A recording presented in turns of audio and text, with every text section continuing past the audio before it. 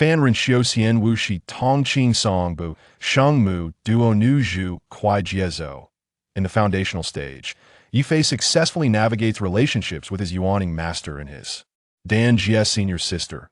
As he progresses to the transformation stage, he finds favor with the greatest sentient Saintess. Witness how an ordinary mortal, Ye Fei, encounters continuous fortuitous events and delights in the path of cultivation. The story unfolds gradually, gaining depth as it progresses. Should you find it perplexing at times, I recommend perusing several chapters, for surprises may await. Chapter 1. In the Small Grove. In a modest grove at the eastern edge of Yinlong village, a young man and a maiden stand facing each other. Qian, have you made your decision? The boy gazes at the girl with eager anticipation. I have decided, the girl replies, her gaze cast downward, unable to meet the boy's eyes. Upon hearing her response, the boy shudders involuntarily. Ye Fei, I am truly sorry. My father has already accepted a betrothal from the Wang family. She murmurs, her face awash with remorse. I do not blame you. Ye Fei clenches his fists tightly, but quickly relaxes, forcing a bitter smile. Ye Fei, I am so sorry truly. I understand your unwillingness, but I am powerless. My father has said that Wang Hai's granduncle is a law elder of the Chongsu sect. Following him into the sect will secure my future to My father also mentioned that through cultivation, one can attain immortality. Immortality, do you understand? The girl's heart aches at Ye Fei's reaction, and she hastily clarifies, Immortality? I comprehend. How could I, Ye Fei, not understand? I summoned you here to ascertain if your choice was voluntary. From what I see now, you seem to be willing. Thus, I wish you and Lu Qian a long life together with Wang Hai. Ye Fei chuckles self-deprecatingly, feeling a weight lift from his shoulders.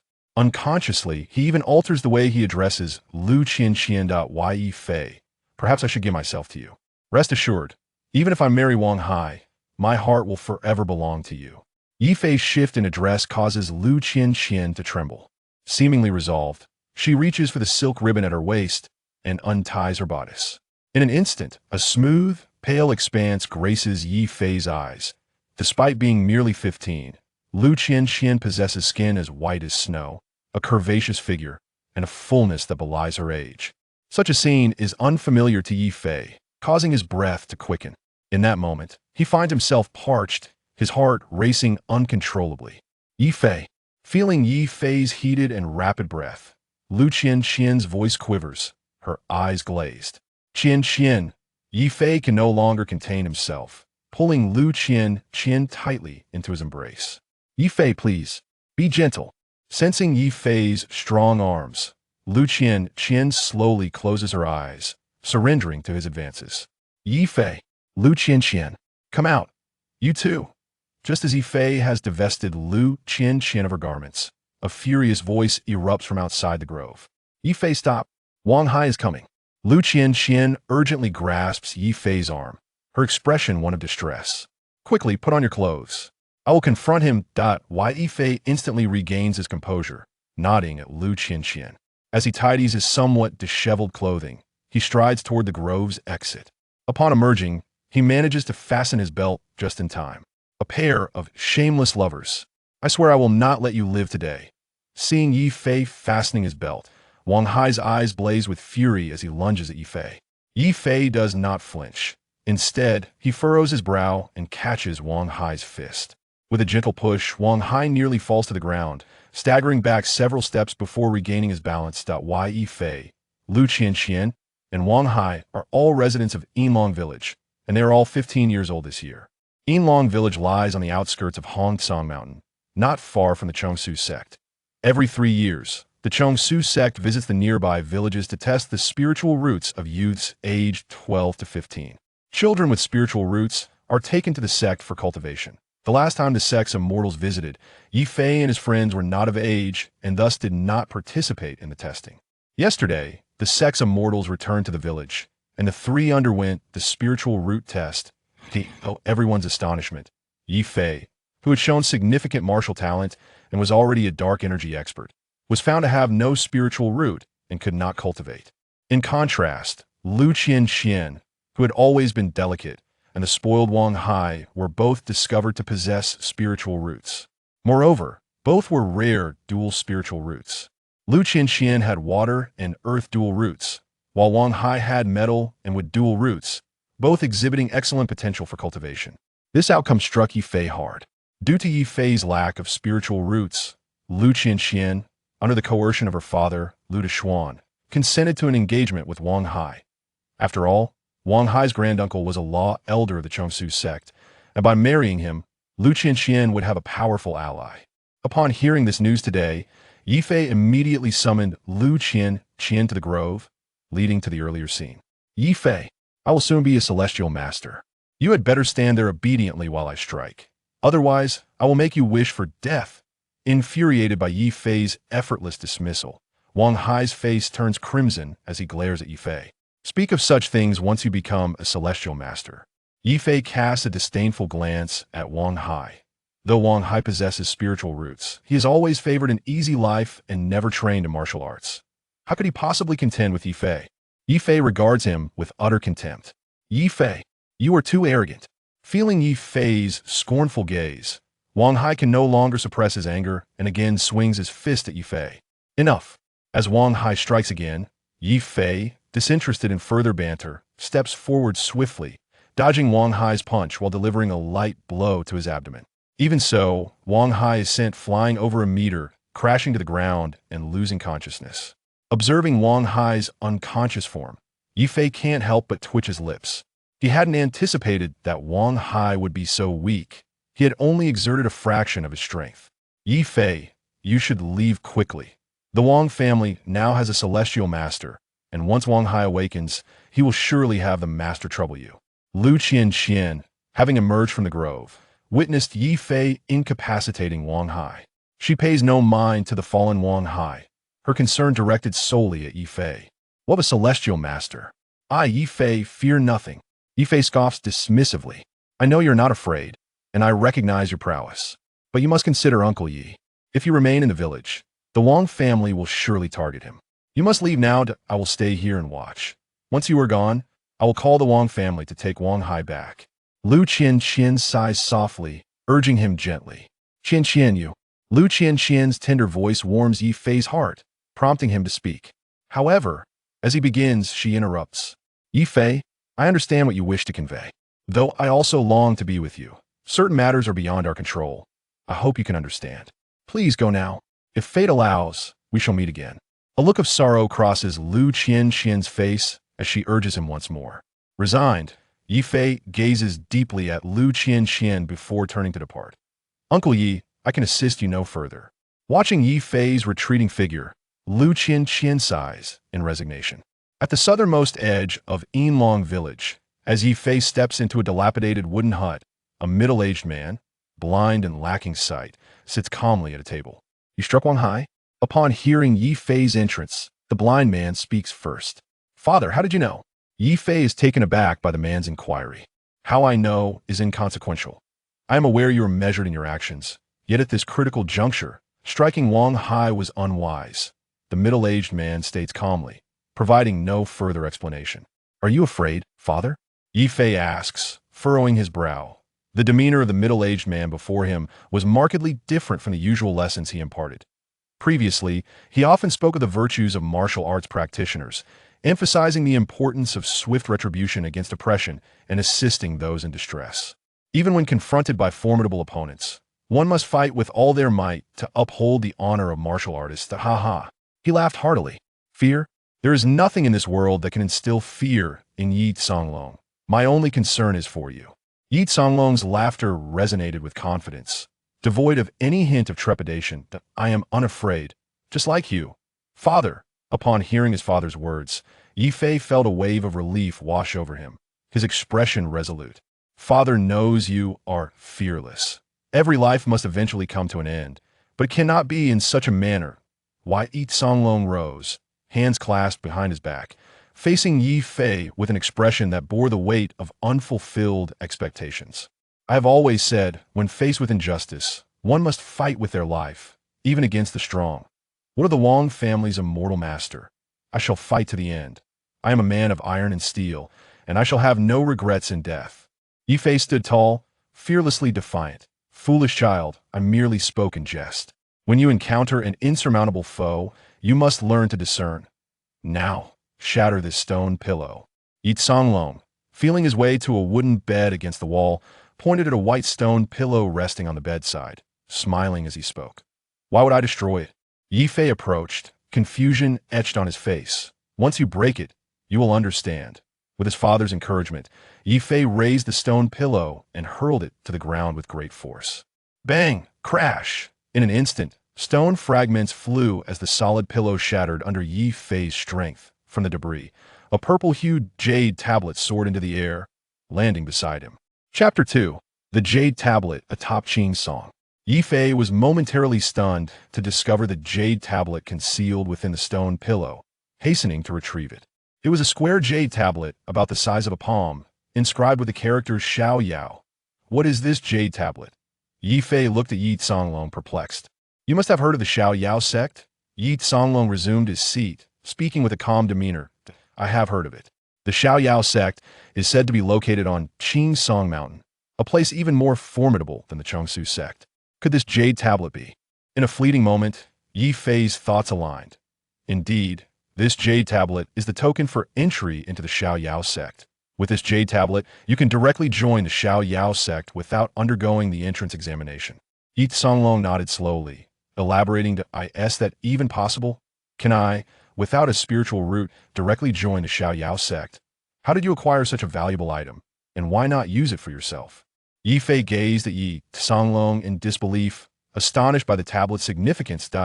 Do you not wish to know how I lost my eyesight? Today, I will tell you that this jade tablet is what I exchanged for my sight. Once you reach Qing Song Mountain, simply drop a drop of blood onto the tablet, and someone will come and guide you. At that time, you need only present this tablet. Ye Songlong gently touched the two dark red scars beneath his brow, as if recalling something, his tone turning somber. Father, what is the story behind this? Why did you trade your eyesight for this jade tablet? Ye Fei, feeling a pang in his heart, could not help but inquire. Like you, I did it for a breath, for a moment of clarity. Now, we must leave. If the Wang family's immortal master arrives, you may find it impossible to depart. Why Ye Songlong sighed deeply, gesturing for Ye Fei to hurry away. I am leaving, but what about you, father? Ye Fei hesitated. Although you have incapacitated Wang Hai, his injuries are not severe. Even if you stay, your life is not in danger. You may endure a beating at most. However, if you remain, Wang Hai will surely target you relentlessly, leading to inevitable trouble. It is better to leave early and seek your fortune. Though you lack a spiritual root, it does not mean all hope is lost. Once you enter the Xiao Yao sect, you may encounter unforeseen opportunities. Do not worry about me. The trouble is of your making. Such trifles, even if the Wang family's immortal master comes, would not concern me. Ye Songlong smiled indifferently. Rest assured, father, once I reach the Xiao Yao sect, I will find a way to cultivate a spiritual root and will not disappoint you. Having come to a resolution, Ye Fei knelt before Ye Songlong, bowing deeply 3 times. Go. Remember, regardless of whether you possess a spiritual root, the path of immortality will not obstruct a person determined to ascend. With a soft sigh, Ye Songlong urged Ye Fei once more to depart. Upon seeing this, Ye Fei cast a lingering glance at Ye Songlong, tightly clutching the jade tablet, and turned to exit the courtyard. A tea time later, on a hillside 3 miles outside Yinlong village, Ye Fei gazed at the dilapidated straw hut from a distance, his fists clenched, determination etched upon his face. Father, do not worry. No matter how difficult it may be, I will become an immortal master. After one last look at Yinlong village, Ye Fei turned and entered the forest behind him. Having grown up in this forest, Ye Fei was well acquainted with its paths, and within a quarter of an hour, he found himself on a southbound official road. For those capable of soaring through the skies, a distance of thousands of miles may seem trivial. Yet for a mortal like Ye Fei, it felt insurmountable, a journey fraught with despair. Fortunately, having trained in martial arts since childhood, his physical endurance surpassed that of ordinary men. Although he faced numerous challenges along the way, he managed to navigate through them successfully. 6 months later, he finally arrived at Qing Song Mountain. Had it not been for Ye Fei's considerable skills, allowing him to hunt for food along the way, he might not have reached this place even in another 6 months. I have finally arrived. Looking at the vast expanse of mountains before him, Ye Fei took a deep breath. He found an open space, retrieved the jade tablet, and bit his finger, letting a drop of blood fall upon it. As the blood landed on the jade tablet, it was immediately absorbed. Then, the purple jade tablet trembled and emitted a beam of purple light that shot straight into the depths of Qing Song Mountain, vanishing from sight. Although Ye Fei was unaware of the nature of the purple light, he could surmise its purpose. He stood quietly, awaiting its arrival. Simultaneously, within a cave on Qingzhou Peak of the Xiaoyao sect, a beautiful woman in a yellow dress suddenly opened her eyes. "Has he arrived?" she murmured softly, rising gracefully to gaze toward the outer Qing Song Mountain. There, a flicker of purple light appeared, darting toward her waist. Upon witnessing this purple light, the woman's eyes glimmered with remembrance, and she raised her delicate hand to retrieve a purple jade tablet from her waist. This jade tablet was identical to the one held by Ye Fei. The woman's lips parted slightly, and a voice of authority resonated from the cave as Ayu pays her respects to master. As soon as she finished speaking, a graceful young girl entered the cave, bowing respectfully before the woman that a child of an old acquaintance is waiting outside the mountain. "You shall guide him here." With a flick of her finger, the jade tablet flew into the girl's hand. After accepting the tablet, the girl nodded in acknowledgement, bowed once more to the woman, and turned to exit the cave. We shall descend the mountain together."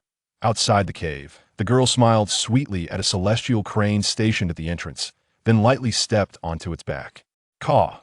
The celestial crane seemed to comprehend her words, nodding its head in response before letting out a triumphant cry and flapping its wings to soar down the mountain. The celestial crane moved swiftly, disappearing into the clouds in the blink of an eye. "Since he has arrived, let him first endure some trials. Placing you in the outer sect will surely provoke their interest. Consider it a form of tempering for you." After the crane departed, the woman in the cave revealed a knowing smile, her eyes sparkling with intent that on the outskirts of Qing Song Mountain, Ye Fei stood in anticipation, gazing skyward.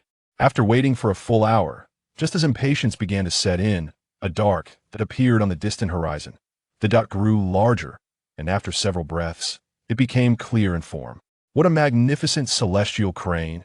Upon discerning the nature of the dark spot, Ye Fei's eyes brimmed with astonishment. This was the first occasion he had beheld an animal of such colossal stature. "Is the figure atop the Xian he is Xian sure?"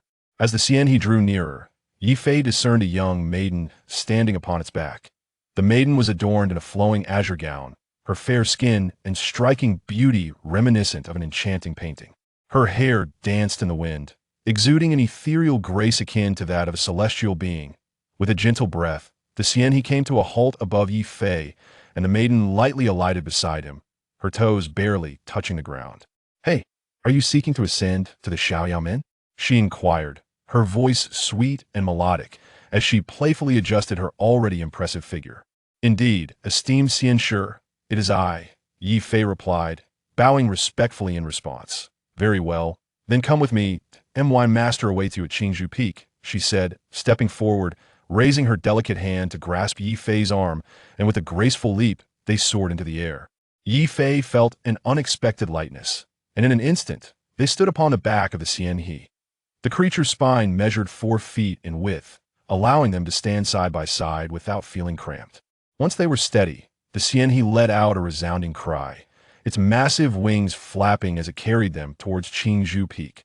Listening to the rush of the wind and observing the mountains and trees whisking by, Ye Fei dared not move while perched atop the Xian he.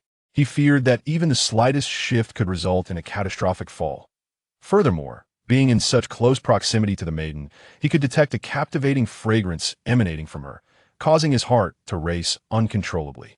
Giggling, "There's no need to be so tense. You won't fall," the maiden reassured him with a gentle smile, leisurely twirling atop the Xian he. "Please forgive my unease, esteemed Xian Shi," Ye Fei replied, his cheeks flushing with embarrassment. However, scarcely had his words left his lips when, inexplicably, the previously steady Xian he let out a cry and abruptly flipped in midair. The sudden inversion of the Xian he caused both individuals to lose their balance. The maiden, being a cultivator, managed to maintain her footing, while Ye Fei, an ordinary warrior, found himself plummeting uncontrollably from the creature's back. "Ah, how did you fall?" The maiden gasped in alarm, instinctively reaching out to catch him. Despite her swift reaction, Ye Fei seemed to be drawn by some unseen force, his descent accelerating beyond her grasp. In an instant, he vanished from her sight. Qinglong Valley. He has fallen into Qinglong Valley. The maiden intended to command the Xian He to pursue him, but upon realizing the location of Ye Fei's fall, her complexion turned pale, devoid of any color. Chapter 3 Mysterious Fruit. Upon witnessing Ye Fei tumble into Qinglong Valley, the young girl refrained from allowing the immortal crane to pursue him further. Instead, she directed the crane to swiftly fly towards Qingzhou Peak, eager to relay the news to the beautiful woman in the yellow dress. Delays could prove detrimental. Meanwhile, after plummeting from the back of the crane, Ye Fei was engulfed by a profound sense of terror. Despite his desperate attempts to control his descent, his body continued to accelerate toward the ground. Is this how I am destined to die? Father, I have failed you. Your son is unfilial. As the wind howled past his ears, Ye Fei, overcome with despair, reluctantly closed his eyes. Just as he succumbed to hopelessness, he felt the speed of his fall begin to gradually diminish. What could this mean? Sensing the anomaly, Ye Fei opened his eyes and surveyed his surroundings. Before him loomed a vertical rock wall, and beneath him lay an unfathomable abyss. Astonishingly, he found himself drifting downward, akin to a feather suspended in the air. Yes, drifting. Ye Fei felt an unusual lightness in his body, swaying gently from side to side. Aside from the cliff, an endless sea of clouds stretched before him. The rock wall was barren, devoid of even a single blade of grass. Am I dreaming? Ye Fei's eyes widened in disbelief, overwhelmed by the peculiarity of the situation. After several attempts to regain control over his descent proved futile, he resigned himself to the peculiar experience. After what felt like half a stick of incense, a patch of earthy yellow gradually emerged beneath him, indicating he was nearing the ground. At this moment, the surrounding mist began to thin, and Ye Fei's vision gradually clarified. After several breaths, Ye Fei firmly planted his feet on solid ground. Looking up, he beheld a narrow valley, approximately 10 zhang wide. Although the terrain was flat, it was utterly desolate, devoid of any vegetation, and not even the sound of insects could be heard. How strange this valley appears. Furrowing his brows in confusion, Ye Fei, uncertain of where either side led, chose a direction at random and continued onward. After traversing several li, he observed no change in the landscape. The valley's eerie silence compelled Ye Fei to keep moving forward. Could that be a tree? After walking for 2 hours, he finally spotted a cluster of vibrant green several li ahead. From a distance, it resembled a small tree. This discovery filled Ye Fei with joy, quickening his pace. As he approached the verdant site, he confirmed it was indeed a tree. Standing about a zhang tall, its shape resembled that of a mushroom. It was not only lush with foliage, but bore 5 round fruits the size of longan, each of vivid crimson hue. Ye Fei was unfamiliar with these fruits, having never encountered them before. Standing beneath the tree, he scanned the barren ground around him. Should I pick one? Gazing at the 5 succulent fruits, exuding a delightful fragrance, Ye Fei could not help but swallow hard. After waiting so long and walking such a distance, his hunger was overwhelming. Deciding to act, Ye Fei quickly resolved to pick one. Having spent much time in the mountains, he had consumed various unknown fruits and deemed this one harmless. The tree, standing merely a zhang tall, posed no challenge for him, and he swiftly climbed to pluck the fruit. Dismissing the need for caution, he consumed it immediately. To his surprise, the fruit was exquisitely sweet, though its small size meant he devoured it in mere moments, leaving him desiring more. Ye Fei was astonished to find that, despite their diminutive size, the 5 fruits had instantaneously relieved him of his fatigue. Could these be spirit fruits? As he leaped down from the tree, a look of skepticism crossed his face. What? The tree is withering? Just as he pondered this, he gasped softly in surprise. Before his eyes, the tree began to yellow and wilt at a visible rate. In mere breaths, it had completely dried up. This must be the spirit fruit spoken of by my father. Observing the withered trunk, Ye Fei's suspicions were confirmed. He had often heard Yi Songlong mention spirit fruits. The small size of the previous fruits and the fact that merely 5 had restored his strength were feats that ordinary fruits could not achieve. What a shame. Such a marvelous fruit. If only it had not withered, he could return to harvest more next time. Reluctantly casting a final glance at the desiccated tree, Ye Fei shook his head and pressed onward. Now fully rejuvenated, he felt a renewed confidence in his ability to escape this place. Fortunately, after only a short while, he reached the end of the valley. Finally, he arrived at the terminus. Gazing at the light before him, Ye Fei exhaled deeply. Throughout his journey, though he had not encountered any dangers, the oppressive silence of the valley weighed heavily upon him. Master, I have emerged. I am truly free. Outside the valley, a slender figure approached, and a girl clad in azure cried out with excitement. This girl was none other than Siyu, the one who had previously guided Ye Fei. Before her stood the beautiful woman in the yellow dress from Qingzhou Peak. They had both awaited his return for quite some time. As Ye Fei emerged from the valley, the woman displayed no surprise, her expression calm and composed. Upon recognizing the girl in azure, Ye Fei quickened his pace, arriving at the valley's mouth in mere breaths. I have met with both esteemed immortals. Ye Fei hastened forward, bowing respectfully to each. What is your name? The beautiful woman inquired softly, tilting her head slightly. Ye Fei. Standing before the two, Ye Fei bowed with due reverence. Is Yi Songlong your father? The woman raised an eyebrow, asking once more. Yes. Are you acquainted with my father? After affirming, Ye Fei cautiously inquired. In his mind, since the woman had mentioned his father, she must know him. This question served to gauge her intentions towards him. After all, Yi Songlong had exchanged his eyes for this talisman, so he felt it prudent to remain vigilant. In a way, yes, otherwise I would not be here. By the way, how did you survive such a fall from such a height? The beautiful woman smiled gently, while feigning curiosity as she regarded Ye Fei. Replying to the esteemed immortal, Ye Fei recounted his experience of falling into the valley without reservation. However, he chose not to mention the 5 fruits, considering them insignificant in the grander scheme. To him, the spirit fruits might have been a rarity, but for the immortal, they likely were as common as weeds. After all, Qingsong Mountain was the realm of cultivators, and fruits like those he had encountered must be plentiful and trivial. You are indeed fortunate. Qinglong Valley is notoriously perilous, and few dare to venture within. Not a single soul has emerged alive from there, and you are the first.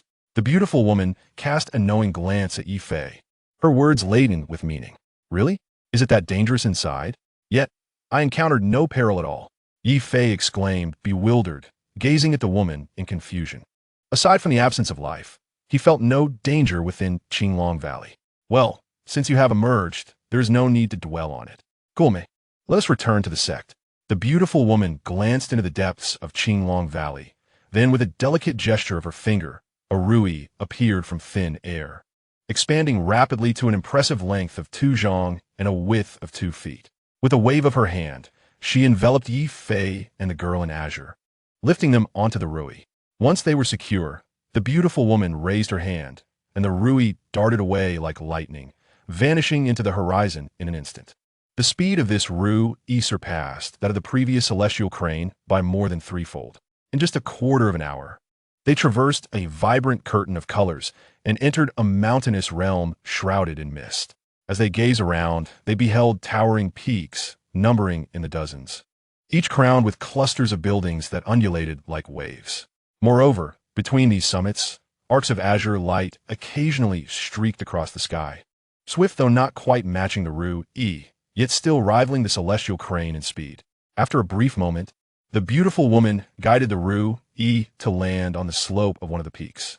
They arrived at a square platform of azure stone, roughly 7 or 8 zhang on each side, flanked by an array of exotic flowers and plants, their fragrance delightful.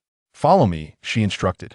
After stowing the rui, the woman gracefully glided ahead, leading Ye Fei across the azure stone platform to a pavilion nestled against the mountainside. Let's test your spiritual roots, she said, slowly settling onto a stone bench. With a flick of her right finger, a round jade orb, the size of a bowl, materialized before Ye Fei, suspended mid-air. Must we still test the spiritual roots? Ye Fei's countenance shifted at the sight of the orb. Back in Yinlong Village, a celestial being from a Chongshu sect had employed such an orb for testing. Have you been tested before? The woman inquired with keen interest. And no, Ye Fei stammered. His heart racing, he refrained from revealing the truth, perhaps due to an inner reluctance. Do not worry. My intention is solely to ascertain your suitability for cultivation. Regardless of your spiritual roots, With this jade token, I shall accept you. Place your hand upon the orb, she continued, a serene smile gracing her lips. The orb floated toward Ye Fei as he complied. Its surface appeared unremarkable, yet upon contact, 5 radiant hues, gold, green, blue, red, and yellow, began to flicker in alternating succession. Initially slow, the flickering quickened until it abruptly froze. When the brilliance stabilized, all 5 colors emerged simultaneously, perfectly balanced in proportion, indicating a mixed spiritual root. Observing the results, the woman tilted her head, her expression complex as she regarded Ye Fei. In stark contrast, Ye Fei stared in astonishment at the orb before him. During his prior assessment, it had remained dark, yet today, it shimmered vibrantly. Although classified as a mixed spiritual root, the distinction between possessing and lacking spiritual roots was profound. At the very least, he could now embark on his cultivation journey.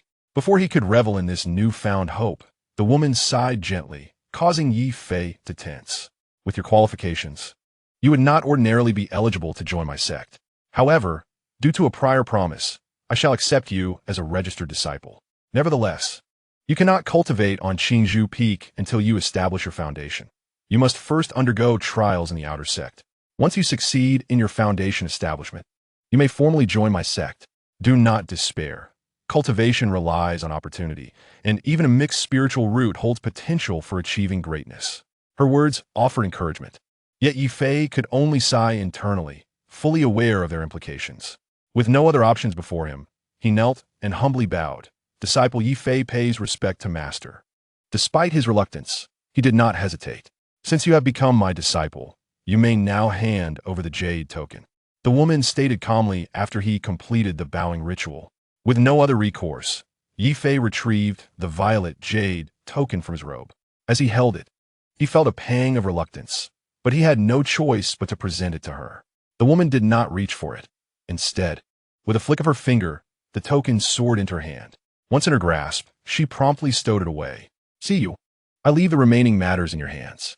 Inform Li Ziyan that Ye Fei's monthly stipend will be issued the standard for inner disciples. After giving her instructions to the young girl beside her, the woman proceeded towards the cave dwelling. Ye Fei, my name is Ning Siyu. You may call me Sister Siyu from now on. Though she had witnessed everything that transpired, Ning Siyu expressed no disdain and introduced herself warmly. Greetings, Sister Siyu, Ye Fei responded, feeling a warmth in his heart at her kindness, and he bowed respectfully.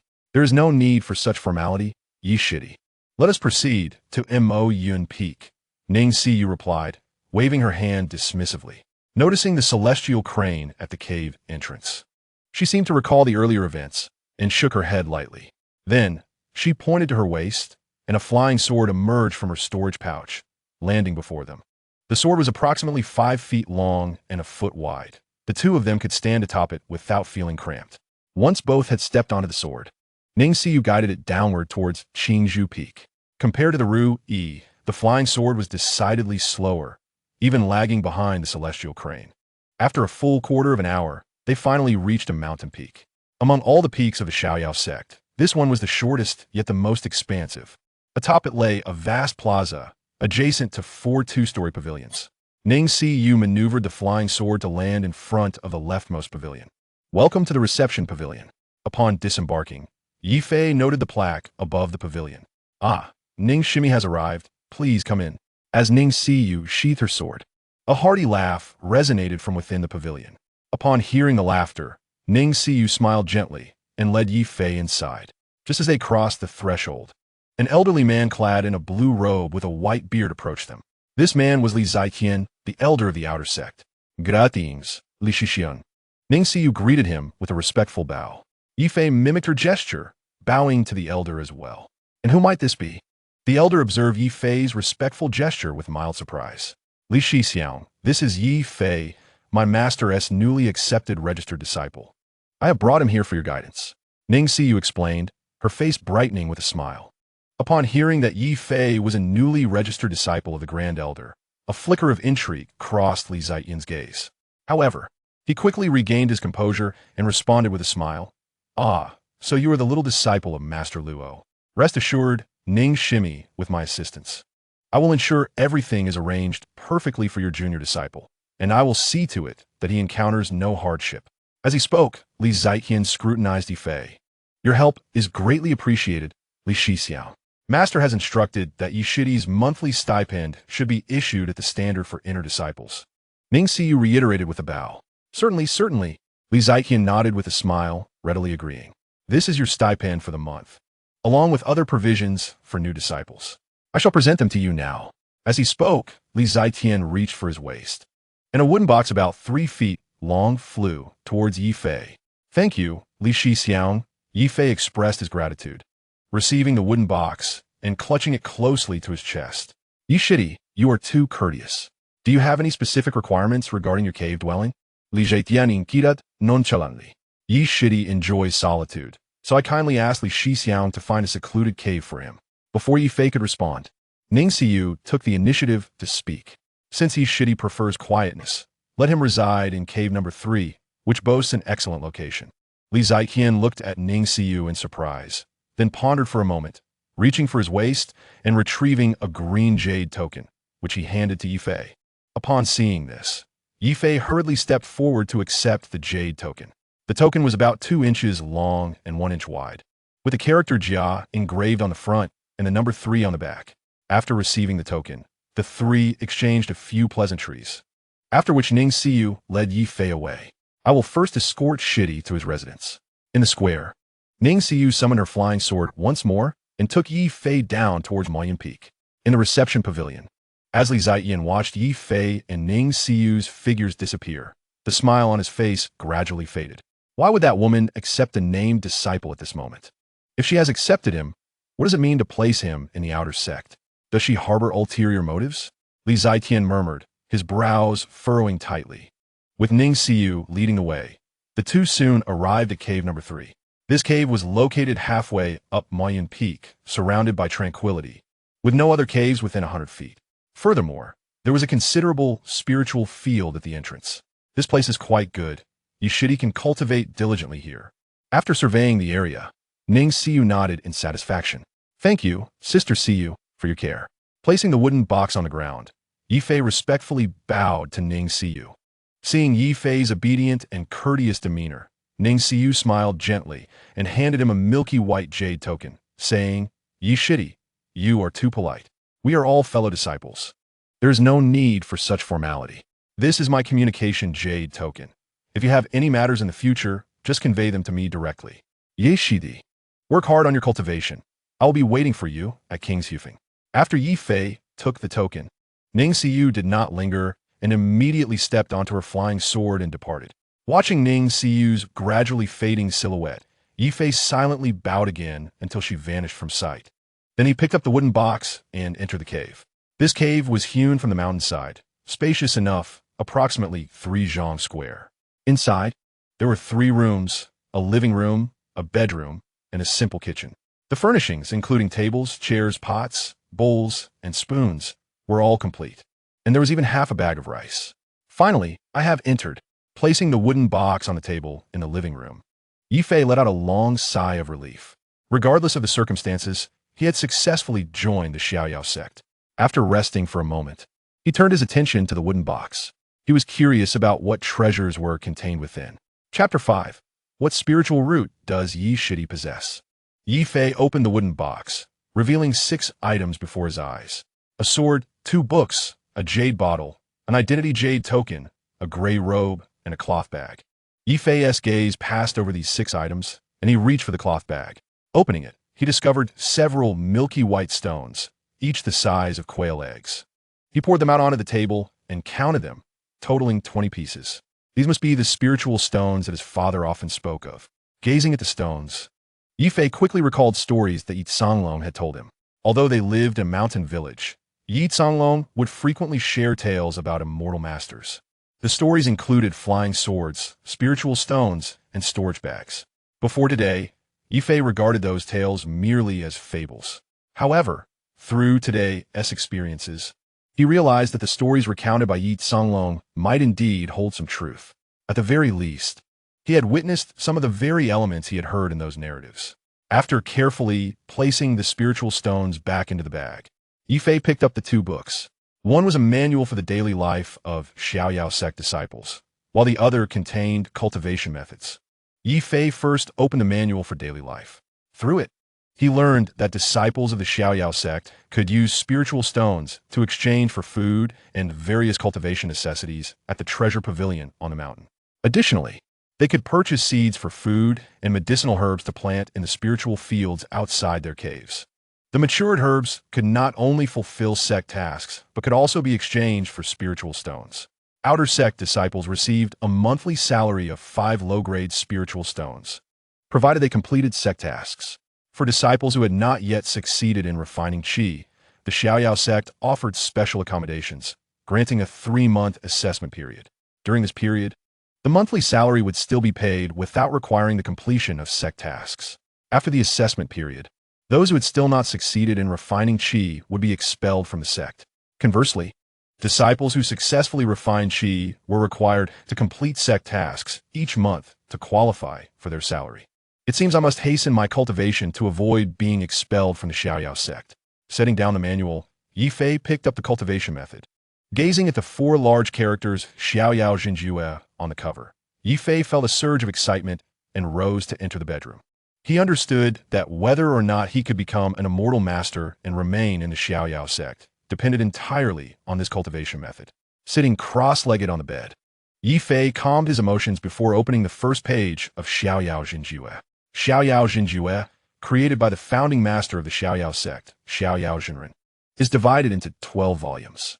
The first 3 volumes focus on refining qi and transcending the mundane, while the latter 3 volumes strengthen the body and establish a foundation. The next 3 volumes allow for the condensation of essence into pills, and the final 3 volumes enable the breaking of pills to transform into infants. The first page introduces Xiaoyao Jinjue. Although Ye Fei did not know the rank of this cultivation method, the ability to cultivate to the Yuan Ying stage suggests it is of considerable caliber. Unfortunately, the Xiaoyao Jinjue in his possession only contained the first 3 volumes. To access the latter volumes, he would need to reach the foundation establishment stage. These details were all mentioned in the manual. Only after reaching a certain level of cultivation could one retrieve higher-tier cultivation methods from within the sect. After thoroughly reviewing Xiaoyao Jinjue, Ye Fei began to concentrate and followed the instructions from the first volume, earnestly commencing his cultivation. Refining qi consists of 4 steps: sensing qi, absorbing qi, circulating qi, and gathering qi. Ye Fei's initial task was to sense qi. The manual not only contained descriptive text but also illustrated guidance, making it relatively easy for Ye Fei to understand. Although Ye Fei possessed a mixed spiritual root, he nonetheless had a spiritual root. As the mantra circulated within him, within just a quarter of an hour, he sensed the spiritual energy in the air. He had completed the first step of sensing qi. However, as he began the second step of absorbing qi, the disadvantages of his mixed spiritual root became apparent. The process of absorbing qi involves taking in spiritual energy, and although there was an abundance of it in the air, it was highly chaotic. Ye Fei possessed 5 types of spiritual roots, each requiring separate refining and absorption, resulting in extremely low efficiency. He could only absorb and convert a minuscule amount at a time. Moreover, the little spiritual energy he converted was insufficient to open the meridians within his body. Without opening the meridians, how could he gather qi? After an hour, Ye Fei ceased his cultivation. By this time, the sky had completely darkened. Am I truly unfit for cultivation? Stepping into the courtyard and gazing up at the starry sky, Ye Fei felt a profound sense of defeat. However, as soon as this feeling arose, he could not help but shudder. No, this is just the beginning. I must not waver. If I could transform from having no spiritual roots to a mixed spiritual root, then surely there must be a way to improve my mixed spiritual root. I must succeed in refining qi. I cannot disappoint my father's expectations and efforts.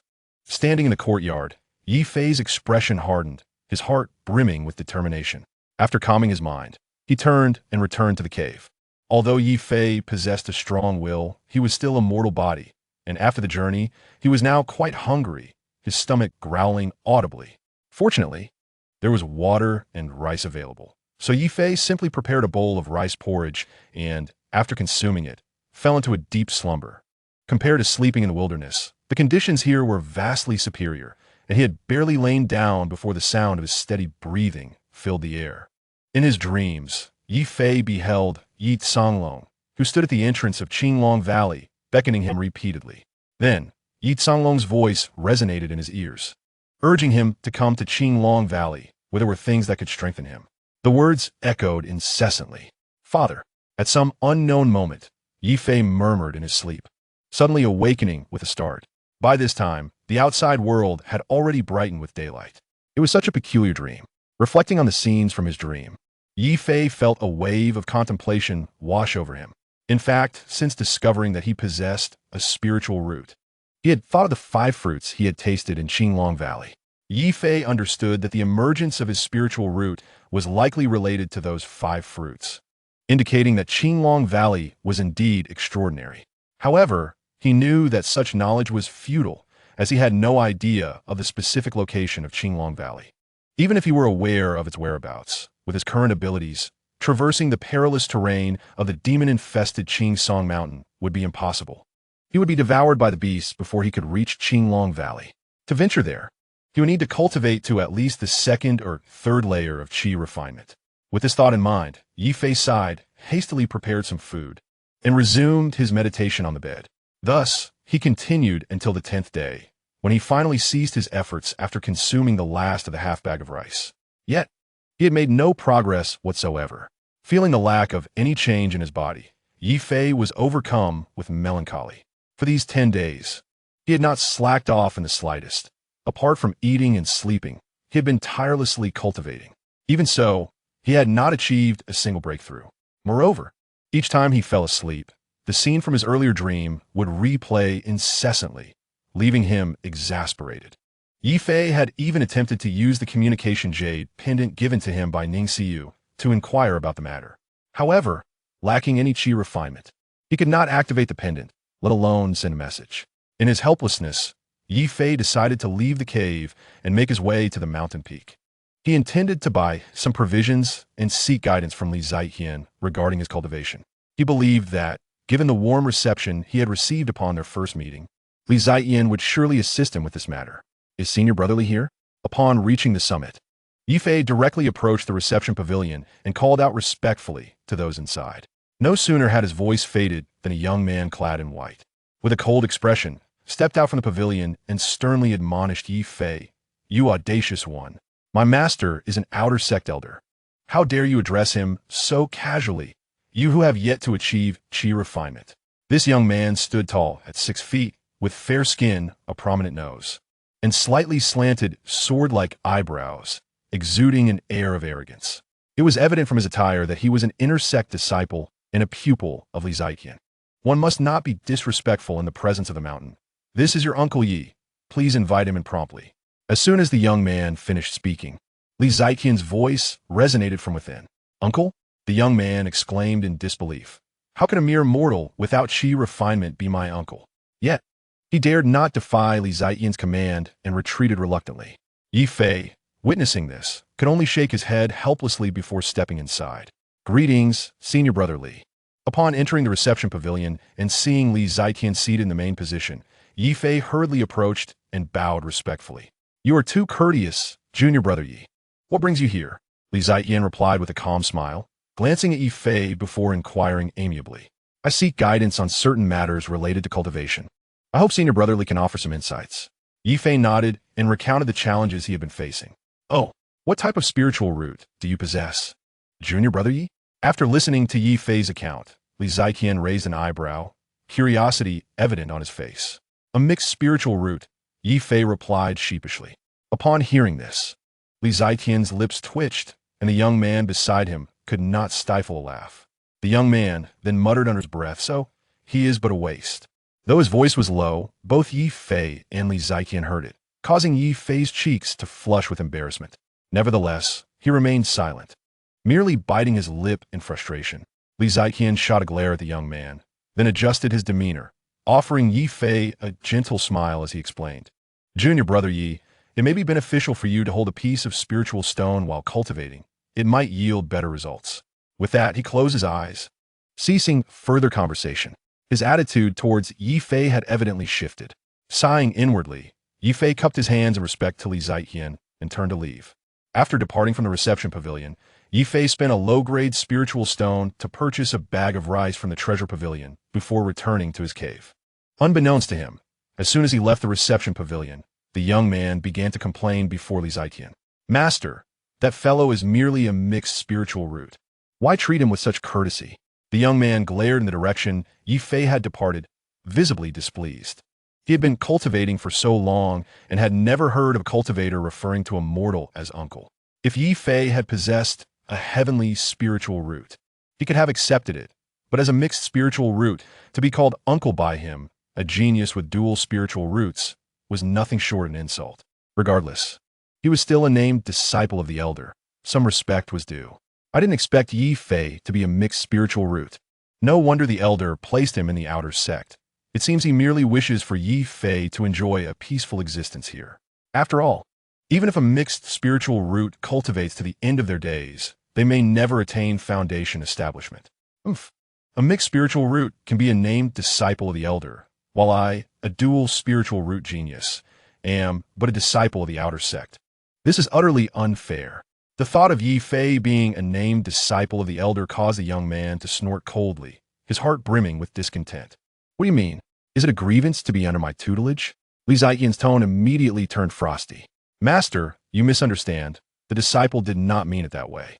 I was merely feeling a bit unbalanced compared to that fellow." Although the young man attempted to explain, there was no humility in his demeanor. It came off as rather dismissive. Were it not for the Holy Son specifically instructing you to carry that item, I would not have let you off so easily for your earlier remark. Your temperament is far too restless at present. You must take heed. That item is exceptionally sinister. Even a core formation cultivator, if not careful, may be affected and lose themselves. Just keep it safe. Do not take it out unnecessarily, or the consequences will be yours to bear. This is a crucial time, and you must not attract any trouble. Once the Holy Son arrives, you must promptly hand over the item. Li Zietian cast a disapproving glance at the young man, reminding him with some displeasure. "Rest assured, master, the item is safe in my possession, and I will exercise great caution and not take it out carelessly." The young man responded casually. Naturally, Ye Fei was unaware of their conversation. Upon returning to his cave, he immediately sat cross-legged on the bed, hoping the spiritual stone would prove effective. Holding a piece of spiritual stone, Ye Fei looked on with eager anticipation. Chapter 6. The spiritual stone is stolen. Taking a deep breath, Ye Fei closed his eyes tightly. Gripping the spiritual stone, he silently recited the incantation, and within an instant, he abruptly opened his eyes.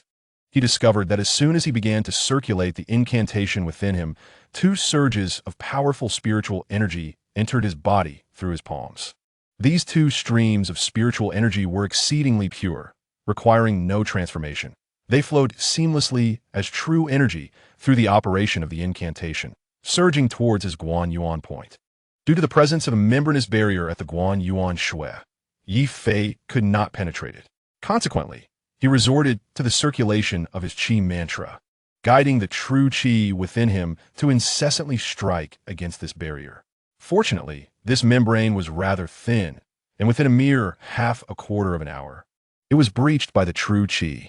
Subsequently, torrents of true Qi surged into Ye Fei's meridians like wild stallions, escaping their confines. However, these streams of true Qi advanced only a short distance before encountering the membranous obstruction at the Shi Shui. Charge forth. With two spiritual stones continuously supplying abundant spiritual energy, Ye Fei gritted his teeth and accelerated the operation of his internal mantra. Waves of true Qi surged forward, repeatedly assailing this barrier. After another half-a-quarter of an hour, the membranous obstruction of the Shi Shui was also breached. The true Qi in Ye Fei's meridians continued its advance, rushing towards the Qi Hai Shui. Through Ye Fei's relentless efforts, the true Qi in his meridians became unstoppable, and within 3 hours, he shattered 80 barriers, unblocking 80 acupoints. Upon the unblocking of the 80th acupoint, the two spiritual stones in Ye Fei's hand turned to ash, their spiritual energy completely expended. The effects of cultivating with spiritual stones were indeed astonishing. Feeling the changes within his body, Ye Fei was overwhelmed with joy. As more acupoints were unblocked, he distinctly sensed a notable enhancement in both his hearing and vision. As long as there was progress to be made, Ye Fei was unperturbed by the consumption of spiritual stones. After all, his monthly stipend was 4 times that of other outer disciples. At the current pace, with just 10 more spiritual stones, he could unblock all his meridians.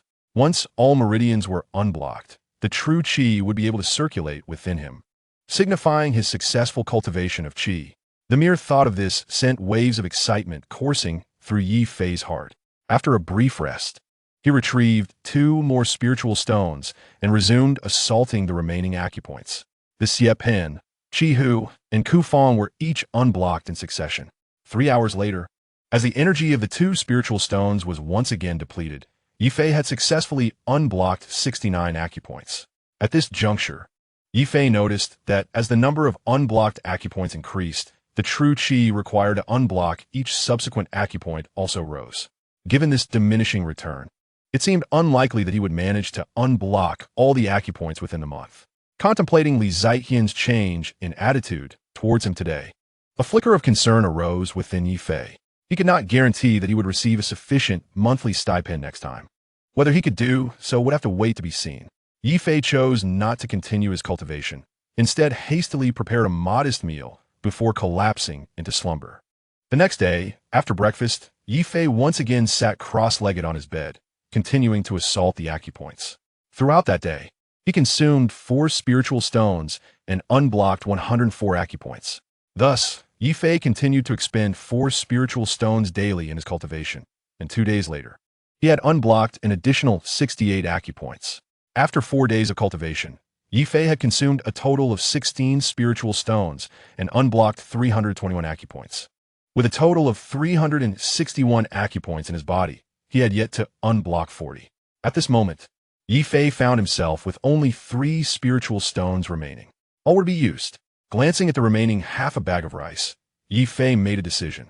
After expending his last 3 spiritual stones, he managed to unblock 34 acupoints. Observing the empty cloth bag, Ye Fei couldn't help but smile wryly. Although he had run out of spiritual stones, he did not cease his cultivation. He continued to sit cross-legged on his bed daily, gradually converting the spiritual energy present in the air to assault the last 5 acupoints. Unfortunately, despite his continuous cultivation for half a month, Ye Fei had not been able to breach a single acupoint through his own efforts. My aptitude is truly lacking. After half a month, Ye Fei chuckled at his own predicament, leaving his cave and returning to the reception pavilion. To his surprise, upon explaining his purpose, Li Ziqian did not trouble him, but directly handed him a cloth bag and a jade bottle.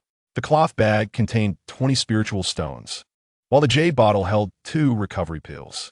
With these spiritual stones, even a mere pig could successfully cultivate qi, cradling the spiritual stones in his arms. Ye Fei's heart surged with exhilaration. Halt! Just as Ye Fei reached the mountainside, he was intercepted by 4 young men. Clad in gray robes and appearing to be around 20 years of age, they brandished long swords and regarded Ye Fei with avarice in their eyes. Do you require something? Sensing their expressions, Ye Fei instinctively braced himself. Nothing much, just that since you've just emerged from the reception pavilion, you must have come to collect your stipend, correct? The long-faced youth among them stepped forward, a disarming smile gracing his features as he gazed at Ye Fei. What do you want? Ye Fei's heart sank slightly. We desire nothing but to relieve you of 80% of your spiritual stones, and we will allow you to leave unscathed. The long-faced youth replied with a sinister grin. As fellow disciples, why would you want to rob me of my spiritual stones? Understanding their intentions, Ye Fei's tone turned icy. Why, you ask? This is the rule of the Xiaoyao sect. The long-faced youth stated nonchalantly. As an outer disciple of the Xiaoyao sect, you must abide by this rule. Hand over your spiritual stones, and we shall let you pass, sparing you from any physical suffering. The remaining 20% will suffice for you to live within the sect. The long-faced youth did not conceal his intentions in the slightest. You are so brazen. Do you not fear punishment from the sect? Ye Fei's lips curled into a sardonic smile as he furrowed his brows. Punishment? I have stated that this is the rule. How could the sect punish us? The long-faced youth regarded Ye Fei with derision. Indeed, the sect would not concern itself with such matters. If one cannot survive within the sect, how could one thrive outside? This is merely a form of training for you. One of the shorter, pudgier youth chimed in, his gaze at Ye Fei filled with greed. I see. Ye Fei, realizing their brazen audacity, asked, but do you know who I am? Observing the four with their unfazed demeanor, Ye Fei felt a flicker of clarity. Yet he remained composed, surveying them steadily. You have a backing, do you? The long-faced youth expressed disdain. I am a registered disciple of the Grand Elder. Ye Fei boldly declared his identity. Regardless of whether he was a mixed spiritual root, this identity alone held a certain degree of intimidation. Ha! You are utterly laughable. A registered disciple of the Grand Elder? If you were truly a registered disciple, how could you be here, the outer sect, on Emoyin Peak? The long-faced youth erupted in laughter, looking at Ye Fei as if he were a fool. Clearly, he did not believe Ye Fei's claim. The disbelief of the other party left Ye Fei feeling quite helpless. Even more frustrating was the fact that he currently had no evidence to substantiate his claim as a registered disciple of the Grand Elder. It was truly a case of being speechless, and his expression darkened slightly. What? Still unable to make a decision? My brothers and I have no time to waste. If you do not decide soon, we shall be compelled to make the decision for you. The long-faced youth, noticing Ye Fei's grim expression, revealed a cruel smile. If you desire spiritual stones, you must first defeat me. Ye Fei narrowed his eyes, displaying no hint of fear. Strength may be humble, yet dignity must not be compromised. This was Ye Fei's bottom line. Even if he could not retain his spiritual stones, he would not yield easily, but would resist to the very end. A foolish waste of breath. Seeing Ye Fei's unwillingness to comply, the long-faced youth mocked disdainfully. He then swung his fist towards Ye Fei. Although Ye Fei remained an ordinary body, his years of martial training, coupled with the unblocking of most of his acupoints, rendered him not to be underestimated. As he observed the incoming fist, Ye Fei did not flinch. He stepped forward with his left foot, effortlessly evading the long-faced youth's blow. At the same time, he concentrated his internal energy into his right fist and struck fiercely at the long-faced youth. Roar! The long-faced youth exclaimed in astonishment. I did not expect you, an ordinary person, to possess such skill. The young man with a long face scoffed dismissively, showing no inclination to evade the confrontation. He similarly swung his right fist towards Ye Fei's punch. In an instant, their fists collided. With a resounding thud, Ye Fei's body was sent flying backward, crashing harshly to the ground. A moment later, he spat out a mouthful of blood, his complexion turning pallid. Clearly, that punch had inflicted significant injury upon him. In stark contrast, the long-faced youth remained rooted to the spot, unperturbed. Although Ye Fei possessed some fighting skills and commendable internal energy, the disparity between cultivators and martial artists was insurmountable, making such an outcome inevitable. Had you surrendered the spirit stones earlier, you would not have had to endure such suffering. Observing the bloodied and fallen Ye Fei, the long-faced youth shook his head and stepped forward to seize the spirit stones from Ye Fei's grasp. You have quite a few spirit stones in your possession. However, according to the outer sect's regulations, we shall only take 80%. These 4 pieces are yours to keep.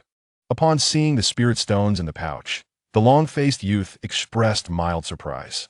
Nevertheless, he took away 16 spirit stones, tossing the remaining 4 onto Ye Fei's body. Remember this. My name is Duan Hong. Whenever your cultivation surpasses mine, you may seek revenge. With his objective achieved, Duan Hong left those words behind and turned to depart with his 3 companions. Watching their retreating figures, Ye Fei coughed up another mouthful of blood before struggling to rise from the ground. He picked up the scattered spirit stones and limped down the mountain. At that moment, Ye Fei felt an extraordinary calm within. He bore no resentment towards the 4. Instead, he lamented his own inadequacy. Although he did not utter any harsh remarks, he would remember this grudge. After Ye Fei's departure, a flash of white light emerged from the nearby forest, revealing a young man in white. Chapter 7. Successful Qi Refinement. Encontring Duong. The young man in white gazed at Ye Fei's limping figure as it gradually faded into the distance, a smug smile emerging on his lips. He then swiftly pursued Duan Hong and his companions. Of course, Ye Fei was oblivious to the appearance of the young man in white. Upon returning to his cave dwelling, Ye Fei sat cross-legged upon his bed, performing breathing exercises to recuperate from his injuries. It took him 5 arduous days to recover sufficiently from his wounds. Who could have instigated those 4 individuals? Was it Li Ziyin? But what would Li Ziyin gain from such actions? Surely, as an outer sect elder, he would not lack for spirit stones. Sitting on his bed, Ye Fei furrowed his brows, speculating about the mastermind and their motives. Although this incident appeared to be a dispute among low-ranking outer sect disciples over resource competition, Ye Fei believed the matter was far more complex. After all, ordinary disciples would not possess such an abundance of spirit stones. If it were a typical disciple, they would undoubtedly question Ye Fei's identity upon seeing so many spirit stones. Yet, Duan Hong did not. It was evident that he was already aware of Ye Fei's identity and was acting under someone else's orders. Could it be Li Zaiyan's disciple? Suddenly, Ye Fei recalled the young man he encountered at the reception pavilion. That shouldn't be the case. I have no grievances with him. What could be his motive for attacking me? Surely, he fears the repercussions from the Grand Elder? With these speculations, Ye Fei found himself plagued with myriad questions. It seemed that the Xiaoyao sect was not a haven. Unable to untangle the threads of this situation, he shook his head in resignation, feeling a profound sense of helplessness. In circumstances like today's, even if he remained within the Xiaoyao sect, his future would likely be fraught with challenges. Today, it was Duan Hong. Tomorrow, it could be Li Hong. The day after, perhaps Wang Hong. He recognized that the Xiaoyao sect adhered to the philosophy of the survival of the fittest, where strength reigned supreme. Even as a named disciple of the Grand Elder, he required a certain level of prowess to support his position. He needed to hasten his qi refinement. No matter how arduous the journey, he must persist. Casting aside his tangled thoughts, Ye Fei retrieved 2 spirit stones from his robes. He then recited the incantation, allowing the Xiaoyao true technique to commence its operation within him. In a mere moment, streams of true energy began to flow through his meridians, relentlessly striking at the final few acupoints. An hour later, as the membrane of his intermediate acupoint ruptured, the last acupoint within him was successfully opened. Waves of true energy surged forth, coursing from the intermediate acupoint to the Guan Yuan. In an instant, 2 streams of true energy converged at the Guan Yuan acupoint. At the moment of their intersection, Ye Fei's Guan Yuan acupoint began to tremble violently, rapidly expanding until it formed a space the size of a walnut. Simultaneously, at the center of this space, a rotating energy sphere the size of a soybean emerged, propelling the merged true energy to circulate within Ye Fei's body. At last, Ye Fei's dantian took shape. The moment his dantian formed, he felt a resounding clarity in his mind. Suddenly, he perceived everything within a radius of 30 feet appearing vividly in his consciousness. In that instant, Ye Fei attained spiritual awareness. He had successfully refined his qi, entering the first layer of qi refinement, becoming a genuine cultivator. Finally accomplished. Sensing the transformation within his body, Ye Fei exhaled with relief. However, he did not allow excessive joy to cloud his focus. Instead, he concentrated, allowing the Xiaoyao true technique to continue its operation, absorbing the remaining spirit stones in his possession. After half an hour, when the 2 spirit stones were completely reduced to ashes, Ye Fei rose and exited the cave dwelling. At that moment, his cultivation level had notably stabilized. Standing in the courtyard, Ye Fei closed his eyes, beginning to attune himself to the changes in his body. 2 days later, as a long sword danced around him in a graceful whirl, a satisfied smile graced Ye Fei's face. After 2 days of relentless exploration and experimentation, he had mastered the manipulation of his spiritual awareness. Whether using it for detection or to control objects, he could now execute both with ease. Having become proficient in wielding his spiritual awareness, Ye Fei shouldered the long sword and ascended the peak once more.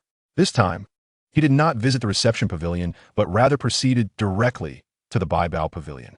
In the Baibao pavilion, Ye Fei spent his last 2 spirit stones, purchasing 50 seeds of Dihuang grass with one and acquiring a sword technique titled Lingxiao Bazhan with the other. Upon returning to his cave dwelling, he tidied up the spiritual field in his courtyard and planted the Dihuang grass seeds. Now that he had successfully refined his qi, his foremost task was to remain within the Xiaoyao sect. The prerequisite for this was to complete the sect's tasks, though slower than searching for medicinal herbs externally. Cultivating his own would yield a greater quantity once matured. For instance, if the 50 Dihuang grass seeds thrived, they would not only fulfill 2 months' worth of sect tasks, but also eliminate worries about future supplies. As for food, Ye Fei no longer fretted. Having successfully refined his qi, he had time to venture down mountain. The Qingsong Mountain was rich with wild game, and with a stroke of luck, he might even gather some medicinal herbs. After planting all the seeds, Ye Fei took out the Lingxiao Bazhan book. It was a low-tier sword technique, the only one he could afford. With a mere glance, he absorbed all its contents into his memory. He then drew his long sword and began to practice in the courtyard. Thus, Ye Fei balanced caring for the spiritual field while honing his skills in Lingxiao Bazhan. Life progressed quite fulfillingly. However, every time he lay down to rest, he would enter the same dreamscape. Fei, come to the Qinglong Valley. There is something here that will make you stronger. Fei, come to the Qinglong Valley. There is something here that will make you stronger. Over the course of this month, such dreams had never ceased. Calculating carefully, Ye Fei had been away from home for 8 months. Hearing his father's voice in his dreams each day provided him with a sense of solace. To some extent, it alleviated his longing for Yi Songlong. 5 days later, when Ye Fei consumed the last of his rice, he descended the mountain with his sword strapped to his back. This marked his first venture down Muyin Feng. As Ye Fei reached the foot of the mountain, he encountered 4 individuals approaching him. These 4 were none other than Duan Hong and 3 other outer disciples. It seemed they had been waiting specifically for Ye Fei. As soon as he appeared, they surrounded him with palpable intent. "Junior brother, we meet again," Duan Hong greeted him with a broad smile as he stepped forward. "Have you all been waiting here for me?" Ye Fei frowned slightly. He was no fool and could easily discern the obvious situation. Confused, he wondered why they would target him, especially since he was currently without any spirit stones. "We merely happened to pass by," Duan Hong replied, though his expression betrayed a hint of discomfort. "But I have no spirit stones left. What do you want from me?" Ye Fei's voice turned icy, skepticism evident in his tone. "We do not seek spirit stones. Rather, we would like you to assist us." Duan Hong's eyes narrowed, his words laden with meaning. "Assist? In what manner?" Ye Fei was taken aback. "Simply follow us. You will understand when we arrive at our destination." Duan Hong made no effort to allow Ye Fei a chance to refuse, reaching out to grasp his arm. Seeing this, Ye Fei quickly stepped back to evade him. "What if I refuse? Your decision holds little weight." As Ye Fei evaded, a glimmer of cold light flashed in Duan Hong's eyes as he lunged for him once more. Ye Fei, now transformed from his former self, was not easily captured. He pushed off with his heel, swiftly sliding backward to dodge again. "You have successfully cultivated qi," Duan Hong exclaimed in disbelief, observing Ye Fei's agile movements. "And what of it? Can you reveal who orchestrated this?" Ye Fei replied with a calm smile, his gaze fixed intently on Duan Hong. "Who would have thought that you, with your mixed spiritual roots, could successfully cultivate qi? Yet even so, you will not escape my grasp." Duan Hong scoffed, disregarding Ye Fei's inquiry as he lunged again. This time, Duan Hong unleashed his utmost speed, confident that as a second-layer qi cultivator, he could easily subdue a first-layer one. However, the outcome disappointed him. Ye Fei's reflexes were remarkably quick. He stepped to the side, effortlessly avoiding the grasp. "Let us all attack together." Frustrated by Ye Fei's agility, Duan Hong called upon the other 3 to join him. With 4 against 1, Ye Fei had no desire to engage in a prolonged struggle. He darted away, leaping several feet with a deftness that took him back toward the mountain. Ye Fei aimed to return to his cave dwelling, where protective formations would shield him from harm. No matter how audacious these 4 were, they would not dare breach the protective array. Even a mastermind behind this would think twice. "Chase him!" Duan Hong shouted as they pursued. Despite being second-layer qi cultivators, they struggled to catch up to Ye Fei, who had grown up in these mountains. "What a bunch of useless fools!" Duan Hong muttered in frustration as he saw Ye Fei gaining distance. Just then, a voice rang out from above, accompanied by a flash of white light. A young man in white appeared before Ye Fei, blocking his path. "Is it you?" Ye Fei was taken aback upon recognizing the youth, Lu Yishan, a disciple of Li Zietian. At the mid-foundation stage, Ye Fei had learned his name from a clerk at the Duobao Pavilion. He could not fathom why Lu Yishan, with whom he had no grievances and had only met once, would target him. "I never expected you, a worthless fool, to cultivate at such a rapid pace. In just over a month, you have reached the first layer of qi." Lu Yishan's gaze was sharp and menacing. "What do you want from me?" "We seem to have no conflict," Ye Fei questioned in confusion. "Conflict? Huh, why should there be one? I simply find you displeasing." Lu Yishan laughed mockingly, a look of disdain on his face. This response left Ye Fei momentarily speechless. Indeed, in the eyes of higher-tier cultivators, that was reason enough. Whether this justification was reasonable or not mattered little. In their view, their own whims were of utmost importance. Your low cultivation makes you an ant, deserving of oppression. This is not a matter of reason. It is the law of survival. When a tiger seeks to devour a sheep, does it ask for the sheep's consent? No. It merely opens its jaws and bites. What exactly do you intend to do? Ye Fei felt a sense of unease creeping into his heart as he faced Lu Yishan. He had not anticipated that Lu Yishan would dare to defy even the authority of the elder, revealing himself to be audaciously reckless, a true madman. What do I want? Do you not know? Lu Yishan licked his lips, his voice sinister. How could I possibly know your intentions? Ye Fei shivered at Lu Yishan's expression, a chill running down his spine. You shall find out soon enough. Lu Yishan grinned darkly, his right hand reaching for his storage pouch, summoning a flying sword that soared into the air. With a swift motion of his sleeve, a wave of spiritual consciousness enveloped Ye Fei, lifting him onto the sword. Under Lu Yishan's control, Ye Fei was rendered incapable of resistance. The disparity in their cultivation levels was vast, akin to an adult bullying a child. You four useless fools. Keep your mouths shut, or else, Lu Yishan said, casting a wicked smile at the late-arriving Duan Hong and his companions. Rest assured, Lu Shixiao. My brother has been cultivating in the cave and has not ventured out. One of the four stammered, trembling as they nodded in submission. Best to be so. Lu Yishan snorted coldly, and with a flick of his consciousness, the flying sword ascended into the sky, gradually disappearing from sight. As Mu Yinfeng lay on the outskirts of the Xiaoyao sect, the sword flew for only a few breaths before carrying them beyond its boundaries. Once outside the sect, as they soared over the fleeting mountains, Ye Fei felt a growing anxiety within him. Within the sect, there were rules that might restrain Lu Yishan.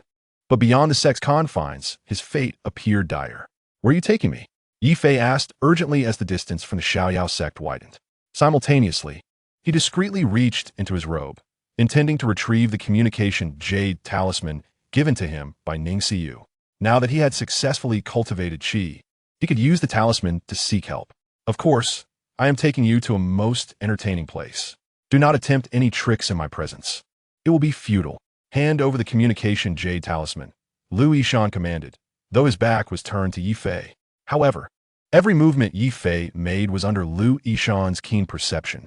As soon as he noticed Ye Fei reaching into his robe, Lu Yishan raised his hand, causing the talisman to fly from Ye Fei's grasp into his own, where it was swiftly stored in his pouch. With the talisman snatched away, Ye Fei steeled himself against Lu Yishan's pressure and reached for the sword at his back.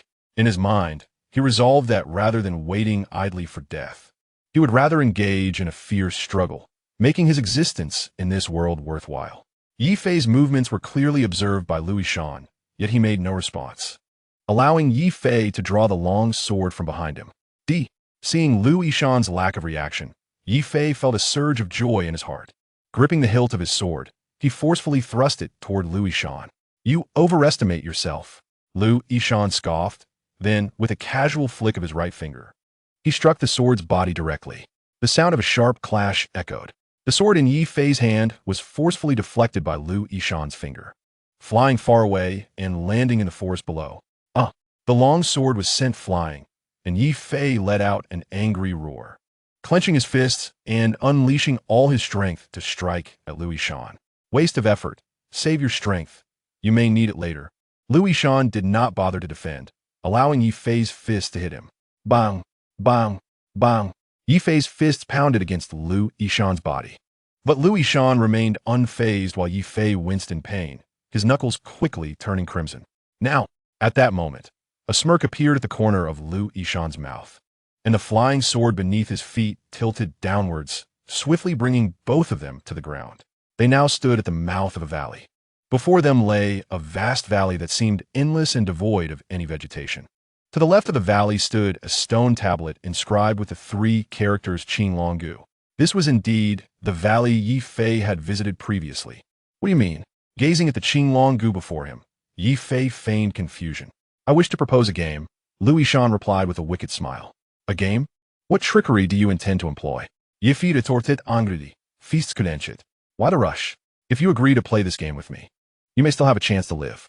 However, if you refuse, I can easily end your life right now. Lu Yishan spoke unhurriedly. What game? Upon hearing the possibility of survival, Ye Fei pretended to be curious. Haha, this game is quite simple and rather interesting.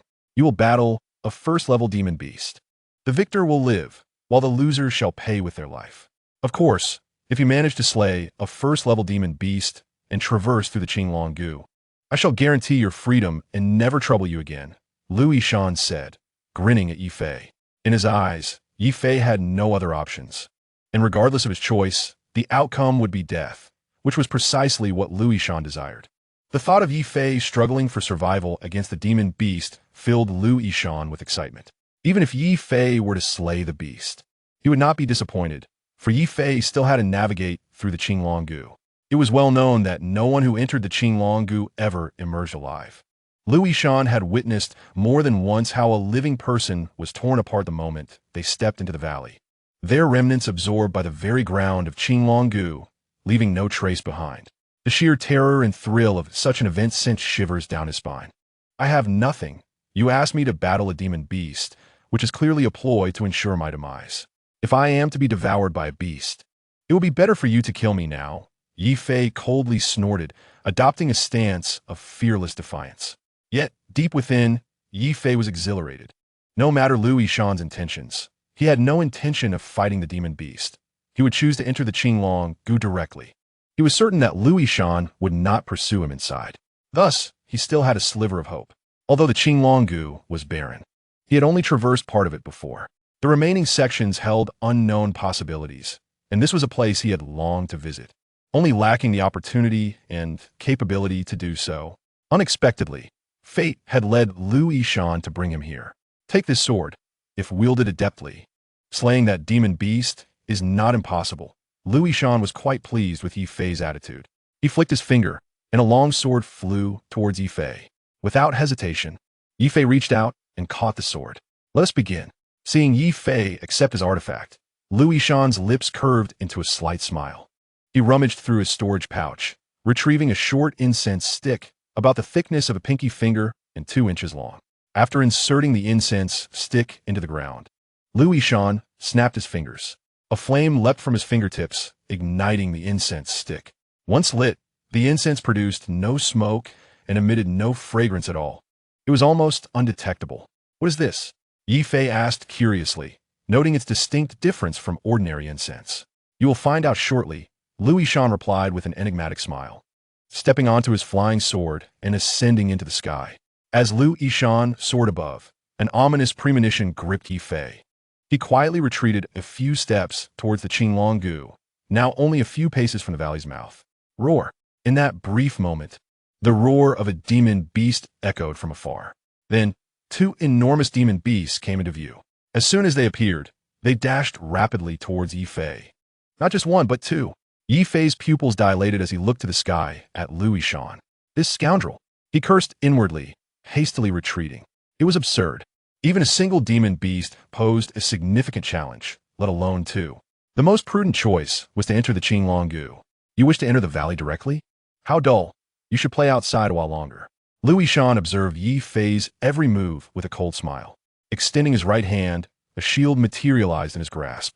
He then hurled the shield forward, creating a massive wall that obstructed Ye Fei's path to retreat. Chapter 9. Chaos Spirit Root Shameless. With his escape route blocked, Ye Fei could only curse under his breath.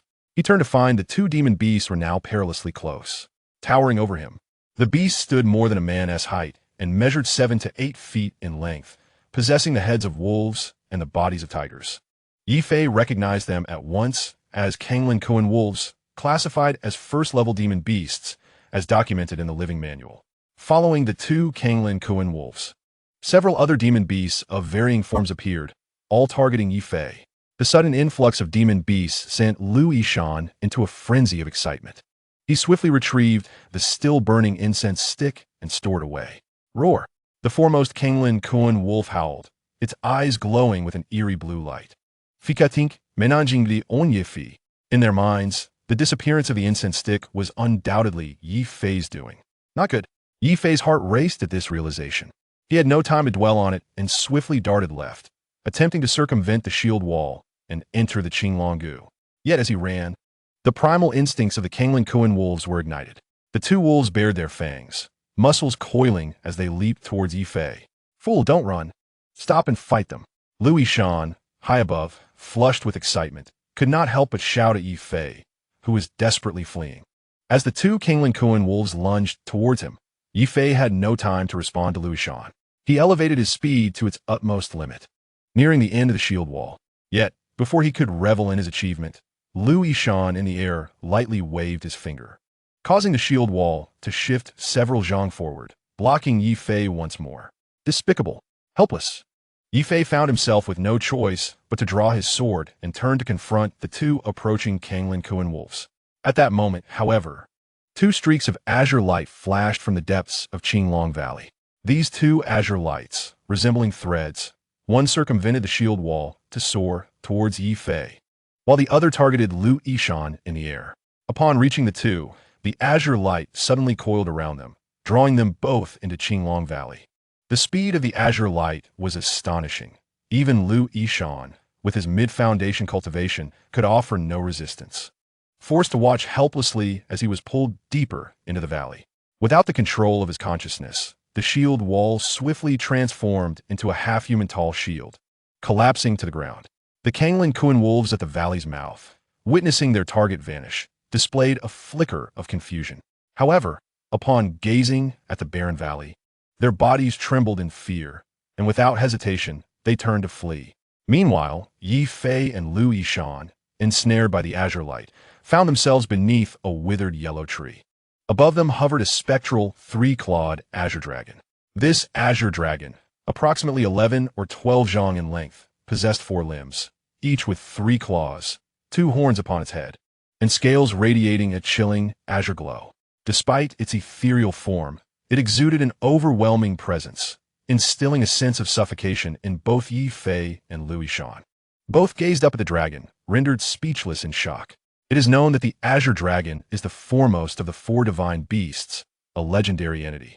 You boy, while indifferent to the suffering of others, dare to covet this child. Your audacity is remarkable.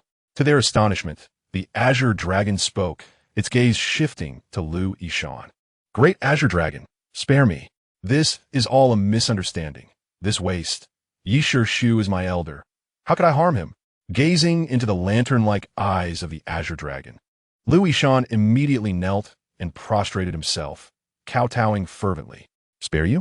This child has forged a chaotic spiritual root, yet still requires a cleansing of the spiritual root 81 times. While you barely suffice for the first, how could such waste be tolerated? The spectral dragon cast a glance at the withered tree, stating matter-of-factly, Lu Yishan then let out a ghastly scream, clutching his head and rolling on the ground. At that moment, blood flowed from his 7 orifices, and his body trembled uncontrollably, wailing incessantly. The sight sent chills down Ye Fei's spine, causing goosebumps to rise all over his body. As time passed, Lu Yishan's form began to wither away, his flesh and blood transforming into wisps of red mist, absorbed by the withered tree. After absorbing the red mist, the tree gradually regained vitality and sprouted 5 red flower buds. These buds slowly blossomed, then withered, giving rise to 5 azure fruits. The fruits expanded gradually, and when Lu Yishan's body had completely vanished, the 5 fruits glimmered with a seductive purple light, achieving full ripeness. The spectacle left Ye Fei utterly astounded. Rooted to the spot. What are you dawdling for? Quickly, pluck those 5 fruits and consume them. As Ye Fei remained in a daze, the azure dragon's spectral form urged him. I have witnessed the entire process of these 5 fruits' birth. Ye Fei stammered, unable to articulate his thoughts. These fruits matured by absorbing Lu Yishan's flesh. If I consume them, is it not akin to devouring human? The mere thought was nauseating. Nonsense. These fruits are merely manifestations of spiritual energy, having no connection to that fool. Why fret over such trivialities? If it weren't for my intervention, you might have already been devoured by those demonic beasts. To deal with such ruthless individuals, mercy is unwarranted. Even consuming him alive would be justified. The spectral form that had been hovering in the air transformed into an old man in a blue robe, standing before Ye Fei. Though appearing human, He bore horns and flowing golden hair, his body still a mere apparition. He regarded Ye Fei with an expression of exasperation. "Why do you wish to help me?"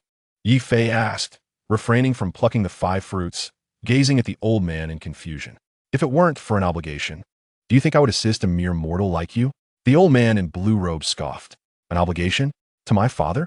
Ye Fei felt a jolt in his heart, tentatively inquiring. "No, it is a woman. The specifics are not for you to know at present. You need only consume those 5 fruits." The blue-robed elder gazed up at the valley above, his expression becoming contemplative, as if reminiscing. "A woman?"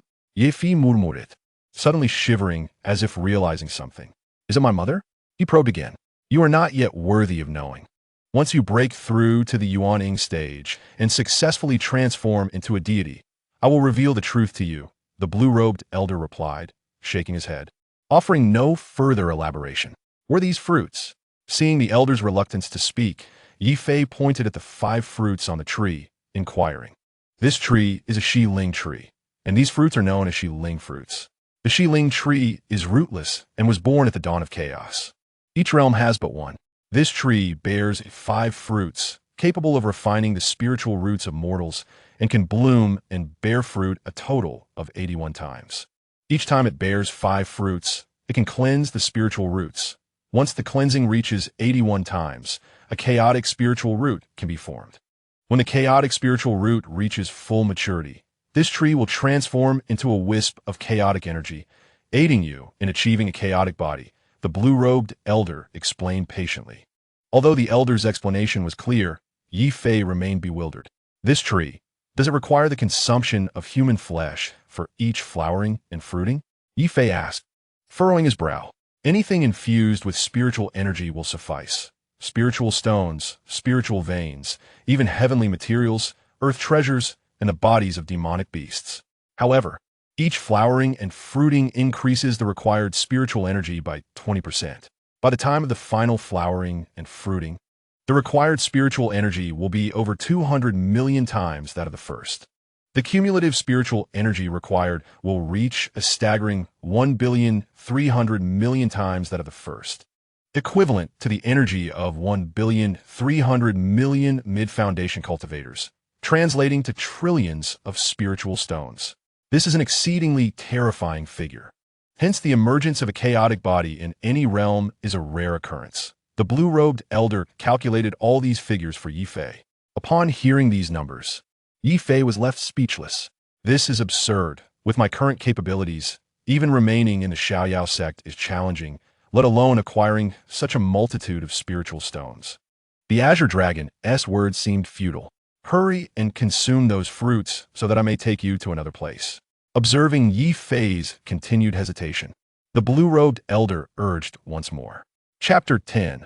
A transaction for the future, all right.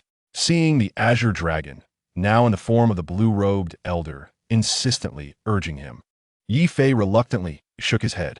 He lightly tapped his toes and leaped, effortlessly plucking all 5 fruits. As soon as he harvested the fruits, the Shi Ling tree withered and died once more. Holding the Shi Ling fruits in his hands, Ye Fei hesitated briefly, but ultimately swallowed them one after another. Just like before, the moment the 5 fruits entered his mouth, they transformed into 5 streams of juice that flowed into his belly. However, this time, the juice was intensely scorching, igniting a fiery sensation throughout Ye Fei's body. Moreover, as the heat persisted, it felt as if countless ants were gnawing at him. This sensation was quite excruciating, yet Ye Fei's willpower remained steadfast, otherwise he would have cried out in pain long ago. Simultaneously, he could distinctly perceive the impurities within his body, which coursed through every pore and exited into the external world. A thin layer of filth formed upon the surface of his skin. Once the intense heat within his body dissipated, the grime enveloping Ye Fei had surprisingly thickened, exuding a nauseating stench. Observing this, Qinglong waved his grand sleeves, and a cascade of clear water descended from above, thoroughly cleansing Ye Fei of the accumulated dirt. "How do you feel?" Qinglong inquired with a smile, noticing Ye Fei's noticeably revitalized demeanor. "My body feels significantly lighter, and my sensory abilities have heightened somewhat." Ye Fei replied with a hint of joy after taking a moment to reflect. "This is merely the first instance. The effects will not be particularly pronounced yet. In time, you shall come to appreciate the benefits of this cleansing of the spiritual roots. Qinglong nodded with a smile. With a swift motion, he grasped the storage bag left by Lu Yishan and handed it to Ye Fei, saying, "Though it is of low rank, it may still serve some purpose for you. Take it for now." Ye Fei accepted the storage bag graciously and bowed respectfully to Qinglong. "Let us proceed. I shall take you to a certain location." Pleased by Ye Fei's display of courtesy, Qinglong nodded in approval and transformed into a streak of azure light, whisking Ye Fei away from their original position. In the blink of an eye, they arrived at the end of a valley. Here, where two towering peaks converged, a waterfall cascaded as if descending from the celestial Milky Way, plunging into a pool of water beneath. This pool, about 20 zhang in circumference, was a deep, inky green, its depths unfathomable. Even from a distance of 10 zhang, one could feel the chilling aura emanating from the water. Ye Fei shivered involuntarily, acutely aware of the coldness of the pool. Behind them lay a spirit field spanning 10 acres. Beyond this, the area was barren, devoid of any vegetation. However, upon stepping into this place, Ye Fei immediately sensed the potent spiritual energy, which was more than 5 times denser than that found within the Xiaoyao sect. "What is this place?" Ye Fei asked curiously, surveying the surroundings. "This is Qinglong Pool, approximately 1,000 zhang deep, beneath which lies a top-tier spiritual vein. The spiritual vein beneath your Xiaoyao sect is merely a low-grade one. The water of this waterfall, known as Qinglong Falls, is formed from the rootless waters of the clouds above, and irrigating the spirit field with it can accelerate the growth of spiritual herbs. Such a place exists nowhere else in this world. That is the Qinglong herb field, enhanced by a time array that accelerates the flow of time to 10 times that of the outside world, a coveted herb field for countless cultivators," Qinglong elaborated, gesturing towards the 3 locations. "Elder Qinglong, your bringing me here must have some deeper significance, does it not?" Ye Fei asked with a respectful bow, a smile playing upon his lips after hearing Qinglong's descriptions. Though Ye Fei possessed limited knowledge of the cultivation realm, he understood the extraordinary nature of what Qinglong had described. It was clear that Qinglong had not brought him here without reason, and that the implications were significant. "Huh, you are not as naive as I presumed. You are indeed a promising disciple. However, you are mistaken in one regard. I seek nothing from you, but rather wish to engage in a fair exchange." Qinglong responded with a hearty laugh, revealing his true intentions. "An exchange? I am but a mere mortal, just beginning to cultivate qi. What could I possibly possess that would interest Elder Qinglong?" Ye Fei queried, furrowing his brow in confusion. "Not now, but perhaps in the future. All I require is a promise from you," Qinglong replied with an enigmatic tone. "Please, Elder Qinglong, be explicit," Ye Fei urged, not immediately making a commitment, as he sought to understand Qinglong's true desires.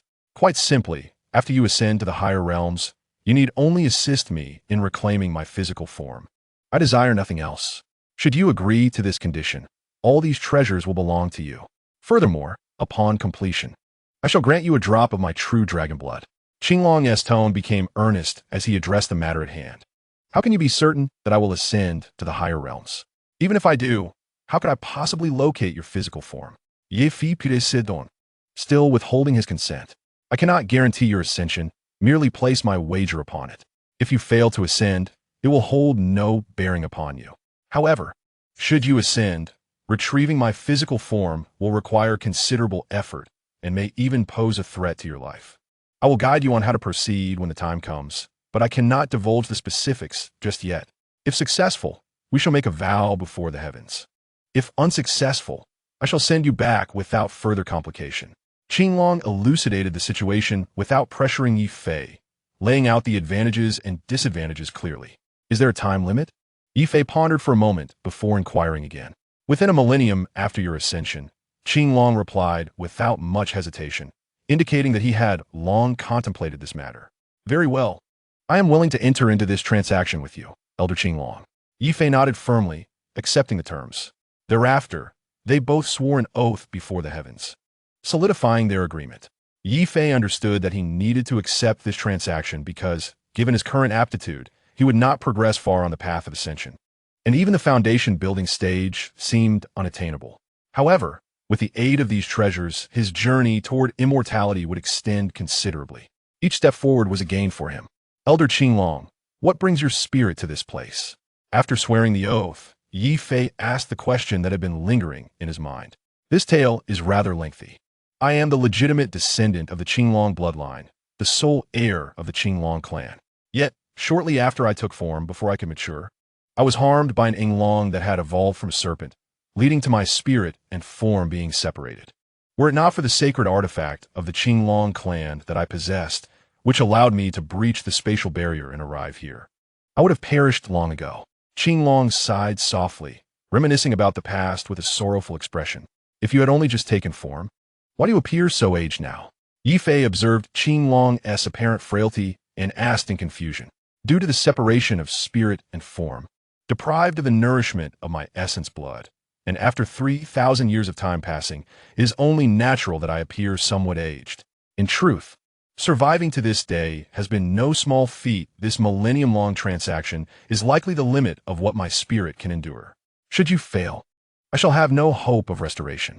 Qinglong gently shook his head, his face reflecting resignation. Rest assured, Elder Qinglong, if I succeed in ascending to the higher realms, I shall do my utmost to reclaim your physical form and assist you in reuniting your spirit and body. Upon hearing of Qinglong's plight, Ye Fei felt great sympathy. Having received your promise, the Qinglong Valley has lost its purpose for existence. Qinglong remarked with a hint of melancholy, surveying the valley around them. The Qinglong Valley has lost its purpose? Can it truly vanish? Ye Fei asked, perplexed.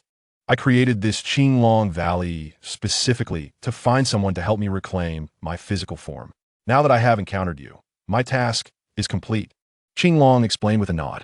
With that, he lightly pointed forward with his right index finger, and the surrounding scenery vanished like a flash of light, including Qinglong himself, who disappeared from Ye Fei's side. Though Ye Fei remained within a valley, it was no longer the same. The environment was now lush and vibrant, clearly transformed back to its former state. Before Ye Fei, a short sword floated into view. This was a bronze short sword, intricately engraved with a vividly lifelike Qinglong, exuding an ancient charm. However, upon closer inspection, there was no trace of spiritual energy emanating from the bronze sword, making it indistinguishable from an ordinary magical artifact. This is the Qinglong sword, a sacred relic of my Qinglong clan. It contains a unique space within, where the Qinglong waterfall, Qinglong pool, and Qinglong herb field reside. It shall accompany you from now on. Just as Ye Fei was pondering over the bronze short sword, a voice emanated from within it, that of the Qinglong. As the voice faded, the bronze short sword emitted a flash of azure light and fastened itself to Ye Fei's waist. Senior, how can I enter this space? Ye Fei inquired curiously, reaching out to touch the bronze short sword. Once you have recognized me as your master, you merely need to release a strand of your divine consciousness to enter at will. Whether you enter with your divine consciousness or your physical body is entirely up to you. The voice of the Qinglong replied once more. Very well, I shall give it a try. Ye Fei nodded, then pricked his fingertip to let a drop of blood fall onto the Qinglong sword. The moment the blood mingled with the sword, a connection formed between Ye Fei and the Qinglong sword. Subsequently, with a mere thought, a strand of his divine consciousness reached out toward the sword. As soon as his consciousness touched the sword's body, he felt a flash before he found himself within the Qinglong sword. The scene before him was identical to that of the previous Qinglong Valley, with the ethereal figure of the Qinglong standing beside him. How marvelous! Ye Fei exclaimed in admiration. Indeed, even in the human realm, the Qinglong sword is a top-tier treasure. Not to mention in any realm below the celestial plane, the Qinglong remarked with a sense of pride. Can this sword be used in combat? Upon hearing of the sword's might, Ye Fei's eyes sparkled with excitement as he cautiously inquired. Certainly, although the Qinglong sword may appear ordinary, it can change in length and is indestructible, worthy of being called a pseudo-celestial artifact. However, with your current cultivation level, you are not yet able to wield it. You must at least reach the Great Ascension stage, the Qinglong explained with a smile. Does that mean the Qinglong sword can only serve as an aid? It seems less formidable than I imagined, Ye Fei said, a hint of disappointment in his voice. Child, the path of cultivation is long and arduous. The 3 treasures within here, if utilized appropriately, can greatly assist you in ascending to the celestial realm. Remember, the path to immortality is elusive. You must focus on cultivating yourself and not overly rely on external objects, nor should you aim too high, the Qinglong advised patiently. Thank you for your guidance, Senior. After hearing these words, Ye Fei felt as though he had received a wake-up call, and he bowed deeply to the Qinglong. All right, I have shared all I can with you. The rest is up to you. Do not disturb me unless there is something of utmost importance. As I shall enter a period of slumber, the Qinglong yawned and transformed into a streak of azure light, soaring into the clouds above the Qinglong waterfall. I should first examine Lu Yishan's storage pouch. It should contain quite a few valuable items. After surveying the surroundings, Ye Fei sat cross-legged on the ground and sent out a strand of his divine consciousness to scan the storage pouch. Now that Lu Yishan had perished, this storage pouch was ownerless, allowing Ye Fei's consciousness to easily penetrate inside. This was Ye Fei's first encounter with a storage pouch. Upon scanning inside, he discovered the space was quite limited, merely 5 feet square, yet it was filled with a hodgepodge of items. There were 500 spirit stones, 4 vials of elixirs, and a 2-foot-long spirit artifact sword, which Ye Fei examined one by one. He even spotted the communication jade tablet that Ning Xiu had given him. What is this? Ye Fei's curiosity was piqued when he laid eyes on a crimson rectangular wooden box. With a flick of his consciousness, he retrieved the box from the storage pouch. Measuring 8 inches in length and 4 inches in width, it felt light in his hands. Driven by curiosity, Ye Fei opened the box. As the box opened, a chilling and sinister energy wafted out. Inside, a black flag and a jade slip came into view. The malevolent aura emanated from the black flag. Is this an evil artifact? Ye Fei pondered, taking the flag into his hands, a perplexed expression crossing his face. The flag felt icy to the touch, and at the moment he grasped it, he seemed to hear the wails of countless vengeful spirits emanating from it. This stirred a tumult of emotions within Ye Fei, evoking an impulse to kneel before it. Startled, he hastily returned the flag to the box, concluding it was undoubtedly an evil object. Taking a deep breath, he resolved to discern the truth and released a strand of his divine consciousness directly into the jade slip. In mere moments, the contents of the slip materialized in his mind. The flag was named Inluo Banner and was indeed a treasure. Even late-stage Foundation establishment cultivators would struggle to wield it.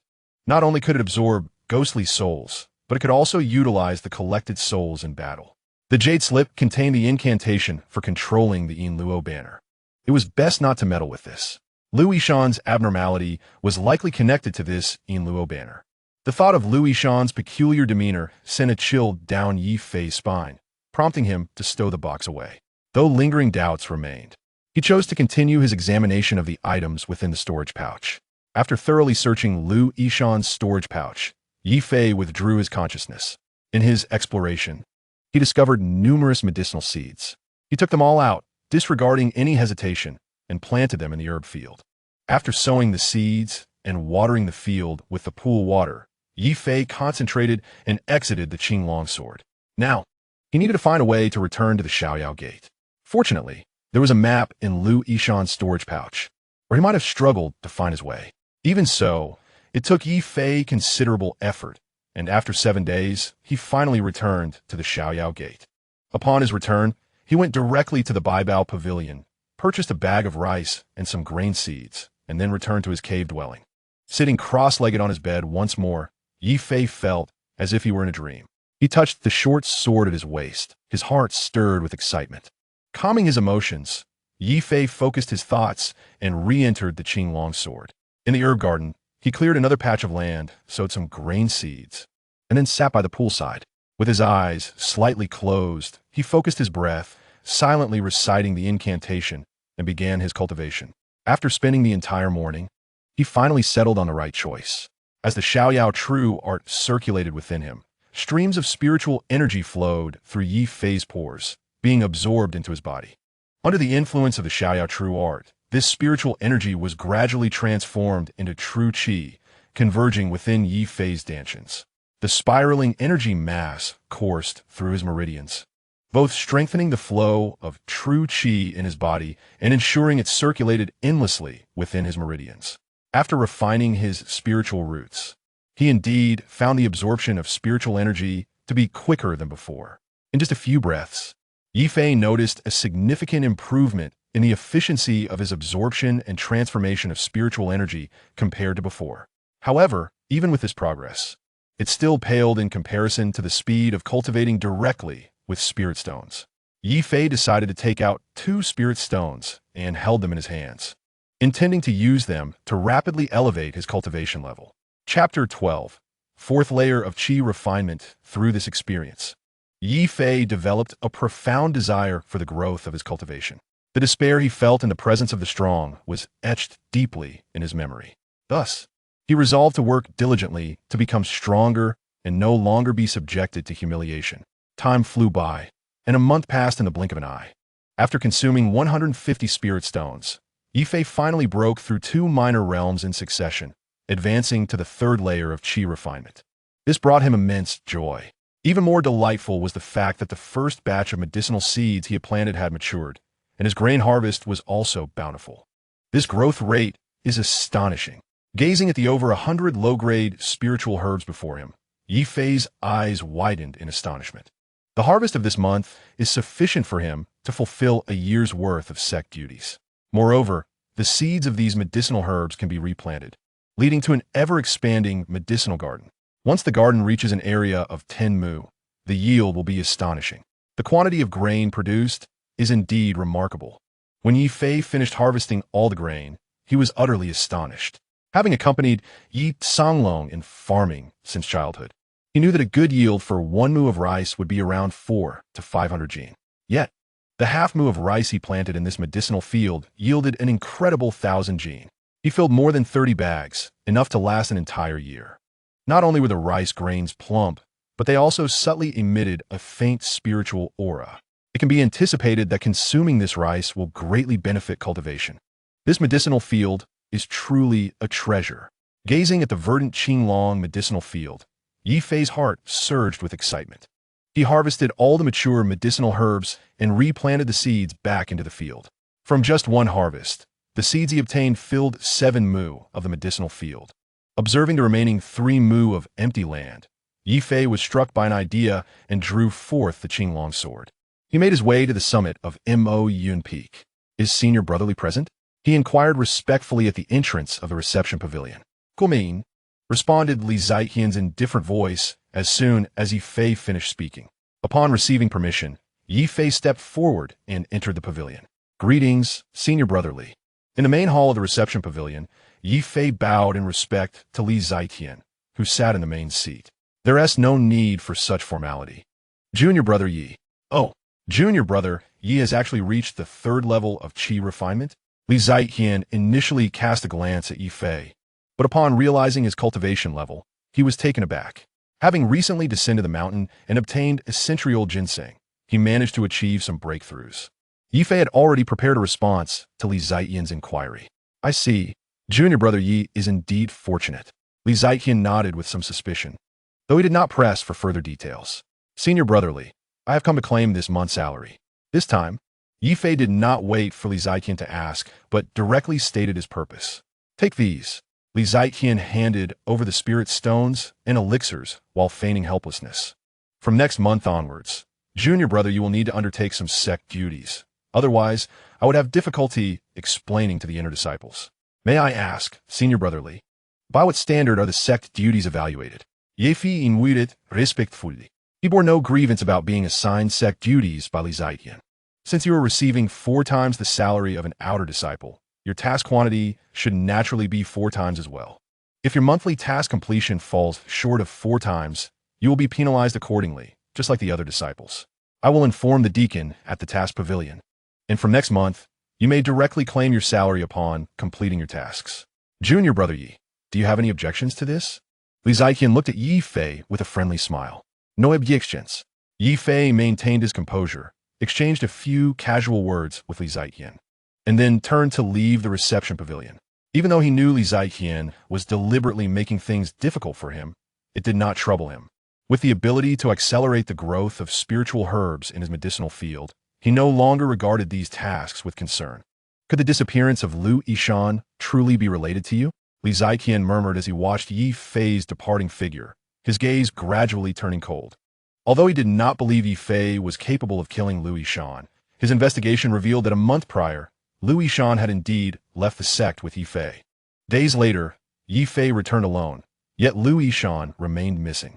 Coincidentally, during that time, Qinglong Valley in Qingsong Mountain also vanished without a trace. Furthermore, a disciple with a mixed spiritual root like Ye Fei managed to reach the third level of qi refinement in just 1 month. The connection of these 3 events led Li Ziqian to harbor doubts about Ye Fei. However, without confirming Lu Yishan's death, he did not wish to stir unnecessary trouble. After all, Ye Fei was a registered disciple of the Elder, and now that he had successfully refined his qi, he had to exercise caution. With Lu Yishan's disappearance, the whereabouts of Yin Luo Banner also remained unknown, causing Li Ziqian both frustration and concern. It was precisely for this reason that he considered creating difficulties for Ye Fei. Had he acted in accordance with his previous temperament, he would never have made such a decision.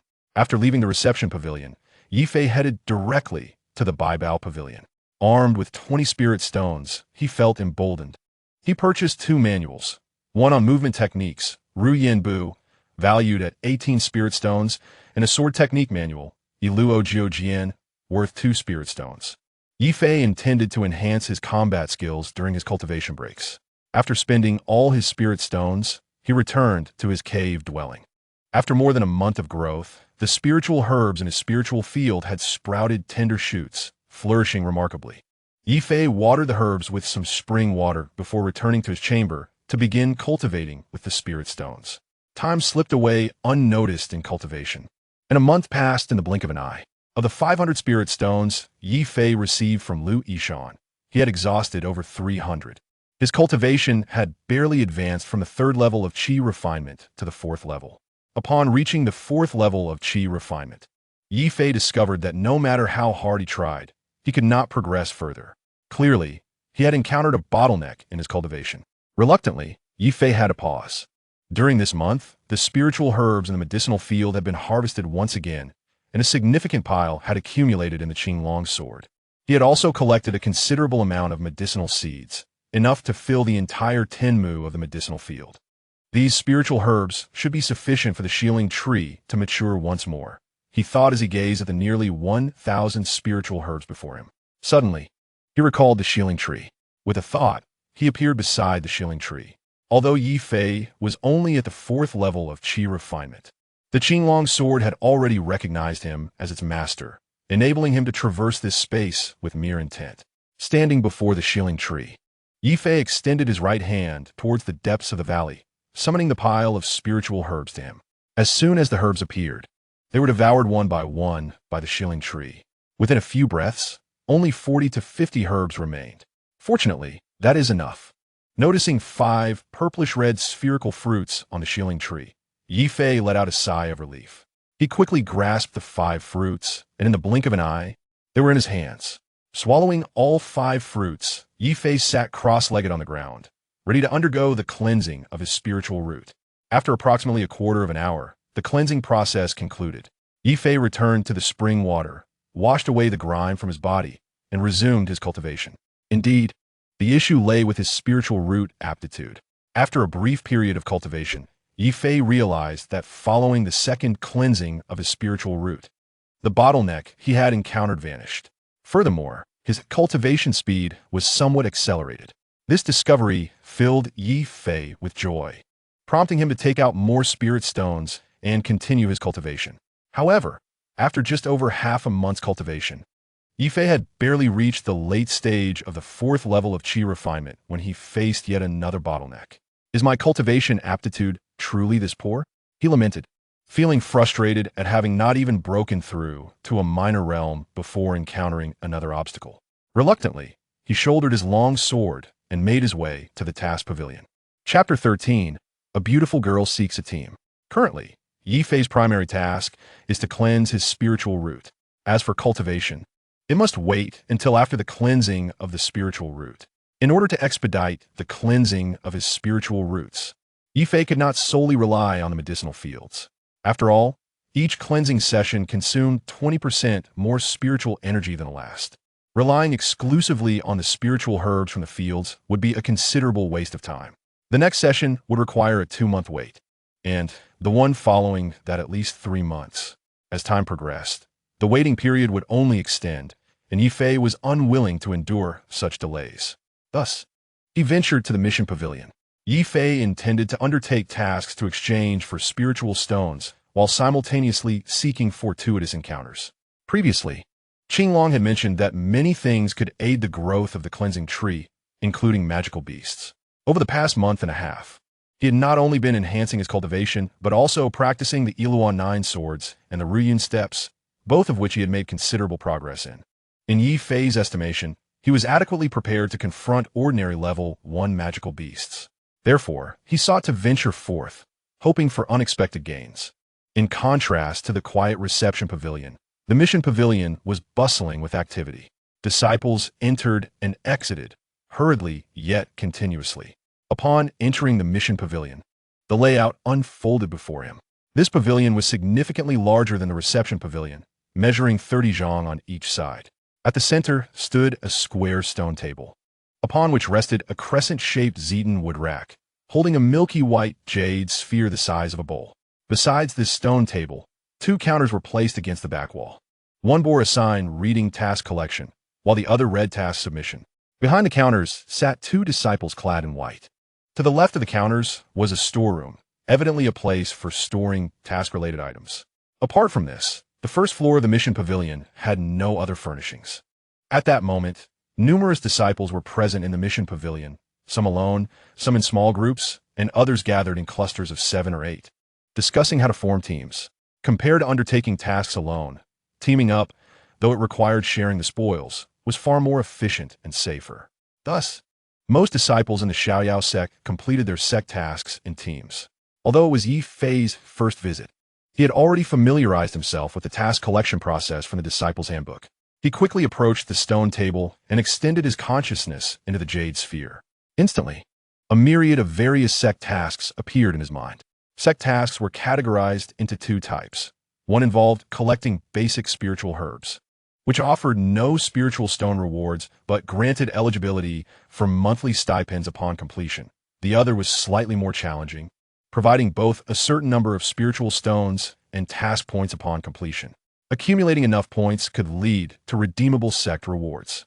Outer disciples could only accept low-level sect tasks, each rewarding 2 lower-grade spiritual stones and 1 sect point. Most of these tasks involved gathering materials from level 1 magical beasts, though a few entailed collecting rarer lower-grade spiritual herbs. However, such tasks were seldom undertaken, as the value of rare lower-grade spiritual herbs far exceeded the sect rewards. After reviewing the tasks, Ye Fei approached the task collection counter and presented his identity jade token. Task number 3. Collect a pair of fire crow claws. Task No. 9. Collect a piece of earth splitter skin. Task number 35. Without waiting for the registering disciple to inquire, Ye Fei listed all the tasks he wished to accept. Master Yi, you wish to take on so many tasks at once? The registering disciple looked at Ye Fei in surprise, evidently aware of his identity. You know who I am? Ye Fei responded with equal astonishment. For it was the first time since entering the Xiaoyao sect that someone had voluntarily addressed him as master. Indeed, do you truly wish to accept all these tasks? The registering disciple nodded respectfully. Although his strength surpassed Ye Fei's, the latter's status commanded respect. He was not Li Zietian. He dare not be the least bit negligent towards Ye Fei. Despite receiving Li Zietian's hints, he was self-aware as an ordinary intersect disciple. If given the choice between Ye Fei and Li Zietian, he would prefer to offend Li Zietian. Offending Li Zietian would merely bring trouble, but offending Ye Fei would mean crossing a high elder. Should things escalate, it would not only affect him, but also his master. Yes, I do wish to accept these tasks. Please assist me in registering. Ye Fei nodded at the registering disciple. The latter, taken aback by Ye Fei's courtesy, hurriedly began the registration process. All set, Master Yi. Please keep your jade token safe. Moments later, the disciple respectfully handed the identity jade token back to Ye Fei. Thank you, Junior. After receiving the token, Ye Fei nodded again and turned to leave. Unbeknownst to Ye Fei, a young girl standing in a corner of the mission pavilion had witnessed their exchange. Dressed in a gray gauze skirt, She had a slender figure and was at the third layer of qi refinement. Watching Ye Fei's departing figure, her eyes darted with curiosity. Suddenly, she flashed forward and hurried after him. Master Yi, please hold on. Just a short distance from the mission pavilion, the girl in gray caught up with Ye Fei. She appeared younger than him and immediately knelt in respect upon meeting him. Little sister, what brings you to me? Ye Fei was momentarily taken aback, unsure why she had called out to him. Master Yi, my name is Jiang Yun. You may call me Yun. I sought you out to form a team for task completion. Upon hearing Ye Fei address her, the girl's cheeks flushed, and she hastily explained. Why do you wish to team up with me for tasks, Ian? Ye Fei asked, puzzled. To be honest, my cultivation is too low, and the senior brothers and sisters are reluctant to team up with me. Without a team, I cannot complete sect tasks. Jiang Yun explained with a troubled expression. But you're already at the third layer of qi refinement. Surely you can handle level 1 magical beasts on your own? Ye Fei inquired, his confusion deepening. Though level 1 magical beasts are not overly formidable, as a weaker female, it is still somewhat challenging to hunt them alone. If Master Yi and I team up, it would be much easier and quicker. Besides, with so many tasks on your plate, having an extra hand would at least double our efficiency. Jiang Yun initially spoke shyly, then gazed at Ye Fei with unwavering confidence, as if teaming with her would indeed enhance their task efficiency. Very well, let us join forces. We can support each other. After a brief contemplation, Ye Fei agreed. Truthfully, Ye Fei's initial intention was to hunt magical beasts alone, relying on the Qinglong sword for safety. However, he was unfamiliar with the surroundings and had never hunted magical beasts before. If he could team up with someone for a task, it would certainly make future solo endeavors much easier. Furthermore, given Jiang Yun's lower cultivation and her status as a girl, he felt no reservations. If he were to accompany a disciple at the 6th or 7th level of qi refinement, he would still harbor concerns in his heart. Master Yi, you are truly exceptional. Upon hearing Ye Fei's agreement, Jiang Yun immediately erupted with joy, her delight manifesting in an adorable dance. Chapter 14. An unexpected encounter with a monster. Ye Fei found it perplexing that as he and Jiang Yun descended from Yun Peak, every intersect disciple they encountered displayed expressions of schadenfreude. Yun shimmy. Why do those individuals have such strange expressions? Ye Fei felt a sense of unease and glanced suspiciously at Jiang Yun. Not at all. I think they seem quite normal. Jiang Yun replied, her face a picture of confusion. Perhaps I am overthinking it, Ye Fei said, shaking his head in resignation. Thus, he and Jiang Yun swiftly exited the Xiaoyao gate. Master Yi, have you ever slain a first-tier monster? After they had traveled several miles from the Xiaoyao gate, Jiang Yun asked curiously. No, Ye Fei candidly. What? Master Yi has never killed a monster? Jiang Yun's expression turned one of astonishment upon hearing this revelation. What about you? Have you slain any monsters, Yun shimmy? Ye Fei's inquiry left him feeling a bit awkward. Of course not. How could I possibly have done that? Jiang Yun's beautiful eyes sparkled, and her chest puffed out proudly, but she suddenly realized something and quickly retracted her statement. Never mind, once we collaborate later, we will become familiar with it after one kill. Ye Fei smiled lightly, not dwelling on it.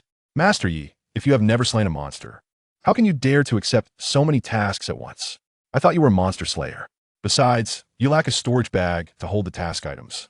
So what's the use in accepting so many tasks? Jiang Yun blinked her bright eyes, looking at Ye Fei with confusion. Well, I merely believe that with my capabilities, dealing with a first-tier monster should pose no problem. As for how to store the monster materials, I forgot to consider that. Ye Fei scratched his head, feeling somewhat embarrassed. He only thought of his Qinglong sword, which had ample space to accommodate any monster materials without worry. Yet, he had forgotten that this secret should not be revealed. Master Yi, I think perhaps we should not proceed further. After hearing Ye Fei's response, Jiang Yun's lips twitched, and she immediately halted her steps, speaking with concern. Why? Ye Fei asked in surprise.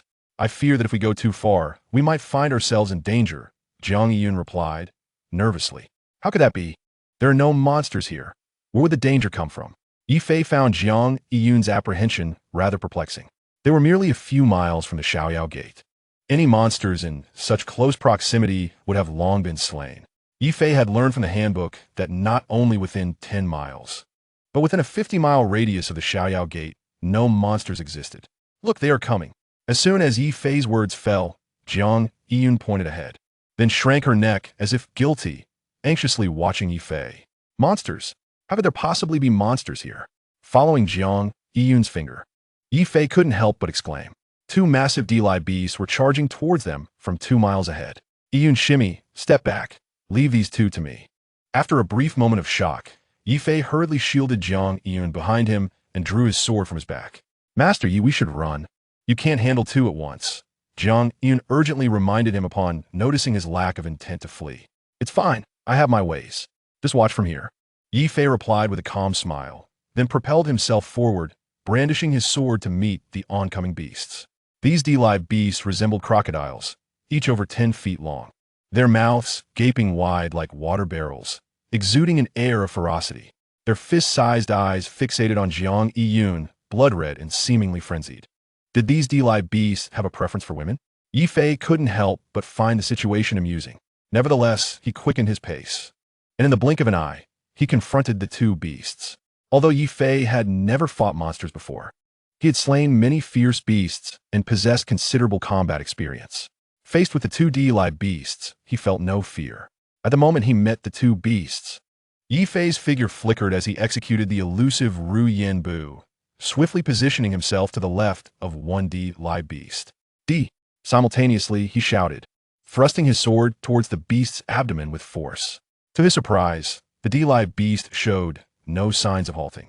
It merely flicked its tail to evade his attack and continued charging toward Jiang Yiyun. Master Yi, save me. Jiang Yiyun cried out in distress. Don't run, come at me. Seeing the two D-Li beasts barreling toward Jiang Yiyun, Ye Fei felt an urgent panic, his feet dancing as he utilized Ru Yen Bu in quick succession, soon catching up to them. Fortunately, the beasts were solely focused on Jiang Yiyun, which lowered their vigilance towards Ye Fei, allowing him to land several strikes with his sword. Yet, to Ye Fei's dismay, the beast's tough hide was impervious to his sword, rendering his attempts futile. What to do? As the two D-Li beasts closed in on Jiang Yiyun, Ye Fei felt a surge of urgency. Master Yi, aim for their eyes. That's their weak point. At that moment, Jiang Yiyun's excited voice reached him. Indeed, Jiang Yiyun was exhilarated. She hadn't anticipated that Ye Fei, merely at the 4th level of Qi refinement, could move so swiftly. Had his weapon been of higher quality, those two D-Li beasts would have likely been slain already. The eyes, you say? Hearing Jiang Yiyun's suggestion, Ye Fei's expression brightened.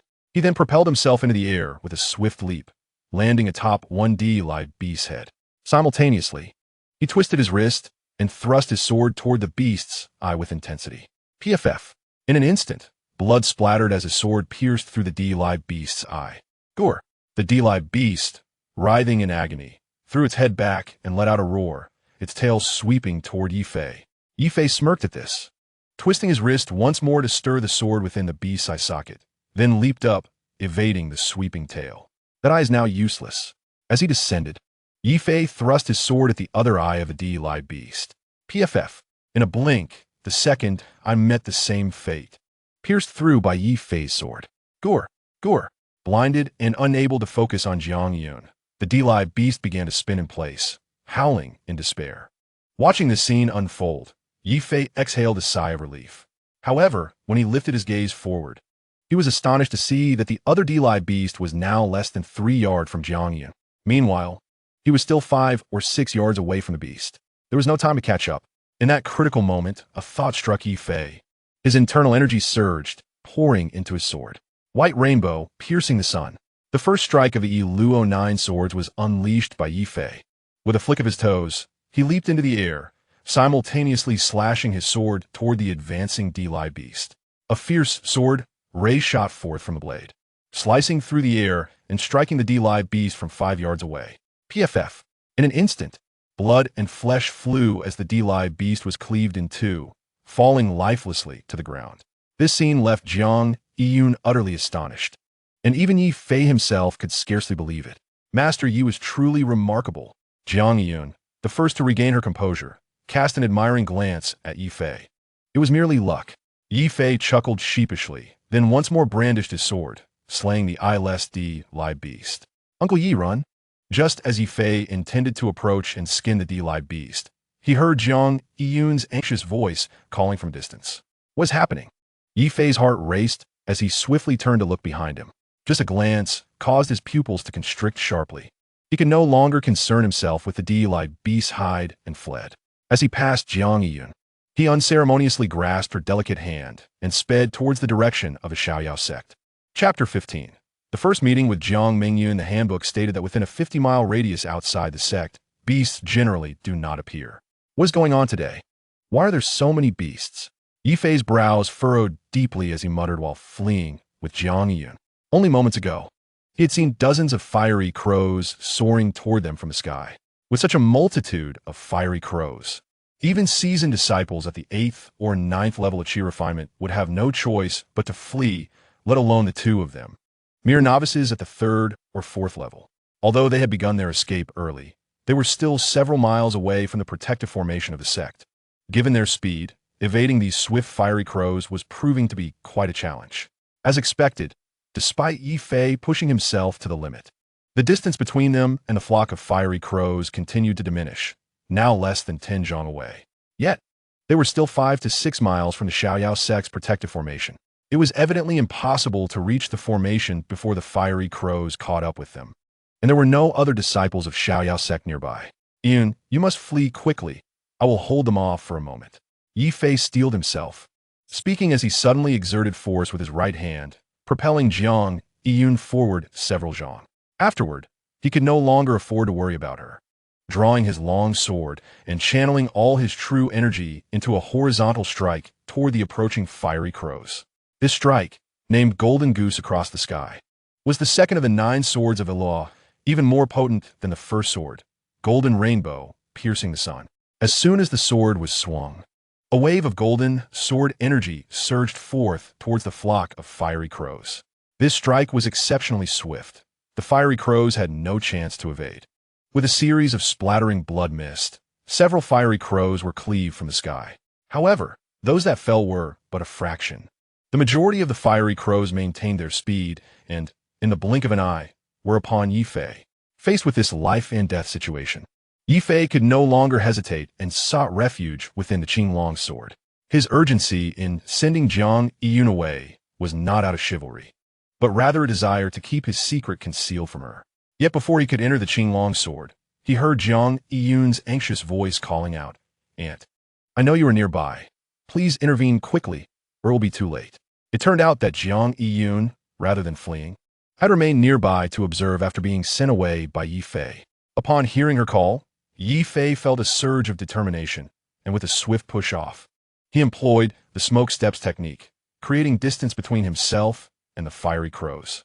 He abandoned the idea of entering the Qinglong sword.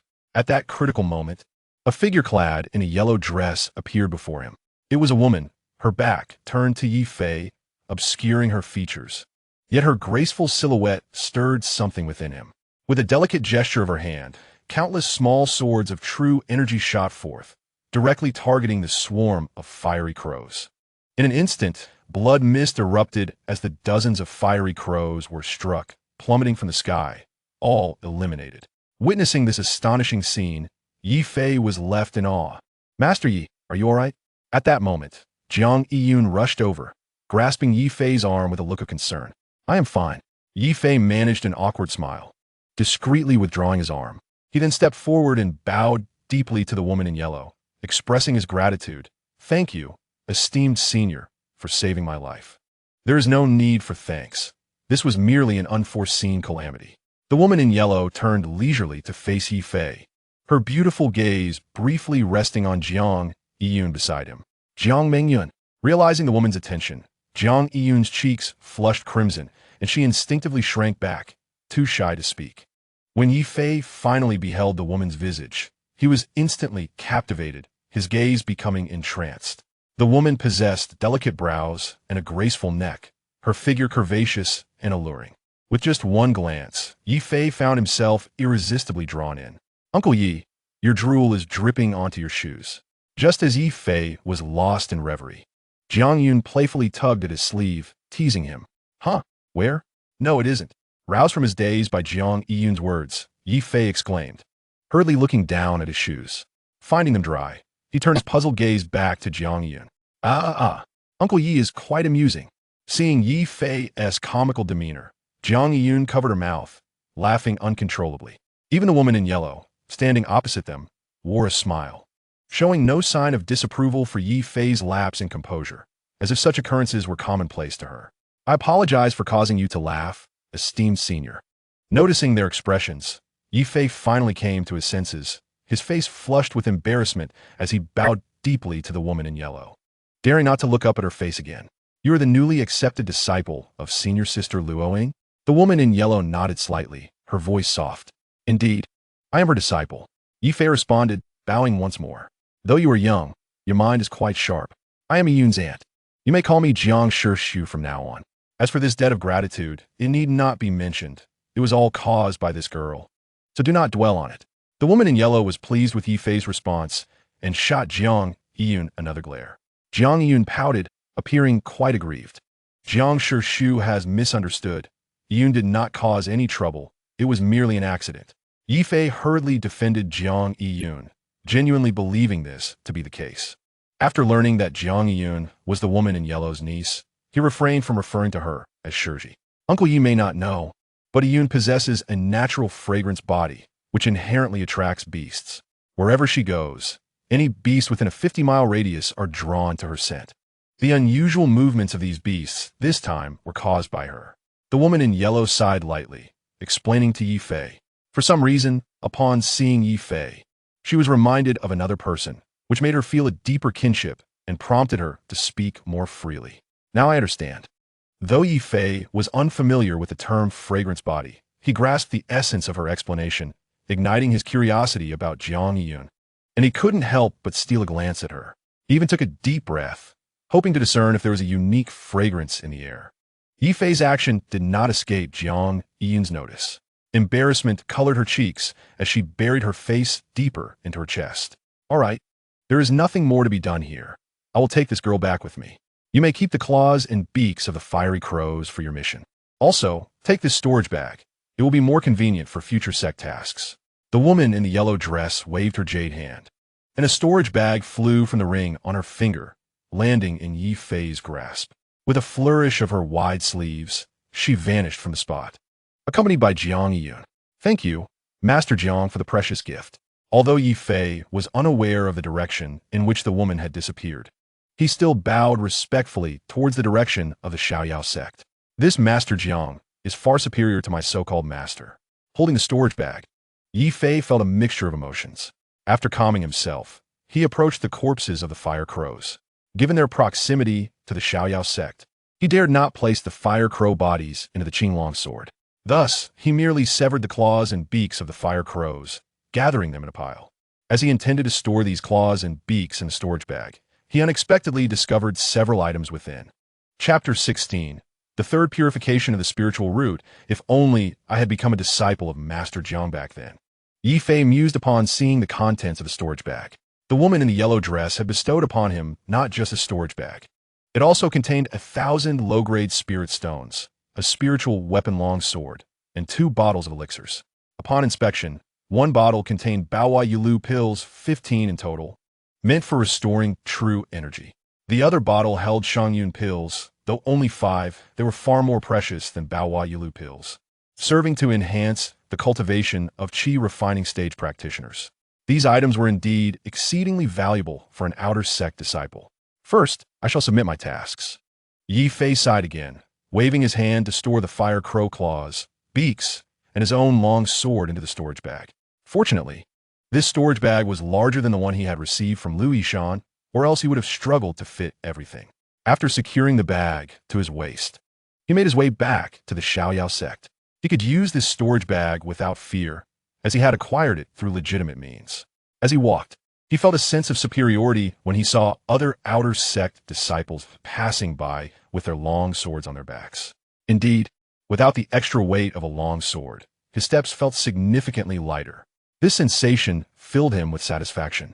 Upon arriving at the task hall, Ye Fei approached the counter designated for task submissions. I would like to submit tasks number 3 and 35. He presented his identity jade token to the intersect disciple seated at the counter. Back so soon? The disciple was taken aback upon recognizing Ye Fei. He had only been gone for half an hour. Under normal circumstances, he would have barely ventured a few dozen miles from the sect and would likely have just encountered a beast by now. Yet here was Ye Fei, ready to submit tasks. While it was indeed rapid, the items he brought back were remarkably fresh. With that, Ye Fei produced 45 pairs of fire crow claws and 45 beaks from the storage bag and piled them on the ground beside the counter. Did Master Yi just collect all of these? The disciple was momentarily speechless, astonished by the sheer quantity. The bloodstains on the fire crow beaks and the storage bag at Ye Fei's waist left the disciple at a loss for words. Not only, but all the disciples in the task hall were equally shocked, gazing at Ye Fei in disbelief. While fire crows were not particularly formidable beasts for outer sect disciples, the number they could easily slay was quite limited. After all, first-tier beasts possessed strength comparable to that of a practitioner at the 4th level of Qi refining. The ability to dispatch so many fire crows in such a short time was unprecedented among the outer sect members. Is there a problem with submitting too many? Ye Fei looked quizzically at the inner sect disciple. No, of course not. The disciple hastily clarified, fearing Ye Fei might misunderstand. After his explanation, he waved his sleeve and collected all the fire crow claws and beaks. He then raised his right hand and tossed Ye Fei 180 low-grade spirit stones. Finally, he recorded Ye Fei's task points onto a jade slip. Master Uncle, I would like to accept tasks 3 and 35 once more. After submitting his tasks, Ye Fei approached the counter for task acceptance, smiling as he handed over his identity jade token to the registering disciple. Please wait a moment, Master Yi. The disciple respectfully accepted Ye Fei's token and swiftly registered the tasks before returning the token. Nodding in acknowledgement, Ye Fei took the token and descended the mountain once more, exiting the Xiaoyao sect. Unbeknownst to Ye Fei, after his departure from the task hall, Li Zishan had been closely monitoring his movements. Upon realizing Ye Fei had left the sect, Li Zishan retrieved the communication jade token and whispered a few words. What he said remained unknown to others. Meanwhile, Ye Fei, after leaving the Xiaoyao sect, reached a location 60 miles away in just half an hour, where he discovered a D-live beast. I shall use you for my experiment. Ye Fei's eyes sparkled with excitement as he stealthily approached. When Ye Fei was still 20 zhang away from the D-live beast, it noticed him and let out a deafening roar as it charged towards him. Come at me. Ye Fei's mind focused, summoning his long sword and unleashing the first sword of the Yiluan 9 swords. Without any suspense, the D-live beast was swiftly slain, its body severed. Through 2 uses, Ye Fei recognized the formidable power of the Yiluan 9 swords. However, he also noticed a concerning issue. This sword technique consumed an excessive amount of true energy. In the previous battle, he had been too tense to notice, but after this application, he realized it had drained nearly 20% of his true energy. I must conserve my energy. Ye Fei shook his head in resignation. If he relied solely on this technique against beasts, he would soon find himself depleted. Standing before the corpse of the D-live beast, Ye Fei expanded his consciousness, confirming that no one was around before using his mind to transport the beast's body into the Qinglong sword. Simultaneously, the Qinglong sword shrank rapidly, transforming into a speck of dust suspended in the air. Once inside the Qinglong sword, Ye Fei began to strip the D-live beast of its tough hide before approaching the washing spirit tree, attempting to have it absorb the beast's corpse. The results were astonishing. Ye Fei was pleasantly surprised to see that the mere corpse of a D-live beast had revitalized the washing spirit tree from its wilted state, even causing several tender buds to sprout. This brought him immense joy. He then exited the Qinglong sword, realizing that the beast's corpses were more effective than spiritual herbs. Over the next 20 days, Ye Fei's figure frequently appeared within a 100-mile radius of the Xiaoyao sect to avoid arousing suspicion. He returned to the task hall every other day to submit a task. After relentless efforts over these 20 days, he had slain a total of 150 first-tier beasts, earning 400 low-grade spirit stones and 200 task points. Simultaneously, his frenzied task completion garnered considerable attention within the outer sect. A disciple with a mixed spiritual root defying fate, tirelessly amassing spirit stones for cultivation, aspiring to surpass limits. How could those so-called prodigies with 3 or 2 spiritual roots not strive harder? In no time, Ye Fei became a role model that many outer sect disciples aspired to emulate. Naturally, Ye Fei was oblivious to all of this. After submitting his final task, he returned to his cave abode and entered the Qinglong sword, finally matured. after absorbing the corpses of 150 beasts. The fruits of the washing spirit tree were finally ripe. Gazing at the 5 vividly colored washing spirit fruits, Ye Fei felt an indescribable excitement. After the next purification of his spiritual roots, he could resume his cultivation. Upon reflecting on this, Ye Fei could not contain his excitement and promptly plucked 5 shilingua from the tree. As the shilling tree withered for the 3rd time, Ye Fei sat cross-legged on the ground, commencing the cleansing of his spiritual roots. As the sensation akin to thousands of ants gnawing at him resurfaced, specks of filth began to accumulate on the surface of his skin. Compared to the previous time, this cleansing process lasted slightly longer, and the accompanying pain was somewhat more intense. Once he successfully purified his spiritual roots, the cultivation bottleneck that had troubled Ye Fei was finally shattered. He immediately retrieved a spiritual stone and resumed his cultivation. To his delight, with each successive cleansing of his spiritual roots, the speed at which he absorbed the spiritual energy from the stones visibly increased. After half a month, Ye Fei successfully advanced to the 5th level of qi refinement. His strength had significantly improved, and the range of his spiritual awareness expanded to a radius of 10 zhang. Drawing from his earlier experiences, Ye Fei understood that unless he reached the 6th level of qi refinement, he would encounter a new cultivation bottleneck. Thus, he decided to pause his progress and focus on purifying his spiritual roots. With this resolution, Ye Fei exited his cave and returned to the task hall to accept a new mission. This time, he planned to spend a month hunting 200 first-tier demon beasts.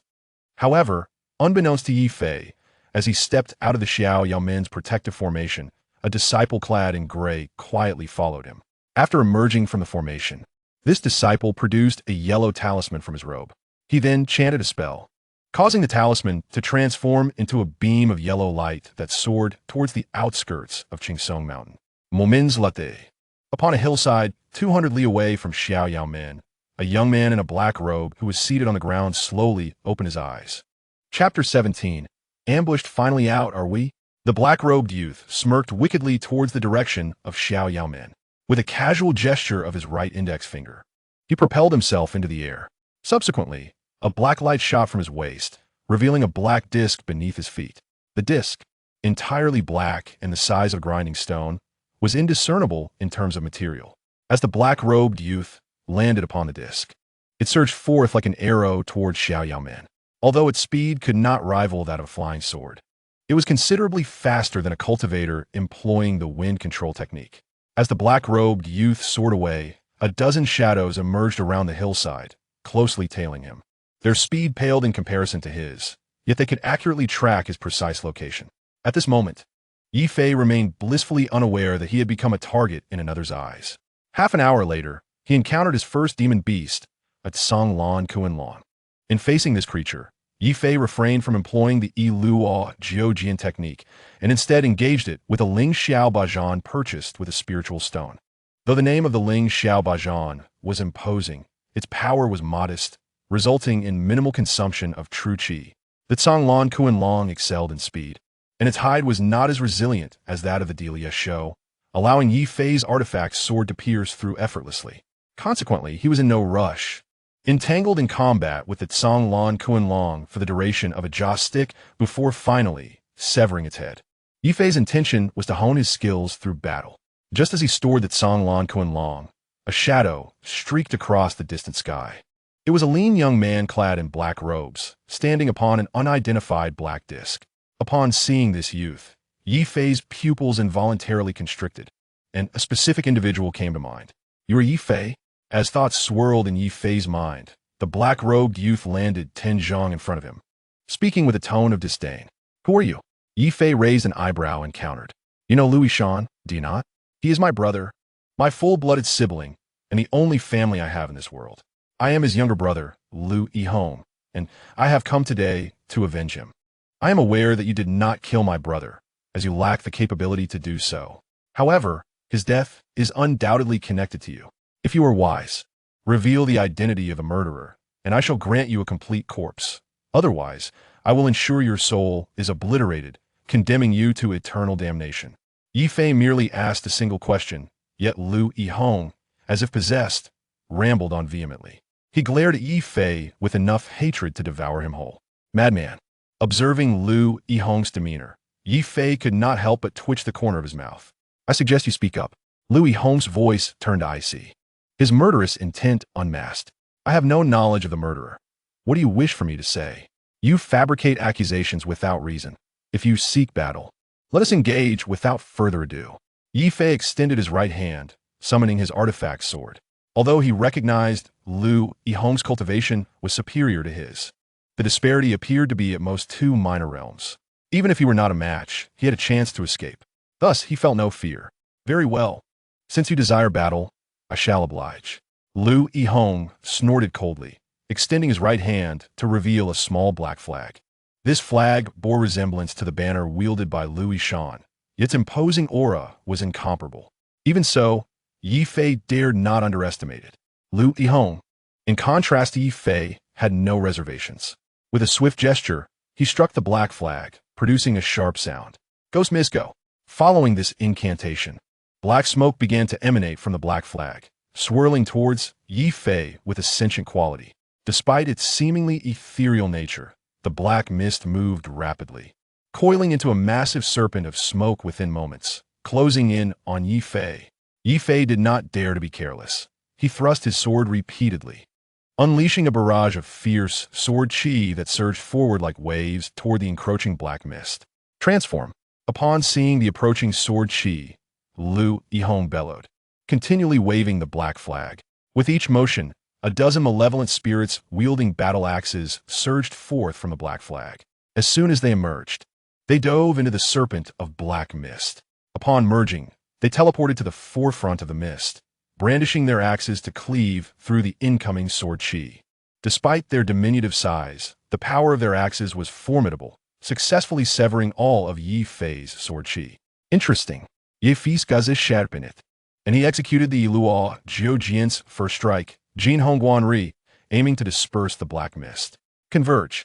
Observing Ye Fei's sword strike, Lu Yihong remained unperturbed. As he uttered the command, he flicked his wrist, causing the black mist serpent to contract towards its midsection, transforming into a colossal black blade before Ye Fei's sword could descend. Strike! As the giant blade took form, Lu Yihong flicked the small flag once more. The massive blade surged forward, meeting the descending sword. With a resounding clash echoing like metal striking metal, Ye Fei was sent hurtling backward, crashing heavily to the ground. Such strength! Ye Fei's heart sank as he struggled to rise. His palms were split, blood seeping forth, and his right arm trembled uncontrollably, nearly causing him to drop his sword. How about now? Can we talk? Observing Ye Fei's condition, Lu Yihong smirked coldly. Come again. Gritting his teeth, Ye Fei wasted no time and charged forward once more, sword raised. Jin Yin Hung Kong. As Ye Fei approached Lu Yihong, a mere 5 zhang away, he resolutely unleashed the second sword of the Iluan 9 swords. Upon the sword's arc, a golden ripple of sword energy surged forth, cascading toward Lu Yihong. Overestimating yourself, Lu Yihong scoffed, flicking the black flag in his hand. The enormous blade, yet to dissipate, soared through the air to meet the sword energy ripple. With a thunderous clash, the sword and blade collided, producing a deafening explosion. In that instant, Ye Fei was sent hurtling backward, crashing heavily to the ground, blood spurting from his mouth. Lu Yihong, too, was not unscathed. White smoke billowed from the black flag in his hand, igniting in flames. A trickle of blood seeped from the corner of his mouth as his body swayed precariously, nearly toppling over. Clearly, the artifact had sustained damage and inflicted considerable backlash. I never imagined that a mere 5th-layer chi refinement would wield the strength of a 7th-layer practitioner. I truly underestimated you, Lu Yihong remarked, wiping the blood from his lips with a sinister grin, his eyes scanning the surroundings. With a wave of his right hand, he commanded, "Surround him." As his words echoed, a dozen shadows swiftly converged from all directions, encircling Ye Fei. When did so many people arrive? Ye Fei's heart tightened as he struggled to rise from the ground, his countenance darkening. Can we speak now? Lu Yihong's narrowed eyes glinted with menace. Very well, I shall speak, Ye Fei replied, his gaze darting as he dropped his long sword, willingly relinquishing his resistance. Chapter 18. The golden cicada sheds its shell at this moment, weakened and encircled. Ye Fei realized that attempting to escape would be as daunting as scaling the heavens. It would be foolish to recklessly boast in the face of such peril. Have you come to your senses? Lu Yihong grinned wickedly. I asked if you would let me go. Ye Fei inquired, filled with a glimmer of hope. Rest assured, as long as you speak, I vow not to harm you, Lu Yihong assured, nodding earnestly. All right, I shall speak. The one who killed your brother is my senior brother, Ye Fei declared, biting his lip as he summoned great resolve to utter those words. Upon hearing this, Lu Yihong's brows furrowed in confusion. Your senior brother? Who is he? He is Li Ziqian, an elder of the Xiaoyao sect. Ye Fei sighed, reluctantly revealing the information. How dare you deceive me? You're seeking death. Lu Yihong's fury ignited as he connected the dots, his expression turning savage. Since you have already deduced certain truths, you cannot be spared.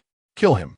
Ye Fei, taken aback, exclaimed, Didn't you say that as long as I spoke, you wouldn't kill me? I did say I wouldn't act against you. But I never promised that they wouldn't. Lu Yihong retorted coldly. Furthermore, I have no trust in your words. Attack. With a dismissive snort, Lu Yihong gestured for the black-clad figures to strike. Just then, the ground began to tremble violently. From the surrounding forest, clouds of dust billowed forth, accompanied by the growing roars of beasts drawing nearer. What is happening? Lu Yihong froze, scanning his surroundings in disbelief. He soon realized that over 100 demonic beasts were charging toward them, the dust stirred up by their stampede. As the beasts approached, Lu Yihong cast a bewildered glance at Ye Fei, unable to fathom why they would come unprovoked. Yet, he quickly dismissed the notion that it was an act of his own men, concluding that Ye Fei must be the cause. Suddenly, an epiphany struck Lu Yihong, his eyes widening in realization. It was you who killed my brother, wasn't it? How else could the beast-attracting incense be in your possession? While I did not take his life, all his belongings are indeed mine, Ye Fei replied nonchalantly. As the beasts drew nearer, Ye Fei felt a sense of relief wash over him. He then shifted his stance, extending his left hand to retrieve a small piece of incense, barely an inch tall, from a small pit at his feet. This incense was the very one he had obtained from Lu Yishan, which had once attracted the Kanglin Kunlei. Having discarded his long sword earlier, Ye Fei had discreetly ignited this piece of incense. Kill him! Kill him! Upon seeing the incense, Lu Yihong's eyes turned crimson with rage, his voice a frenzied roar. Hearing Lu Yihong's command, the black-clad figures surrounding Ye Fei hesitated no longer, brandishing their artifacts to attack, disregarding the encroaching demonic beasts. It's too late. Ye Fei stifled his injuries, raising his right hand to grasp the long sword from the ground. With a swift leap, he propelled himself into the air. A golden rainbow pierced the sky.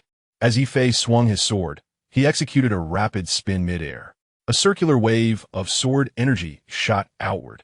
Though impressive in its momentum, the expanded range diminished its power significantly. While the black-clad figures, though slightly less skilled, did not cower, they merely raised their artifacts to block Ye Fei's assault. This was precisely the outcome Ye Fei desired. Seizing the moment as they defended, Ye Fei descended, employing his skillful movements to slip past one of the black-clad figures, breaking free from their encirclement and sprinting toward the approaching horde of beasts. What a bunch of fools! Witnessing Ye Fei's effortless escape, Lu Yihong erupted with fury. Ignoring his injuries, he propelled himself forward, pursuing Ye Fei. At this juncture, the demonic beasts were now less than 10 zhang away from Ye Fei. Sensing the unique scent of the beast-attracting incense wafting from Ye Fei's hand, the beast's eyes glowed crimson as they lunged toward him. Don't look for me. Pursue him instead. Ye Fei flicked his left finger, sending the piece of incense soaring toward Lu Yihong. Meanwhile, he activated his skill once more, charging directly into the midst of the beast horde. In an instant, he was engulfed by the beasts, and soon after, his presence vanished entirely, evidently trampled to death. Cursed be it! Seeing this unfold, Lu Yihong cursed under his breath, quickly grasping Ye Fei's intentions. Ye Fei was aware he could not escape, and thus sought to take Lu Yihong down with him in a desperate gambit. Now that Lu Yihong comprehended Ye Fei's scheme, he refused to allow it to succeed. He did not attempt to catch the flying incense, but let it drift toward the black-clad figures behind him. Instead, he abruptly halted, summoning a black circular artifact, swiftly activating it to ascend into the air and flee into the distance. Lu Yihong executed this sequence with seamless precision, effortlessly evading the oncoming beasts. Though he escaped, the black-clad figures behind him were not so fortunate, becoming ensnared by the horde of over 100 demonic beasts. Despite their considerable numbers, they could not withstand the onslaught, succumbing after slaying over 30 beasts, ultimately annihilated by the remaining horde. At this point, the incense had burned out, and the beasts, having lost their target, roared briefly before retreating along their original path. Meanwhile, Lu Yihong had already fled several dozen li away. He waited a quarter of an hour, observing the dissipating dust at the site of the previous confrontation before guiding the black circular artifact back. Even as a practitioner of the demonic path, he could not suppress a shiver upon witnessing the scene before him. All 15 of the black-clad figures he had brought along lay lifeless, their bodies torn asunder by the beasts, a scene of utter devastation. Lu Yihong, indifferent to the corpses of the black-clad figures, began searching with his spiritual consciousness for Ye Fei's storage bag. After 3 consecutive attempts, he failed to locate it, nor could he find Ye Fei's body. Could it be that he was devoured by a demon beast? Lu Yihong furrowed his brows, his mind fixated on this solitary possibility. It was no wonder he thought this way. At that moment, Ye Fei's situation left no room for escape. Had he not possessed a flying magical tool, he would have perished on the spot. A bunch of useless fools. He cast another glance at the corpses of the black-clad individuals and couldn't help but snort coldly. Then, with a flicker of his consciousness, he produced a jade token. He then made a hand gesture with his right hand, softly speaking to the token. Elderly, Ye Fei has been eliminated, but the Yin Luo banner remains unfound. Your mission continues. After retracting the jade token, Lu Yihong stood still, murmuring, "It seems that every demon beast within 100 miles cannot be spared. Perhaps Ye Fei's storage bag is within one of their bellies." Moments later, Lu Yihong summoned a black disc again, steering it away into the distance. After Lu Yihong departed for about the time it takes to burn a stick of incense, a speck of dust suddenly lifted from a demon beast's corpse. This speck of dust rapidly expanded at a visible speed, transforming in the blink of an eye into a bronze short sword. When the bronze short sword reached a length of about 2 inches, a gray light shot forth from within. The previously vanished Ye Fei landed safely on the ground. Finally safe at last, Ye Fei let out a long breath and surveyed the sea of corpses. "Thank you all," he chuckled, waving his grand sleeves, collecting the demon beast corpses one by one. After gathering the corpses from this area, Ye Fei turned to the direction Lu Yihong had departed. After a brief moment of contemplation, he entered the Qinglong sword once more, directly pursuing him. Chapter 19. The pathetic Lu Yihong. It turned out that the moment Ye Fei charged into the demon beast horde, he had entered the Qinglong sword. Concealed by the demon beasts, Lu Yihong had not noticed any signs. Within the Qinglong sword, he both consumed medicinal pills to recover and observed the external situation. He heard every word Lu Yihong spoke and saw everything that transpired outside with clarity.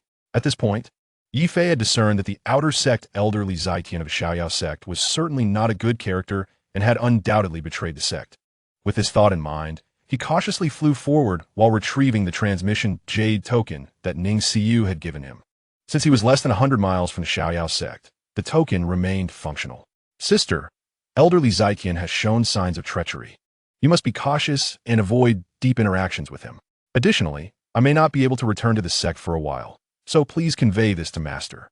After activating the transmission jade token, Ye Fei sent a brief warning before dispatching the message. In just a moment, the jade token in his hand suddenly illuminated, and Ning Xiyu's somewhat anxious voice came through. "Master has known about this matter for some time. Junior brother, are you in danger now? I will come to rescue you." Seeing Ning Xiyu's concern for him, Ye Fei felt warmth in his heart and quickly replied, "Sister, there's no need to worry. I am well now, and the danger has passed. However, I cannot return yet, for fear of arousing Li Zaitian's suspicion.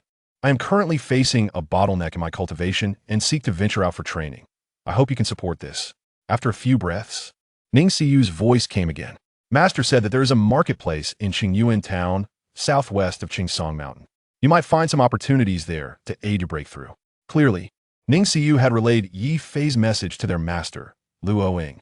With their communication clarified, Ye Fei refrained from sending further messages and directly stowed the jade token away. However, After walking for over a mile, Ye Fei discovered the corpse of a ground-splitting beast ahead. This beast had been eviscerated and was undeniably dead. Its residual warmth suggested it had not been dead for long, likely the work of Lu Yihong.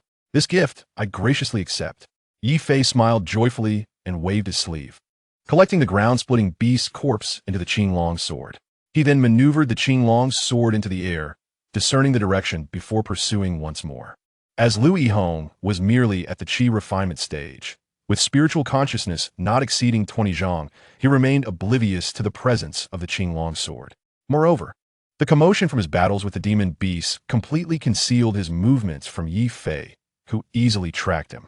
Thus, for 10 continuous days, Lu Yihong diligently slaughtered demon beasts, while Ye Fei effortlessly collected their corpses, their cooperation remarkably harmonious. This synergy lasted for 10 days. Throughout this period, Lu Yihong remained loyal and dedicated, even nursing injuries without much rest. It must be said that through his relentless efforts, Ye Fei reaped substantial rewards, gathering over 200 corpses of various first-tier demon beasts, sufficient for him to cleanse his spiritual roots once more. On the 11th day, seeing no further gains, Lu Yihong decided to cease his search. He found a concealed large stone and sat cross-legged upon it. Damn it, which demon beast devoured that kid? Ugh. 10 days have passed. I'm utterly exhausted. If I don't recover soon, it might affect my foundation. Sitting on the stone, Lu Yihong sighed deeply. It was hard to fathom that a qi refinement 6th layer cultivator, accompanied by 15 subordinates at the 3rd and 4th layers, could be so utterly outmatched by a mere 5th layer Ye Fei. This was indeed frustrating. Furthermore, after 10 days of relentless combat with demon beasts, Lu Yihong was genuinely fatigued. He had to find the Yin Luo banner. Otherwise, he would have no way to report back to the young master. After murmuring gloomily, Lu Yihong took a precious Baohua Yulu pill and placed it in his mouth, beginning his recovery. Unbeknownst to Lu Yihong, as he was recuperating, a tiny speck of dust, propelled by the wind, drifted closer and closer to him. Since you have come, why return? When a speck of dust floated behind Lu Yihong, a voice suddenly emerged from within it. Simultaneously, Ye Fei emerged, his sword aimed at Lu Yihong's back. Who?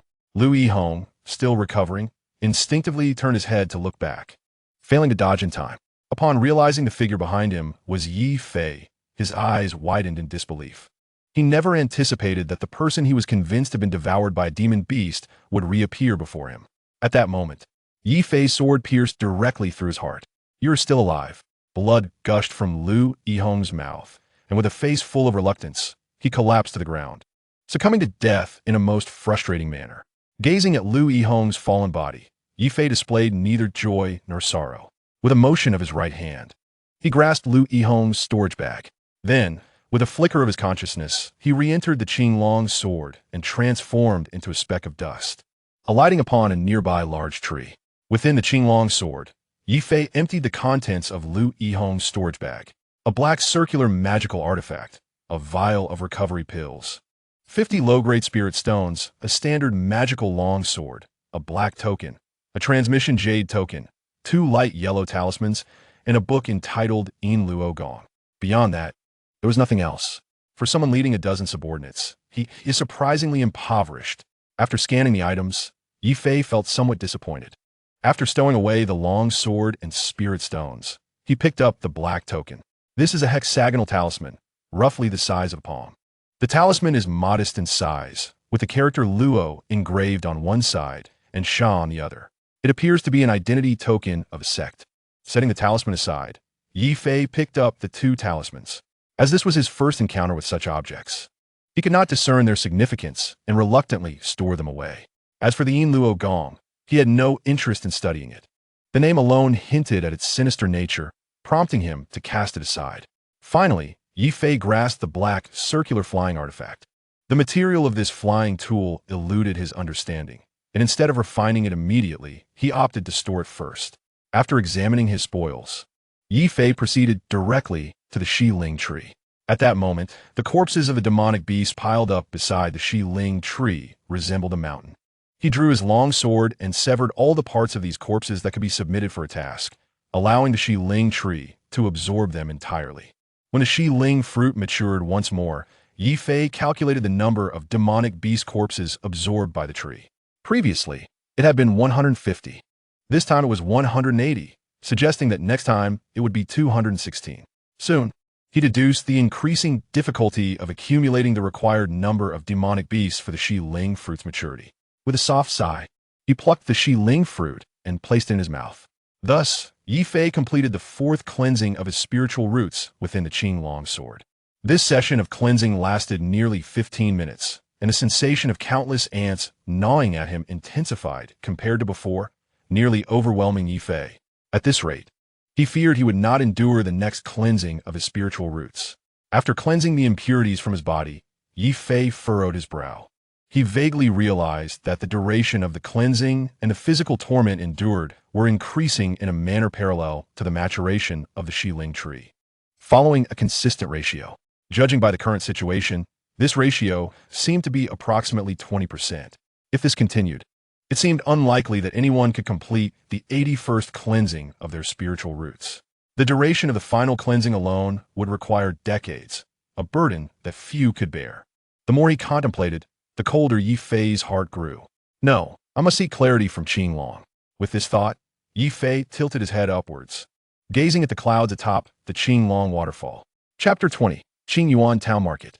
Senior Qing Long, could you please descend? Ye Fei called out to the clouds above. What is it?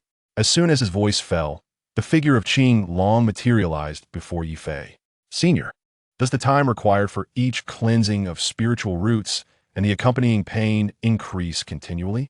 Ye Fei expressed his concerns. Indeed, Qing Long replied with a smile. Have you begun to feel strained? Yes, I fear that I may not withstand the pain of the next cleansing, Ye Fei admitted, his face flushed with embarrassment.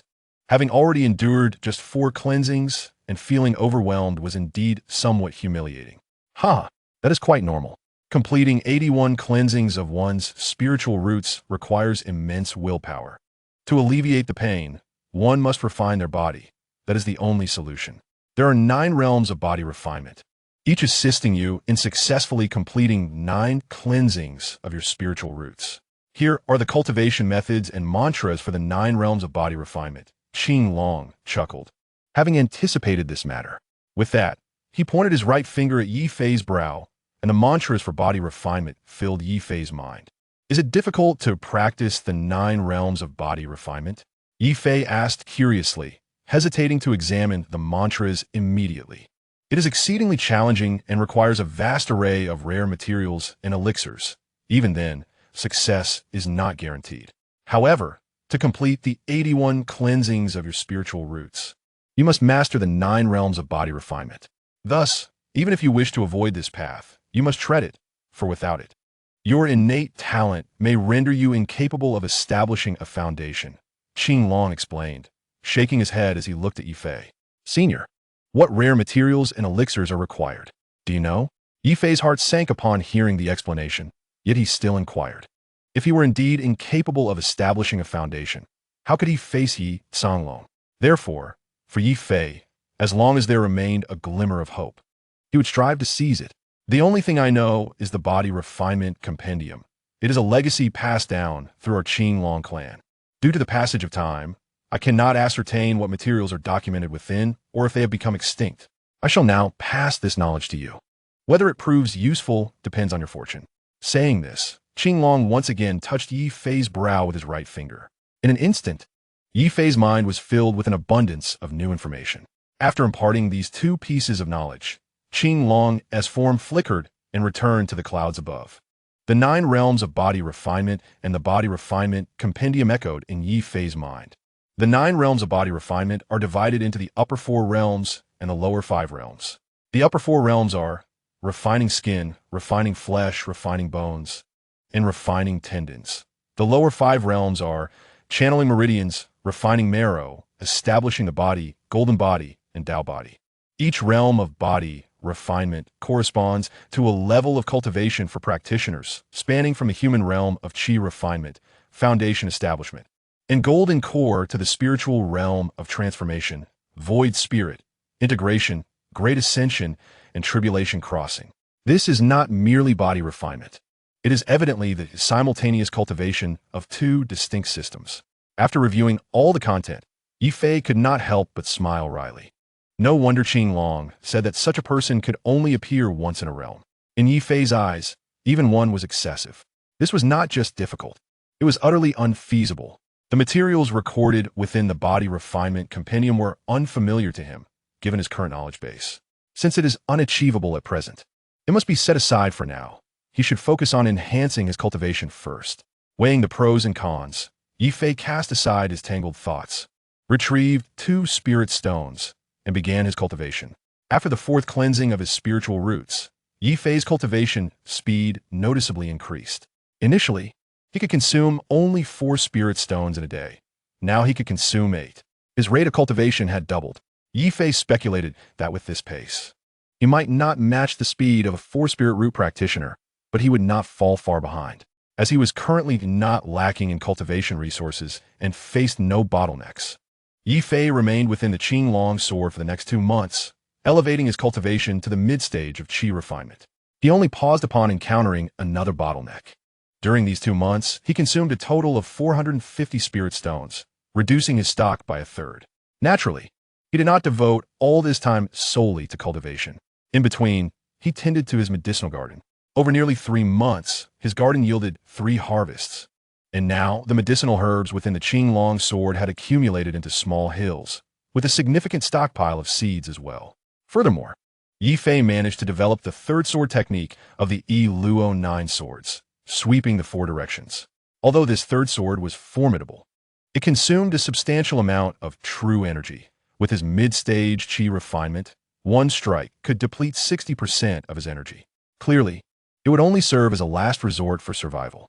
After concluding his cultivation, Ye Fei retrieved the black circular artifact. After recognizing it as his own through blood and refining it, he willed it to exit the Qing Long sword. At this moment, Lu Yihong's corpse had already been devoured by demonic beasts, leaving no trace behind. Observing the empty stone, Ye Fei could not help but sigh. He could not fault himself for being ruthless. Had he not possessed the Qing Long sword, his fate would have mirrored that of Lu Yihong. After expressing his awe, Ye Fei summoned the black disc, lightly tapping it with his toes before leaping onto its surface. After a few attempts, he gradually ascended into the air, heading southwest. The sensation was indeed delightful. Observing the scenery whizzing beneath him, Ye Fei felt a swell of pride. This was his inaugural experience of flying with a magical artifact, and it was entirely different from riding someone else's flying sword. Fortunately, the energy consumption of this disc was significantly lesser than that of a flying sword. Otherwise, with Ye Fei's current energy reserves, he wouldn't have been able to fly very far.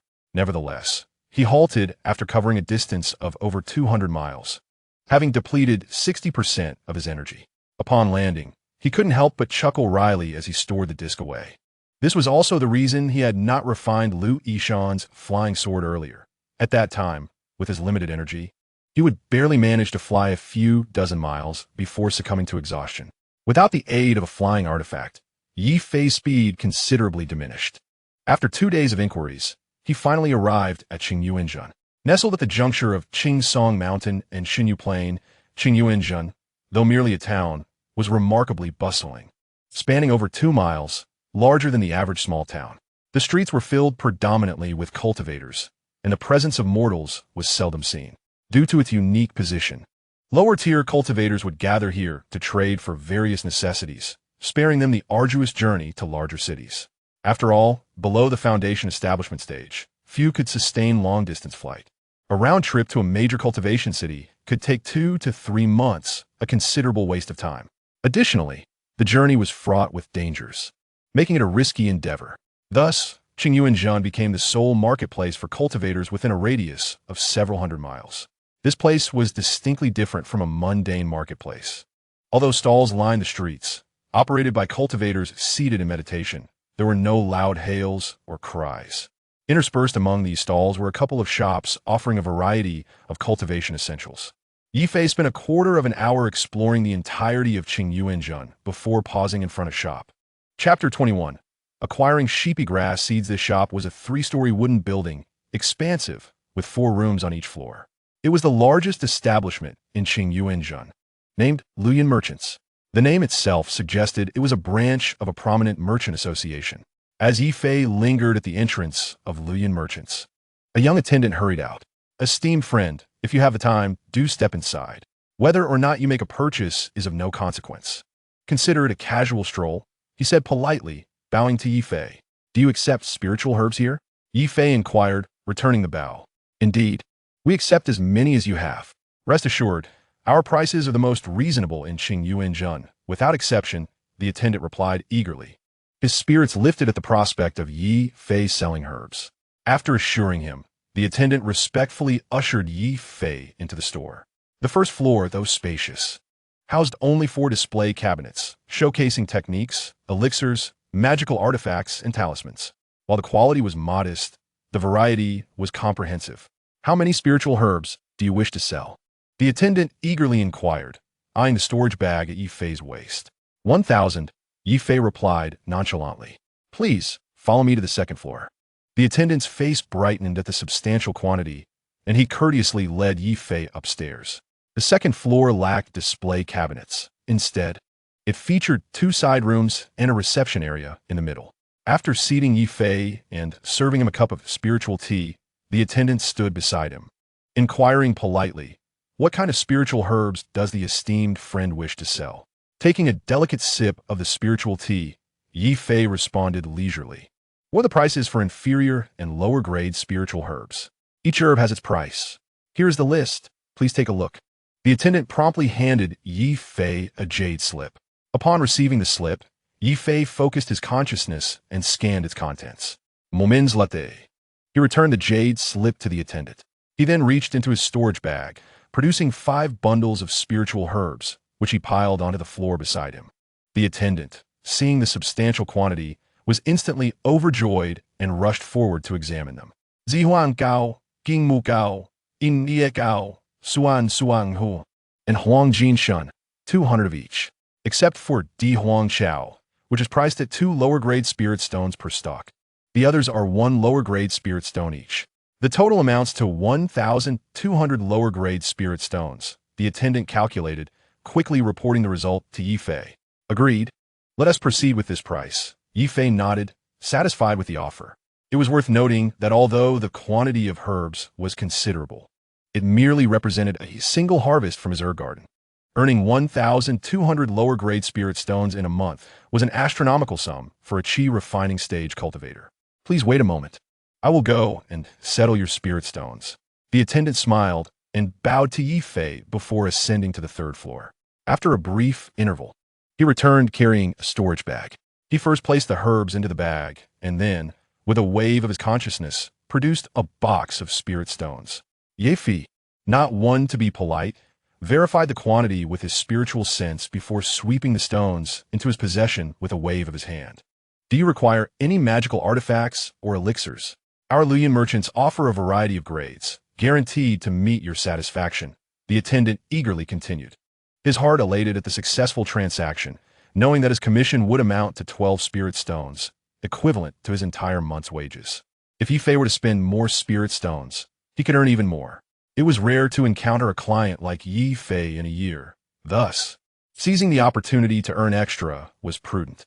As for how Ye Fei possessed such a bounty of herbs, that was beyond the attendant's concern.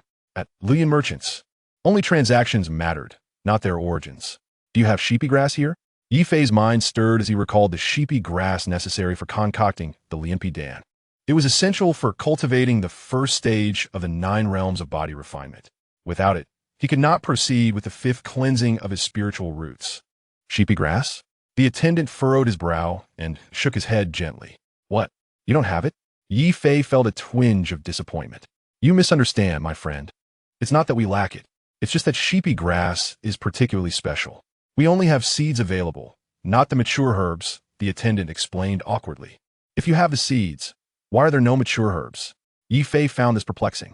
You see, once sheepy grass is uprooted from soil, it quickly withers and loses its medicinal properties. Only the mature seeds can be retained. Therefore, if you require sheepy grass, you can only purchase seeds and cultivate them yourself. The attendant patiently elucidated. Ah, I see. My ignorance is showing. Ye Fei scratched his head in embarrassment. Hektaruf, esteemed friend, do not jest. Our Luyan merchants have jade slips documenting the properties and medicinal effects of various spiritual herbs, and they are quite affordable. The most detailed ones are just 10 lower-grade spirit stones. If you're interested, I can fetch one for you, the attendant suggested, noticing Ye Fei's limited knowledge of spiritual herbs. Certainly, please bring me the most detailed one, and also some seeds of sheepy grass. Ye Fei nodded. The seeds of sheepy grass are 5 seeds for 1 lower-grade spirit stone. How many would you like? The attendant inquired with a smile. 50 seeds. Ye Fei extended 5 fingers. Very well, please wait a moment, the attendant said, turning to head towards the left side room. In merely a short while, he approached, holding a jade slip and a cloth bag. Ye Fei, upon seeing this, did not hesitate and directly tossed him 20 low-grade spirit stones. Such wealth you possess, my friend. It seems you require a treasure to conceal your true visage. It would surely provide an additional layer of protection while traveling. The young attendant gladly accepted the spirit stones, handed the items to Ye Fei, and began to promote other goods. One must admit, this young attendant was truly talented. With his persuasive eloquence, he managed to persuade Ye Fei to purchase another treasure from the Luyan Chamber of Commerce. When Ye Fei emerged from within, he had transformed into a different individual. At this moment, he donned a human mask resembling darker skin, draped in a blue cloak, and even changed his footwear, appearing somewhat taller. The mask was exquisitely crafted, making it impossible to discern any flaws resembling real skin. This was acquired through the persistent persuasion of the attendant, who claimed it could withstand scrutiny from cultivators below the core formation stage. Naturally, it came at a hefty price, costing him 200 low-grade spirit stones. As for the cloak and shoes, Ye Fei merely sought to obscure his figure and alter his height. They held no special significance. Ye Fei's motivation for these purchases stemmed from the attendant's insistence and his desire to liquidate all the spirit herbs in his possession. He feared that using a single identity might attract unwanted attention. Thus, when the attendant introduced the human mask, he was compelled to act. With the mask on, Ye Fei felt emboldened. He continuously altered his appearance, visiting 5 different shops, successfully selling the remaining 2,000 spirit herbs and accumulating 2,400 low-grade spirit stones. Now, he held a total of 4,500 low-grade spirit stones, a small mountain of wealth within the Qinglong sword. Once he reverted to his true face, Ye Fei strolled along the street, his eyes scanning the various stalls. He sought to discover if there were any worthwhile items to acquire, for his purpose in exchanging spirit stones was to procure useful goods. Thus, he ambled slowly, scrutinizing his surroundings. Young man, that alchemical furnace appears peculiar. You might consider purchasing it for research. After a short while, as Ye Fei reached a stall manned by an elderly man with white hair, the voice of Qinglong echoed within the Qinglong sword, filled with surprise. Chapter 22. The Arrogant Hua Qiuyang. Hearing Qinglong's words, Ye Fei's interest piqued, prompting him to halt. What is this? Upon stopping, he pointed at a dilapidated alchemical furnace displayed at the stall. It possessed a unique appearance, neither distinctly a furnace nor a cauldron. While other alchemical furnaces had round bellies, this one was square, resembling a cauldron. Unlike typical furnaces, this one had 2 handles. The lid of this square furnace was round, in contrast to the square lids of other cauldrons. This is an alchemical furnace, the elderly man explained politely. Can it really refine elixirs? Ye Fei expressed skepticism. Perhaps it can, the old man replied uncertainly. Hearing such a response made Ye Fei's lips twitch. This old man is quite the character, selling a furnace without knowing its capabilities. I have never refined elixirs, so I'm unaware of its efficacy, but has been passed down from my ancestors and should be a treasure. If not for my stagnant cultivation and impending demise, I would not part with it. Noticing Ye Fei's expression, the old man blushed and hastily clarified. How much do you intend to sell it for? Ye Fei pondered briefly before inquiring. 50 low-grade spirit stones. The old man replied. Very well, considering your age, 50 it shall be. I will take this alchemical furnace. Observing that the old man was over 90 years old, yet only at the 3rd layer of qi refinement, Ye Fei had no intention of haggling. He then produced 50 spirit stones and handed them to the old man. The old man excitedly accepted the stones and presented the furnace to Ye Fei, utterly astonished that it had truly been sold. Let me see what kind of alchemical furnace is worth 50 low-grade spirit stones. No sooner had Ye Fei received the furnace than a pale-faced youth cloaked in black approached. Reaching out to snatch it away, This youth had a ghostly complexion, with eyes emitting a blue glimmer, creating an unsettling presence. What do you think you're doing? Fortunately, Ye Fei reacted swiftly, sidestepping just in time. Realizing someone was attempting to steal from him, he did not hesitate to summon the furnace into the Qing Long sword with his consciousness. If you know what's good for you, hand over that furnace, otherwise, I assure you, you won't leave Qing Yuan town alive. Seeing Ye Fei conceal the furnace, the pale-faced youth raised an eyebrow and coldly commanded, "That furnace doesn't seem to concern you," Ye Fei retorted, furrowing his brows and taking a cautious step back. He realized this youth's cultivation was inscrutable, evidently superior to his own. Judging by his aura, even if he had not reached foundation establishment, he possessed the strength of the 9th layer of Qi refinement, sending a chill through Ye Fei's heart. Who says it's not related? Old man, here is 100 spirit stones. Hand over the furnace to me.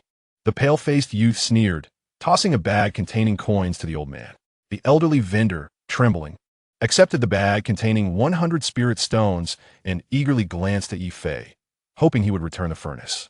However, he understood that such a request lacked integrity, so he refrained from voicing it. "My friend, according to the rules, you and I have completed our transaction. That furnace now belongs to me." Ye Fei gently shook his head. Had it been an ordinary alchemical furnace, he might have yielded, but given Qing Long's reaction, this furnace was far from ordinary. How could he possibly concede? "Young man, I no longer wish to sell this furnace. Please return it to me," eyeing the spirit stones in his hand. The old man gritted his teeth and pleaded, "I'm afraid not. Our deal is finalized." The old man's actions displeased Ye Fei, causing his tone to grow colder. Hearing Ye Fei's response, the old man was left in a quandary. As a mere casual cultivator with such low cultivation, he could not afford to offend either party.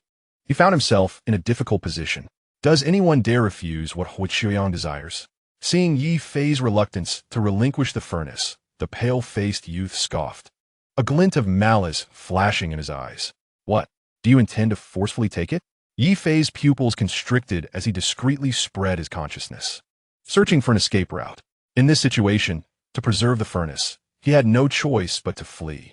However, as soon as Ye Fei released his consciousness, a sense of dread enveloped him, and his expression soured. Unbeknownst to him, over 20 men clad in black had encircled him. The weakest among them matched his own cultivation at the 6th layer of Qi refinement, while more were even stronger, including 2 foundation establishment cultivators. Discovered, is it? Well, this saves me the trouble of unnecessary words. Hand it over, lest you lose your life over this worthless furnace. Qiuyang sneered, his voice dripping with arrogance.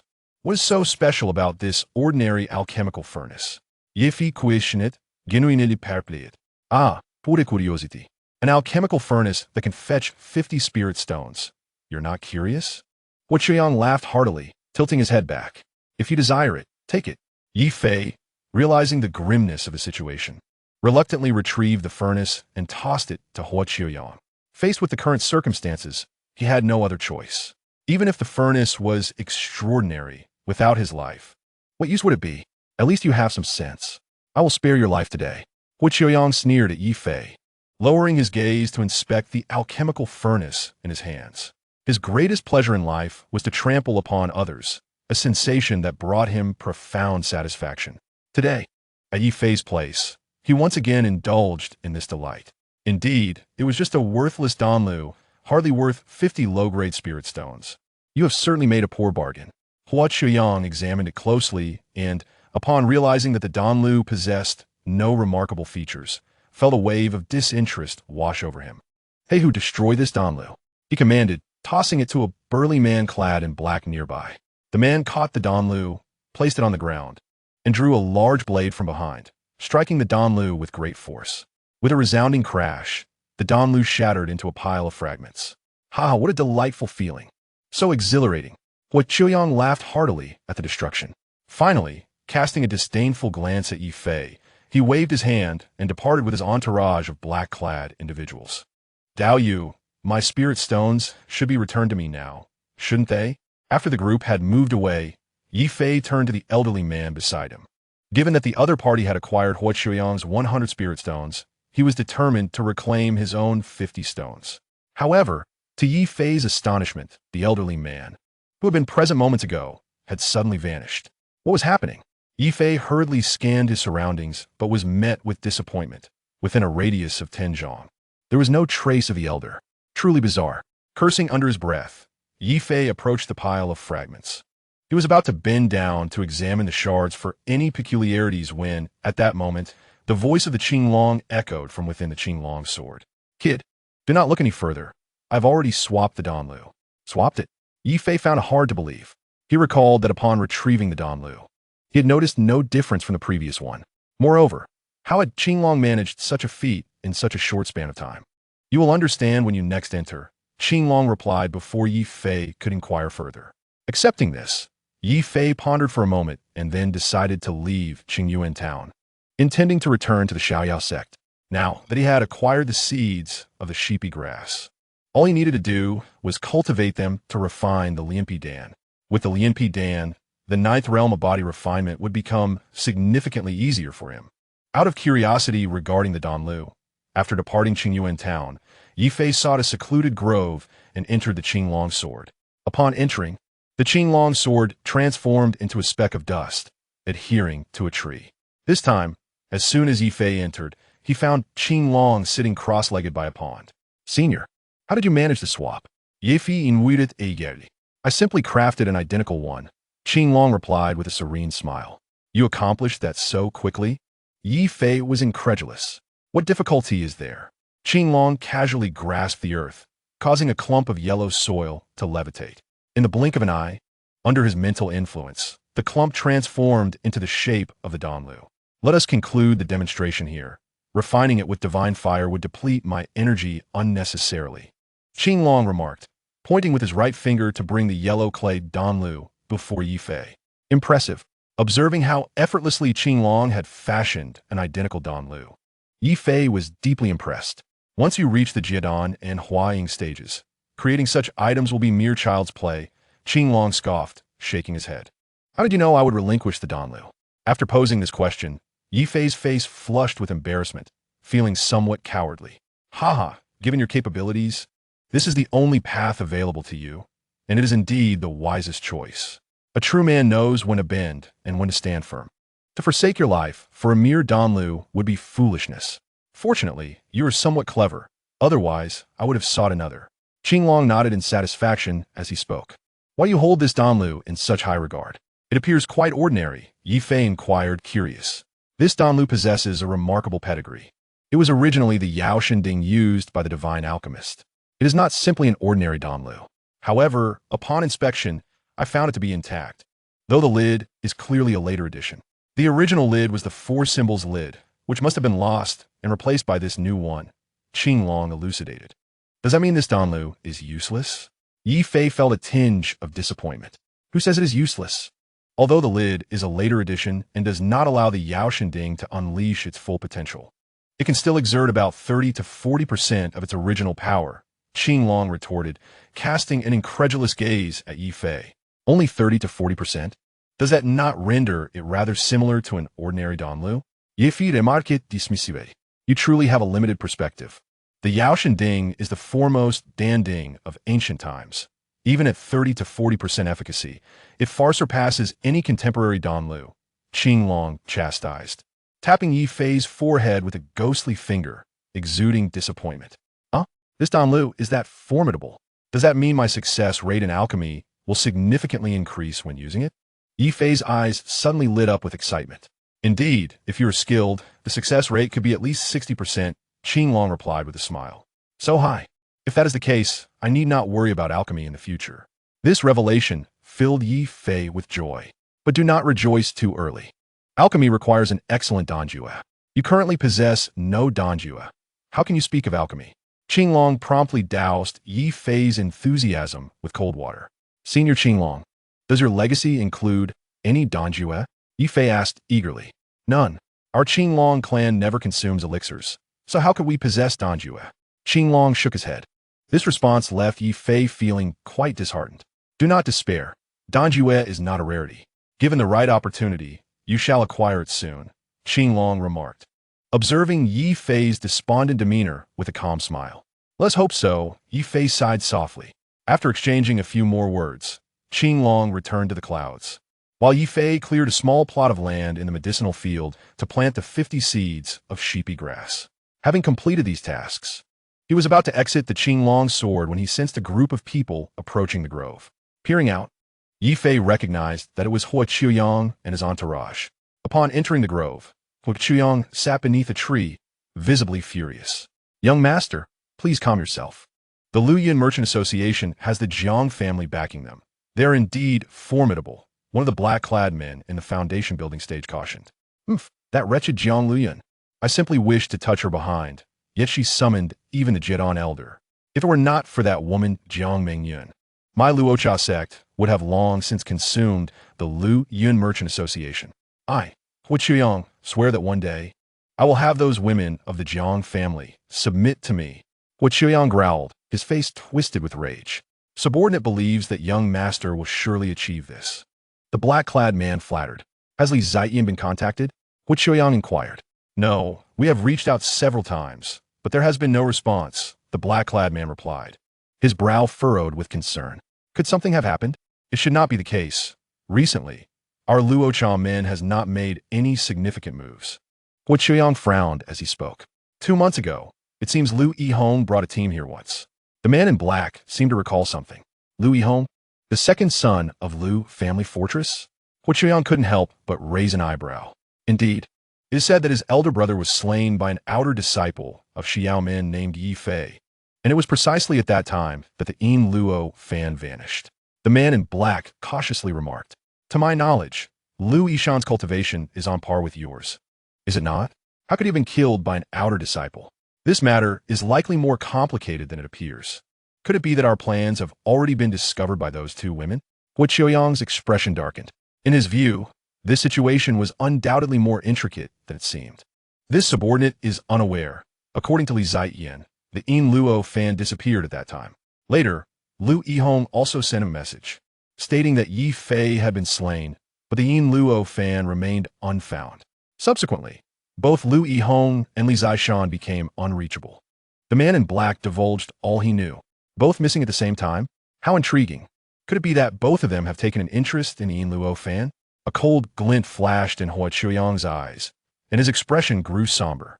What does the young master imply? The man in black felt a stirring in his heart. Send someone to investigate. The moment there is any trace of the 2, report to me immediately. We must recover the Yin Luo fan.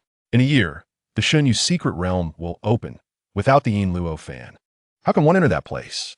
Hua Qiuyang gazed toward the northwest, his tone icy. Rest assured, young master, I shall not disappoint you. The man in black bowed to Hua Qiuyang. Very well, I entrust everything here to you. I must return to Luocha men to nurture my soul-devouring spear.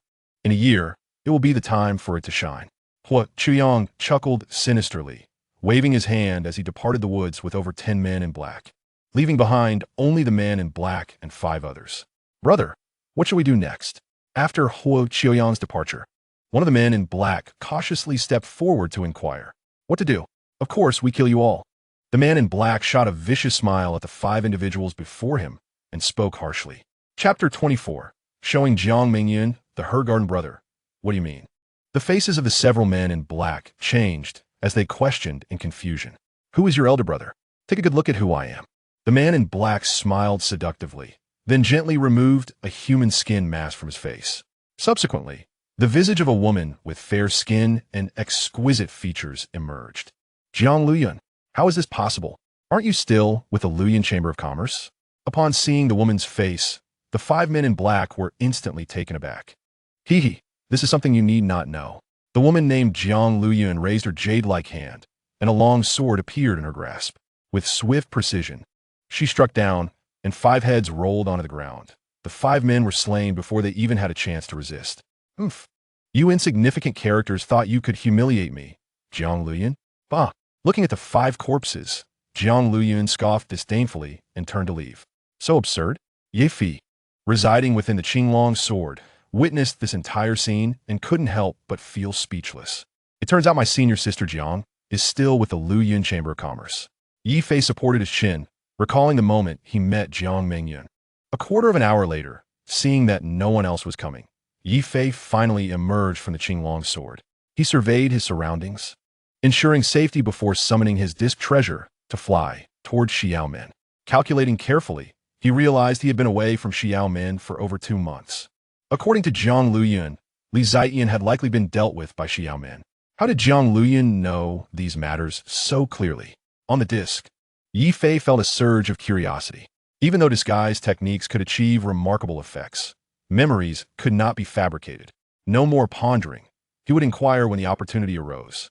For some reason, Ye Fei felt that he and Zhang Luyan would certainly cross paths again in the future.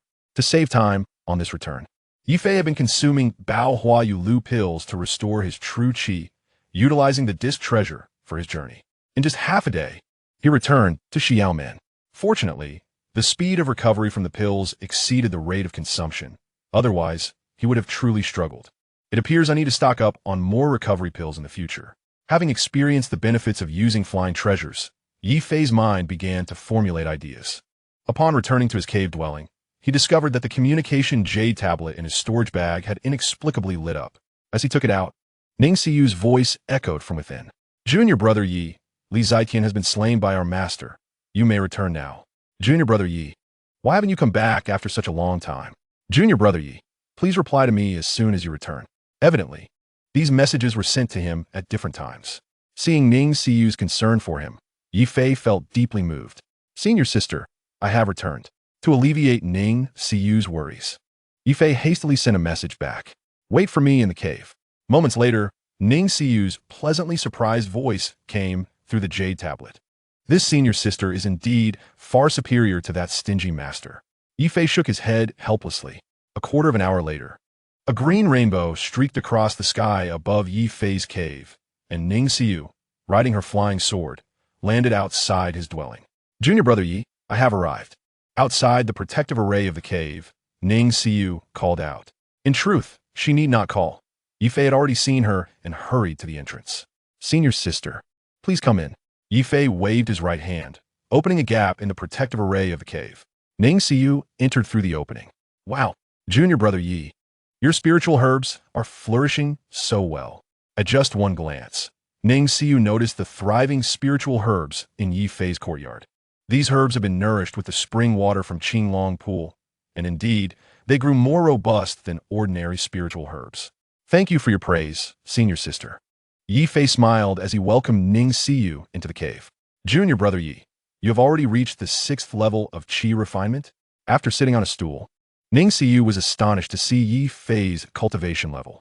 She had never anticipated that Ye Fei, who was initially of mixed spiritual roots, could reach the 6th level of qi refinement in just over half a year.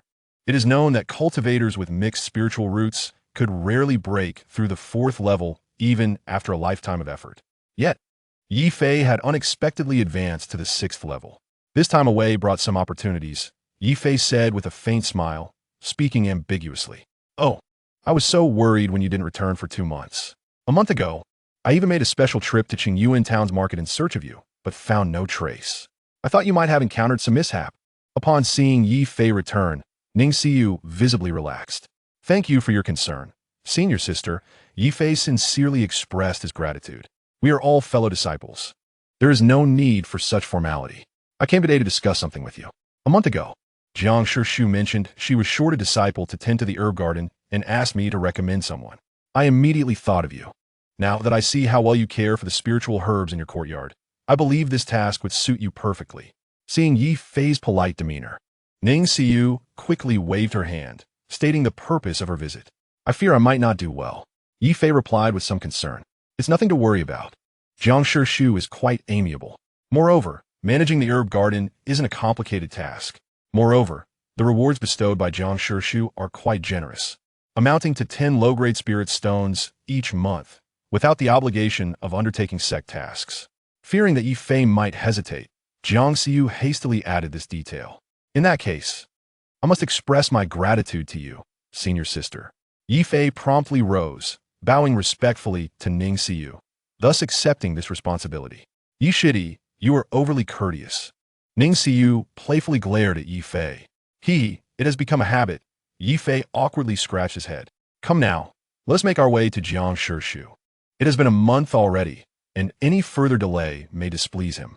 With a radiant smile, Ning Xiu took the lead and stepped outside. The two then soared on Ning Xiu's flying sword towards the depths of Xiaoyaomen. After a quarter of an hour, Ning Xiu led Ye Fei to a flat expanse amid the mountains, nestled between two towering peaks.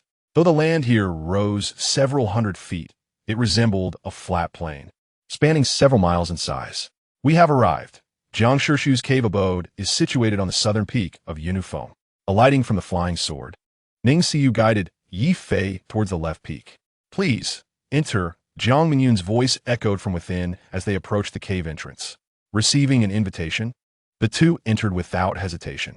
The cave was built into the mountainside, and, as they drew near, Ye Fei was greeted by a subtle fragrance, reminiscent of flowers and a woman's unique scent. Upon entering the cave, they beheld Jiang Mingyun, adorned in a yellow dress, seated gracefully in the main chair of the living room, her eyes gleaming with warmth as she regarded them. Xiu has met Jiang Shishu. Ye Fei has also had the pleasure of meeting Jiang Shishu. They both bowed deeply in unison. Please take a seat. Jiang Mingyun nodded gently, gesturing towards the chairs on either side. Thank you, Jiang Shishu.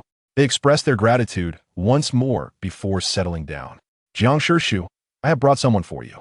This is my junior brother, Ye Fei. Ning Xiu promptly introduced. Very well. Let Ye Fei remain, Jiang Mingyun replied with a tranquil smile, not probing further. Thank you. Jiang Shishu. Ye Shidi has only recently joined, and there are certain customs he may not fully understand. I hope Jiang Shishu will be lenient. Ning Xiu, delighted that Jiang Mingyun was willing to keep Ye Fei, added a supplementary remark. I have met Ye Fei before, so you need not worry about that, Jiang Mingyun reassured. Casting a meaningful glance at Ye Fei, her words momentarily startled Ning Xiu, yet she refrained from probing further, responding affirmatively before taking her leave. Once Ning Xiu departed, the room was left with just Ye Fei and Jiang Mingyun. You have made considerable progress these past few months, Jiang Mingyun observed, her face adorned with a smile as she regarded the seated Ye Fei. Thank you for your praise, Jiang Shishu. It was merely a small opportunity during my recent outing. Ye Fei a planet hastily. Do not feign modesty before me. Take this pill formula. Focus on refining the Lianpi Dan and aim to elevate your cultivation to the peak of qi refinement within a year. Jiang Mingyun smiled gently, casting a glance at the short sword at Ye Fei's waist. With a flick of her delicate fingers, a jade slip flew into Ye Fei's hand. She then rose and walked deeper into the cave. Chapter 25. I wish to live together with Yi Shixiang gazing at the jade slip in his hand and recalling Jiang Mingyun's glance towards the Qinglong sword. Ye Fei found himself momentarily frozen, waves of astonishment surging within him. What does this imply? Does Jiang Mingyun know my secret? How could that be possible? I have not spoken of this to anyone. Ye Fei's mind was engulfed in confusion, unable to comprehend the situation. Do not overthink it. I am aware of the secrets of Qinglong Valley. Simply focus on your cultivation, and as your skills advance, certain truths will reveal themselves. Jiang Mingyun's voice resonated from within the cave, just as Ye Fei pondered his next course of action. Thank you, Jiang Shishu.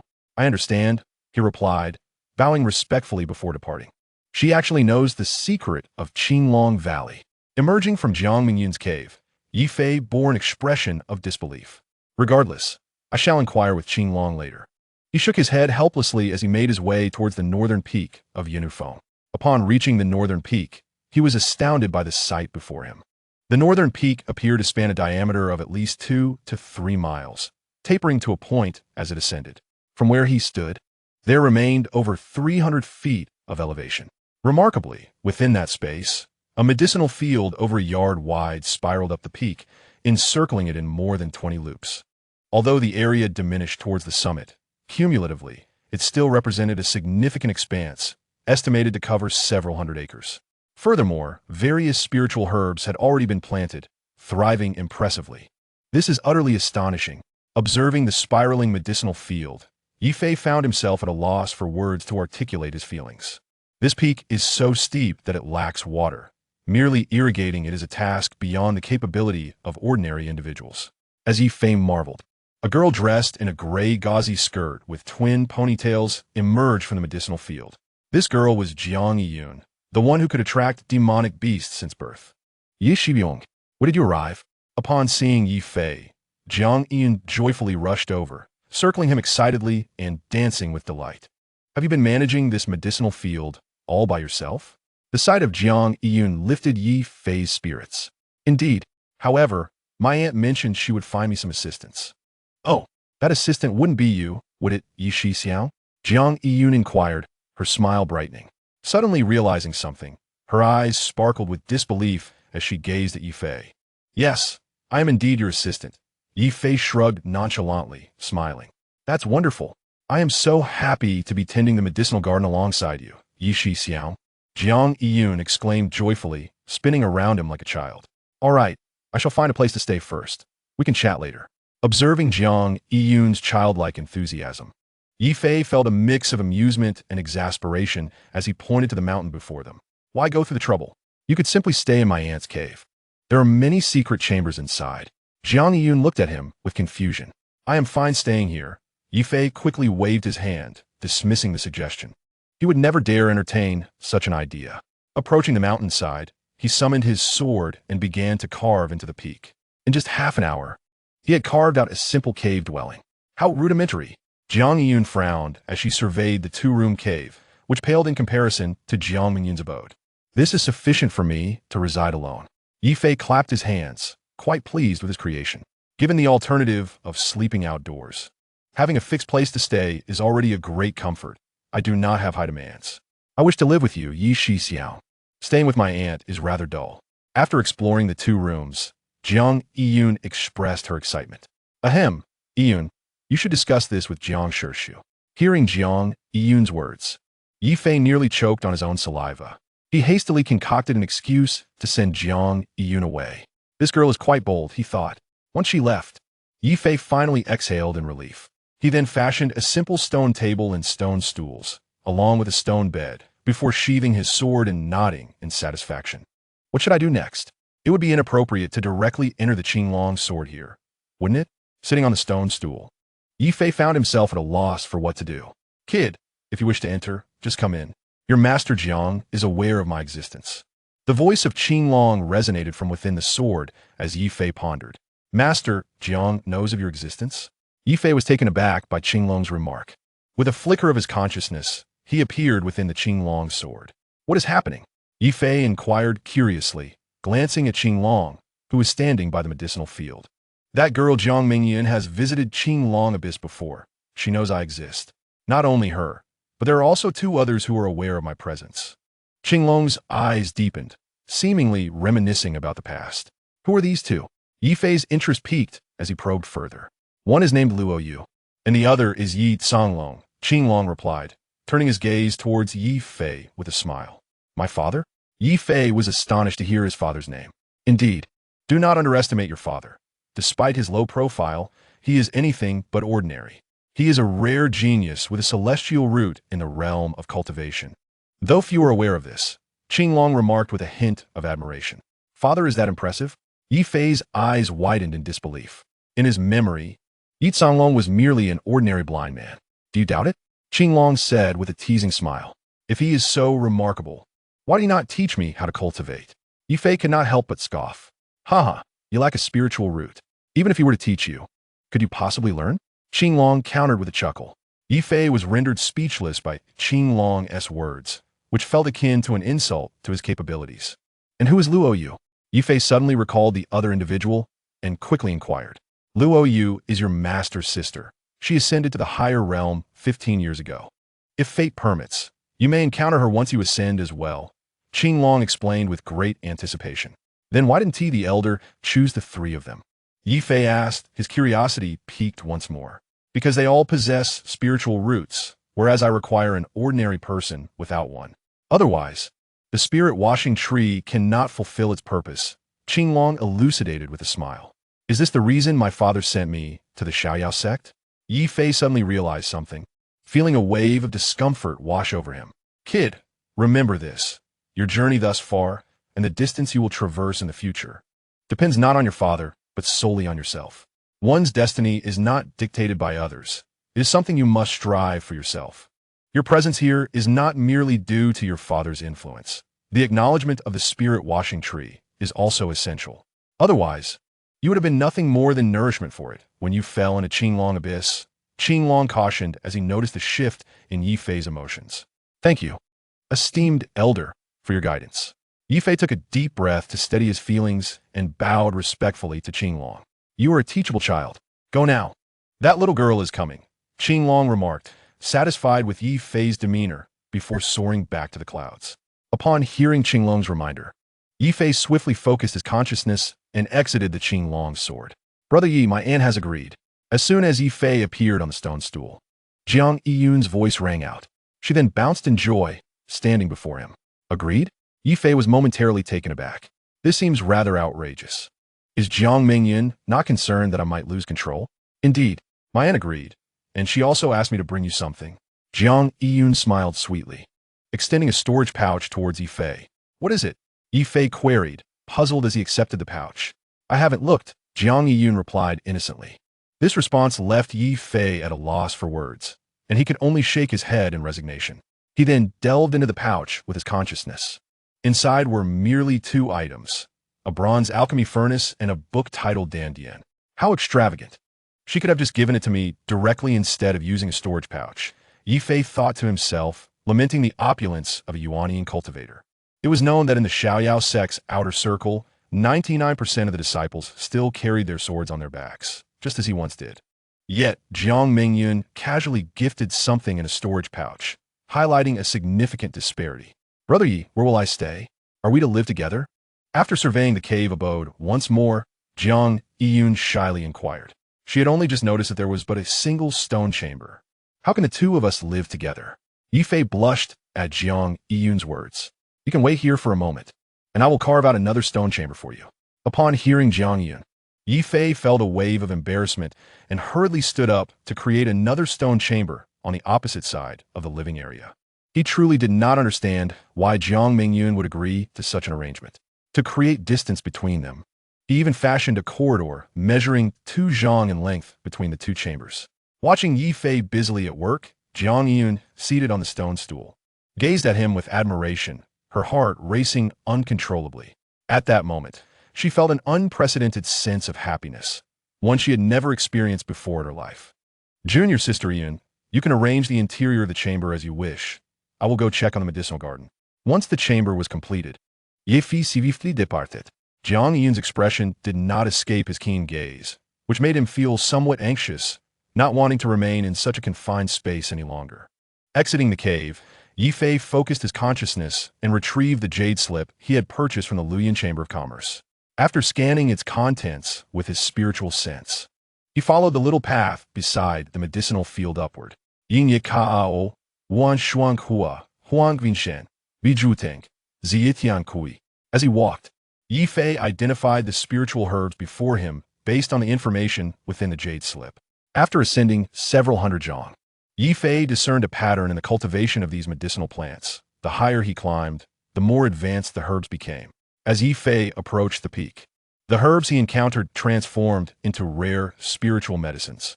According to the jade slip's description, these spiritual herbs were exceedingly scarce throughout the entire realm of cultivation. Master Jiang is indeed wealthy, Ye Fei mused as he reflected on the abundance of herbs he had come across. If all these herbs were exchanged for spirit stones, they would be worth at least several 100,000. Since my task is to tend to the medicinal garden, I shall commence at once. After a moment of contemplation, Ye Fei stretched and then extended his right hand to retrieve a wooden bucket from the Qinglong sword. This was his tool for irrigating the medicinal field. Now, coming in handy, under the influence of his spiritual sense, he filled the bucket with spring water from the Qinglong sword. Then, he meticulously poured the spring water over the medicinal field before him. Thus, Ye Fei continued downwards, gradually watering the field. As he operated solely through his spiritual sense, the speed at which he irrigated the medicinal field was remarkably swift. It took him merely 2 hours to complete the task of watering the entire garden. Brother Yi, you have finally returned. As soon as Ye Fei returned to the cave, Jiang Yiyun hurried over to greet him. Is there something you need, Junior Sister Yiyun? Seeing Jiang Yiyun sitting on the stone bench in the living room, lost in thought, Ye Fei curiously inquired, Did you miss me? Jiang Yiyun's cheeks flushed slightly, her tone unexpectedly laced with a hint of playful affection. Her words were indeed sincere, Whenever she recalled Ye Fei's reckless bravery on her behalf, her heart surged with emotion. She had encountered similar situations numerous times before, yet none of those individuals truly cared for her well-being, preoccupied only with their own escape. Only Ye Fei had not only rescued her twice, but had also risked his life to buy her time to flee. In Jiang Yun's eyes, only a man like Ye Fei was a true man, worthy of lifelong devotion. "Yun, I need to study alchemy, so I'll return to the cultivation chamber now." Unaware of Jiang Yun's inner thoughts, Ye Fei felt a sudden unease upon hearing her direct statement.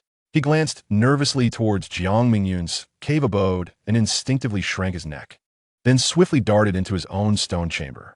"What should I do now?" Ye Fei sat on the stone bed, his heart lamenting at the thought of Jiang Yun outside. He held no interest in her at all. Besides her chatter, there was nothing about her that captivated him. She lacked both a well-endowed bosom and an appealing figure. However, if it were Jiang Shishu, as the image of Jiang Mingyun's alluring hand flashed in his mind, a look of fascination emerged in his eyes. Enough of these nonsensical thoughts. He felt a wave of shame wash over him as these notions surfaced, hastily spitting to dispel them and casting aside his distractions. It was imperative to focus on serious matters. Ye Fei forced himself to calm down, then, with a thought, retrieved the 3 items Jiang Mingyun had given him: the alchemy technique jade slip, the dandian, and the bronze alchemy furnace. Gazing at the 3 items before him, Ye Fei held his breath and focused, first taking the jade slip into his hands. With a mere sweep of his consciousness, the contents of the slip unfolded in his mind. The material was not extensive, detailing several steps of alchemy and the critical points to note for each.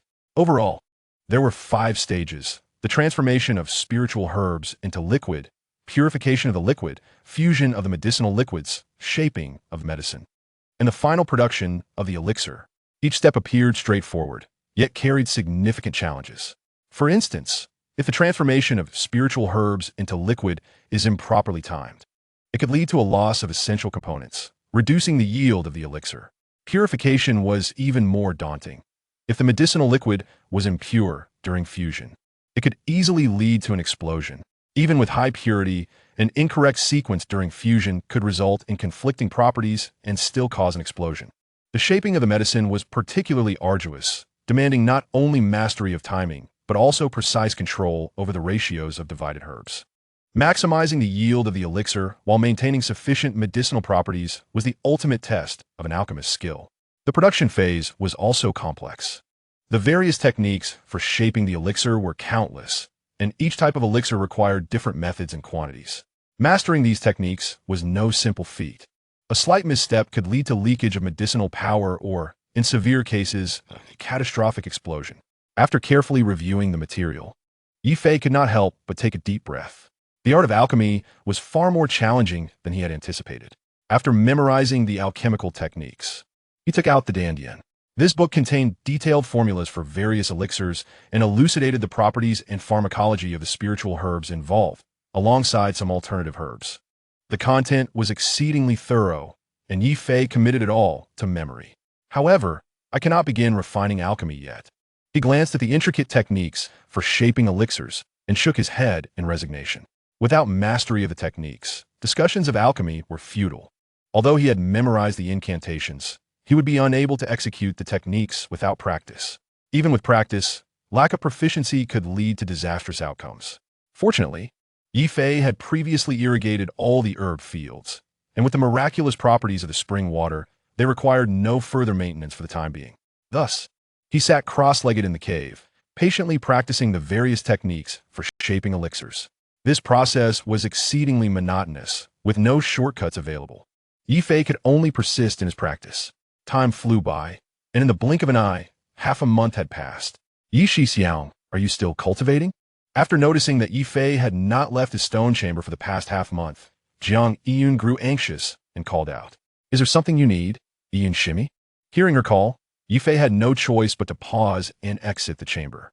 "You truly are a cultivation fanatic. You haven't even stepped outside in half a month. Do you not need to eat?" Jiang Yun pouted, a hint of annoyance in her voice. "I bought some fasting pills while I was out, so I have no need for food," Ye Fei replied sheepishly. "I called you to oversee the herb fields. Why haven't you watered them or pulled the weeds?" Jiang Yun continued to press. I irrigated them previously. They should be thriving now, Ye Fei replied with suspicion. After saying this, he directly walked out of the cave to check the herb fields. Look, the herb fields are much more vibrant than when I first arrived. He pointed at the noticeably taller spiritual herbs. Oomph, you naughty rascal, always finding excuses to avoid me. To his surprise, upon hearing this, Jiang Yun stomped her foot in anger, snorted coldly, and ran towards Jiang Mingyun's cave. What just happened? Did I do something wrong? Ye Fei scratched his head in confusion. Andy, Ye Fei is a big bad guy. You must find a way to deal with him. Jiang Yun fumed as she sat beside Jiang Mingyun in her cave. As a young lady, how can you not be a bit more reserved? Acting this way will only scare him away, Jiang Mingyun gently chided, shaking her head in disappointment. What should I do for Ye Fei not to avoid me? Jiang Yun asked anxiously. You must elevate your cultivation level quickly with your talent. Reaching the peak of qi refinement within a year is no problem. By then, you can venture into the Shun Yu secret realm with Ye Fei, fighting side by side and gradually getting to know each other. He will surely come to care for you, Jiang Mingyun patiently advised. But I can't concentrate on my cultivation. Jiang Yun glanced towards the north peak, feeling somewhat troubled. For these past 2 weeks, her thoughts had been entirely consumed by Ye Fei, making it impossible for her to focus. Yet, Ye Fei was evading her, not allowing her even a glimpse, leaving her quite vexed. If it becomes too difficult, you should return to Shun Yu City. Once you reach the peak of qi refinement, I will come to fetch you. The path of immortality is elusive. Men do not seek mere adornment, but rather women who can walk alongside them. Therefore, if you genuinely wish to become Ye Fei's partner, your cultivation must not lag behind. Jiang Mingyun sighed lightly, explaining patiently. All right, I will heed Annie's advice and return to Shun Yu City. Upon hearing this, Jiang Yun bit her crimson lip, her gaze resolute. Chapter 27. The first alchemy attempt unbeknownst to Ye Fei, Jiang Yun had departed. He remained engrossed in his daily practice. However, from that point forward, whenever he felt fatigue from his alchemical studies, he would venture outside to water the herb fields and remove weeds. Whenever higher-tier spiritual herbs matured, he would secretly collect some seeds and plant them in the spiritual herb field within the Qinglong sword. Additionally, he dedicated some time each day to practicing the body refinement technique. Another half-month passed. Having fully mastered the techniques for shaping elixirs, it was now time to put them into practice. It's time to begin, Ye Fei murmured to himself as he stood up and exited the cave. After a month of diligent practice, Ye Fei had become thoroughly proficient in the intricate techniques for shaping elixirs. He was ready to embark on his alchemical journey. After all, the sure pie grass had also matured, and once he learned the art of alchemy, he would be able to refine the skin refinement elixir. With the acquisition of the Lian Pai Dan, he felt a significantly greater assurance of entering the Lian Pai realm. However, alchemy required flames.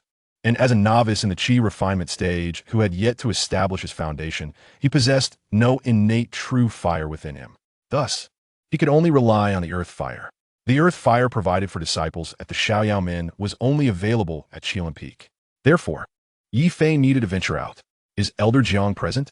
After a moment of contemplation, Ye Fei arrived at the entrance of Jiang Mingyun's cave, dwelling and respectfully inquired within. After all, he was uncertain about the duration of the alchemical process and deemed it necessary to request leave. What is it? Jiang Mingyun's melodious voice resonated from within. Returning to Elder Jiang, your disciple wishes to go out for a few days, Ye Fei replied with utmost respect. Going out? For what purpose? Jiang Mingyun questioned, puzzled. Your disciple intends to travel to Qilin Peak to utilize the earth fire there and attempt to concoct medicinal pills, Ye Fei responded candidly. If you require earth fire, why go through such trouble? I possess some right here. I can provide you with a room. The third room on the left has a slightly weaker flame, which will suit your cultivation level perfectly, Jiang Mingyun replied with a serene smile, and her voice faded thereafter. It turned out that there was also earth fire here. The resources in Elder Jiang's possession were indeed abundant. Ye Fei felt a wave of gratitude welling up within him. Since Jiang Mingyun had spoken so, he hesitated no longer and stepped into her cave dwelling. As Ye Fei crossed the threshold of the cave, a faint and pleasant fragrance wafted into his nostrils, quite delightful. Passing through the reception area, he arrived at a corridor approximately 5 feet wide. This corridor led deep into the cave, flanked by 9 stone chambers on either side. A considerable number indeed. Ye Fei was unaware of what lay within and dared not probe with his divine sense. Above the corridor, luminous pearls were embedded at intervals, illuminating the depths of the cave as if it were day. Once in the corridor, Ye Fei refrained from glancing around and proceeded directly to the third stone chamber on the left. He opened the door and stepped inside. Upon entering the stone chamber, a wave of heat greeted him, causing Ye Fei to shiver involuntarily. He focused his gaze and observed that the chamber measured roughly 2 zhang square, with a stone platform of about 1 foot in height at its center. The platform was the size of a grinding wheel, with a hole in the center the thickness of an arm. Within the hole, a flickering flame danced vigorously. This flame leapt over 1 foot high, nearly as thick as an infant's arm. Despite its modest size, it radiated an intense heat. Even from a distance of roughly 10 feet, Ye Fei could feel its scorching warmth. The stone chamber appeared spacious, yet apart from the stone platform, there was nothing else within. This was indeed earth fire. Observing the flickering flame before him, Ye Fei felt a surge of curiosity. He approached, examined it for a moment, and then sat cross-legged in front of the stone platform. He retrieved the Yao Shun Ding and placed it upon the platform to preheat. Subsequently, he focused his mind in the 4 spirit herbs, Qing Mu Jin, Yin Yi Chao, Xian Shuang Hua, and Huang Jin Shun, materialized beside him. These 4 herbs were the ingredients for concocting the Bu Qi Dan, and Ye Fei intended to commence with it. After a brief period, the Yao Shun Ding was adequately preheated. With a breath, he uttered the initial incantation, raising his left index finger gently. The lid of the ding began to levitate slowly. Go! With a series of gestures from his right hand, the 4 spirit herbs were enveloped in his true energy and guided by his divine sense into the Yao Shun Ding. As the herbs entered, Ye Fei retracted his left hand, and the lid descended gradually. The herbs, under Ye Fei's divine sense control, floated at 4 distinct points, remaining apart from one another. Given that the Yao Shun Ding had been preheated, the internal temperature was high, and within moments, the 4 spirit herbs began to melt gradually. From the 4 clusters of true energy, droplets of spirit liquid began to form and gather. In just a little over a quarter of an hour, all 4 herbs had completely melted into 4 large clusters of spirit liquid. The first step of transforming the herbs in a liquid was successfully completed. Naturally, this liquid still contained a considerable amount of herbal residue. Ye Fei then extended 4 strands of divine sense to meticulously separate the residue from the spirit liquid, discarding it from the Yao Shun Ding. Once the residue was expelled, Ye Fei successfully completed the second step of purifying the spirit liquid for the medicinal pill. Though this step appeared simple, it was exceedingly challenging and required exceptional divine sense control. Even with Ye Fei's cultivation at the 6th layer of qi refinement, he was beaded with sweat upon completing this step. After taking a deep breath, he proceeded to the 3rd step of merging the medicinal liquids according to the instructions in the Dandian. Following the guidelines, Ye Fei began to merge the liquids from Qing Mu Jin and Huang Jin Shun. Bang! Just as they began to merge, an explosion erupted, violently scattering energy and causing the remaining 2 clusters of spirit liquid to shatter. Simultaneously, the Yao Shun Ding trembled, and a cloud of black smoke billowed forth, filling the chamber with a burnt odor. Ye Fei's first attempt at alchemy had just reached the 3rd step when it resulted in a furnace explosion. Cough, cough. What just happened? I followed the steps meticulously. Ye Fei covered his nose with his right hand, coughing several times, his face a mask of bewilderment. Once the smoke cleared, Ye Fei sat cross-legged on the ground, meticulously recalling the entire process of his 3rd step. He realized he had neglected to have the other 2 clusters of medicinal liquid merge simultaneously. Soon, Ye Fei discerned where he had erred. While merging Qing Mu Jin and Huang Jin Shun, he should have allowed the other 2 spirit herbs to merge at the same time as well. Furthermore, their rates needed to be consistent. Only then would the medicinal potency within the ding remain balanced. Otherwise, any imbalance would lead to the disastrous outcome he had just experienced. Having identified the cause, Ye Fei took a deep breath, once more focusing his mind, and retrieved another set of herbs. With the experience of his first attempt, he completed the transformation and purification of the liquid swiftly the 2nd time. The 3rd step, executed with utmost caution, was also successfully achieved. The 4 clusters of medicinal liquid had merged into one large mass, now suspended in the center of the Yao Shun Ding. Due to his heightened concentration, Ye Fei was drenched in sweat upon completing the merging of the medicinal liquids. Only the final two steps remained, and he resolved to maintain his composure. Encouraging himself inwardly, Ye Fei steadied his emotions and began the fourth step of shaping the medicinal pill. This step was crucial in the entire alchemical process, determining the quantity of pills produced. However, the Dan also specified the conventional output for each type of pill. For the Buqi Dan, the standard yield was 6 pills, a quantity that most alchemists could achieve. Ye Fei certainly aspired to this goal of 6 pills. As he enveloped the medicinal liquid with his true energy, he silently recited the incantations, employing the control fire technique to manipulate the earth fire, gradually enlarging its flames. As the intensity of the earth fire increased, the temperature within the ding rose correspondingly.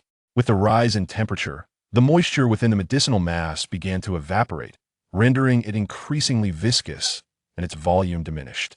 After approximately 15 minutes, the medicinal liquid transformed into a cohesive mass of medicinal mud. Observing the formation of the medicinal mud, Ye Fei could not help but exhale in relief. He then directed 6 strands of divine sense to carefully divide the medicinal mud into 6 equal portions, shaping them into round pills. Being his first attempt, this process was quite slow, taking half a stick of incense's time. Fortunately, Ye Fei demonstrated considerable talent in controlling his divine sense, and after a quarter of an hour, the fourth step was successfully completed. Unbeknownst to Ye Fei, as he accomplished the fourth step, within the innermost stone chamber, Jiang Mingyu nodded in satisfaction. She had observed every action he took, and to complete the fourth step with merely his second attempt already surpassed the majority of practitioners. After completing the fourth step, Ye Fei promptly closed his eyes and began to form hand seals. Simultaneously, he pointed his index fingers towards the Yao Shen Ding. With each point, a yellow orb of light flew from his fingertips, penetrating the Yao Shen Ding and striking the 6 Dan pills within. Each time a light orb hit, the corresponding Dan pill quivered, its surface enveloped by a layer of yellow light membrane. The more light orbs that struck the Dan pills, the thicker the membrane became. Gradually, the color of the Dan pills intensified to a deeper yellow. Once the color ceased to change, Ye Fei halted his actions. The pills were formed. Suddenly, he opened his eyes, simultaneously forming hand seals, and an orb of light, the size of the Yao Shen Ding, materialized in an instant. He raised his right hand and gently tapped the orb, which immediately merged into the Yao Shen Ding. With a resonant hum, the lid of the Yao Shen Ding slowly lifted, releasing a rich aroma of medicinal herbs. Subsequently, 6 yellow Dan pills, all of equal size, floated out and hovered before Ye Fei. Gazing at the 6 Dan pills, Ye Fei's heart surged with excitement. He had successfully refined his first batch of Dan medicine. Triumphantly, he swung his right fist in the air and then grasped all 6 pills in his hand. Among these, 4 slightly dull, classified as inferior pills, while 2 possessed a faint luster, categorized as low-grade pills. Regrettably, upon examining these 6 Dan pills, Ye Fei felt a tinge of disappointment amidst his joy. Chapter 28. Welcoming the Waterfall Stone for Body Refinement. Observed in full by Jiang Mingyun, Ye Fei believed that the quality of his first batch of Dan medicine was rather subpar. Though the inferior pills were still considered medicinal, they were merely marginally better than waste pills, possessing weak medicinal properties and significant toxicity. Prolonged consumption would adversely affect one as cultivation, which explained the difficulties faced by many loose cultivators in advancing. He distinctly remembered that while forming the Dan, the capacity had reached its limit, yet the quality remained disappointing. Moreover, the time taken to refine this batch of chi-replenishing pills was not short, nearly half an hour. Determined to try again, Ye Fei stored the pills away and retrieved another set of medicinal materials. Having gained experience from his previous success, he refined the next batch at a considerably swifter pace, progressing to the 5th step in just over a minute. Bang! However, at the critical moment of finalizing the pills, an explosion occurred. Had the furnace burst? Observing the darkened scene before him, Ye Fei furrowed his brow. He had intended to enhance the quality of the Dan pills by incorporating additional formations, but instead, the furnace had exploded. Undeterred, Ye Fei retrieved another set of materials. This time, he exercised great caution, slowing down his pace and avoiding haste. After a brief half hour, he successfully refined another batch of chi-replenishing pills, yielding 3 inferior pills and 3 low-grade pills, slightly better than his previous attempt. He felt no significant disappointment upon seeing the quality of these 6 pills, perhaps due to his inexperience. After a moment of self-reassurance, Ye Fei continued his refining process. 2 days later, as Ye Fei emerged from the stone chamber, his face bore the marks of exhaustion, yet an unmistakable joy radiated from him.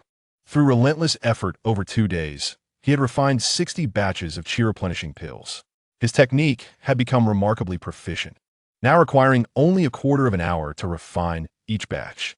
Furthermore, the quality of the pills had noticeably improved. In his last batch, he produced 6 pills for low-grade and 2 mid-grade. Ye Fei decided to cease his refining for the time being, as the strain on his mental energy was too great, necessitating a well-deserved rest. Upon returning to his cave dwelling, he lay down on the stone bed and fell into a deep slumber.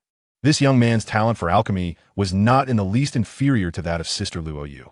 Jiang Mingyun, who had been observing Ye Fei for 2 days, had a gleam of brilliance in her beautiful eyes. With the Yin Luo banner in one hand and the Qing long sword in the other, she pondered whether to conceal herself within the Qing long sword. As she sat cross-legged in the stone chamber, murmuring to herself, it seemed she was grappling with a difficult decision. Meanwhile, Ye Fei remained blissfully unaware, deep in slumber. He slept for an entire day and night before finally awakening. After such an extended period of rest, his mental faculties had returned to peak condition. It was now time to refine the Lian Pai Dan. Ye Fei left the cave and returned to the earth fire chamber. His alchemical skills had become quite adept. Following the records in the Lian Tiao Dian, he summoned 5 sure pie grass from the Qing long sword with a mere thought. As sure pie grass loses its medicinal properties once removed from the soil, Ye Fei acted swiftly, promptly throwing the 5 plants into the Yao Shen Ding and commencing the refinement of the Lian Pai Dan. A quarter of an hour later, as the fragrance of the herbs wafted from the Yao Shen Ding, Ye Fei's first batch of Lian Pai Dan was a success. He produced 3 low-grade pills and 3 mid-grade pills. Looking at the 3 light green and 3 yellow-green pills, Ye Fei nodded in satisfaction, noting the quality of this batch was superior to the previous ones. After storing the pills, Ye Fei began refining the Lian Pai Dan again. An hour and a half later, after completing the final batch of Lian Pai Dan, Ye Fei stood up. Since there were only 50 sure pie grass in total, he had only refined 10 batches, all of which were successful, yielding a total of 60 pills, 20 low-grade and 40 mid-grade. Yi Shiji, come with me. Jiang Mingyun's figure appeared at the entrance of the stone chamber, just as Ye Fei prepared to leave. Without hesitation, he followed her outside the cave. Upon reaching the exterior, Jiang Mingyun gracefully raised her hand, and a flying ship emerged from the storage ring on her finger. In the blink of an eye, it expanded to a length of 2 zhang. Let us go. I will take you to a place. Jiang Mingyun waved her hand, and in a flash, she and Ye Fei stood on the deck of the flying ship.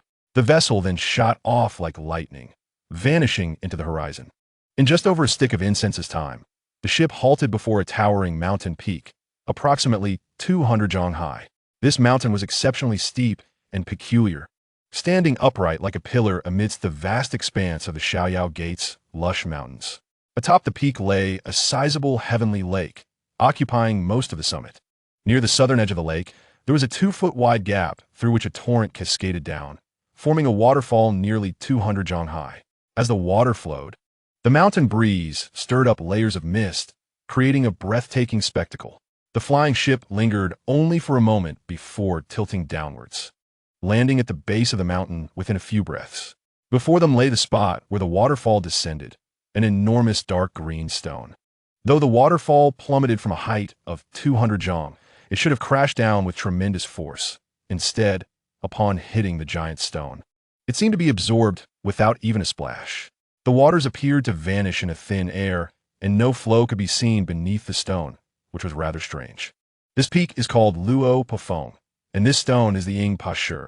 If you wish to refine your body, this Ing Pa Shi is the perfect location. Jiang Mingyun indicated the giant stone after disembarking from the ship. Refine my body here? I fear my body cannot withstand it. Ye Fei's expression darkened. The force of the waterfall's impact would likely create a hole even in iron, let alone his flesh. Without the impact of this waterfall, how could you withstand the domineering potency of the Lian Pai Dan? Jiang Mingyun lightly shook her head and smiled as she spoke. Clearly, she possessed considerable knowledge regarding the potency of the Lianpi Dan. Is the potency of the Lianpi Dan truly so domineering? Jiang Mingyun's assertion took Ye Fei by surprise, as he was unaware of this fact. Its potency is not just domineering. If consumed directly, it could potentially cause excruciating pain that could lead to death. Otherwise, the world would be teeming with body refinement practitioners. Jiang Mingyun sighed. I see. Thank you for your guidance, Jiang Shishu. After hearing her explanation, Ye Fei finally came to a realization, feeling immense gratitude towards Jiang Mingyun. Had she not reminded him, he might have foolishly consumed the Lianpi Dan, risking his life. You may proceed. I shall protect you here. Jiang Mingyun smiled calmly, then swiftly settled onto a stone slab. Observing this, Ye Fei lightly pushed off with his toes and leaped to the edge of the boulder. He then took out a Lianpi Dan and placed it in his mouth. The moment the Lianpi Dan entered, it dissolved into a medicinal liquid that coursed into Ye Fei's abdomen. How painful! In an instant, Ye Fei couldn't help but cry out in agony. Forgetting everything else, he swiftly positioned himself at the center of the boulder, plunging into the cascading waterfall. Just then, as the medicinal potency of the Lianpi Dan began to spread, Ye Fei felt an intense pain radiate through his skin. Instantly, he experienced a sensation of swelling throughout his body, as if he were about to explode. The pain was so deep it felt like his flesh was being cut and his bones scraped, rendering Ye Fei nearly unable to endure it. Thus, he decisively leapt into the waterfall.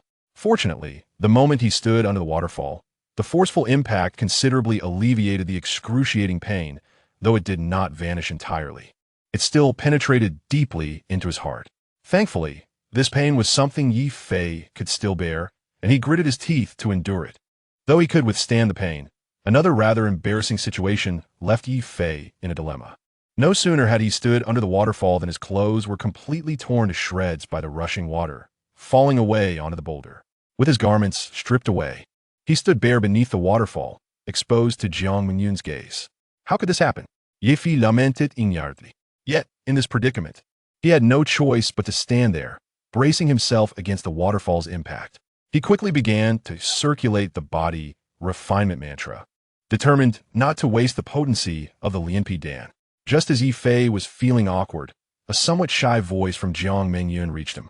Indeed, she had seen everything. Hearing her voice nearly sent Ye Fei into a panic. Initially, he had deceived himself, attributing Jiang Mingyun's lack of interest in him as a comfort. But now, alas, Ye Fei could only sigh inwardly, silently circulating the body refinement mantra within. It was at this moment that he noticed his skin was nearly stripped away from the fierce impact of the waterfall.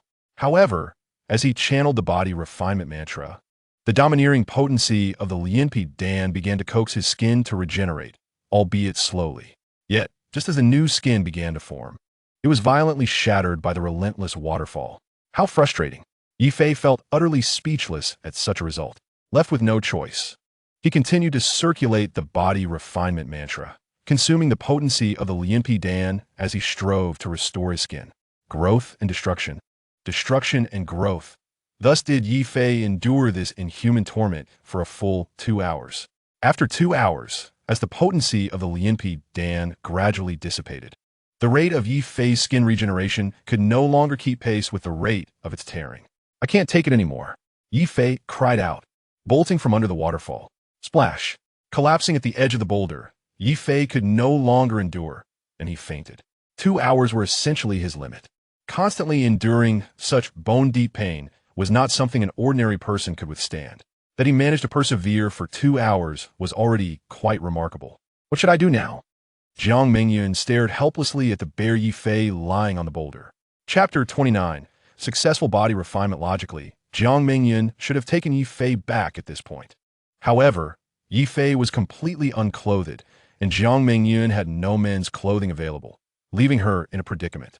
Moreover, seeing Ye Fei's unclad form stirred a slight sense of panic within her. Truth be told, this was the first time in a century of cultivation that she had seen a man's naked body.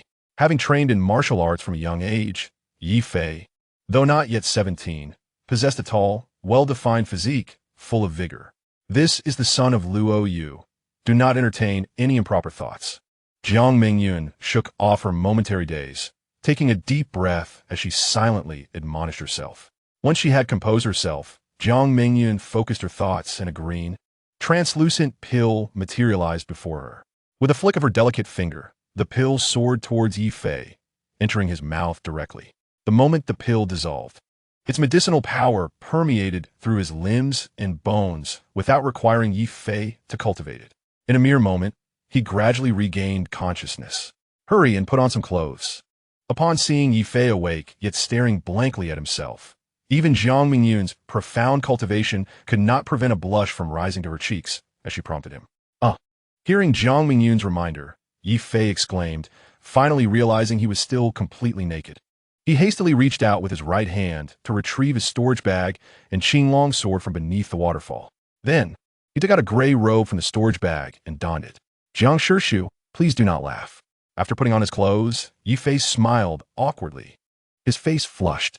We are both practitioners. The body is merely a vessel. Besides, considering my age, you appear as a mere child in my eyes. There is no need to concern yourself with it. After a brief rest, we must continue. Achieving the first realm of body refinement is no simple task, and there are still many trials ahead. Jiang Mingyun made an effort to control her voice and expression, striving to appear composed. With that, she returned to her previous position on the stone slab, entering a meditative state. Let's continue. As he gazed at the cascading waterfall before him, Ye Fei felt a tremor in his heart, sighing helplessly. Truth be told, if given a choice, he would prefer never to endure such excruciating pain again. However, if he wished to advance further in the path of cultivation, such suffering was a necessity he must embrace. I will persevere. After resting for nearly half an hour, Ye Fei gritted his teeth and took out another Lianpi Dan, placing it in his mouth. This time, he did not wait for the medicinal power to take effect. He swiftly darted into the waterfall. It hurt so much. In just a breath's time, the intense pain surged through Ye Fei's body once more. It seemed slightly better than the last time. After about half a stick of incense, Ye Fei suddenly felt the pain in his body was somewhat less severe compared to before. Moreover, he sensed that the impact of the waterfall on his skin had also noticeably diminished. Elated by this change, Ye Fei felt a surge of strength coursing through him.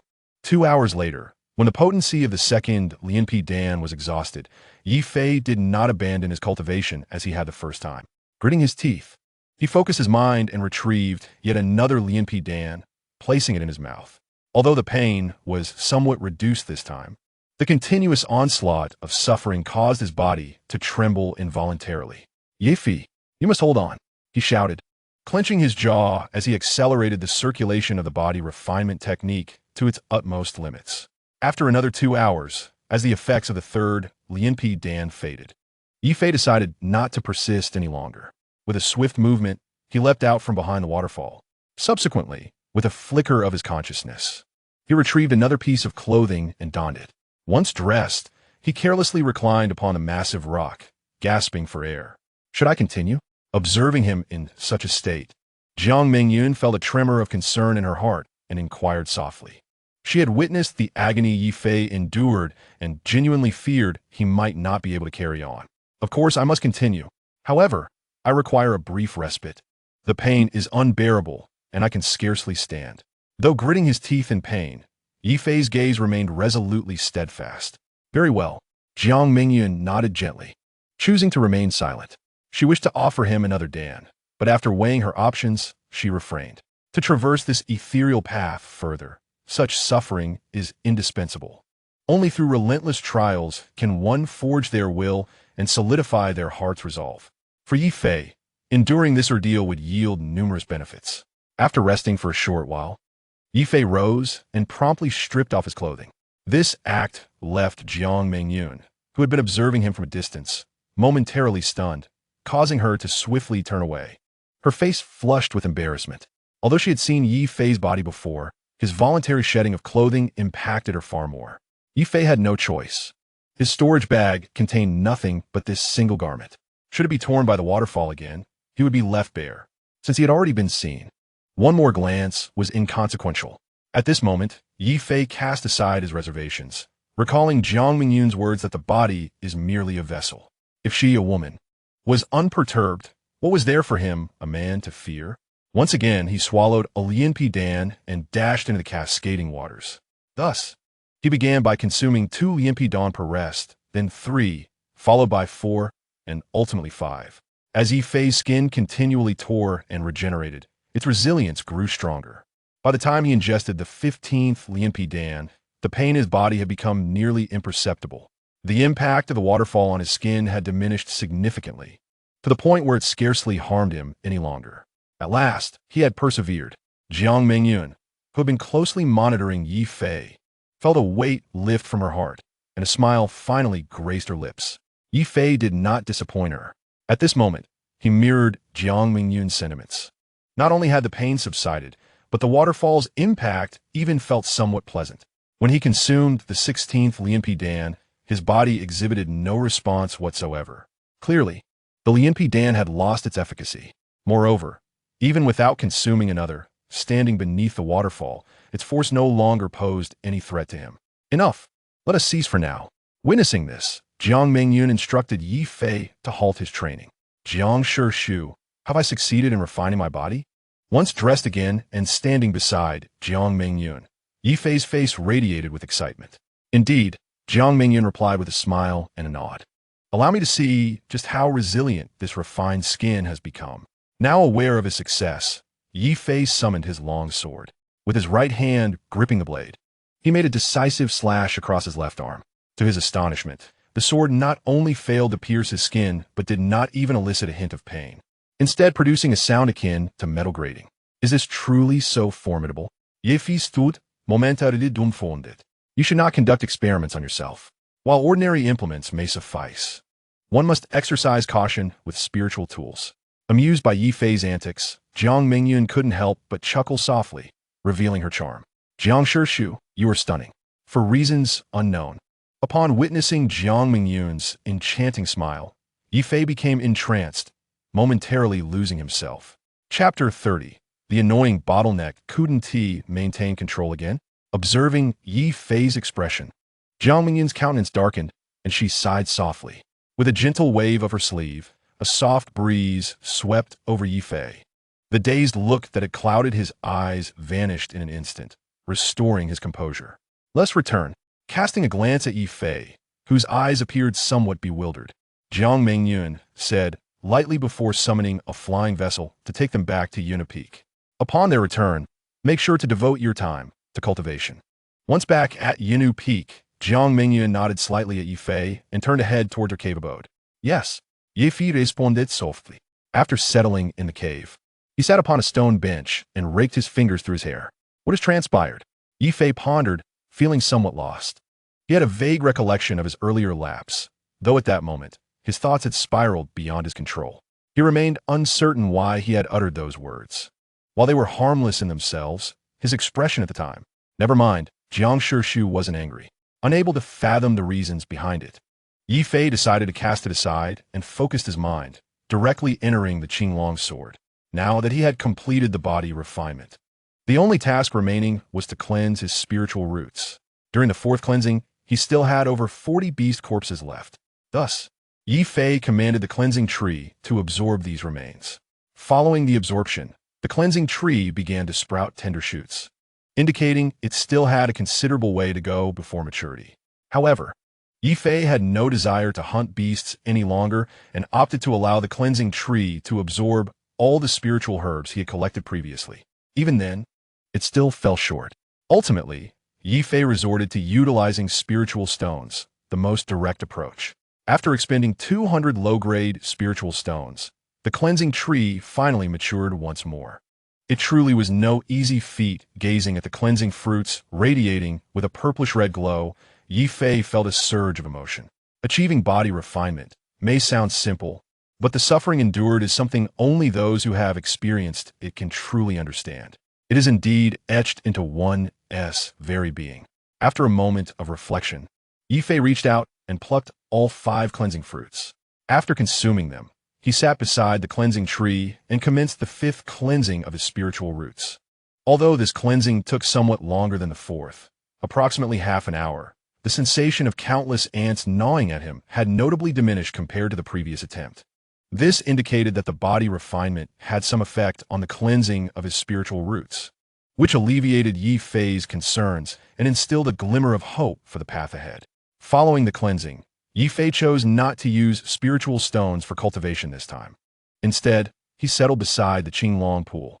He intended to harness the premium spiritual vein beneath the pool for his future training. After all, hastening the growth of the cleansing tree was resource-intensive, and he needed to conserve his spiritual stones. Previously, he had refrained from meditating in this location, partly due to the slow pace, and partly because the cold here was unbearable for extended periods. However, things were different now. He had successfully refined his body and could withstand the chill. With your current physical strength, you may cultivate up to 100 feet underground. As soon as Ye Fei settled into a meditative position by the Qinglong pool, the voice of the Qinglong resonated down from the clouds above. 100 feet underground? Ye Fei inwided, somehow puzzled. Beneath the pond lies 1,000-foot depth, where the concentration of spiritual energy increases as one descends. However, the deeper one goes, the colder it becomes, and most individuals cannot endure it. With your refined physique, 100 feet by the Qinglong pool is your limit. Once you reach the realm of flesh refinement, you may descend another 100 feet. When you achieve the Tao body, you may directly immerse yourself in the waters of the pond for cultivation, which will undoubtedly prove immensely beneficial. Observing Ye Fei's perplexity, Qinglong further elucidated. Thank you for your guidance, Senior. Upon concluding the explanation, Ye Fei respectfully gestured towards the clouds above. He then silently recited the incantation for the earth escape technique. After a brief interval, Ye Fei found himself burrowing 100 zhang beneath the surface. Indeed, as Qinglong had indicated, the deeper he went, the more penetrating the cold energy became. With his physical resilience, reaching a depth of 100 zhang was already his limit. The spiritual energy here is remarkably rich.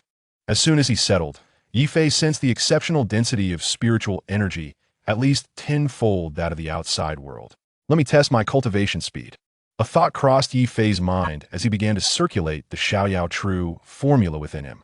With the circulation, streams of spiritual energy surged through his pores and were drawn into his body. Under the influence of the Xiaoyao True formula, they transformed into pure qi, converging within Ye Fei's dantian. Astonishingly, this speed surpassed even that of cultivating with low-grade spiritual stones. Moments later, Ye Fei abruptly opened his eyes, his face alight with uncontainable excitement. He discovered that the spiritual energy here was exceptionally pure, with a high conversion rate, allowing him to cultivate faster than when utilizing inferior spiritual stones. Time flew by, and in the blink of an eye, 2 months had passed. Ye Fei's cultivation level had finally ascended to the 7th layer of qi refinement, entering the latter stages of qi refinement. Yet to his dismay, just as he stabilized his level, he encountered yet another cultivation bottleneck. My cultivation bottlenecks are occurring far too frequently. Feeling the stagnation of his progress, Ye Fei was overwhelmed with frustration. The frequency of these bottlenecks was quite excessive. This was not merely a matter of frequent bottlenecks, but rather a reflection of his inferior root. Even after cleansing his roots 5 times, Ye Fei's attributes remained subpar, perhaps only slightly better than those of a 4-root practitioner. Given such qualifications, reaching this level was indeed his limit. Without abundant resources to support him, it would take decades for him to attain this level of cultivation. I shall persist. Reluctantly, Ye Fei returned to the base of the cleansing spirit tree. With a flicker of his consciousness, a large pile of spiritual stones appeared beside him. Partake.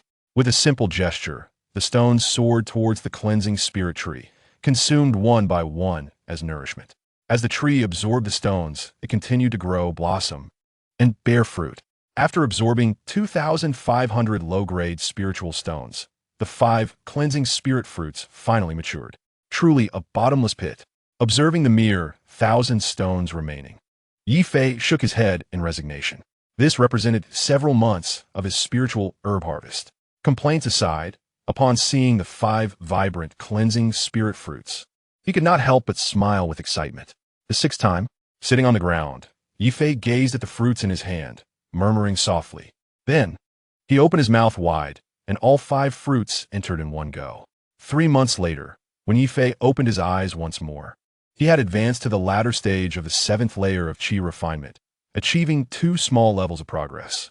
This time, however, he had to pause again due to encountering yet another cultivation bottleneck. Reluctantly, Ye Fei approached the cleansing spirit tree once more. This time, he had no intention of using spiritual stones to hasten the tree's maturation, but instead brought forth the spiritual herbs he had gathered over the past 5 months. Fortunately, the quantity was ample, and after absorbing over 3,000 plants, the cleansing spirit fruits finally ripened. This is the 7th time, and, according to pattern, the next time should allow me to directly ascend to the mid-stage of Qi refinement at the 8th layer. Gazing at the 5 cleansing spirit fruits, Ye Fei was filled with anticipation. Without delay, he promptly completed the 7th cleansing of his roots. What is happening? Did I not just cleanse my roots? Why is there no effect? Ye Fei was disheartened to discover that, even after this cleansing, his cultivation bottleneck persisted. When he resumed cultivation, his progress remained stagnant. Is the latter stage of the 7th layer truly my limit? Realizing this, Ye Fei's face paled and his body began to tremble. Chapter 31. Returned to the village faced with the prospect of being unable to cultivate beyond the 7th layer, Ye Fei found it unacceptable. He felt a profound unwillingness.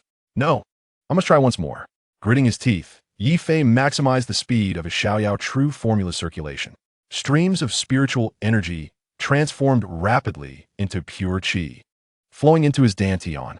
To his dismay, however, the qi could not circulate within him. After entering his meridians, it dissipated throughout his body and ultimately escaped through his pores. Wasted. After numerous attempts, the outcome remained unchanged.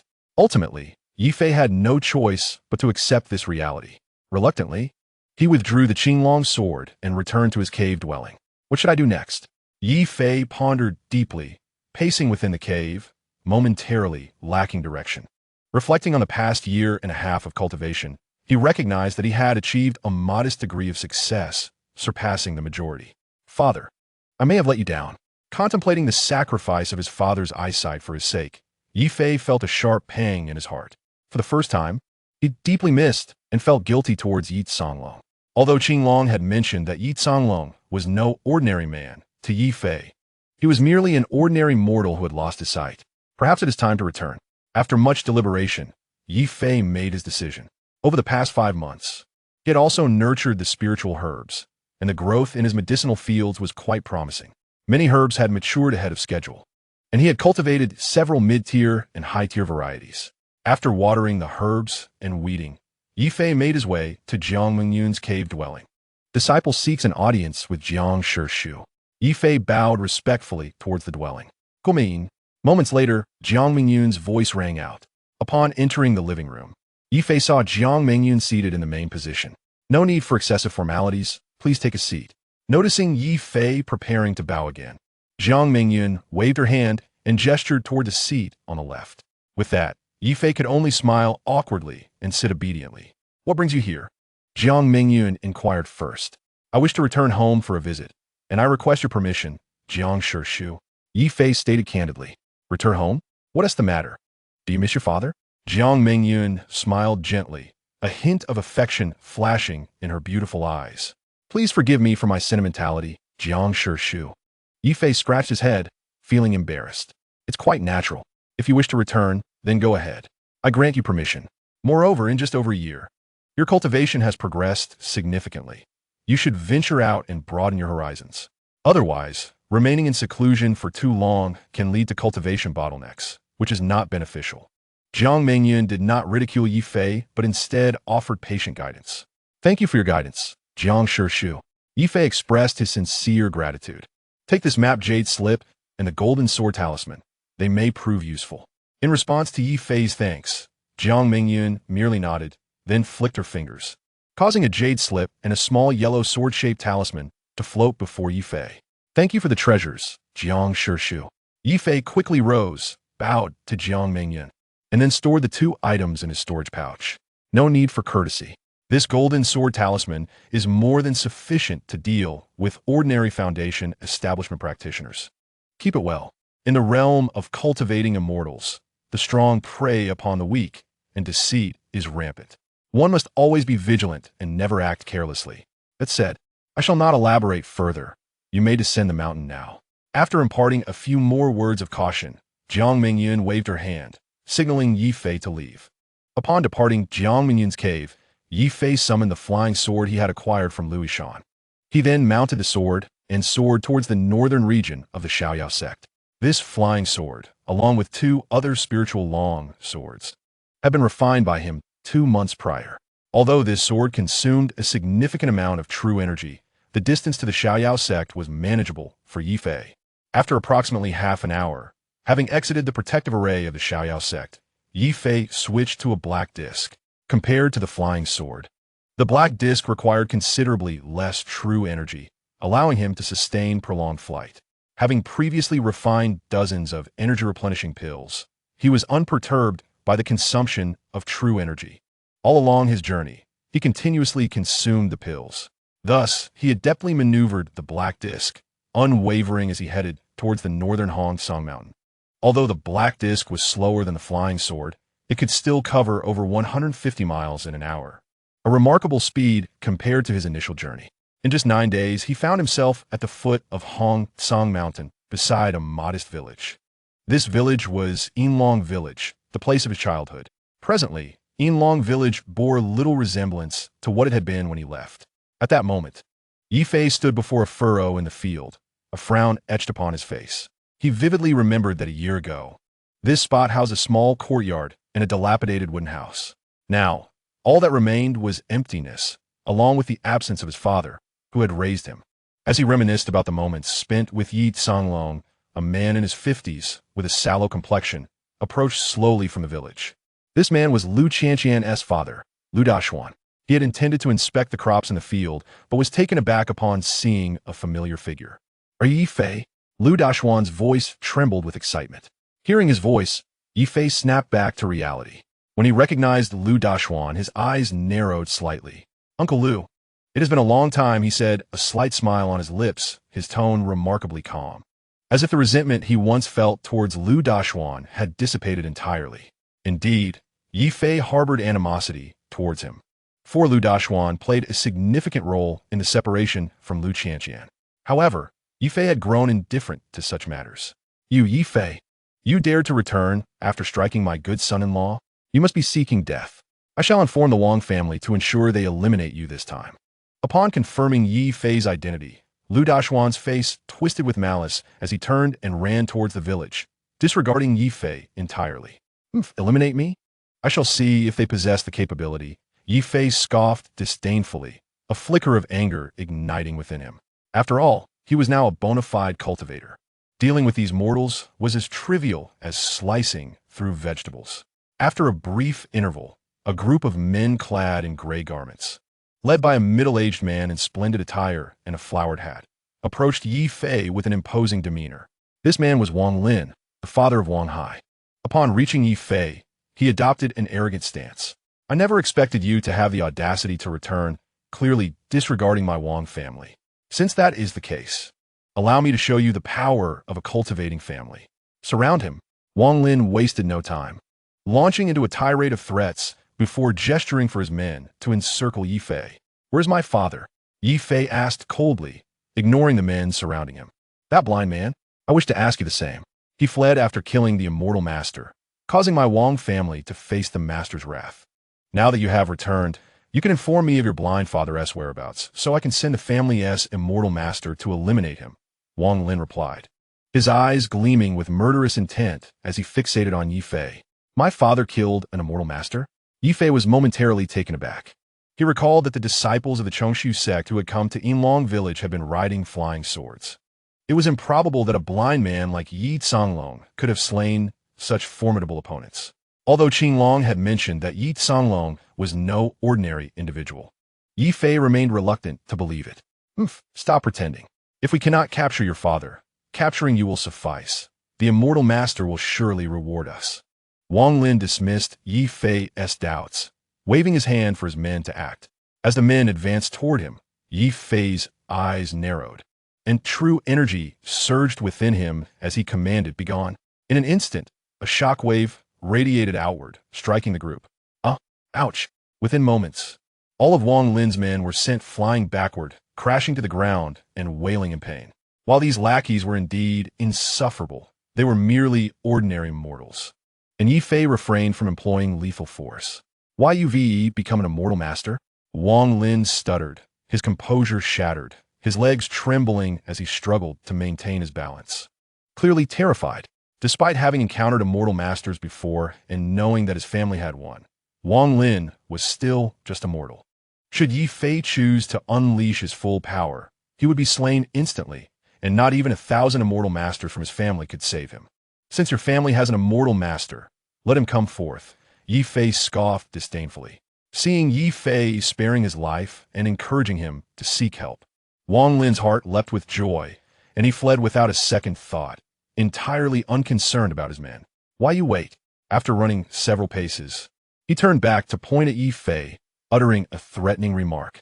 However, his tone lacked conviction, revealing his fear. Himepe, ignoranje bidits fearlessness, Ye Fei coldly remarked, dismissing him with a sneer. As Wang Lin ran off, utterly unconcerned for his companions, the remaining men in black exchanged uncertain glances. You may leave. This matter does not concern you, Ye Fei stated, glancing at them nonchalantly. Thank you for your mercy, immortal master, but we cannot leave. If we do, we will face dire consequences, a burly man hesitantly replied. Why is that? Ye Fei raised an eyebrow, intrigued. It is best not to ask, immortal master. If we speak of it, we will lose our lives. The man shook his head vigorously. Then you may do as you wish. Ye Fei shuruk, choosing not to pursue the matter further. He could tell from their attire that these individuals were not mere servants. Their clothing was inferior even to what he had worn upon his arrival, indicating they belonged to a lower status than mere servants. This was why he refrained from using lethal force against them. They were simply impoverished individuals, evidently under some form of coercion. There was no need for him to flaunt his power before them. After a brief interval, a green-clad figure darted into Yinlong village. The immortal master guarding the Wang family had arrived. This individual was a fair-faced youth donned in a green robe, possessing a cultivation level of the 5th layer of Qi refining. Upon arrival, he displayed an air of arrogance, but the moment he caught sight of Ye Fei, his pupils involuntarily contracted. However, as he turned his eyes, a seemingly harmless smile quickly emerged on his face. Politely, he bowed to Ye Fei, saying, Greetings, fellow cultivator. I am Chen Shi, a disciple of the Qing Su Min's outer sect. May I inquire about the purpose of your visit? After retracting his hand, Chen Shi placed both hands behind his back and, in a casual manner, retrieved a jade token from his waist. Shortly thereafter, his right finger discreetly formed a hand seal, and a beam of yellow light entered the jade token. This action was quite subtle, and Ye Fei did not notice it. Are you a cultivator residing in this mundane village just to wait for me? Ye Fei scrutinized Chen Shi with a puzzled expression. Despite Chen Shi's low cultivation level, he was adorned with 2 storage bags at his waist, which suggested a certain extravagance. You misunderstand, fellow cultivator. This is the ancestral home of Elder Wang, the law enforcement elder of my Qing Su Min. I am here to ensure the safety of Elder Wang's estate. Chen Shi replied awkwardly. Is that so? Ye Fei asked, a hint of a smile playing on his lips. Indeed, I am merely following orders. I kindly ask for your understanding. If there are any grievances between you and the Wang family, you may resolve them however you wish after my departure. Chen Shi's tone was sincere, indicating that he was not here to cause trouble for Ye Fei, but rather to distance himself from any potential conflict. Are you aware of the event from a year ago? Ye Fei inquired, sensing Chen Shi's attitude. Yes. Upon hearing Ye Fei's question, Chen Shi's eyes sparkled with delight as he eagerly responded. Do you know who was killed at that time? What was their cultivation level? Ye Fei raised an eyebrow, fixating his gaze on Chen Shi's eyes. It was an inner disciple of our Qing Su Min at the 8th level of Qi refinement. Chen Shi replied without concealing anything. What was the reason behind it? Ye Fei pressed further. He was here, taking advantage of his high cultivation to bully a blind man, only to be killed in return by that man.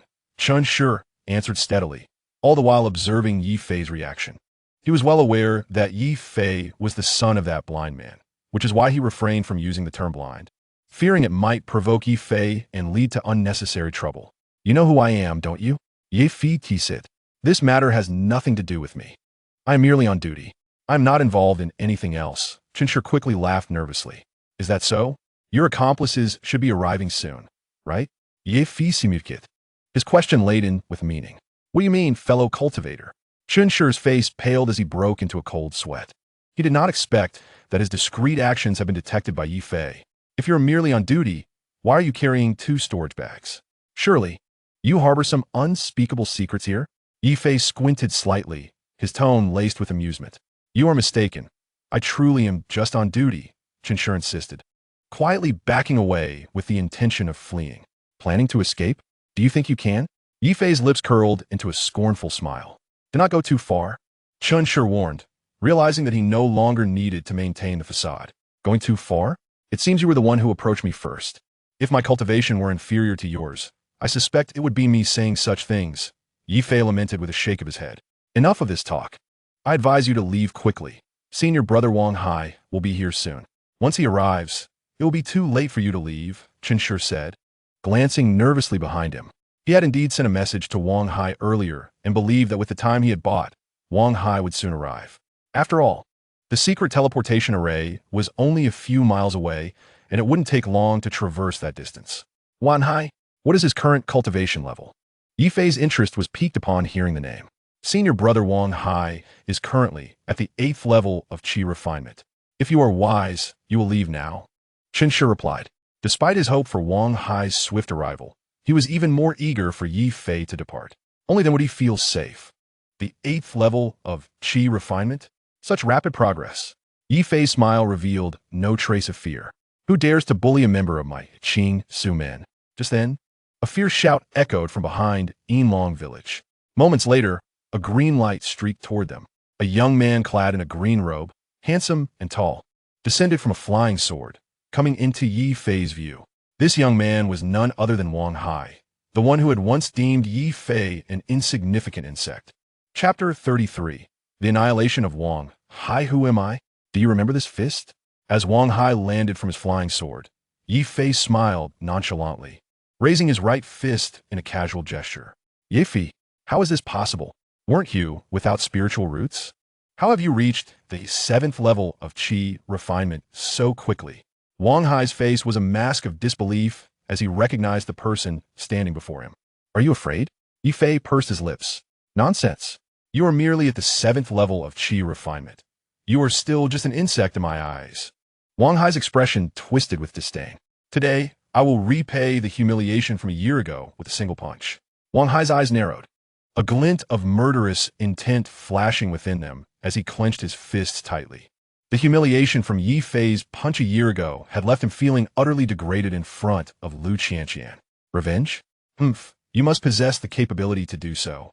Wang Hai sneered, his demeanor fierce. A year ago, I could knock you down with a single punch. Today, I can make you beg for mercy. Ye Fei's voice grew increasingly cold, and if one were to ask him who he despised the most in his life, it would undoubtedly be Wang Hai. If it weren't for Wang Hai, perhaps he and Lu Qianqian would have already been together. Your cultivation is low, yet your words are bold. Today, I shall show you that an insect will always be an insect, no matter how strong it becomes. It is merely a crawling creature. Wang Hai's expression twisted with malice as he reached for a long ruler, a 3-foot-long object that resembled a sword, devoid of a blade and entirely black. It was a top-tier magical artifact. Upon seeing Wang Hai produce the magical treasure, Ye Fei ceased his words, his mind focusing as he summoned his own sword. The two stood 5 zhang apart, gazing at each other, their eyes brimming with combat fervor. One ruler, horizontally extended, Wang Hai shouted, making the first move. With a flick of his wrist, the long ruler swept through the air toward Ye Fei. The ruler's momentum surged like a rainbow, rapidly expanding in size until it reached 6 zhang in length and 3 inches in thickness, crashing down toward Ye Fei like a piece of flying iron. As the massive ruler approached, Ye Fei's eyes narrowed. His true energy surged within him, converging in his right arm. With a swift step forward, he lunged, delivering a powerful slash with his sword.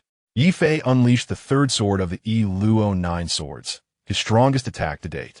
This strike possessed the power to rival a cultivator at the 9th level of Qi refinement, as he intended to let Wang Hai experience the taste of defeat. In an instant, the sword and ruler collided, sparks flying as dust and debris erupted around them, producing a tremendous explosion. Wang Hai's body was sent flying backward like a stone thrown from a catapult, crashing hard into the ground. Puffed, puffed. He coughed up blood, his face turning pale.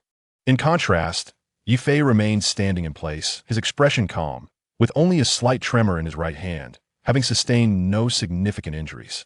How is this possible? You were merely an insect. How could you have become so strong? Wang Hai struggled to rise from the ground. Disbelief etched across his face. I told you. A year ago, I could knock you down with a single punch. Today, I can still make you beg for mercy. Ye Fei scoffed. His gaze at Wang Hai filled with contempt. I refuse to accept this. Wang Hai's eyes turned bloodshot, his expression twisted with fury. Ye Fei's strike had dealt a devastating blow to his pride. He had always regarded Ye Fei as an insignificant insect, and yet, he was unexpectedly gravely injured by a single sword strike. For him, this humiliation mirrored the blow he had endured a year prior. Was this unbearable? Ye Fei gently shook his head and pointed at Wang Hai, continuing, from your childhood, you have been a young master of Yinlong village. Who would dare to offend you? Do you realize how many people you have derided as worthless? How many you have deemed as mere ants? I wager you do not, because you are indifferent, believing it to be your due. You have insulted countless individuals, yet you cannot endure a single punch or sword. Ye Fei remarked with a mocking expression. You are inherently worthless. It is only fitting for me to chastise you. Even so, do you dare to resist? Haha, you would not. In this world, the strong prey upon the weak. My Wang family possesses a Jidan strongman. Who among you would dare to challenge us? What if you are stronger than I? Would you dare to kill me? You would not. Haha, I refuse to believe there are those who fear not death. Upon hearing Ye Fei's words, Wang Hai felt no remorse. Instead, he laughed maniacally. Dare, shall we go again? Ye Fei coldly replied. Come then. Do I fear a mere insect like you? Wang Hai wiped the blood from the corner of his mouth. Then, with a sinister grin, he exchanged his sword for a spiritual weapon. After the switch, he brandished the spiritual sword provocatively before Ye Fei. Do you think I lack one? Ye Fei scoffed, casually reaching into his storage pouch, and two spiritual swords flew forth, landing gracefully in his hands. Upon witnessing Ye Fei wielding two spiritual weapons, Wang Hai's heart trembled, leaving him momentarily stunned. He could not fathom how someone he deemed insignificant had undergone such transformation in merely over a year. Kulme, unleash your strongest strike. Ye Fei suddenly bellowed at Wang Hai. The abruptness of his shout startled Wang Hai, causing him to nearly drop his spiritual sword. I will fight you. Overcome with embarrassment, Wang Hai could no longer contain himself, and shouted as he swung his sword at Ye Fei. You are utterly pathetic. Ye Fei replied disdainfully, leaning on the third sword of Luo Jiao, and swept forward with a single strike. Clang! With a resounding impact, Wang Hai's body was sent flying again, crashing heavily to the ground. Blood spurted from his mouth repeatedly, and despite his attempts, he could not rise. Meanwhile, Ye Fei remained composed, his arm not even quivering. With that sword, Wang Hai was once more defeated. How do you find me, this insignificant insect? Am I not astonishing to you? If I am even less than the ants you scorn, do you still deserve to live? Ye Fei advanced towards Wang Hai, sword in hand. What do you intend to do? You cannot kill me. If you do, my uncle will not spare you. He will ensure you accompany me to the grave. As Ye Fei approached, Wang Hai trembled violently, his body quaking uncontrollably, and a pool of yellow liquid formed beneath him. He was utterly terrified. Did you not proclaim that everyone fears death? That fear prevents you from acting against me? Today, allow me to enlighten you. I do not fear. Standing before Wang Hai, Ye Fei grinned wickedly, and after declaring, I do not fear, he swiftly brought his sword down, severing Wang Hai's head. At that moment, Ye Fei felt an unexpected lightness envelop him, invigorating his spirit. He sensed that the cultivation bottleneck he had previously encountered had vanished. You dare to slay senior brother Wang Hai. Chun Shi, witnessing Wang Hai's demise, stared at Ye Fei in terror. What is there to fear now that he is dead? Rather, you should honestly disclose your intentions for being in Yinlong village. Ye Fei grinned wickedly as he collected Wang Hai's storage pouch and spiritual sword, then swiftly appeared beside Chun Shi. Chapter 34. The Annihilation of the Wang Family. Ye Fei's sudden appearance left Chun Shi unable to suppress his fear any longer. With a thud, he fell to his knees before Ye Fei. If you spare me, I will tell you everything. Chun Shi pleaded, his voice trembling with emotion. Speak. What is your purpose here? Ye Fei pressed again. If I tell you, will you truly let me go? Chun Shi asked, biting his lip. We shall see if your information is substantial enough. Ye Fei shrugged and smiled lightly. Very well, I shall speak. With no other option, Qinshe reached into his storage pouch and produced a map, handing it to Ye Fei. What is this? Ye Fei inquired, curiosity piqued as he accepted the map. It is a distribution map of the spirit stone veins, Qinshe replied earnestly. Spirit stone mine. Ye Fei's heart raced as he looked up at Qinshe. Indeed, there lies a small spirit stone mine beneath Yinlong village, albeit with limited reserves. I have been responsible for its extraction. As he spoke, Qinshe pointed downward. Is this mine affiliated with the Chongshu sect? Ye Fei raised an eyebrow, his inquiry laden with significance. It is not sect property. It belongs to the law elder Wang Chongqing personally.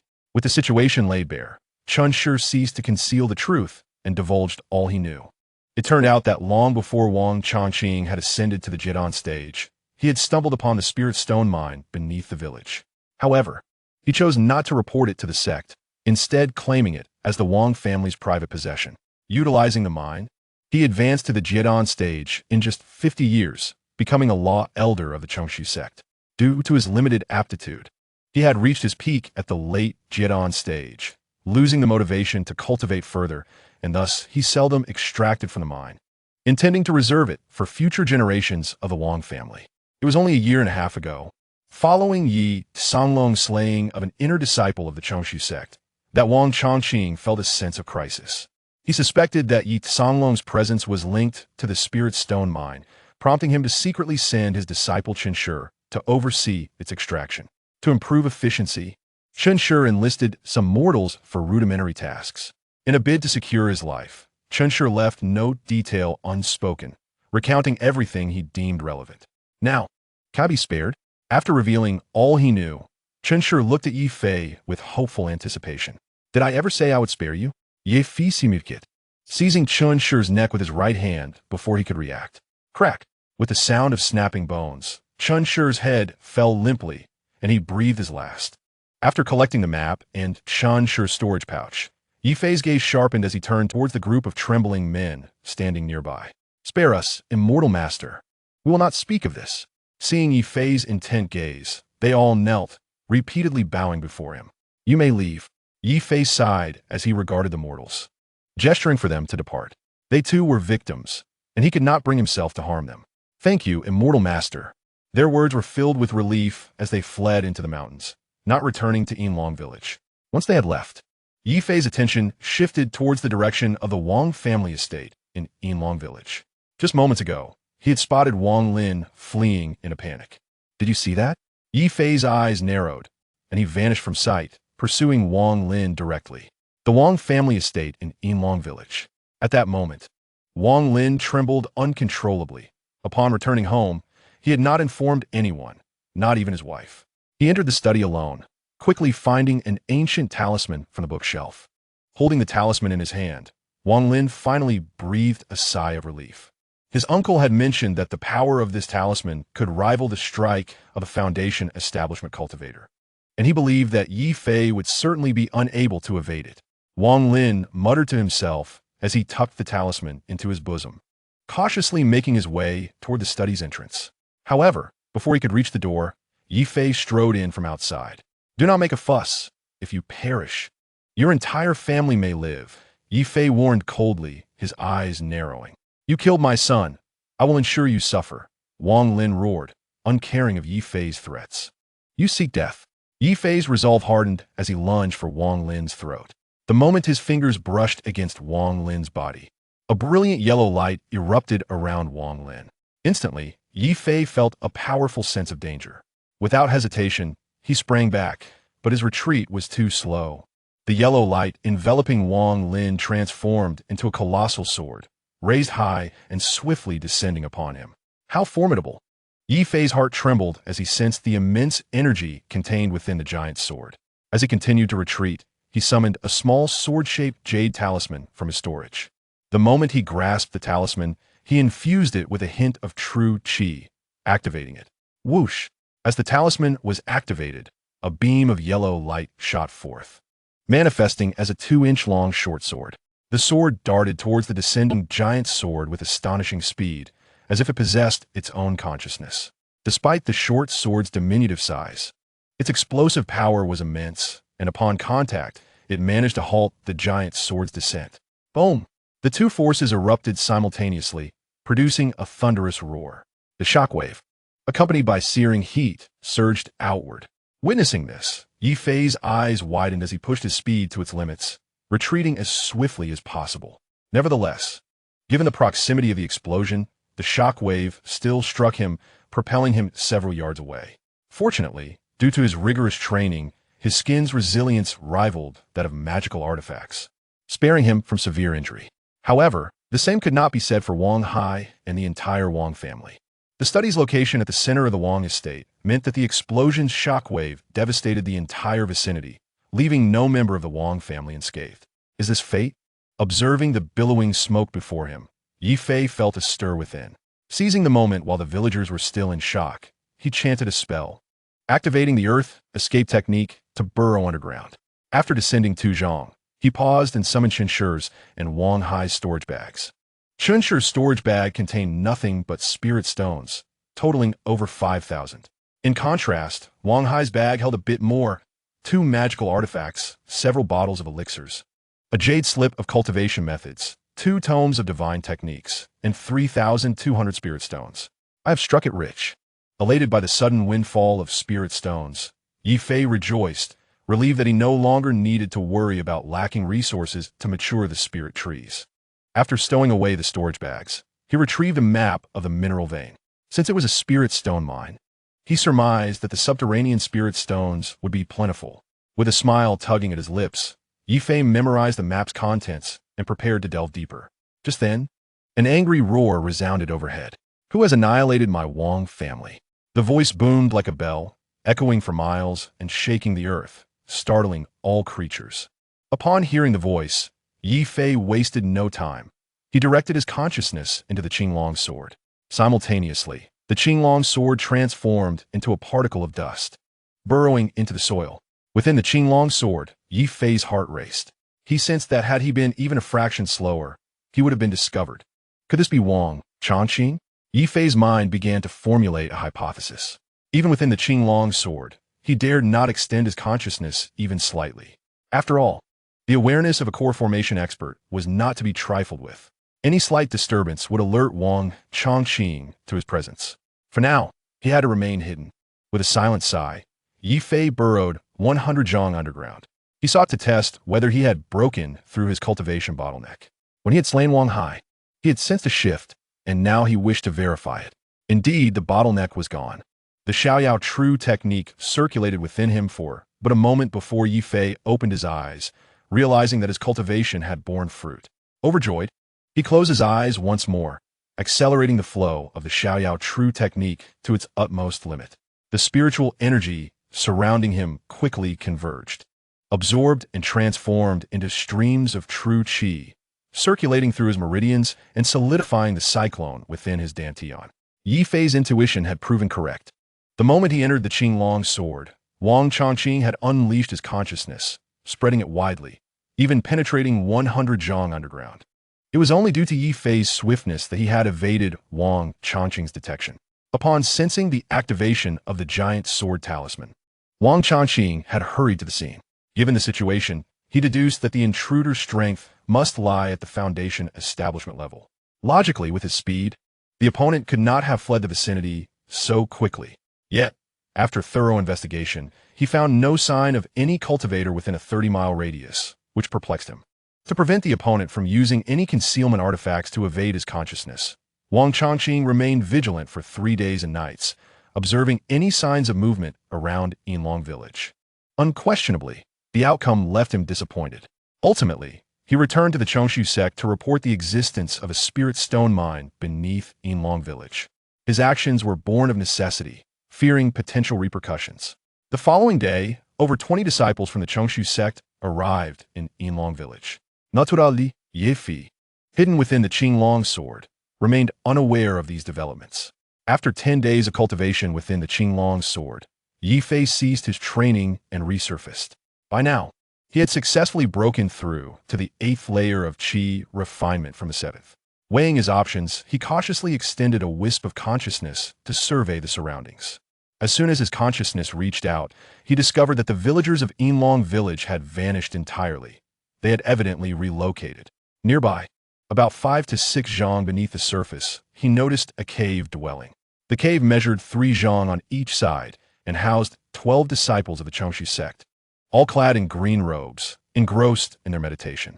Their cultivation levels were relatively low, mostly below the 5th layer of qi refinement. What brings so many disciples of the Chongshu sect here? Are they here to mine spirit stones? Ye Fei furrowed his brow, formulating a hypothesis. If they are merely these insignificant minions, then perhaps I can. Ye Fei grinned wickedly, quickly devising a clever plan. He directed the particle of dust formed from the Qinglong sword towards the cave dwelling.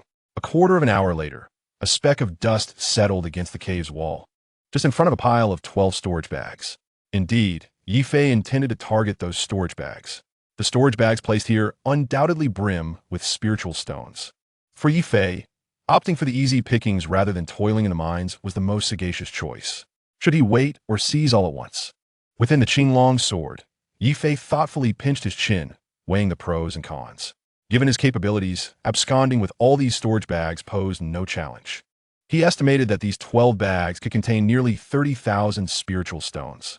However, if he took them all now, that would be the extent of his gain, and future endeavors might prove arduous. Should the situation escalate and a foundation establishment or core formation expert appear, his chances of escape would dwindle to nothing. While 30,000 spiritual stones were substantial, they paled in comparison to the entirety of the mine, with even this mini vein representing less than a quarter of its total yield. Thus, he found himself in a state of hesitation. One must not covet what cannot be had. Finally, Ye Fei steeled himself, forcing his mind to calm. He refrained from acting impulsively, hiding within the Qinglong sword, biding his time for a lucrative opportunity. Perhaps fate was on his side. His greed fortuitously spared him from disaster. At that moment, 100 zhang away, Wang Changqing was closely monitoring the activity. For the past 10 days, he had not strayed far. He firmly believed that the individual responsible for the downfall of his family was nearby, equipped with a treasure capable of concealing their aura. One might wonder why Elder Wang did not send someone to retrieve the spiritual stones. This seemed rather unusual. Indeed, according to customary practice, someone should have come for the stones daily. It had been 11 days, and over 60,000 stones had accumulated without anyone showing up. Not only was there no one to collect them, but did you notice that not a single Foundation establishment senior accompanied us? 5 days later, seated within the Qinglong sword, Ye Fei overheard a conversation between 2 disciples of the Qingshu sect within the cave. This stirred something within him. Could there be an issue here? Ye Fei instantly considered this possibility. It appeared that his decision to refrain from acting earlier was indeed the correct one. He felt a surge of luck.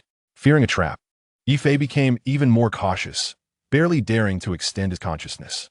He could only practice while eagerly watching the towering pile of storage bags before him, waiting for the right moment to strike. Time passed swiftly, and another 10 days elapsed. The storage bags before Ye Fei had risen to an impressive height, totaling over 30 bags, amounting to approximately 120,000 low-grade spiritual stones. After such prolonged observation, he noted that there were 24 disciples of the Qingshu sect in total. They were divided into 2 groups of 12, each group mining for 6 hours before rotating. Each shift change occurred with impeccable timing. Despite the abundance of spiritual stones, the disciples dared not cultivate with them, opting instead to meditate and absorb the ambient spiritual energy. 2 days later, before the full 6-hour mark was reached, the group that had descended to mine returned prematurely. Through their conversation, Ye Fei learned that the spiritual stones had been entirely excavated. How could they have finished so quickly? Observing their preparations to leave, Ye Fei felt a wave of urgency. After waiting so long, he could not return empty-handed. As the pile of storage bags was about to be moved, he gritted his teeth, preparing to seize them recklessly. The temptation of over 100,000 spiritual stones was too great. Relying on the Qinglong sword, he resolved to take the risk. "Ah, Wang Shongqing, what are you doing lurking underground like a child playing hide-and-seek?" Just then, a mocking laugh echoed from above the cave. It was him. Upon hearing the voice, Ye Fei's eyes widened in disbelief. This voice was familiar. It belonged to the white-haired elder who had sold him the alchemy furnace in Qingyuan town. The fact that this elder could utter such words indicated that his cultivation was on par with Wang Changqing. How could that be? He had only been at the third layer of chi refinement back then. How had he transformed into a core formation expert now? The thought left Ye Fei astounded. Elder Deng Chao, how did you end up here? Just as Ye Fei was grappling with his astonishment, Wang Chongqing's irritated voice reached him. I was merely taking a stroll when I unexpectedly found myself here. Even more surprising was witnessing you playing hide-and-seek. What fun is it to hide here with a group of disciples? Why not spar with me to hone your skills? The elder named Deng Chao pointed at Wang Chongqing, bursting into laughter. You are slandering me. Leave at once. This place has nothing to do with you. Wang Chongqing, fuming, felt his teeth grind together. You want me to leave? Very well, let us settle this first. I heard your consciousness can reach 30 miles. How about we put that to the test? Deng Chao, with a smile, fixed his gaze on Wang Chongqing, showing no inclination to depart. You, Deng Chao. Wang Chongqing felt speechless, unsure of how to respond. Encountering a slanderous figure like Deng Chao left him feeling rather helpless. After all, Deng Chao's reputation for slander was notorious in the cultivation world, and with his formidable strength, Wang Chongqing found it difficult to confront him. Enough chatter. Let us settle this with a single strike. After our duel, I must head to Linwu town in the south to meet an old acquaintance and settle 50 spiritual stones. Observing Wang Chongqing's hesitance, Deng Chao grew impatient. You must keep your word. We will only exchange one strike, and then you may leave. Wang Chongqing's eyes sparkled with interest as he confirmed the terms. You ought to inquire about my reliability. I, Deng Chao, am known for my word. Deng Chao patted his chest in assurance. Hearing Deng Chao's self-praise, Wang Chongqing could not help but twitch his lips. However, he refrained from further comment and assumed a battle stance. The earth trembled as Wang Chongqing positioned himself. Deng Chao wore a knowing smile, then shouted, clenching his right fist and striking the ground with great force. In an instant, an invisible shockwave radiated from him, causing the earth to quake and dust to swirl. Although the display was impressive, it appeared all too ordinary in the eyes of Wang Chongqing, who was in the late stage of core formation. With a sweeping motion of his sleeve, a circular barrier appeared before him, effortlessly blocking the swirling dust and shockwave. Inflicting no harm whatsoever.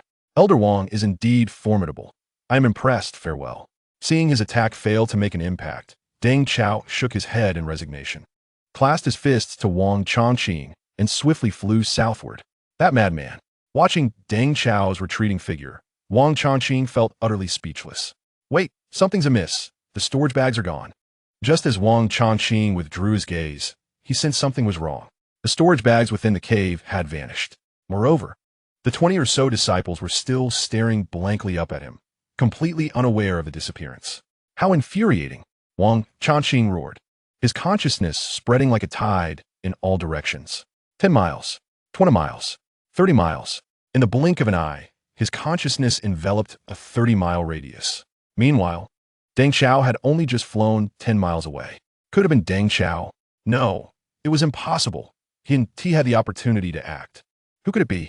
The individual who could stealthily abscond with so many storage bags must surely possess a storage ring. Could it be some ancient yuaning expert? Wang Chongqing quietly withdrew his consciousness. A grave expression etched across his face. A storage bag possesses a capacity of 1,000 liters, and the combined capacity of over 30 such bags amounts to more than 30,000 liters. Such a vast volume can only be contained within a storage ring. Even a storage belt, with a capacity of 10,000 liters, would find it impossible to accommodate these storage bags. Furthermore, storage rings are exceedingly rare in this realm of cultivation, to the extent that even powerful Yuan-Ing practitioners cannot guarantee that each possesses one. Thus, he dared not delve further into this matter. Encountering an unreasonable Yuan-Ing elder could spell trouble for him. With this thought in mind, Wang Chongqing hastily led the more than 20 disciples back to Chongshumen. Whether or not the sect would punish him had become inconsequential. In truth, Wang Chongqing had misjudged the situation. The one who appropriated the spirit stones was not a Yuaning elder, but rather Ye Fei. Initially, Ye Fei was somewhat perplexed by Deng Chao's appearance. However, upon hearing Deng Chao mention 50 spirit stones, Ye Fei's suspicions began to take shape. Thus, while Deng Chao unleashed a tremendous display of power, Ye Fei swiftly seized the opportunity to store the storage bags within the Qinglong sword, capitalizing on the distraction caused by the battle above. Following that, he He employed the tremors of the earth to allow the dust transformed from the Qinglong's sword to rapidly escape to the surface. Then, propelled by the wind, this particle of dust soared southward. He recalled Deng Chao mentioning a marketplace in Linwu town to the south. After flying 30 miles southward, Ye Fei emerged from the Qinglong sword. He then summoned a black circular disc and hastened to Linwu town. A quarter of an hour later, Ye Fei found himself on the streets of Linwu town. This town, akin to Qingyuan town, served as a marketplace near Hongsong Mountain. However, Linwu town was notably smaller than Qingyuan town, as its location lacked the latter's advantageous positioning.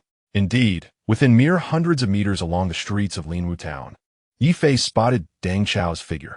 At that moment, Deng Chao was still setting up his stall, his cultivation level remaining at the third layer of qi refinement.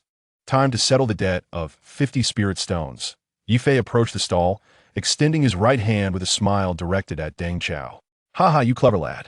The spirit stones are still owed. I'll repay you next time."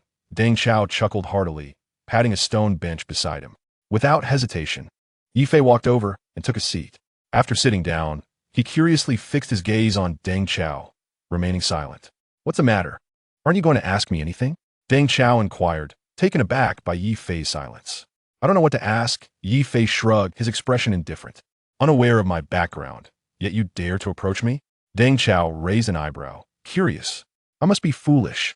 Ye Fei shrugged once more. "Your demeanor mirrors that of my master. It's no wonder you are his son," Deng Chao exclaimed, his eyes widening in surprise. "What do you mean? I am your master's son?" Upon hearing Deng Chao's words, Ye Fei abruptly stood from the stone bench, his expression slightly agitated. "Indeed, you are the son of my master." Deng Chao nodded affirmatively. "Who is your master?" "Ye Fei piresit urgently." "My master is your father." Deng Chao looked at Ye Fei as if he were foolish for asking such an obvious question. "My father? Do you even know who my father is?" Ye Fei furrowed his brow slightly. "Isn't your father Yi Songlong?" Deng Chao replied matter-of-factly. "Are you truly a disciple of my father?" When Deng Chao uttered the name Yi Songlong, disbelief washed over Ye Fei's face. Chapter 37. The eccentric senior brother Deng Chao, Ye Fei could hardly fathom that his father had a disciple, and one with such a high cultivation level at that. "What level of cultivation does my father possess?" "Yuaning?" A storm of thoughts surged within Ye Fei. "What's the matter? Little junior brother, do you not believe me?" Seeing Ye Fei's lack of reaction, Deng Chao asked with growing urgency. "Words alone are insufficient," Ye Fei scoffed. Though he said as much, he was already convinced to a significant extent. Were it not for their connection, Deng Chao would not have previously gifted him the Yao Shinding. Clearly, he had been waiting for Ye Fei at that time. Moreover, Deng Chao had once again allowed him to benefit from the situation, acquiring so many spirit stones. If they were not related, he would never have acted in such a manner. "My master has indeed never given me any tokens. The cultivation method my master practices is also not one I have learned. How can I prove my master is my master?" Deng Chao scratched his head, appearing rather comical in his fluster. "Forget about the tokens. Just tell me where my father is now." Not wanting to continue to trouble him, Ye Fei's eyes flickered as he devised a plan. "Huh? I don't know that." Deng Chao quickly shook his head. "You don't know? Then how did you know my whereabouts?" Ye Fei found Deng Chao's words hard to believe. "Your whereabouts were disclosed to me by my master," Deng Chao replied, his eyes wide. "And yet you still do not know where my father is?" Ye Fei felt an overwhelming urge to strike him. "Little junior brother, I am not deceiving you. I truly do not know where my master is." Deng Chao wore an innocent expression. "Then how do you know my whereabouts?" Ye Fei forced himself to remain calm and asked again. "My master told me." Deng Chao insisted earnestly. I'm losing my mind. Since it was my father who informed you, you must have met recently, right?" Ye Fei tugged at his hair, hastily changing his line of questioning. He realized that continuing in the same manner would lead to an endless loop. Deng Chao's intelligence was indeed worrisome. "I haven't met him. I haven't seen my master in 20 years. Deng Chao shook his head. 20 years without a meeting? How did you communicate with my father then?" Ye Fei inquired with curiosity. "Well," Deng Chao replied, producing a sound transmission jade tablet from his storage belt. "Is this my father's sound transmission jade tablet?" Ye Fei's eyes lit up as he swiftly snatched the tablet. "Not my master's, it's mine. Whenever there is something to discuss, my master conveys it to me through this jade tablet," Deng Chao clarified. "Can it contact my father?" Ye Fei asked eagerly. "It cannot. Every time I send a message. My master has never replied. Deng Chao shook his head again. You two are truly peculiar. Ye Fei felt a wave of exasperation. Hee. My master's wife said the same thing back then. Deng Chao scratched his head sheepishly. My mother? She's still alive? Where is she? As soon as Deng Chao finished speaking, Ye Fei stepped forward, gripping his shoulder and inquiring urgently, his body trembling slightly. Of course, my master's wife is alive. She ascended to the higher realms over a decade ago. Seeing Ye Fei's intense excitement, Deng Chao revealed this information without holding back. Ascended? What is my mother's name? Ye Fei pressed once more. She was once the foremost figure of the Shun Yu kingdom, the immortal Luo Yu, Deng Chao stated without a moment's hesitation. The supreme elder of the Xiaoyao sect who ascended is actually my mother? My master is my aunt? Upon hearing this revelation, Ye Fei stood frozen in place. His expression one of utter disbelief. Ahem, little junior brother, when you meet my master, be sure not to mention that I told you this, Deng Chao said awkwardly. He recalled how Yi Songlong had repeatedly instructed him not to disclose this information to Ye Fei. Rest assured, I shall not breathe a word, Ye Fei replied, a forced smile tugging at his lips. Given the circumstances, I suggest you return to your cultivation promptly, Shitty. The opening of the Xinyu secret realm is less than half a year away, and it is imperative that you elevate your cultivation to the peak of the qi refinement stage, lest you suffer dire consequences. Deng Chao, unusually earnest, conveyed this to Ye Fei. What is the Xinyu secret realm? Ye Fei inwuded, somahat perpliet. He recalled that Hui Chuyang had also mentioned this name in the woods outside Qingyuan town. The Xinyu secret realm is the most significant secret realm in the Xinyu kingdom and throughout the entire Shenlong continent. Although the cultivation level of those who enter cannot exceed the qi refinement stage, the treasures produced within are of the utmost quality across the Shenlong continent. Among these is the coveted Shigo Dongzi, which drives even nascent soul cultivators into a frenzy. It can be said that the bounty gathered from the Xinyu secret realm directly correlates to the survival of a sect, Deng Chao explained to Ye Fei. Shigo Dongzi? The one used to refine ascension pills? Ye Fei gasped in astonishment. Indeed. Therefore, Shitty, you must strive diligently. Otherwise, you may find yourself in peril within, Deng Chao warned. Now that Shermu has ascended, if you were to perish inside, Sherfu would have no means to give me another Shitty. How pitiable would I be without a Shitty? You should be the one to worry about perishing, Ye Fei retorted with a disapproving glare. I was merely jesting. Do not take offense, Shitty. Deng Chao chuckled awkwardly, handing Ye Fei a communication jade token. If you encounter any issues, simply transmit your voice to me. I can receive it within 100 miles. Understood, brother. Please do not follow me incessantly. It is rather exhausting, Ye Fei replied meaningfully. Very well. I shall refrain from following you in the future. Deng Chao smiled awkwardly. After exchanging a few more words, they parted ways. With little of interest to explore, Ye Fei took to the black disk and soared back to the Xiaoyao sect. 10 days later, Ye Fei successfully returned to the Yunnu peak of the Xiaoyao sect. Finally back, he sighed deeply, gazing at the familiar medicinal garden, feeling an inexplicable sense of fulfillment. Yi Shiji, come here, Jiang Mingyun's voice reached him before he could retreat to his cave dwelling. He hastened to her abode without delay. In the parlor, Jiang Mingyun awaited him in the main seat. Please take a seat. Without allowing Ye Fei to bow, she gestured for him to sit beside her. Is there something you wish to discuss, Jiang Shirshu? Ye Fei invited respectfully. Indeed, I have a matter to request your assistance with, Jiang Mingyun replied, somewhat bashfully. Please, do not hesitate to command, Jiang Shirshu, Ye Fei urged. Are you aware of the Xinyu secret realm? Jiang Mingyun asked softly. I know a little, Ye Fei nodded. Would it be possible for you to bring me along when you enter the Xinyu secret realm? Jiang Mingyun bit her lip, gathering the courage to voice her request. Is it not the case that one must exceed the qi refinement stage to enter the Xinyu secret realm? Ye Fei asked, bewildered by her request. You possess the Qinglong sword. I can enter it beforehand, thus evading the scrutiny of the heavenly Tao, Jiang Mingyun clarified. If you enter the secret realm, will you still be able to exit from the Qinglong sword? Will your realm be suppressed upon your exit? Ye Fei queried, intrigued by the implications. It should be possible to exit, though your cultivation may be constrained to the peak of the qi refinement stage, Jiang Mingyun replied, her uncertainty evident. She had pondered this decision for quite some time, fully aware of the associated risks. After all, such an occurrence had never been documented before. The unknowns of what might transpire within were daunting, and the potential for disaster loomed large. Yet, for the sake of the Shigodongzi, she was willing to take that risk. Must I participate in this secret realm? Ye Fei hesitated before asking. To be frank, without participation, it would be nearly impossible for you to establish your foundation. Jiang Mingyun explained. The Xinyu secret realm opens only once every 20 years. Should you miss this opportunity, you would have to wait another 2 decades. Why is that? Is there not the foundation establishment pill? Can one not simply consume it without entering the Xinyu secret realm? Ye Fei furrowed his brow in confusion. That is not feasible. Only by consuming the unique chiffon grass within the Xinyu secret realm can the foundation establishment pill take effect, as it purifies the mortal body and forges the spiritual form. The chiffon grass cannot be taken out of the realm.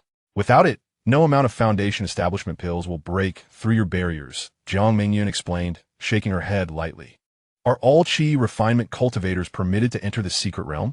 Ye Fei's curiosity was piqued, prompting another question. In theory, yes. But few would dare to enter unless they have reached the late qi refinement stage.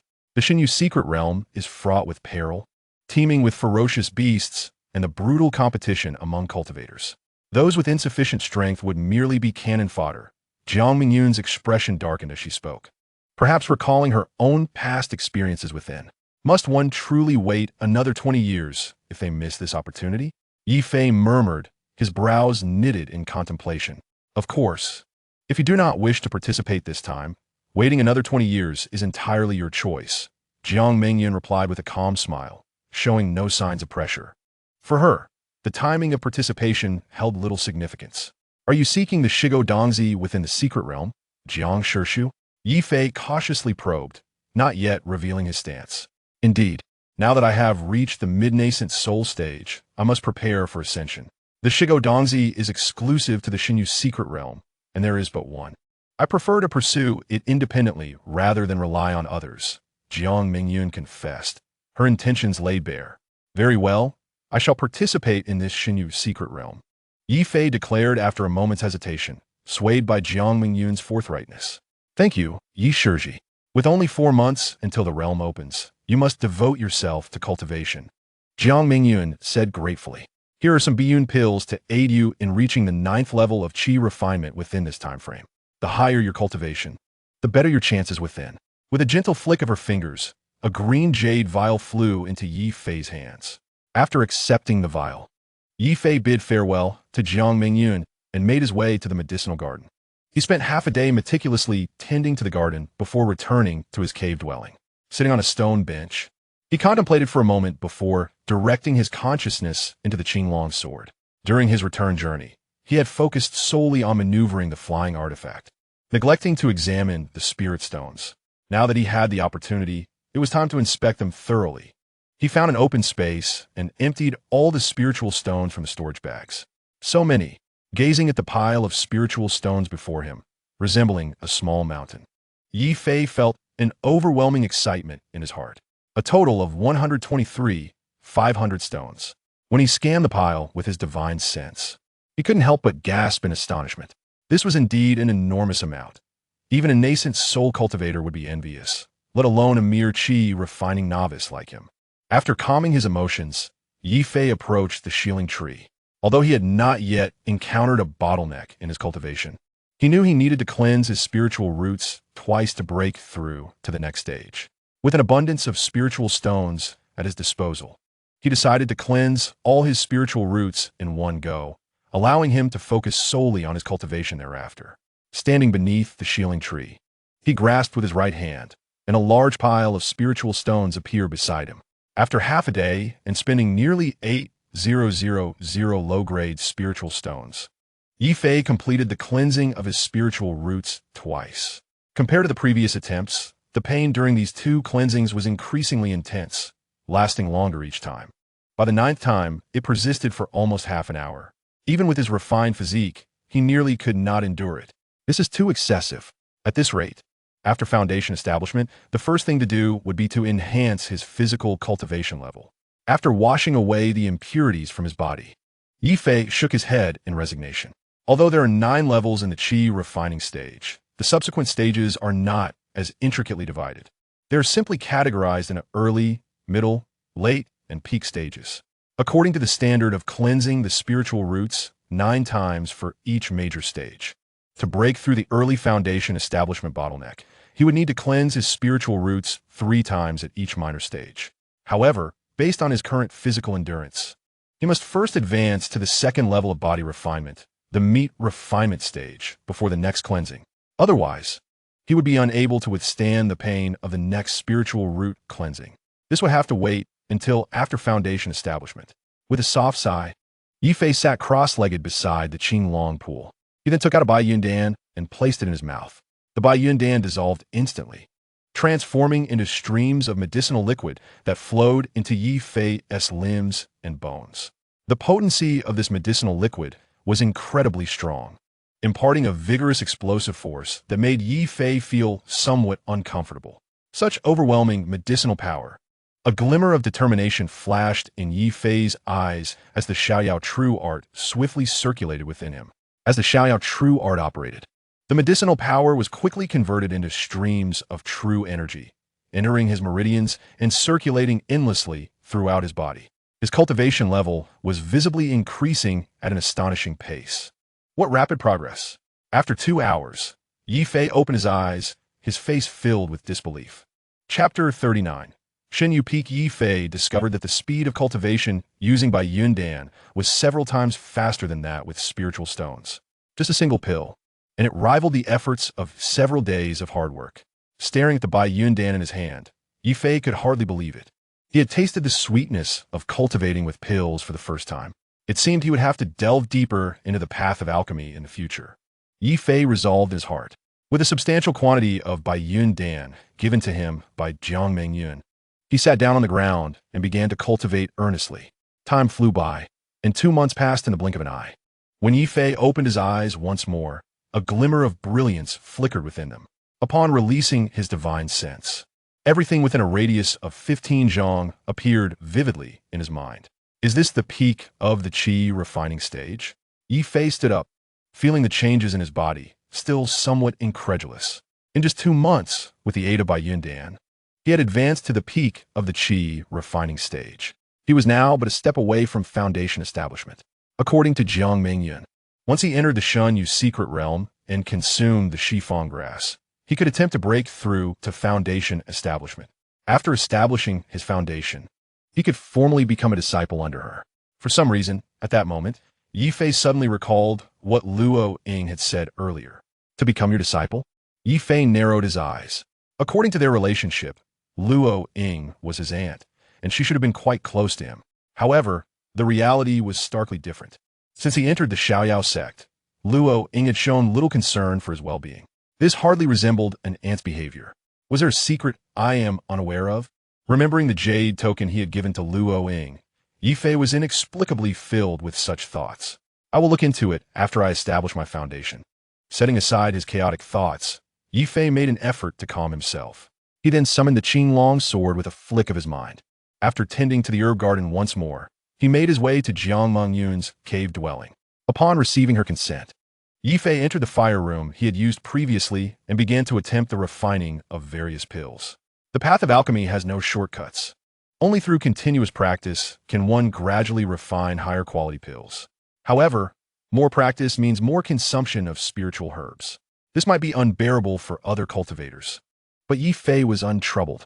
The extraordinary Qinglong medicine field provided him with an endless supply of spiritual herbs. Having assisted Jiang Mengyun in managing the herb garden for so long, he had collected many seeds of varying grades of spiritual herbs. Many had already yielded results in the Qinglong field. Even top-grade spiritual herbs were among them. Therefore, he lacked for nothing when it came to the spiritual herbs needed for practice. A month later, through Ye Fei's relentless practice, he successfully refined his first batch of recovery pills, officially becoming a low-grade spiritual alchemist. The pills Ye Fei had refined previously, whether they were Qi recovery pills or body refinement pills, were merely classified as treasure pills and did not qualify as true spiritual pills. In contrast, the recovery pill was genuinely a low-grade spiritual pill commonly used by foundation establishment cultivators to restore true energy. Yi Shiji, please come out for a moment. After Ye Fei successfully refined a recovery pill, Jiang Mingyun called him outside. What is your command, Jiang Shishu? Ye Fei stood respectfully before Jiang Mingyun in the living room. Did you obtain Yin Luo banner? Jiang Mingyun asked with a smile. Yin Luo banner? Is this it? Ye Fei focused his mind and produced a black flag. This banner was the very item he had acquired from Louis Shan. Indeed, this is it. Jiang Mingyun nodded. What is its purpose? Ye Fei asked, somewhat puzzled. When the time comes to obtain the Shirshin grass, this Yin Luo banner will be crucial. Jiang Mingyun explained.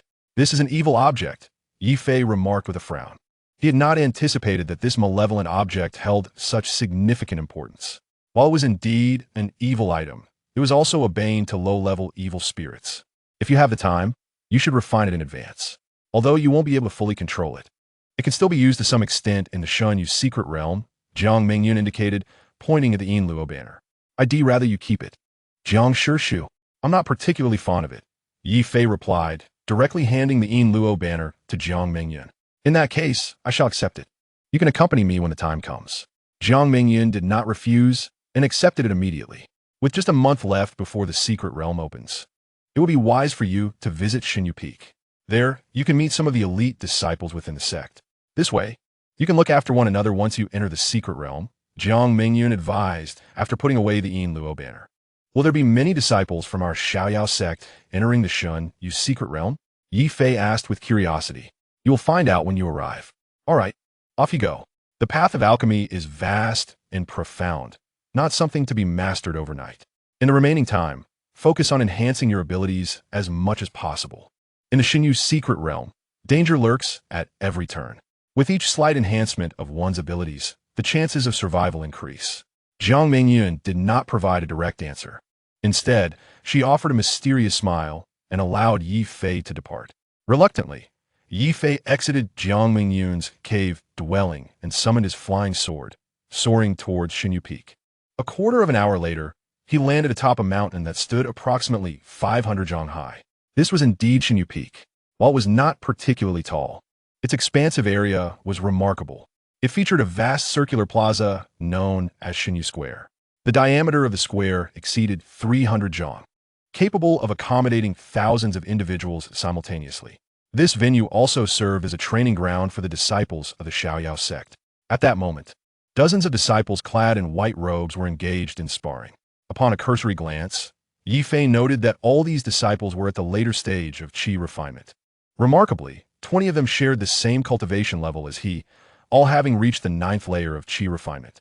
The others were no slouches either. Over 30 were at the 8th layer, and more than 20 at the 7th layer. Altogether, there were over 80 individuals, which took Ye Fei by surprise. Could it be that all these disciples were preparing to participate in the Xinyu secret realm? He pondered. If a single sect like Xiaoyao had so many participants, how many would there be from the entire Xinyu kingdom? Thousands? Perhaps even more. What would happen if one person acquired the Shirshin herb and others became aware of it? Would there be a siege of 1,000 against one? If so, death would be the only outcome. If that individual perished, what fate would befall the next to obtain the Shirshin herb? And the third? Would there be a fourth? Or even a fifth? The thought of these possibilities sent a shiver down Ye Fei's spine.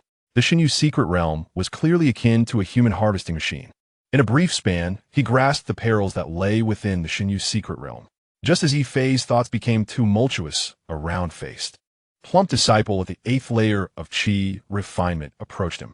Greetings, I am Du Yuan. You seem to be an unfamiliar face, senior brother, he said politely as he bowed slightly before Ye Fei. I am Ye Fei, and I have been guarding the medicinal garden at Xinyu Peak without venturing out. Ye Fei replied, returning the gesture. No wonder. Are you also participating in this Xinyu secret realm, brother Yi? Du Yuan inquired. Yes. Are all these individuals also set to join the Xinyu secret realm? Ye Fei nodded, gesturing toward the remaining crowd on the plaza. Du Yuan, come quickly. I just happen to have some free time and would like to play with you.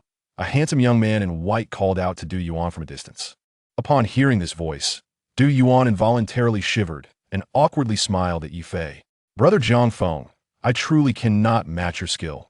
Please spare me, Du Yuan said reluctantly, turning to face the young man with a sheepish expression. What do you mean by that, Brother Du?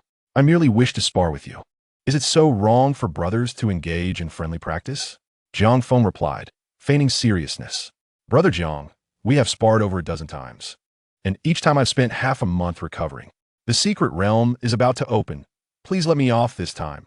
Du Yuan lamented with a mournful expression. Rest assured, I won't be too forceful this time. I promise you won't be injured. Jiang Feng smirked, a hint of malice in his eyes. Brother Jiang, we are all fellow disciples. Why must it be this way?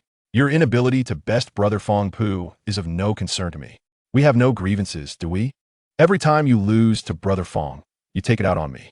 Can't you find someone else? Du Yuan sighed helplessly, his face filled with indignation. What? You refuse? At the mention of Feng Pu, a cold glint flashed in Jiang Feng's eyes, and he fixed a piercing gaze upon Du Yuan, his tone turning icy. Indeed, this time I would rather die than endure further humiliation. Du Yuan steeled himself and met Jiang Feng's gaze without a hint of fear. He had tolerated too much and could no longer endure it. If he were to be injured by Jiang Feng again, his chances of survival in the Xinyu secret realm would diminish significantly. Better to risk everything now and maintain some dignity than perish in the secret realm. We are both disciples of the same sect. How could I allow you to perish? We are merely engaging in a standard spar, even if things go awry. The worst outcome would be an injury, not a matter of life and death. Jiang Feng sneered, clearly intent on not letting Du Yuan off easily. D'ici près du?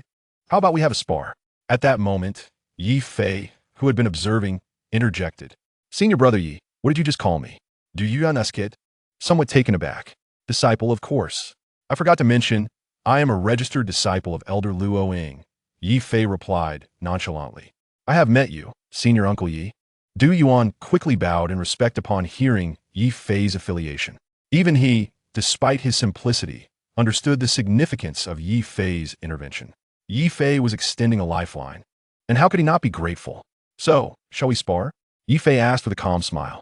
Certainly, I will gladly spar with you, Senior Uncle Yi. Du Yuan replied gaudily. No, Du Yuan must first spar with me. Jiang Feng's countenance darkened immediately upon seeing Ye Fei and Du Yuan sidelining him. What do you mean, disciple Jiang? Ye Fei arched an eyebrow, his tone becoming colder. I was the first to propose a spar with Du Yuan, so he must fight me first. Jiang Feng insisted stubbornly. Disciple Du, do you agree? Ye Fei turned his gaze toward Du Yuan with a smile. In response to Senior Uncle Yi, I do not agree. I only wish to spar with you. Du Yuan grinned. Did you hear that, disciple Jiang? Ye Fei shuruk. Then I shall spar with you. Jiang Feng redirected his focus towards Ye Fei. You wish to spar with me? As a junior, do you not need a valid reason to challenge an elder? Ye Fei looked at Jiang Feng with a knowing smile. You are merely a registered disciple. Whether you can formally enter the sect is still uncertain. To claim the title of senior uncle now is a bit premature, don't you think? Jiang Feng replied, his words laced with provocation. It was important to note that he was the designated true disciple of Qing Huaizhenren, the sect leader of Xiaoyao.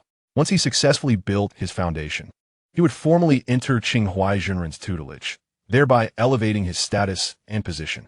Thus, he held little respect for Ye Fei, a mere registered disciple. What? You're dissatisfied? Ye Fei could not help but wear a playful smile. I am indeed dissatisfied. What will you do about it? If you wish me to call you senior uncle, you must first defeat me. Jiang Feng adopted an arrogant stance. I do not require you to call me senior uncle. If I lose, I will apologize to Du Yuan. If I win, you will address me as senior uncle. What does that sound? Ye Fei stated casually. Agreed. But do not go back on your word if you lose. Jiang Feng's eyes gleamed with excitement. A man's word is his bond. Besides, I am your senior uncle. Why would I deceive a junior? Ye Fei replied with seriousness. Everyone gather around. I'm going to spar with this individual. If I lose, I will apologize to Du Yuan. If he loses, he will have to call me senior uncle. Please bear witness to this, Jiang Feng declared loudly, without consulting Ye Fei, summoning all present in the plaza. His repeated references to this person showed a complete lack of respect for Ye Fei. Who is this person? How dare he challenge Jiang Feng? Do you not know he is the second strongest in our Xiaoyao sect's inner circle? The individual appeared unfamiliar, likely relying on his own prowess at the 9th level of qi refinement, which rendered him somewhat arrogant. However, can one 9th level truly compare to another? It seemed he was destined to suffer setback. Soon, the crowd began to engage in animated discussion. Shall we commence? Jiang Feng provocatively directed towards Ye Fei, his heart brimming with delight at the murmurs surrounding him. Upon finishing his statement, he promptly summoned a long sword, a magical artifact. As you're the junior, I shall grant you a single strike. Ye Fei smirked disdainfully at Jiang Feng. Conceded. Behold my blade.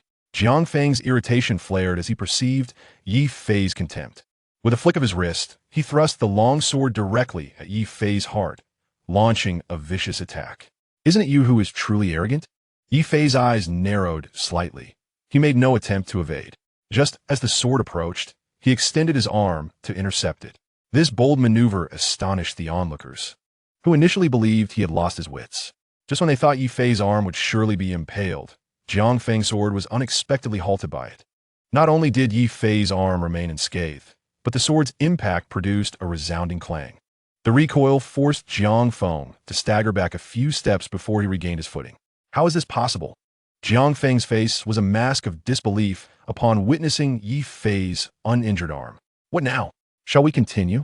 Ye Fei inwaited, a smile gracing his lips as he regarded Jiang Feng.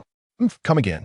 Jiang Feng retorted coldly, raising his sword high, his true qi surging violently, all converging into his right hand. Thousand blade slash, he shouted, bringing the sword down with ferocity. In that instant, dozens of illusory sword images erupted, all aimed at Ye Fei. Observing the multitude of sword shadows, Ye Fei merely smiled nonchalantly. With a flicker of his mind, he drew forth his own long sword. Golden goose soars. With a gentle exclamation, Ye Fei slashed his sword diagonally forward. As he unleashed this strike, a wave of golden sword qi rippled forth. The moment the countless sword shadows collided with this ripple, they were obliterated with a series of sharp cracks. The dissipating sword qi did not halt. It continued its relentless advance toward Jiang Feng. Despite Jiang Feng's frantic attempts to parry with several strikes, he could not withstand the onslaught of sword qi.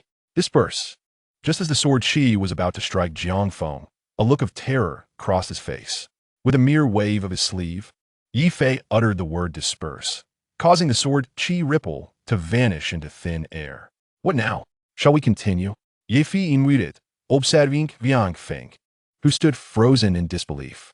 As his words echoed, the entire square fell silent, overwhelmed by Ye Fei's domineering display. Chapter 41. The benefits of mixed spiritual roots. I refuse to accept this. Come again. Jiang Feng's eyes burned crimson with frustration after suffering repeated defeats. In a contest of equal realms, such a result was utterly unacceptable to him. It is worth noting that even when he sparred with Bai Pu, the foremost disciple of the inner sect, they would engage in hundreds of exchanges before a victor emerged. Yet before Ye Fei, he could not withstand even a single strike. The disparity was staggering. Shall we go again? Ye Fei raised an eyebrow, momentarily taken aback. We have yet to determine a victor. Jiang Feng gritted his teeth. Very well. As you wish. Ye Fei smirked lightly, offering a calm smile to Jiang Feng. 3 points of carefree. Jiang Feng's wrist twisted as he rapidly thrust his sword towards Ye Fei 3 times. With each thrust, a small white orb of light burst forth from the sword tip, hurtling towards Ye Fei. While these orbs were not large, comparable to the size of a bowl, their power was formidable. Even before they approached, Ye Fei felt the pressure emanating from them. This technique was indeed stronger than the previous one. Ye Fei nodded appreciatively. He then sheathed his sword, clenched his fists, and with a swift push off his toes, launched himself towards the incoming orbs. Boom! Boom! Boom! In an instant, brilliant white light erupted as Ye Fei's fist struck the 3 formidable orbs in succession, reducing them to countless white specks that vanished into the air. As the white motes dissipated, Ye Fei's fists remained unblemished. Witnessing this spectacle, the onlookers gasped in astonishment. The 3 points of carefree was no simple technique. It was the most powerful of the 3 carefree swords. Among those present, few could execute it. Despite their modest size, each orb was akin to the full force strike of a 9th level Qi refinement practitioner, exhibiting astonishing explosive power. Even Bai Pu would hesitate to confront such an onslaught head-on. Yet Ye Fei effortlessly shattered them with his bare fists. The sheer strength of Ye Fei's physique was beyond imagination. The crowd was left in awe. Jiang Feng was no exception. Despite his reluctance to admit defeat, he recognized that he had lost this match. The fact that Ye Fei had neutralized 3 points of carefree with mere fists illustrated that his physical resilience rendered ordinary techniques incapable of breaching his defenses. How could such an extraordinary individual exist in the world? Jiang Feng's heart screamed with disbelief and indignation.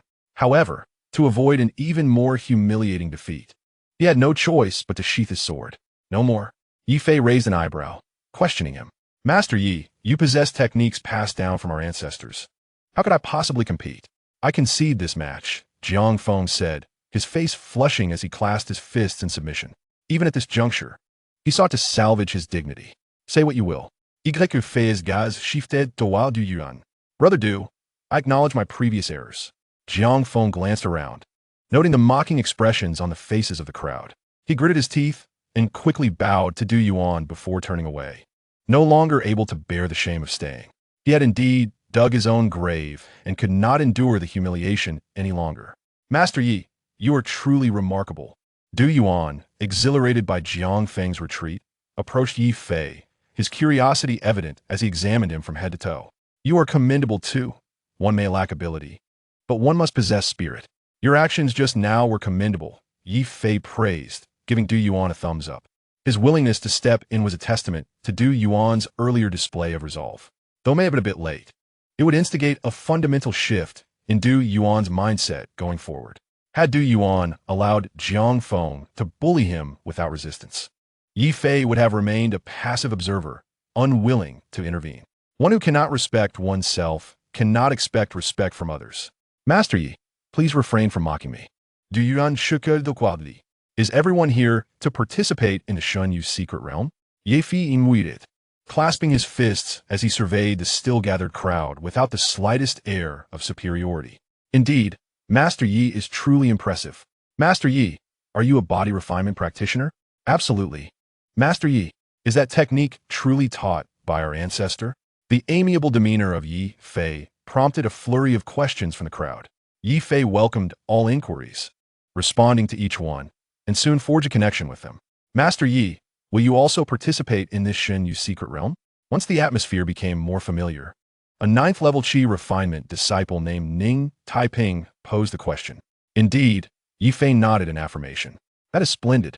With Master Yi here, our chances of survival in the Shen Yu secret realm have significantly increased. Ning Taiping exclaimed with excitement. Hearing this, the others readily concurred. It was well known that in every iteration of the Shen Yu secret realm, fewer than 30% of disciples emerged unscathed. If a sect lacks a formidable figure capable of instilling fear in other sects, it is not uncommon for them to face complete annihilation, rather than merely a threefold defeat. Thus, upon witnessing the emergence of a prodigious talent like Ye Fei within their ranks, the members were filled with exhilaration.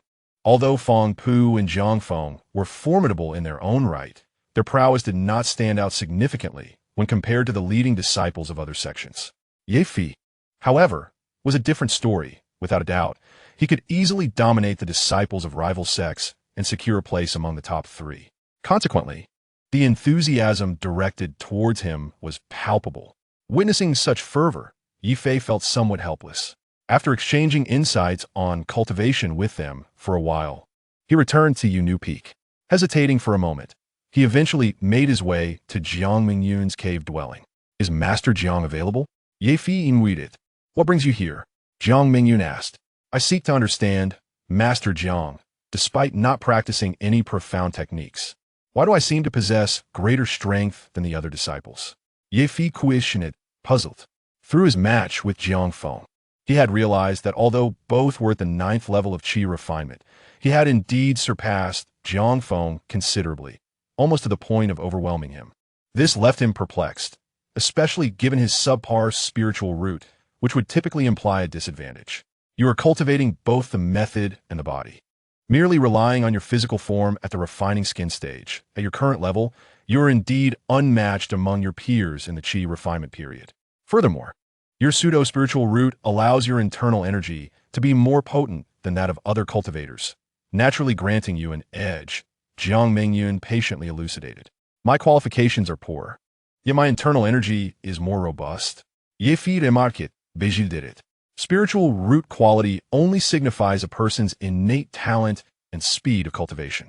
While a heavenly spiritual root cultivator possesses exceptional talent and rapid cultivation speed, they can only harness one of the 5 elemental energies, thus falling short compared to multi-root cultivators who can utilize all 5.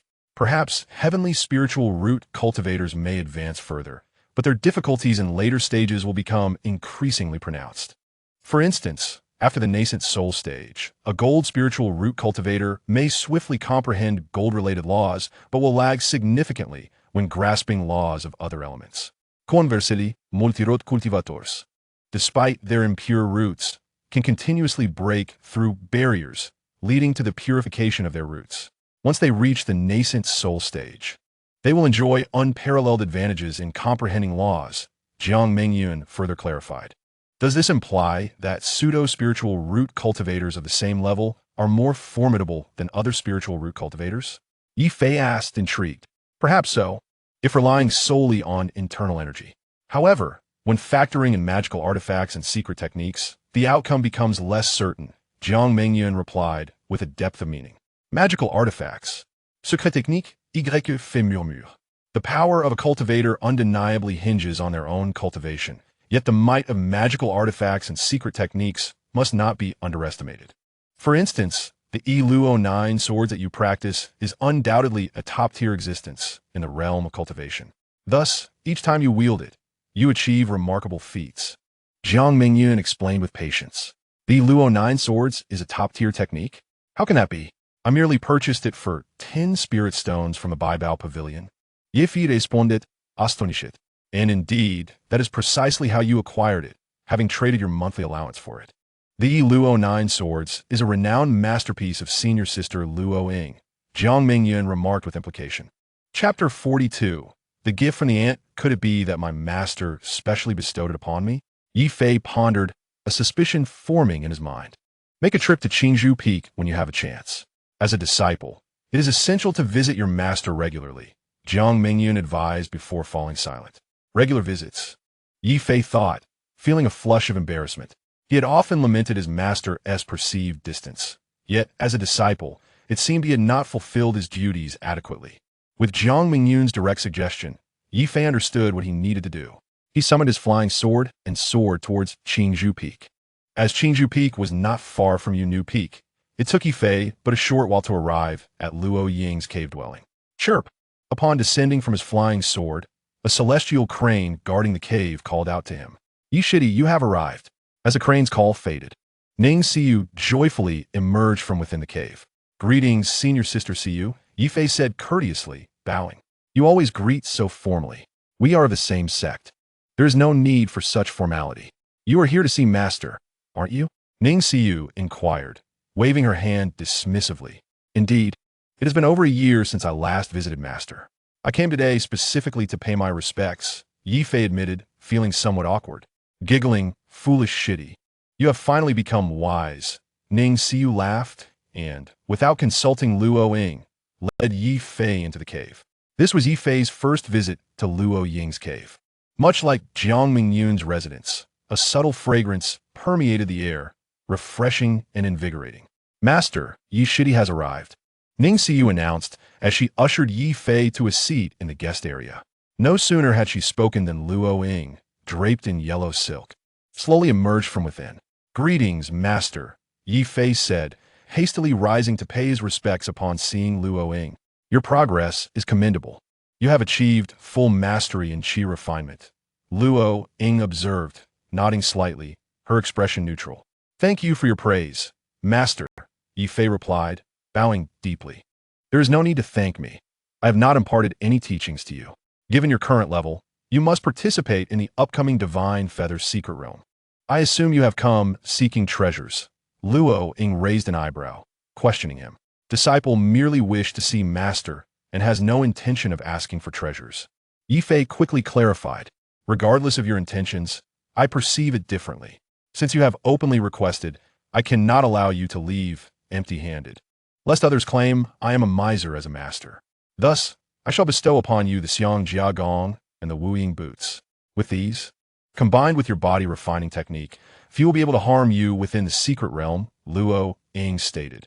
Her consciousness directing a book and a pair of blue boots to float before Ye Fei. "Thank you, master, for the treasures." Ye Fei sighed inwardly, gratefully accepting the items. Despite her seemingly indifferent demeanor, it was clear that she cared for him deeply. "See you. Lend your Vajra umbrella to your shitty for now. It serves little purpose for you at the moment," Luo Ying suggested, glancing at Ning Xiu. "Of course, ye shitty. Consider this Vajra umbrella a gift," Ning Xiu immediately responded, summoning a 4-foot-long, entirely black iron umbrella with a flick of her consciousness. "Thank you, senior sister," Ye Fei said as he accepted the Vajra umbrella. "That'll be all. You may return now. Be cautious in the secret realm, and do not fall prey to danger. Your life is trivial, but losing these artifacts would be a pity," Luo Ying casually advised as she gestured for Ye Fei to depart. Hearing Luo Ying's words, Ye Fei couldn't help but twitch his mouth. Nevertheless, he bowed to Luo Ying before turning to leave. As he departed, Luo Ying's eyes sparkled with brilliance, a charming smile gracing her lips. "Call your senior brother Qinghua here," she instructed Ning Xiu once Ye Fei had left. His master concerned about Shitty encountering any mishaps in the secret realm, wanting to make arrangements in advance. Ning Xiu asked with a smile, "Just go and do as I say. Stop with the unnecessary chatter," Luo Ying replied with a hint of annoyance. Yes, I shall go at once," Ning Xiu laughed, swaying as she exited. Upon returning to Yu Peak, Ye Fei went straight to his cave. Sitting cross-legged on his stone bed, he took out the Vajra umbrella. The King Kong umbrella is rather unique, featuring a 4-foot-long handle and 36 ribs, all meticulously crafted from black gold. Each rib not only supports a black canopy made of refined black iron, but also conceals a small, inch-long blade beneath each canopy. These blades can be controlled via a button located on the handle. When pressed, the blades can swiftly launch to confront an adversary, and with another press, they return to the safety of the umbrella. Ye Fei, having acknowledged the umbrella's ownership through blood, fully refined it before retrieving a pair of boots known as the shadowless boots. These boots, entirely blue, automatically adjust their size according to the wearer's foot length. After recognizing them through blood, Ye Fei donned them. The moment he wore the shadowless boots, he felt a significant lightness in his body. Subsequently, as he infused his true energy into the boots, he began to stride out of the cave. Astonishingly, after only 2 steps, he couldn't help but exclaim in surprise. He discovered that his speed had more than doubled compared to before, rivaling even his black disc artifact. Truly, these are treasures. His aunt understands my needs so well. Sitting back on the stone bed, Ye Fei felt a surge of emotion. The concern of loved ones filled him with gratitude. After a moment of reflection, he took out the book on Xiang Jiagong. As the name suggests, Xiang Jiagong is a technique designed to enhance defense and strengthen the body, akin to his own body refinement skills. With a sweep of his consciousness, he memorized the entire content of the book. He then calmed his mind and began his cultivation. The Xiang Jiagong comprises 4 levels. Given his qi refining stage cultivation, he could only practice the first level. Fortunately, the first level was not too challenging, and within a few days, Ye Fei made some progress. 20 days passed in the blink of an eye, and while he was deep in his training, he suddenly received a message from Jiang Mengyan. "Nephew Yi, we will depart for Xinyu Valley tomorrow. Do not forget the promise you made to me. Rest assured, Master Ant, since I promised to take you in, I will not go back on my word," Ye Fei replied to the air ahead, knowing Jiang Mengyun could hear him from within the cave. "Excellent. Later, when Yi Yun returns, do not let her know about this matter just yet," Jiang Mengyun reminded. "No problem." Ye Fei nodded and then inquired, "When will you enter the Qing Longsword?" "Before you depart," Jiang Mengyun responded. As her words fell, Ye Fei heard Jiang Yun's voice from outside the cave. "Brother Yi, I'm back." Shortly thereafter, a stunning young girl clad in white gauze, with a curvaceous figure, appeared before Ye Fei. Chapter 43. Setting off how much you've grown. Upon seeing the girl before him, Ye Fei's eyes widened in astonishment. This girl was Jiang Yun, and, compared to a few months ago, she had undergone remarkable changes, nearly unrecognizable. Not only had her cultivation progressed to the 9th level of qi refining, but her modest curves had transformed into a pair of firm mounts. If Ye Fei were to disregard her face, he might have mistaken her for Jiang Mengyun. Now, Jiang Yun's figure had become quite alluring. Unlike the conservatively dressed Jiang Mengyun, Jiang Yun exuded a boldness. Her inner white undergarment barely concealed her figure, while an outer white gauze skirt left much of her skin exposed. With a deep cleft accentuating her bosom, she was undeniably captivating. The skirt was short, only just covering her rounded backside. As she moved, it seemed as if secrets yearned to break free from their concealment, prompting an irresistible urge to gaze upward. "Brother Ye, do you think Iyun is beautiful?" Jiang Iyun asked playfully, twirling gently in front of him, and seemingly unintentionally, she lifted her hands to accentuate her ample bosom. With the skirt fluttering, a glimpse of white flashed before Ye Fei's eyes. "So grand. No, so beautiful." Ye Fei instinctively voiced his thoughts, but quickly corrected himself. "You are quite bothersome, Brother Yi," Jiang Iyun retorted, her cheeks flushed. "Iyun, you have returned without even greeting your aunt first, rushing straight to your brother Yi." Jiang Mingyun's teasing voice suddenly came from outside. "Aunt, em sorry. I'll come right away." Jiang Iyun blushed, sticking out her tongue playfully before darting outside. As she ran, her attire vanished in a flourish, replaced by a blue robe. Though she moved swiftly, for a brief moment, Ye Fei caught sight of her smooth back. "This girl is truly enchanting." Ye Fei licked his dry lips, suppressing the stirrings within him. At this point, he lost all focus on his cultivation and decided to tend to the herb garden atop the peak meticulously. For some reason, after Jiang Yiyun left, she remained in Jiang Mingyun's cave without coming out, leaving Ye Fei somewhat disappointed. The next day, he arrived early outside the cave, waiting for Jiang Mingyun and Jiang Yiyun to appear. Fortunately, it was not long before both emerged from the cave, just after a short incense stick had burned. "Ne Pekye, take Yiyun to the sunset peak. I shall not accompany you," Jiang Mingyun instructed. "The secret realm is fraught with dangers. You two must support one another and strive to return safely." After offering a few words of caution, she waved her hand, signaling for them to depart. Ye Fei nodded and, together with Jiang Yiyun, took to the skies on his flying sword towards Sunset Peak.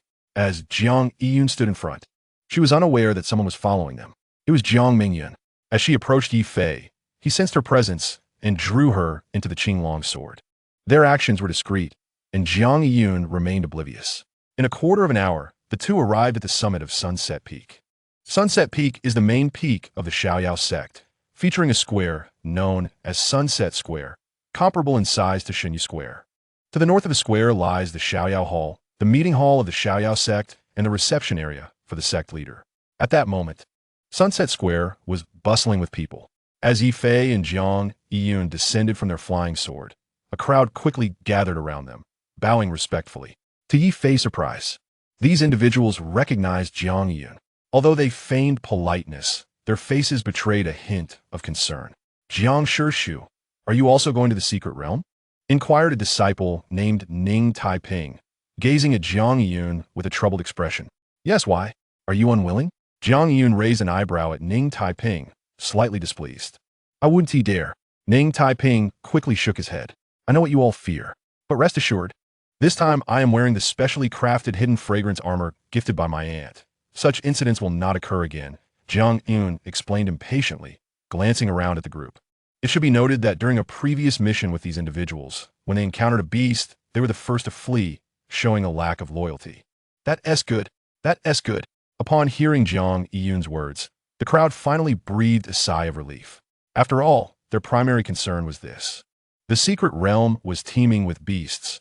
Being accompanied by someone who attracted them would leave them with no chance of survival. "Come here." Just as the crowd exchanged a few more words, a commanding voice resonated from the entrance of Xiaoyao Hall. The voice belonged to a middle-aged man clad in a green robe. Ye Fei immediately recognized the individual before him. This person was none other than Qing Huaizhenren, the leader of the Xiaoyao men and the foremost disciple of the esteemed elder, Luo Ying. In terms of seniority, Ye Fei would have to address him as Shi Xiao. Upon noticing the leader's presence, the gathered crowd stood at attention, aligning themselves before Qing Huaizhenren.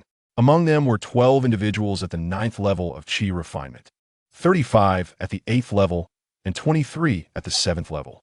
Qing Huaizhenren surveyed the assembly with satisfaction, nodding in approval. "Master, everyone has arrived," he announced. With the group assembled, Qing Huaizhenren bowed respectfully towards the Xiaoyao Hall. As he concluded his statement, Luo Ying, draped in yellow silk, gracefully emerged from within the hall. "Let us depart now," she declared. Stepping forward, Luo Ying flicked her delicate fingers, and a diminutive flying vessel shot forth. In the blink of an eye, it expanded to an impressive length of 15 to 16 zhang and a width of 4 zhang. The cabin alone could accommodate hundreds, easily accommodating their party of dozens. Board the vessel, she instructed. Once the ship stabilized, Luo Ying waved her grand sleeve, and the crowd was lifted into the air, landing upon the deck of the ship in an instant. With a wave of her consciousness, the vessel trembled and surged forward, vanishing from sight in mere moments. The journey ahead was long, spanning over 60,000 li and requiring 2 days. You may enter the cabin for now. I will summon you when we arrive, she said as the disciples were ushered inside. Ye Fei, remain, Luo Ying called just as he was about to enter the cabin. I pay my respects to Master, he said, standing respectfully beside her. You must keep this map and jade tablet. They will prove invaluable within the secret realm. Luo Ying lightly nodded and handed Ye Fei a jade slip and a violet jade tablet. Upon closer inspection, Ye Fei realized that the violet tablet was the very one he had given to Luo Ying previously. What is this? He asked, confusion etched across his face. It is the identity tablet required to access the Array Divine Hall. It is unique in this realm, Luo Ying explained. Upon entering the Shun Yu secret realm, you must first visit the Array Divine Hall to retrieve an item. Her gaze was fixed intently on Ye Fei as she spoke earnestly. Chapter 44. Arrival at Shun Yu Valley, the Array Divine Hall. Retrieve an item? Ye Fei furrowed his brow, intrigued by the unfamiliarity of this hall. Indeed, you must go to the Array Divine Hall to retrieve something, Luo Ying affirmed. Then posed a question that had long troubled Ye Fei. Do you know how your father's eyes were blinded? At her inquiry, Ye Fei's body stiffened. Master knows? He asked, a surge of excitement coursing through him. Years ago, in the Shun Yu secret realm, your father was injured by the formation while attempting to decipher the entrance array of the Medicine God Hall, resulting in the loss of his eyesight. Luo Ying's voice grew somber as she continued. I am sending you to the Array Divine Hall to fulfill the task your father could not complete. Her eyes clouded with memories, revealing the weight of the past. What must I retrieve? Ye Fei pressed, his brow knitted with concern. The legendary array classics and a super array disc. Luo Ying clarified. Are these items truly extraordinary? Ye Fei ventured, gauging her response. Extraordinary is an understatement. Each can unleash chaos within the cultivation world. The Array Classics contains records of all spiritual level formations in the cultivation realm and even introduces formations from the spiritual realm. Anyone who comprehends it can become a master of formations. The Super Array Disc is even more formidable. It is said that its possessor can traverse all realms. Luo Ying elaborated. Is it possible for me to achieve what my father cannot? Ye Fei asked earnestly, sensing the gravity of the situation. Absolutely. Your father opened the entrance to the Array Divine Hall 20 years ago. Due to unforeseen circumstances, he was unable to enter. If you go, simply find the location. And with this jade tablet, you will gain entry. Having successfully refined your body, the formations within pose no threat to you. Retrieving those 2 treasures should be manageable. Luo Ying reassured him. What about the God-devouring herb? Ye Fei inquired, recalling the most crucial item within the Shun Yu secret realm. If you secure those 2 items, obtaining the God-devouring herb will be as effortless as reaching into your pocket. Luo Ying replied, a charming smile gracing her lips. I shall strive to meet your expectations, Master. Ye Fei affirmed with a resolute nod.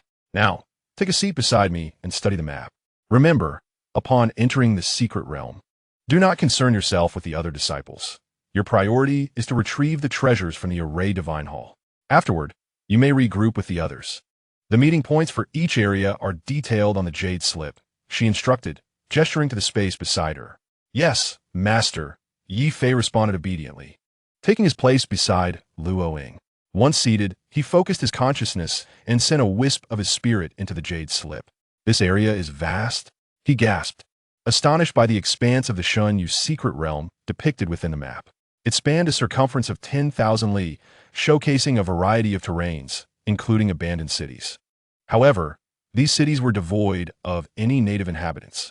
Master, given the size of the Shun Yu secret realm, will it not be challenging to encounter others once we enter? Ye Fei queried, his curiosity piqued. Your observation is partially correct, Luo Ying explained patiently. Though the realm is extensive, many areas are densely populated with ferocious beasts. making it difficult for humans to traverse. Consequently, the activity range for humanity is significantly limited, which paradoxically increases the likelihood of encounters. Ah, I see, Ye Fei remarked, finally comprehending the heavy toll the Shun Yu's secret realm exacted. In the time that followed, he refrained from further inquiries, diligently committing the map's details to memory. Despite the lengthy journey, Luo Ying's vessel moved with remarkable speed, arriving at a valley after just 2 days. At this juncture, 7 other flying vessels were already anchored around the valley, positioned haphazardly. These belonged to other sects that had arrived earlier. Luo Ying chose a spot and landed without engaging with the others. Everyone disembark. We have arrived at Xinyu Valley, she announced as the ship came to a halt. Upon seeing Ye Fei seated beside Luo Ying, the crowd exhibited expressions of envy. Jiang Feng, in particular, harbored a flicker of jealousy in his eyes. He was aware that, even as a foundational disciple, he was merely a direct disciple under the leader, while Ye Fei had already ascended to the status of a junior brother to the leader, elevating his rank above Jiang Feng's. He had initially assumed that the esteemed elder did not favor Ye Fei, but it seemed that was not the case. A sense of unease settled within him, fearing that Ye Fei might seek retribution in the future. Quietly, he moved to the back of the crowd, his eyes darting nervously. This is Xinyu Valley, the site of the secret realm's opening. I trust that Qinghua Jinren has briefed you all on the necessary details. Thus, I shall not elaborate further. Each of you will receive a storage pouch containing a positioning jade disc and a map. Once inside, strive to move together to minimize casualties. Remember, after acquiring the chiffon grass, your foremost priority is to preserve your life, followed closely by the collection of spiritual herbs. Luo Ying gracefully waved her jade hand, and 70 storage bags emerged from the ring on her left hand, floating before the eyes of the assembled disciples. After bowing respectfully, the disciples eagerly took the storage bags and secured them around their waists. Once this was accomplished, Luo Ying paid them no further mind, allowing them the freedom to move about the flying vessel. The disciples, understanding the situation, hurried to the rear of the ship, careful not to disturb Luo Ying. You hold this ring. The amount of spirit herbs the Xiao Yao men can gather this time relies entirely on you. After the disciples had departed, Luo Ying removed the ring from her left hand and handed it to Ye Fei. Thank you, master. Ye Fei received the ring with utmost respect and slipped it onto his finger. The ring still bore the warmth of Luo Ying's body, and wearing it filled Ye Fei with an indescribable sensation. Upon seeing Ye Fei don the ring, Luo Ying nodded slightly and closed her eyes. As Ye Fei gazed at the ring, a surge of excitement coursed through him. It was his first encounter with a storage ring. Driven by curiosity, he concentrated his consciousness, and a thread of spirit sense swept into the ring. One expansive space. Ye Fei couldn't help but exclaim upon discovering the vastness within the ring. The space was immense, at least 100 times the capacity of an ordinary storage bag. Although it could not compare to his Qinglong sword, it was nonetheless among the finest in the realm of cultivation. However, he found the ring to be entirely empty, which left him somewhat disappointed. Reluctantly, he withdrew his spirit sense. Just as he retracted his consciousness from the storage ring, he noticed a flying vessel approaching swiftly from the distance, brushing past them. Out of curiosity, Ye Fei glanced at the deck of the vessel. In that fleeting moment, he caught sight of a graceful figure standing there. Has she come too? The instant he recognized the figure, Ye Fei's body trembled, and he murmured to himself. Chapter 45. The opening of the secret realm, though it was but a fleeting instant. Ye Fei was certain that the person was Lu Qianqian, the girl he had grown up with, who had distanced herself from him upon discovering he had no spiritual root. That scene from the past was indelibly etched in his memory, impossible to forget. At that moment, Lu Qianqian's heart was also tumultuous. She could hardly believe that the once rootless Ye Fei had now reached the same cultivation level as her, both being at the 9th layer of qi refinement. After all, she possessed a rare dual spiritual root, while Ye Fei had once been deemed a waste. Did I make the wrong choice? A blend of emotions surged within Lu Qianqian, leaving her with an indescribable discomfort. After a brief moment of daze, Ye Fei took a deep breath, forcing himself to regain his composure. Luo Ying observed Ye Fei's reaction with keen interest, and though she was unaware of the underlying details, she was pleased with his response. Thus, she refrained from asking further questions. As time passed, more and more flying vessels gathered around Xinyu Valley. Within half a day, the number had swelled to 20. In addition to these large vessels, numerous scattered cultivators had also gathered. Most of these lone cultivators were at varying levels, predominantly in the late stages of qi refinement. In total, there were easily 500 to 600 individuals. So many people. Ye Fei marveled at the throng surrounding him. When we set out, there weren't nearly so many. Luo Ying, who had been meditating with her eyes closed, quietly opened her beautiful eyes and sighed lightly. Isn't there a significant amount of spirit herbs inside? Why must cultivators vie for life and death? Ye Fei asked, perplexed. Much? What constitutes much? Luo Ying inquired, her tone laden with deeper meaning. Ye Fei found himself momentarily speechless.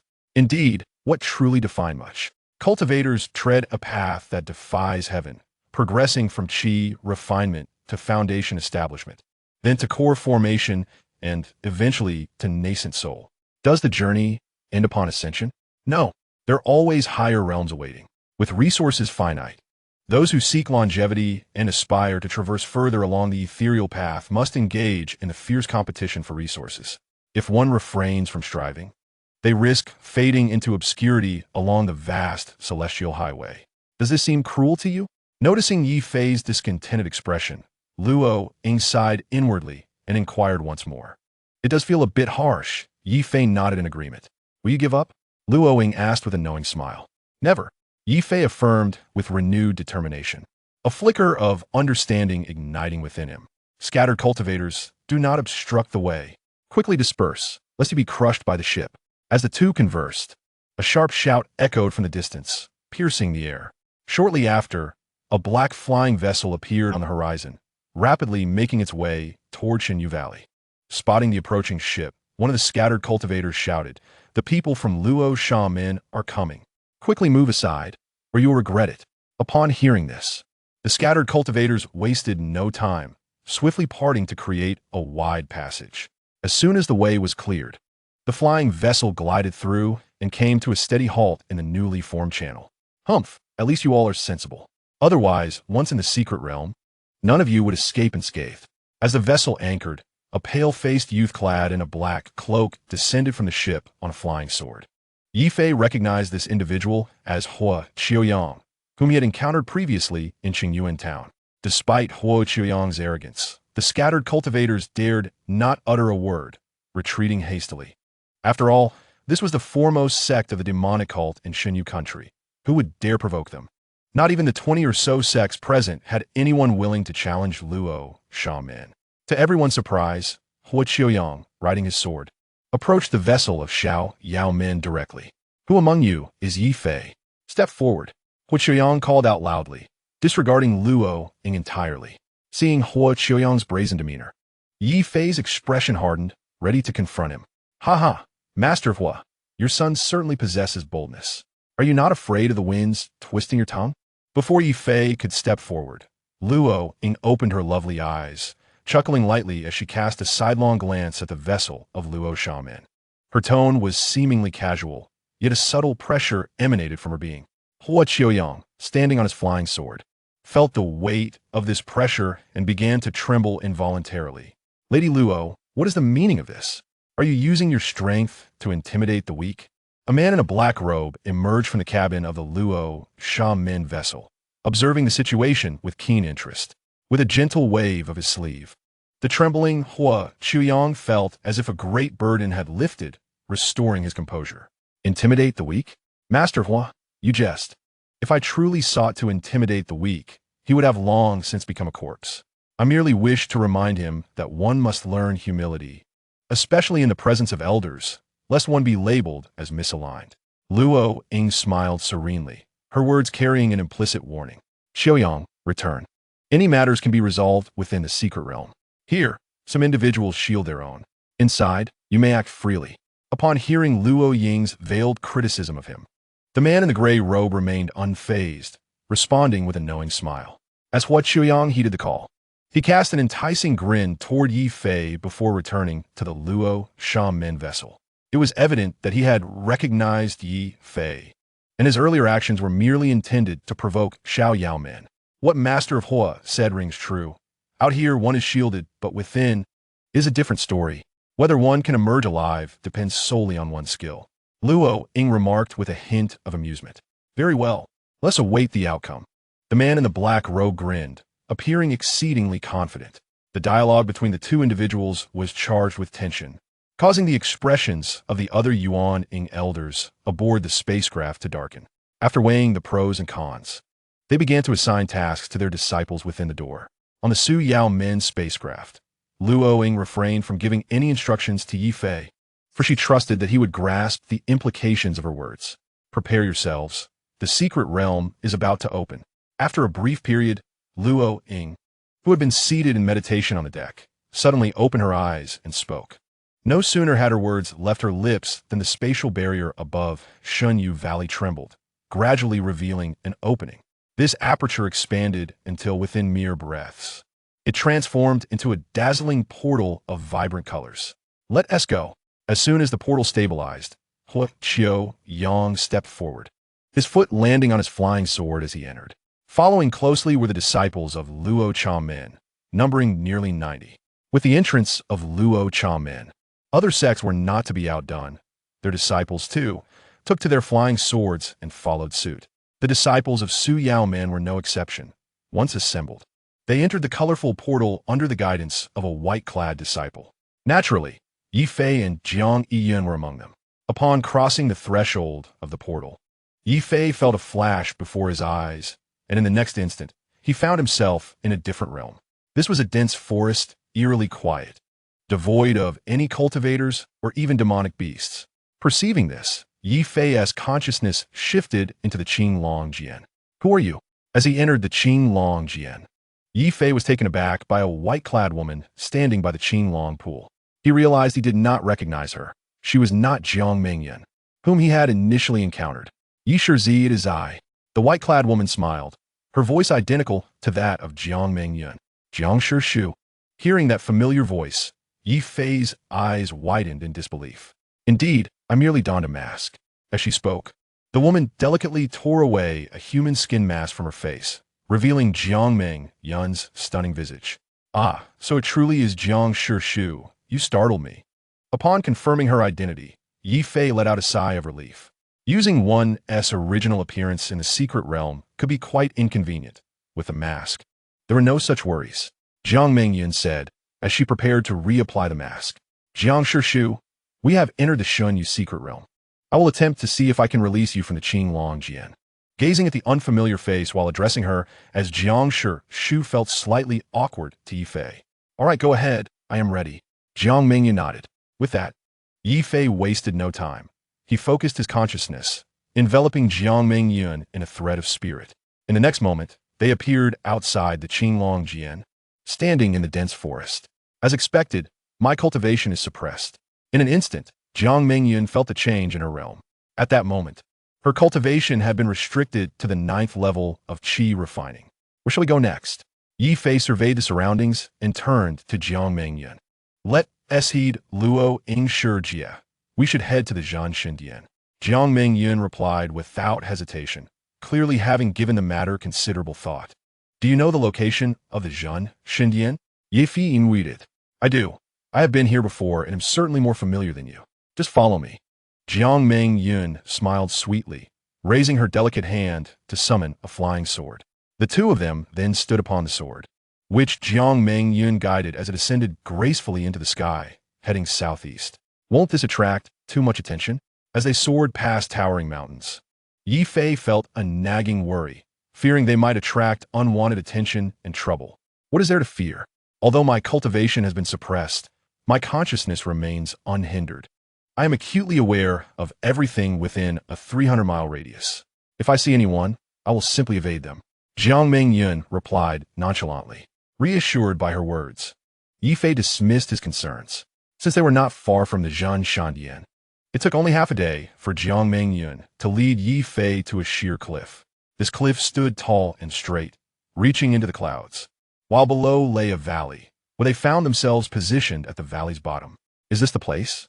Ye Fei asked curiously, noting the emptiness of the valley, which bore little vegetation, let alone any sign of a Zhan Shandian. You will see shortly, Jiang Mingyun said with a mysterious smile. then stepped forward and collided with the cliff face.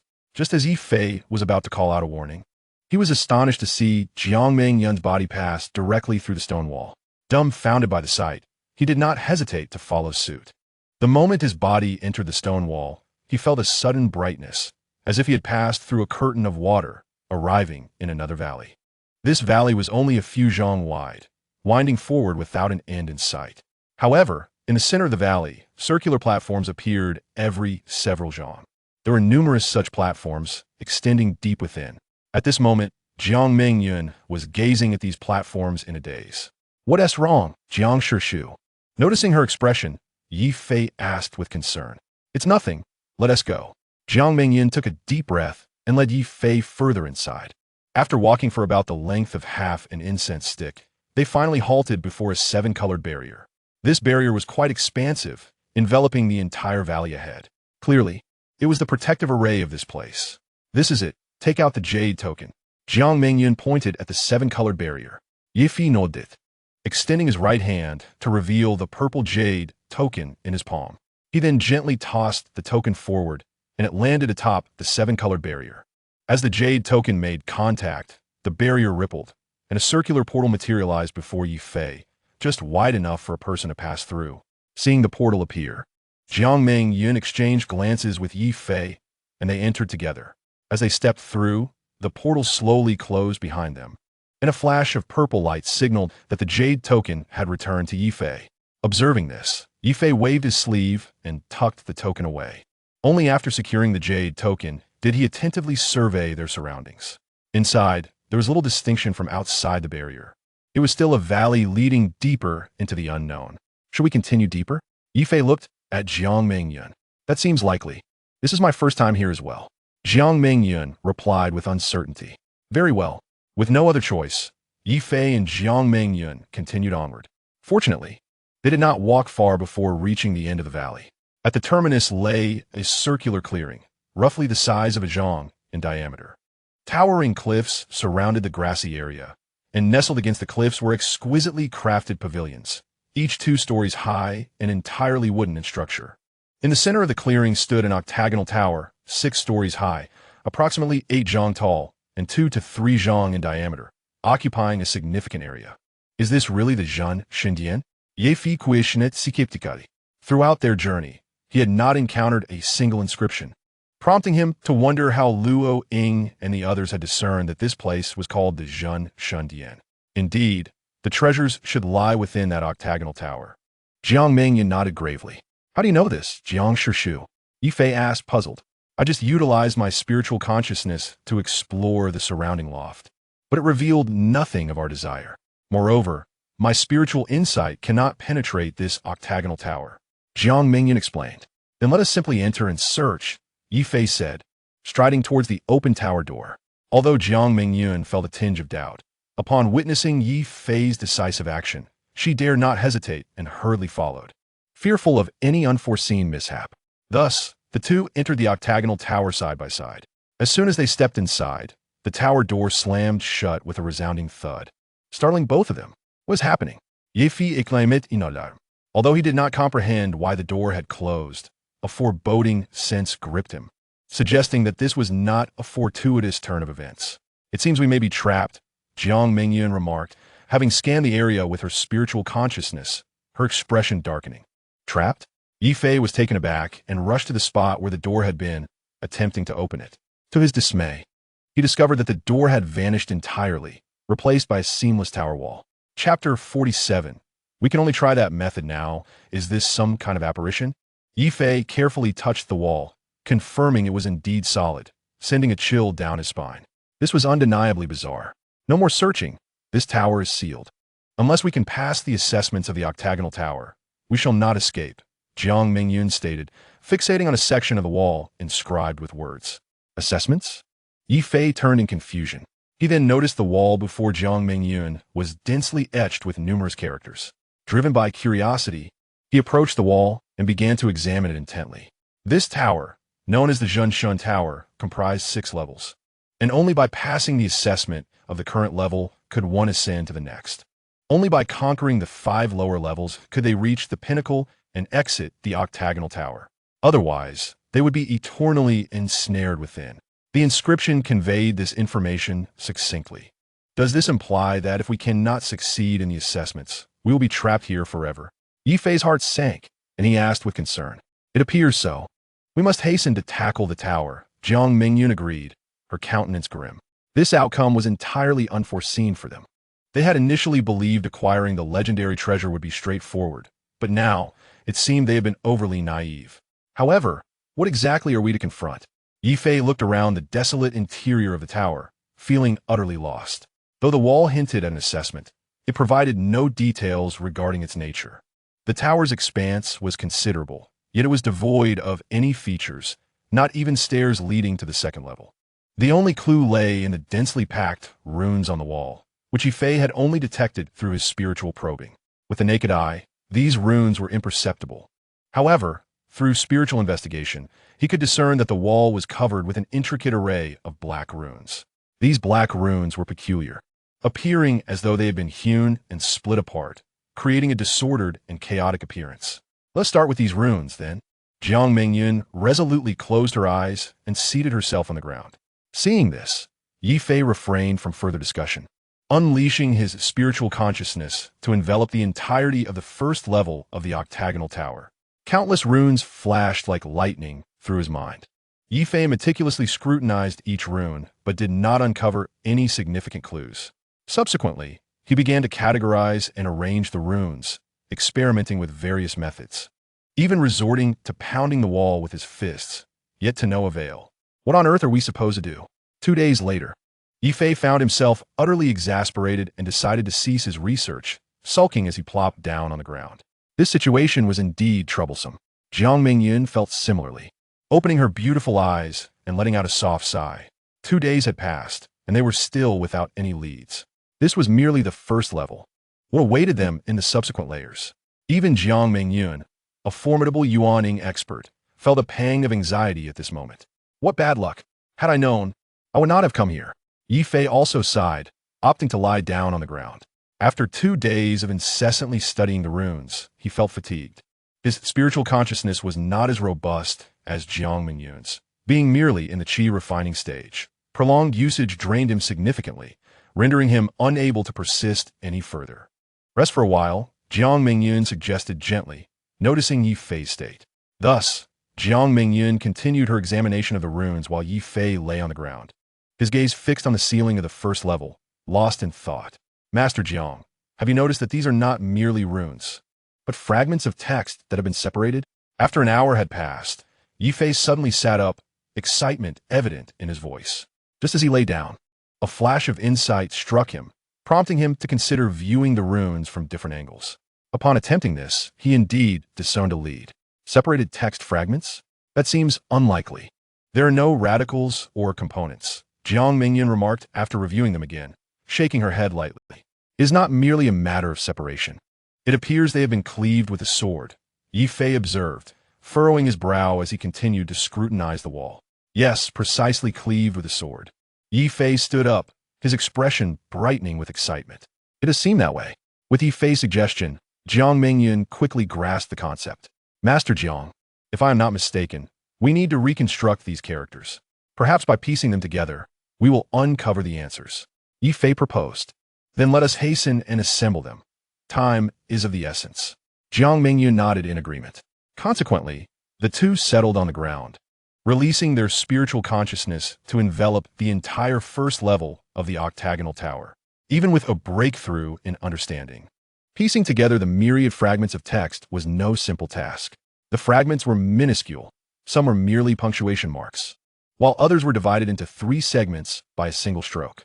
This is the character for beginning, and this is the character for to arrive.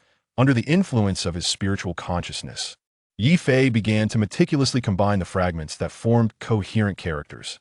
Remarkably, by following the slicing patterns of each fragment, he was able to assemble them one by one. In contrast to Ye Fei's progress, Jiang Mingyun faced challenges. Although she could identify which fragments could form a character, her spiritual consciousness was incapable of moving the fragments. This left her feeling exasperated. With no other option, she decided to assist Ye Fei. As they assembled more characters, the number of remaining fragments dwindled, and the process accelerated. A day later, the two finally succeeded in reconstructing all the fragments of the first level into coherent text. As the final character was formed, the black inscriptions trembled, and the darkness seemed to evaporate, gradually revealing their golden essence. These characters transformed entirely into gold.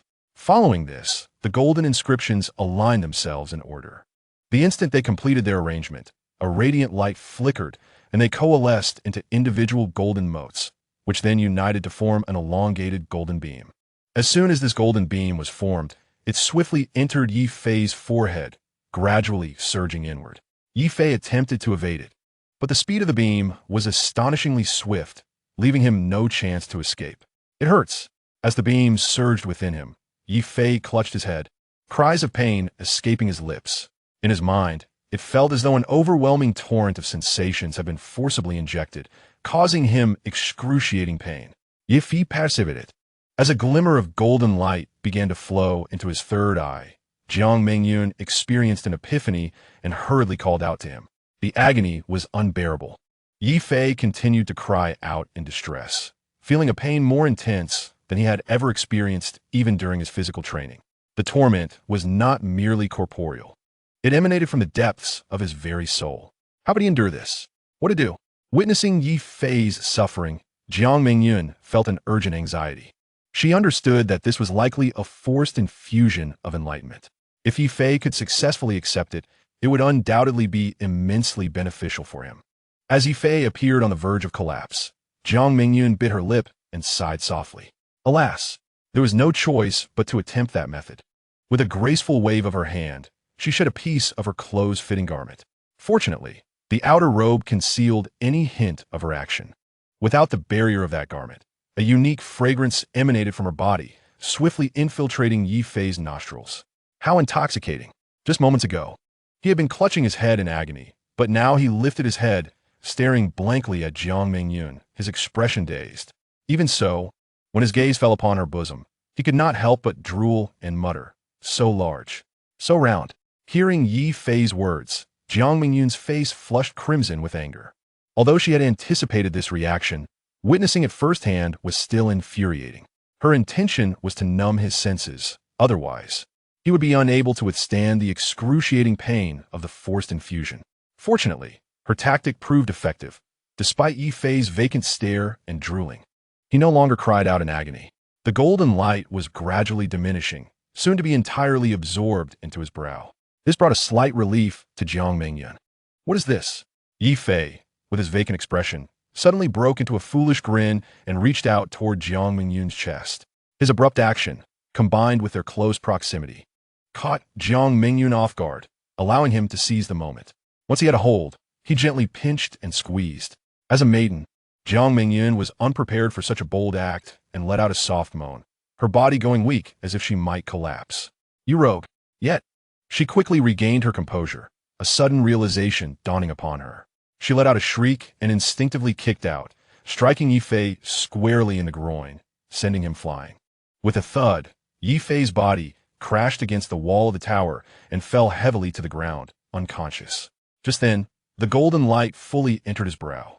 Simultaneously, a staircase leading to the second floor slowly emerged in the center of the first floor. Observing the unconscious Ye Fei, Jiang Mengyun stood rooted in place, her face a mixture of shame and anger. In a moment, her cheeks flushed, leaving her at a loss for words. Alas, you lucky rascal! With a resigned sigh, Jiang Mengyun shot a reproachful glance at Ye Fei. After redressing herself, she approached him, flicked her fingers, and a pill flew into Ye Fei's mouth. Ouch, that hurts! Just a few breaths later, Ye Fei, who had been unconscious, suddenly clutched his groin, curling up in pain and crying out. It seemed that the kick had indeed been rather forceful. Witnessing Ye Fei's distress, Jiang Mengyun felt a pang of guilt. A fleeting look of concern crossed her eyes. However, recalling that Ye Fei had successfully completed his physical training, she breathed a sigh of relief and feigned calmness, saying, "Stop pretending. Get up quickly. We need to ascend to the second floor." Ouch! Ouch! While groaning in pain, Ye Fei gingerly stood up, not daring to meet Jiang Mengyun's gaze. In truth, the moment he regained consciousness, he remembered what had transpired earlier. Although he had been out of control, he still retained a vague memory of the incident. He was aware that he had made a grave mistake. Just as he pondered how to face Jiang Mingyun, a twinge of pain shot through his groin. With a quick thought, an idea formed in his mind, leading to the earlier scene. A staircase had appeared. They needed to ascend swiftly. Seeing Ye Fei's pain expression, Jiang Mingyun hesitantly probed, unsure if he was truly in distress. Although Ye Fei had successfully completed his physical training, that particular area was a man's most vulnerable spot. And her kick was not light. It could very well have caused harm. Ouch, ouch. Master, hold on a moment, let me recover. Ye Fei gritted his teeth, forcing himself to stand upright. He took a deep breath before cautiously taking a step forward. Hiss!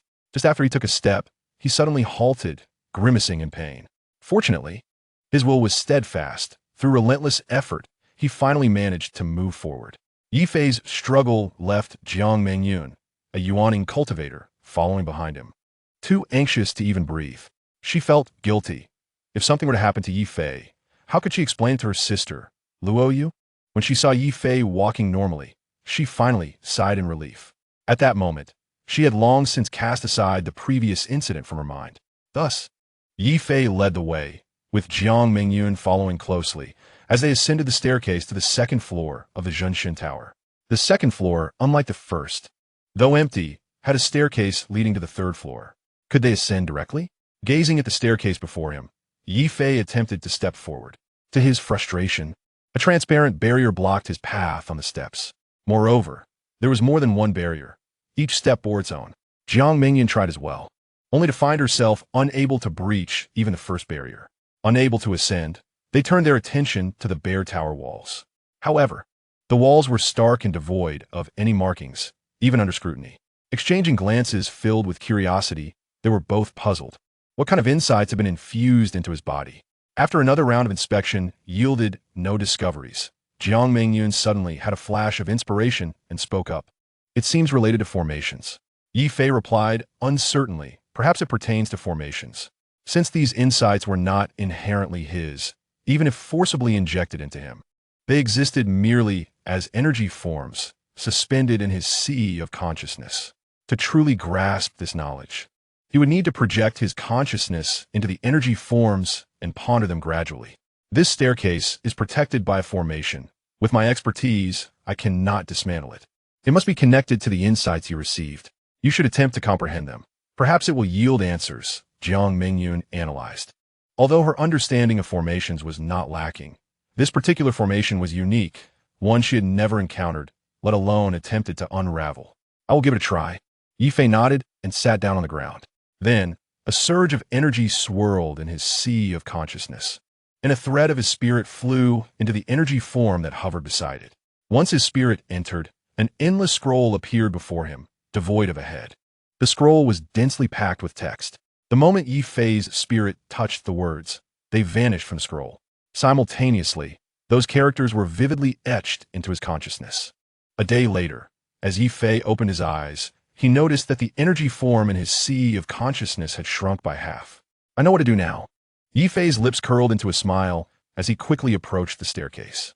Through his recent comprehension, he has discerned the nature of the formation before him. Upon encountering the barrier of light once more, Ye Fei swiftly executed a series of hand gestures, occasionally pointing ahead. Within mere breaths, the shimmering barrier emitted a sharp crack and shattered. With the barrier breached, Ye Fei stepped forward, firmly placing his foot upon the first step. This time, he encountered no hindrance and successfully stood upon the first tier. He proceeded with the same method, executing hand gestures repeatedly to dismantle the barrier on the second tier. After consecutively shattering 10 barriers, Ye Fei arrived at the landing of the staircase and seated himself. He once again extended a thread of consciousness into the energy entity. A day later, the energy entity was fully assimilated and vanished from sight. Ye Fei then rose to unravel the remaining barriers on the steps. The final 10 barriers fell within a mere quarter of an hour. Is it another puzzle? Upon ascending to the third level, Ye Fei found it eerily identical to the first, leaving him momentarily at a loss for words. Must we endure another bout of comprehension? Jiang Mingyun felt a tightening in her heart, suddenly recalling her experiences on the first level, her face flushing a deep crimson. Master Uncle, perhaps you should take the lead this time, Ye Fei suggested sheepishly. He was reluctant to take risks again, fearing potential complications. Jiang Mingyun remained silent, but nodded gently. Subsequently, she closed her eyes and began attempting to harness her consciousness to manipulate the fragments of text. "You should try," she said after a brief moment, her expression somewhat strained. Her previous attempt mirrored the first level's experience, as her consciousness still failed to move the fragments an inch. Very well. With no other choice, Ye Fei steeled himself.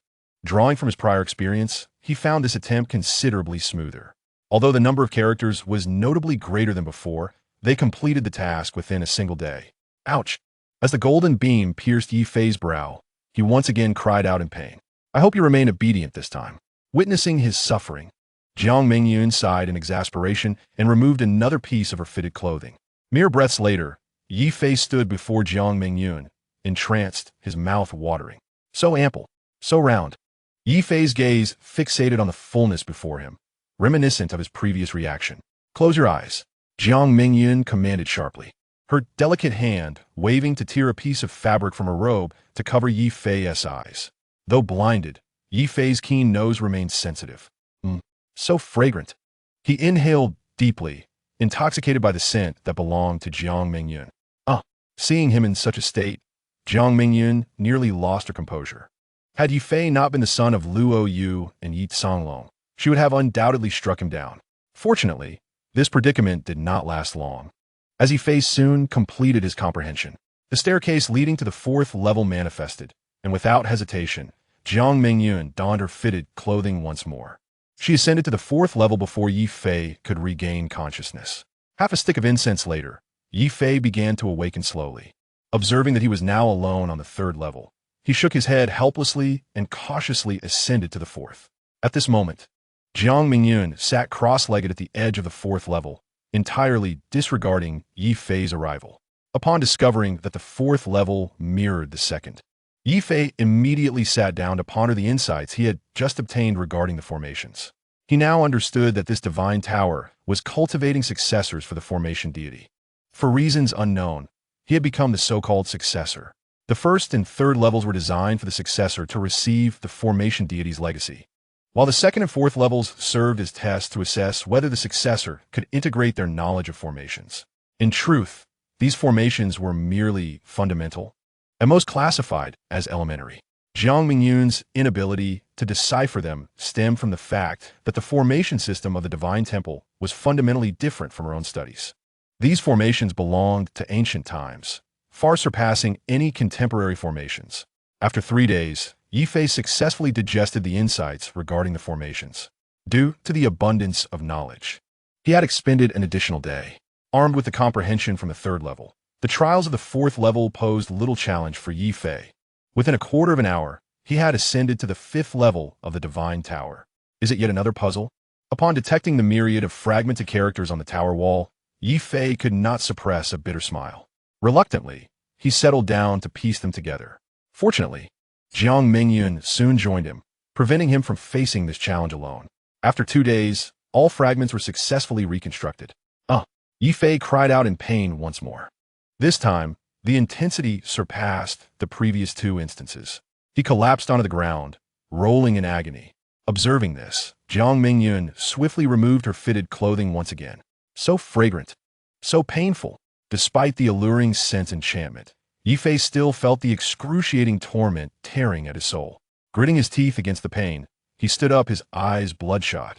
Coupled with the golden light gradually embedding itself in his brow, he appeared rather feral. His gaze upon Jiang Mingyun brimmed with possessiveness. Ouch! However, this expression lasted only a moment before he once again cried out in anguish. What to do? Seeing the lengthy golden beam still remaining, Jiang Mingyun felt a pang of urgency. The current comprehension was evidently more substantial than the previous 2, and the earlier methods were proving less effective. She contemplated knocking Ye Fei unconscious, but feared it might hinder his ability to receive the insights. As Jiang Mingyun hesitated, Ye Fei, who had been wailing in pain, abruptly ceased his cries. His body began to tremble violently, and it became evident he could no longer endure. Ye Fei, hold on. Seeing this, Jiang Mingyun's heart raced as she rushed forward to support his arm, her expression filled with concern. Yet at that moment, she felt a tightness at her waist. as Ye Fei's other arm pulled her fiercely into his embrace. "What are you doing?" Jiang Mingyun exclaimed, beginning to struggle to break free. However, within this secret realm, her cultivation was suppressed, and facing a frenzied Ye Fei, she found herself unable to escape. "Ye Fei, I am your master uncle." As she realized her inability to break free, Jiang Mingyun called out loudly, hoping to awaken him. But as soon as she uttered a word, she felt her body weaken, unable to produce any more sound. Unbeknownst to her, a large hand had already clasped around her ample form. Feeling Ye Fei's powerful grip, Jiang Mingyun lost all composure, her body trembling uncontrollably. For reasons unknown, she too found herself unable to restrain her impulses. Just as it seemed Ye Fei would breach the limits of propriety, a tear slipped from Jiang Mingyun's eye as she slowly closed her eyes. In a state of frenzy, upon witnessing the tear at the corner of Jiang Mingyun's eye, Ye Fei suddenly snapped back to his senses, hastily releasing her and forcefully pushing her away. Jiang Mingyun, losing her balance, cried out as she fell to the ground. Meanwhile, Ye Fei, battling against his desires and the excruciating pain, staggered to the side and curled up on the ground, crying out in anguish. Fortunately, the golden beam had diminished significantly, and within a few breaths, it had fully entered Ye Fei's brow. The moment the pain vanished, Ye Fei felt a flash before his eyes and fainted. Jiang Mingyun had already risen from the ground, gazing at the unconscious Ye Fei, her heart a tempest of emotions. With a gentle wave, she donned her fitted garment and slowly approached Ye Fei's side. "What a tragic fate," Jiang Mingyun sighed softly. This time, she refrained from administering any elixirs to Ye Fei, instead choosing to sit quietly beside him, waiting for him to awaken naturally. At that moment, her delicate brows furrowed, and a hint of confusion glimmered in her eyes. Confronted by his large hand, she could not fathom why she had offered no resistance moments prior. She felt a sense of shame at her own reaction. After all, to her, Ye Fei was merely a child. Yet now, faced with this situation, how was she to cope? She did not believe Ye Fei was at fault. Rather, he had saved her. Had he not suddenly regained consciousness earlier, a grave mistake might have occurred. Would she have had the courage to continue living under such circumstances? It hurt deeply. Just as Jiang Mingyun was lost in her tangled thoughts, Ye Fei, lying nearby, suddenly cried out in pain once more. What was happening? Hearing his cry, Jiang Mingyun's heart trembled, and she quickly turned to look at him. The chaotic thoughts that had previously occupied her mind were now replaced with concern for Ye Fei. "My head aches terribly," Ye Fei lamented, clutching his head in distress. "What is wrong?" Jiang Mingyun, momentarily flustered, asked anxiously. "My consciousness is overwhelmed." Ye Fei gritted his teeth, explaining his condition. At that moment, his consciousness was nearly consumed by the energy he had absorbed. "Quickly, digest those insights," Jiang Mingyun urged. In truth, Ye Fei had already realized this without her prompting. He bore the excruciating pain in his consciousness and sent a thread of awareness into the energy mass. As time passed, the energy mass shrank in size, and the intense pain in Ye Fei's consciousness gradually subsided. 5 days later, when he opened his eyes, the energy mass that had nearly overwhelmed his consciousness was entirely digested. "Damn, I nearly met my end this time." Ye Fei recalled the excruciating agony of his soul tearing apart, still feeling a twinge of fear. Upon standing, he found that Jiang Mingyun had ascended to the 6th floor. After a moment's hesitation, he gritted his teeth and followed suit. The 6th floor was different from the previous levels. In the east, west, south, and north directions, there were circular stone platforms. These platforms bore an uncanny resemblance to those he had seen in the valley. However, each of the 4 platforms held distinct objects. The eastern platform contained a jade slip, while the western, southern, and northern platforms housed green, red, and black discs, respectively. Each of these platforms was enveloped in a layer of colorful protective light, indicating a guarding formation. Ye Fei realized that Jiang Mingyun was not present. She must have gone out. Gazing at the 4 colorful barriers, a spark of determination ignited in his eyes. He summoned a spiritual weapon sword and approached the eastern platform. Murmuring, "I'll choose you first." Gripping the sword, he swiftly executed a series of strikes towards the 16 directions of the barrier. As he did so, the vibrant colors of the protective barrier began to fade. When he delivered the final strike, The barrier transformed into a transparent veil and dissipated with a soft pop, shattering the protective formation with remarkable ease. After absorbing the insights from the fifth floor, Ye Fei had made notable progress in understanding formations. Is this the Zhendian? He wondered, reaching for the jade slip. As his consciousness probed within, the character Zhendian appeared before him, confirming it was indeed the Zhendian. Ye Fei refrained from further exploration and stored the slip away. Subsequently, he replicated the process, dismantling the other 3 formations and retrieving the discs.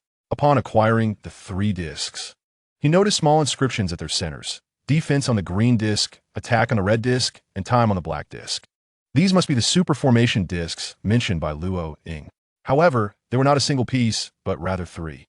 Time was running short. He would study them upon returning. After a moment of contemplation, Ye Fei stowed away the 3 formation discs and descended the Zhenshin Tower. Upon reaching the first floor, he found the tower door ajar and stepped out without hesitation. To his surprise, as soon as he exited the Zhenshin Tower, it rapidly shrank to palm-sized and flew into his hand. How intriguing, Ye Fei mused, smiling faintly as he stored it within the Qinglong sword. Where has Master Jiang gone? He wondered, glancing around the surrounding pavilions. Due to the limitations of his consciousness, he failed to spot Jiang Mingyun. With no other option, he randomly selected a pavilion and approached. Upon closer inspection, he noticed the plaque read Songqi Go. Standing at the entrance, Ye Fei swept his consciousness inside. In an instant, the interior scene of Songqi Go materialized in his mind. Although named Songqi Go, the pavilion contained no treasures, only a few tables and chairs. Seeing the lack of items, Ye Fei lost interest and moved on to the next pavilion. This one was called Tsonggonggu, which, like the previous one, also held nothing of value. The same was true for Liandangu and Lianqigu. Ye Fei traversed the entire valley, discovering no useful items, which left him feeling quite frustrated. Even more vexing was the absence of Jiang Mingyun. What is going on? Has she left? With this question lingering in his mind, Ye Fei retraced his steps. It was not until he arrived at the colorful barrier that he finally spotted Jiang Mingyun, who was seated with her eyes closed in meditation. Master Jiang, shall we return now? After a brief moment of hesitation, Ye Fei inquired. Although several days had passed and they were reunited, he still felt a touch of awkwardness. Let us go, Jiang Mingyun replied, rising and nodding. Her demeanor was remarkably composed, as if the earlier events had never transpired. All right, Ye Fei said sheepishly, leading the way. Thus, the two traversed the protective formation and made their way back to the sheer cliff where they had initially entered. Where shall we go next? Ye Fei asked, standing in the empty valley. First, we will collect the chiffon grass to cleanse your mortal essence, and then we shall proceed to the Shihun Valley, Jiang Mingyun replied calmly. After speaking, she drew forth a flying sword and leapt into the air. Ye Fei, without hesitation, followed suit. Once they were both steady, Jiang Mingyun directed her sword with her consciousness, launching it like an arrow. Ye Fei was unaware of their destination, nor did he wish to inquire. He stood behind Jiang Mingyun, lost in thought, captivated by her exquisite figure and the faint fragrance that wafted from her. For reasons unknown, Ye Fei felt a warmth rising within him. Recalling the softness he had experienced days prior, his breath quickened. Jiang Mingyun, aware of Ye Fei's subtle change, felt her own cheeks warm and her heart race faster than usual. Clearing her throat, she quickly composed herself and coughed lightly. Upon hearing the sound, Ye Fei, who was struggling to maintain his composure, suddenly regained his senses. He took a deep breath, discreetly pinching his thigh to calm his agitated heart and dispel any errant thoughts. An hour later, Jiang Mingyun guided her flying sword to a dense forest. There it is, go ahead and collect it. I will wait for you here. If possible, you may transplant some into the Qinglong sword. If they can survive, they will undoubtedly prove invaluable in the future, Jiang Mingyun instructed, pointing towards a patch of silvery spiritual grass. Those are chiffon grass, a unique spiritual herb found only in the Xinyu secret realm. Excellent. Ye Fei responded eagerly and walked towards the patch of chiffon grass. He understood that consuming this grass would hasten his advancement to the foundation establishment stage. Chapter 51. Cleansing the mortal body. Although chiffon grass is unique to the Xinyu secret realm, it does not grow everywhere. It typically appears only in a few fixed locations, growing in clusters. The patch before Ye Fei contained at least 100 stalks. Following Jiang Mingyun's instructions, Ye Fei spent a little over half a stick of incense time transplanting all the chiffon grass into the Qinglong sword. As Jiang Mingyun had predicted, the grass thrived within the Qinglong sword. After merely watering the freshly transplanted chiffon grass with water from the Qinglong pool, it exhibited a vigorous vitality, even more robust than when outside. Master Uncle, the chiffon grass can indeed survive in the Qinglong sword. Ye Fei exclaimed excitedly. That is splendid. You may cleanse your mortal body there, Jiang Mingyun replied, her expression brightening as she pointed to a nearby stone. Ye Fei walked over, seated himself on the stone, and placed a stalk of chiffon grass into his mouth. As soon as the grass touched his tongue, a refreshing sensation enveloped him. With each chew, cool juices flowed down his throat and into his belly. Once ingested, the cooling sensation began to spread from his abdomen throughout his entire body. When the chill coursed through him, it suddenly transformed into a searing heat. In the blink of an eye, he was drenched in sweat, every pore of his body wide open. His veins, muscles, and bones expelled greasy impurities, which oozed out through his open pores. Compared to the agony of cleansing his spiritual root, Ye Fei felt an immense comfort despite the heat surging within him. The more impurities he expelled, the lighter he felt, and the sensation of ease grew stronger, nearly prompting him to moan in delight. After a brief period, Ye Fei stood up, exhilarated. His body was now entirely blackened, coated with a thick layer of filth that obscured even his features. Clean yourself first. Upon seeing Ye Fei approach excitedly, Jiang Mingyun quickly covered her nose and waved her hand. Her reaction caused Ye Fei's face to flush with embarrassment as he realized his predicament. He promptly focused his consciousness and entered the Qinglong sword. Moments later, he re-emerged with a flash. Master Uncle, this chiffon grass is indeed extraordinary, he said, brimming with enthusiasm as he joined Jiang Mingyun. He noted significant changes in his body after cleansing his mortal form. He felt lighter, and even his vision and perception had improved considerably. Naturally, this marks a crucial step for cultivators transitioning from the mortal realm to the spiritual. Jiang Mingyun replied with a smile, feeling relieved by Ye Fei's transformed state. Can this chiffon grass be refined into pills? Ye Fei invited tentatively. Alas, no. Qi refining cultivators lack innate true fire, and with no earth fire present here, refining pills is impossible. Jiang Mingyun shook her head. Then can the true fire within you be used, Master Uncle? Ye Fei asked, a spark of inspiration igniting in his mind.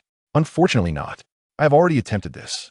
And moreover, there are no fire-attributed demonic beasts within the Xinyu secret realm. Jiang Mingyun sighed, fully aware of the limitations. Ye Fei realized that this was clearly the will of the heavens, designed to prevent too many cultivators from transcending the mortal realm. This restriction was likely intended to conserve resources and cultivate more high-level cultivators. Master Uncle, if you enter the Qinglong sword, could you refine the chiffon grass into pills? Ye Fei suddenly proposed a daring idea. That should be feasible. Jiang Mingyun's eyes brightened, and she swiftly made a decision. With a focus of his consciousness, both of them instantly appeared within the Qinglong sword. After a stick of incense, a fragrant aroma wafted out, and Jiang Mingyun successfully refined 6 pills from 3 stalks of chiffon grass. It truly works. Ye Fei exclaimed, leaping with joy at the sight of 6 golden pills emerging from the furnace. The successful creation of these chiffon pills meant that the Xiaoyao sect could cultivate several times, even dozens of times, more foundation establishment cultivators than other sections. If this trend continued, the Xiaoyao sect would undoubtedly dominate within a century. Enough of the premature celebrations. Do not forget our primary objective for this journey, Jiang Mingyun reminded him. Thank you for the reminder, Master Uncle. Ye Fei quickly composed himself, responding with respect. Now, please send me out while you remain here to study the jade slip and the 3 array discs. I will call for you when we reach the Shirhun Valley. Jiang Mingyun indicated the array tower sitting nearby. Thank you for your hard work, Master Uncle. Ye Fei bowed again, then sent a wisp of his consciousness towards Jiang Mingyun. In an instant, she vanished from his sight. Alone once more, Ye Fei exhaled deeply. Ever since that incident, although he had maintained his composure beside Jiang Mingyun, he felt an underlying discomfort. Forcing aside his distractions, he retrieved the jade slip. As he probed with his consciousness, a vast wealth of array knowledge surged into his mind. Without those insights, I fear I would not even comprehend this jade slip, he mused, shaking his head in resignation after a quarter of an hour. He stowed the jade slip away. The information within the Zhandian covered a wide range of topics, even touching upon alchemy and weapon forging, with intricate and profound arrays that were incomprehensible without a foundation in array knowledge. Even if one could understand them, grasping their essence was no simple feat. Most mid-tier arrays could only be comprehended after ascension. Ye Fei was certain that this Zhandian was not of this realm, but rather a relic from a higher realm that had fallen here. After storing the jade slip, he took out the 3 array discs. He first picked up the disc marked with the word offense. After a brief examination, he infused a wisp of true energy into it, attempting to activate the disc. However, he was met with disappointment as the disc showed no response whatsoever. Kid, don't waste your efforts. You cannot activate this disc without refining it. Even then, it requires at least a mid-grade spirit stone as energy. Qinglong descended from the clouds, smiling as he explained. Mid-grade spirit stone? Ye Fei felt a wave of despondence wash over him. He possessed numerous spirit stones, but all were low-grade. He had not a single mid-grade spirit stone. Even the spirit stone mine in Yinlong village had yielded none. The rarity of mid-grade spirit stones was evident. What did you expect? This is a top-tier array disc, not something of your realm. The opportunity to possess it is already a tremendous fortune. Even in the higher realm, it stands as a pinnacle existence, with practical applications even in the immortal realm. To initiate the array, one requires not only a substantial quantity of medium-grade spirit stones, but the consumption per activation must exceed 1,000. Qinglong curled his lip in disdain. 1,000? Upon hearing this figure, Ye Fei could not help but widen his eyes in astonishment. It is known that a single medium-grade spirit stone is equivalent to 100 inferior-grade spirit stones. Thus, 1,000 medium-grade spirit stones translates to a staggering 100,000 inferior-grade spirit stones. This amount only suffices for a single activation of the formation. Such an expenditure would be insupportable even for large sections. Does this imply that the few formations I possess are utterly useless? Ye Fei could not suppress a bitter smile. However, they are not entirely devoid of utility. That time formation might still be of some use to you, Qinglong remarked, casting a sidelong glance at the black formation disk.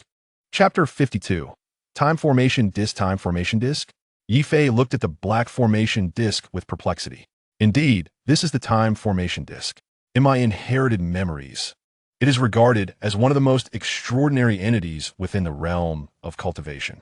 Qinglong's eyes gleamed with excitement as he gazed upon the disk. It alters the flow of time? Ye Fei's mind raced, recalling the medicinal herb field nearby. You are correct. Once activated, this time formation disk can indeed modify the flow of time. As for the extent of alteration, I am uncertain and can only suggest you experiment with it, Qinglong explained.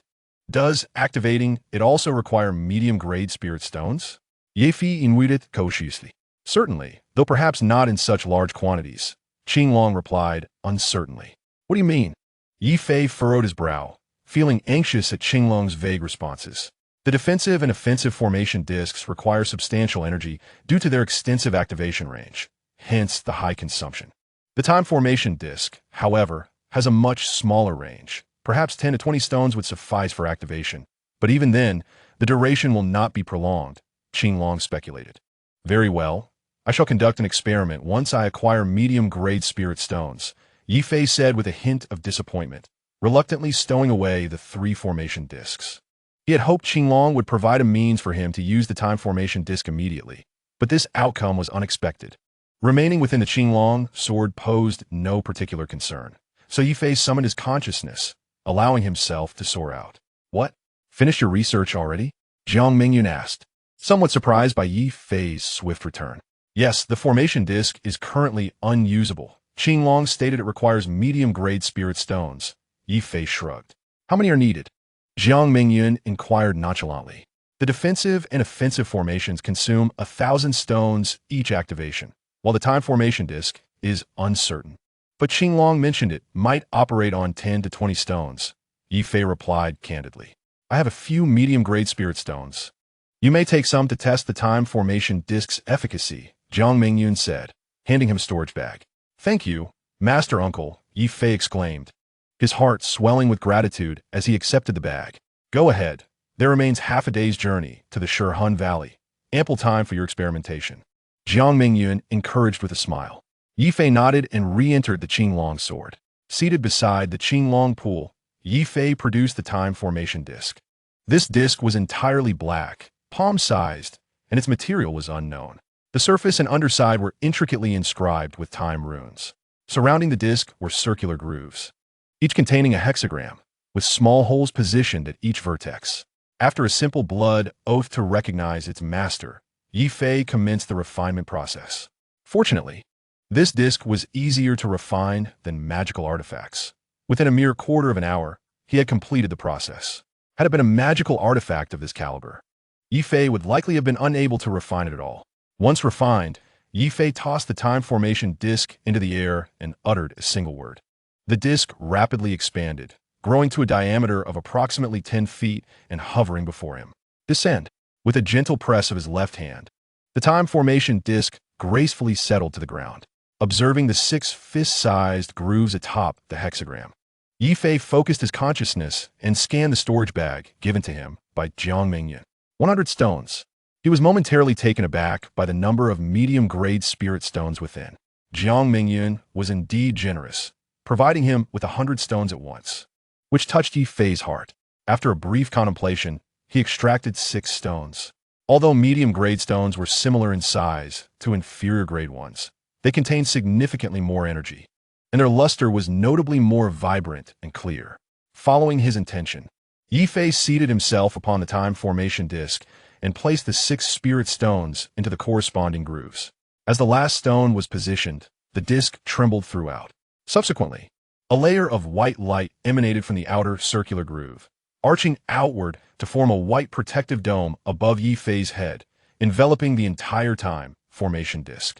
Within the luminous barrier, Ye Fei felt no discernible difference. The external world remained unchanged, and he could not perceive any alteration in the flow of time. Unable to elevate his cultivation or concoct elixirs at present, Ye Fei closed his eyes and began to contemplate some low-tier formations from the Jindian. After 10 hours had elapsed, Ye Fei opened his eyes, extended his right hand, and retrieved the spirit stone from the groove before him. With this stone's removal, the protective white dome enveloping the time formation disc vanished instantaneously. Less than 1/10 had been consumed. With the stone in hand, Ye Fei calculated the expenditure. After extracting the remaining 5 stones, he exited the Qinglong sword. "Master Uncle, how long have I been inside?" Ye Fei waited. "Approximately an hour and a quarter." Jiang Mingyun promptly responded. "A tenfold increase in the flow of time." Ye Fei exclaimed in astonishment. "Tenfold?" Jiang Mingyun's eyes brightened at this revelation. "Indeed, I kept track of the time while inside the formation. I was within for a full 10 hours, Ye Fei elucidated. "How is the stone consumption?" Jiang Mingyun asked, her heart racing with curiosity. 6 stones were used, each consuming less than 1/10, so at this rate, 6 medium-grade spirit stones could sustain the time formation disc's operation for an entire day, Ye Fei quickly calculated. Ye Shizi. The realm of cultivation is fraught with deception and survival of the fittest. Be wary that this matter regarding the time formation disc remains undisclosed to a third party. Jiang Mingyun said earnestly, her expression serious. "Thank you for the warning, Master Uncle. I shall keep it in mind," Ye Fei acknowledged, his heart tightening as he grasped the gravity of the situation. "Do not worry. I shall remain tight-lipped about this matter and harbor no covetous thoughts," Jiang Mingyun hastily reassured, fearing Ye Fei might misinterpret her intentions. Her words were sincere. Faced with such a miraculous treasure, she felt no desire for it.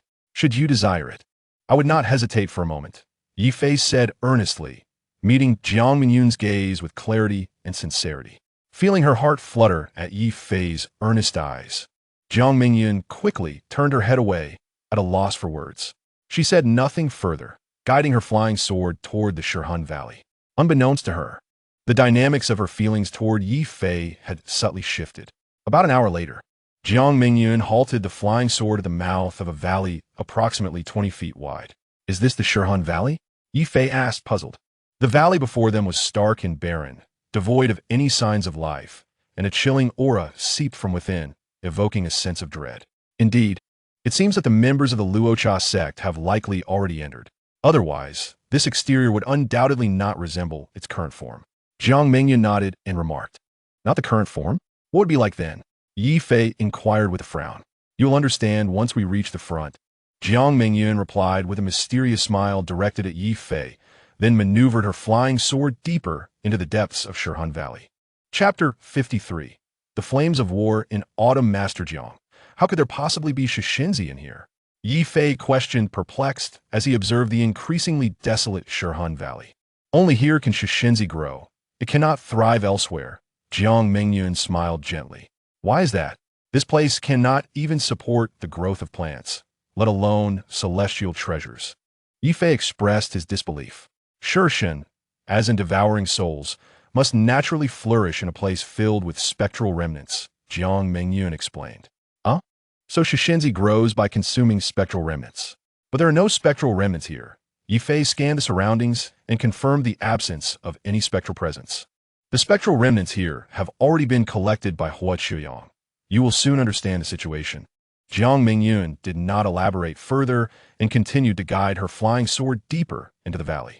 After flying several miles inward, Jiang Mingyun finally halted. At that moment, 30 feet ahead stood a man clad in a black robe, utilizing a black banner to combat the numerous spectral remnants before him. That man was Hua Chuyang. Damn it. If it weren't for that Ye Fei, I wouldn't be struggling like this. Hua Chuyang grumbled loudly as he worked to absorb the spectral remnants into the banner. Hearing his curses, Jiang Mingyun cast a knowing glance at Ye Fei. This is merely collateral damage for me. Ye Fei awkwardly scratched his nose. Is it all right for you to handle this fellow? Jiang Mingyun raised an eyebrow and asked. It should be fine. Do you have any other plans, master? Ye Fei inquired with curiosity. To save time, we will split up. You deal with him here while I go ahead to collect the remaining spectral remnants. Jiang Mingyun explained with a smile. All right, I will take care of this guy. Ye Fei nodded in agreement. With your abilities, you are certainly above Hua Chuyang, but he is after all the son of Hua Renli, the leader of Luosha sect, so do not underestimate him. Jiang Mingyun reminded Ye Fei before parting ways. After Jiang Mingyun departed, Ye Fei smirked and quietly approached Hua Chuyang. In just a few breaths, he arrived within 7 or 8 feet of Hua Chuyang. Who? Just as Ye Fei was about to advance, Hua Chuyang suddenly turned around and shouted sharply. He had just absorbed several spectral remnants into the banner in his hand when he sensed Ye Fei's presence behind him. What? You don't recognize me? Ye Fei halted, beaming with a smile. Ye Fei? Huh, I was just looking for you. I didn't expect you to come to me so willingly. Truly, I have found what I seek without any effort. Hua Chuyang laughed heartily upon recognizing Ye Fei. What do you want with me? Ye Fei casually asked. Of course, I want my Yinluo banner back.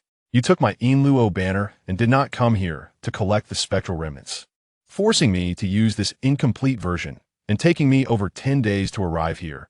Hua Chuyang's anger flared as he recalled his arduous journey. He had anticipated that Ye Fei would use the Yinluo banner to collect spectral remnants, allowing him to kill Ye Fei and reclaim the banner, thus securing the coveted Shishinzi.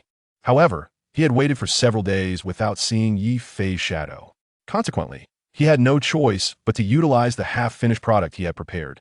The effectiveness of this half-finished product in collecting spectral remnants was significantly inferior to that of the Yinluo banner, requiring him to expend half the energy of the spectral remnants before the incomplete Yinluo banner could absorb them. This had caused him considerable effort and time. I forgot to mention, the Yinluo banner is not in my possession. Ye Fei shrugged. Nonsense. I am certain that you took the Yinluo banner. Hand it over quickly, or I will take action. Hua Chuyang threatened ominously. The memory of sparing Ye Fei's life back in Qingyuan town filled him with regret. Had he obtained Ye Fei's portrait back then, Ye Fei would not have survived to this day. You speak so eloquently. Even if I were to give you the Yinluo banner, would you let me go? Ye Fei scoffed. Haha, of course not. Hua Chuyang grinned, unabashedly revealing his intentions. Then why waste words? Let us just fight, Ye Fei replied, uninterested in further discussion. Very well, since you seek death so eagerly, I shall grant you that wish. Hua Chuyang grinned viciously, extending his right hand to reveal a long spear. This spear, 7 feet in length, was entirely blood red, as if just drawn from a pool of blood, emanating a strong scent of blood. It was the Shishue spear that Hua Chuyang had nurtured for a long time. Ye Fei was undeterred, retrieving the Vajra umbrella, eager to test its might for the first time. Hua Qiuyang smirked wickedly as he lunged forward with his spear. Despite the distance of 7 or 8 feet, the moment Hua Qiuyang thrust his spear, a blood shadow shot forth from the spear tip and reached Ye Fei in the blink of an eye. How swift! Ye Fei was startled, quickly opening the Vajra umbrella to shield himself. At that moment, he had not even discerned what the blood shadow was. Thud! As Ye Fei positioned the Vajra umbrella before him, the blood shadow collided with it, producing a dull thud. Ye Fei's body was propelled backward uncontrollably for 2 yards. Just as he retracted the Vajra umbrella, he felt a rush of air behind him, accompanied by a strong scent of blood. Hua Qiuyang, who had been nearly 10 yards away, had somehow reached behind him, thrusting his spear. What incredible speed! Ye Fei's heart sank. He dared not hesitate and activated his wooing boots, swiftly stepping to the left to narrowly evade the attack. As Ye Fei dodged, he did not pause, taking another step to the left to increase the distance between him and Hua Qiuyang. He was curious about how Hua Qiuyang, merely a 9th-level Qi refinement practitioner, could possess such speed.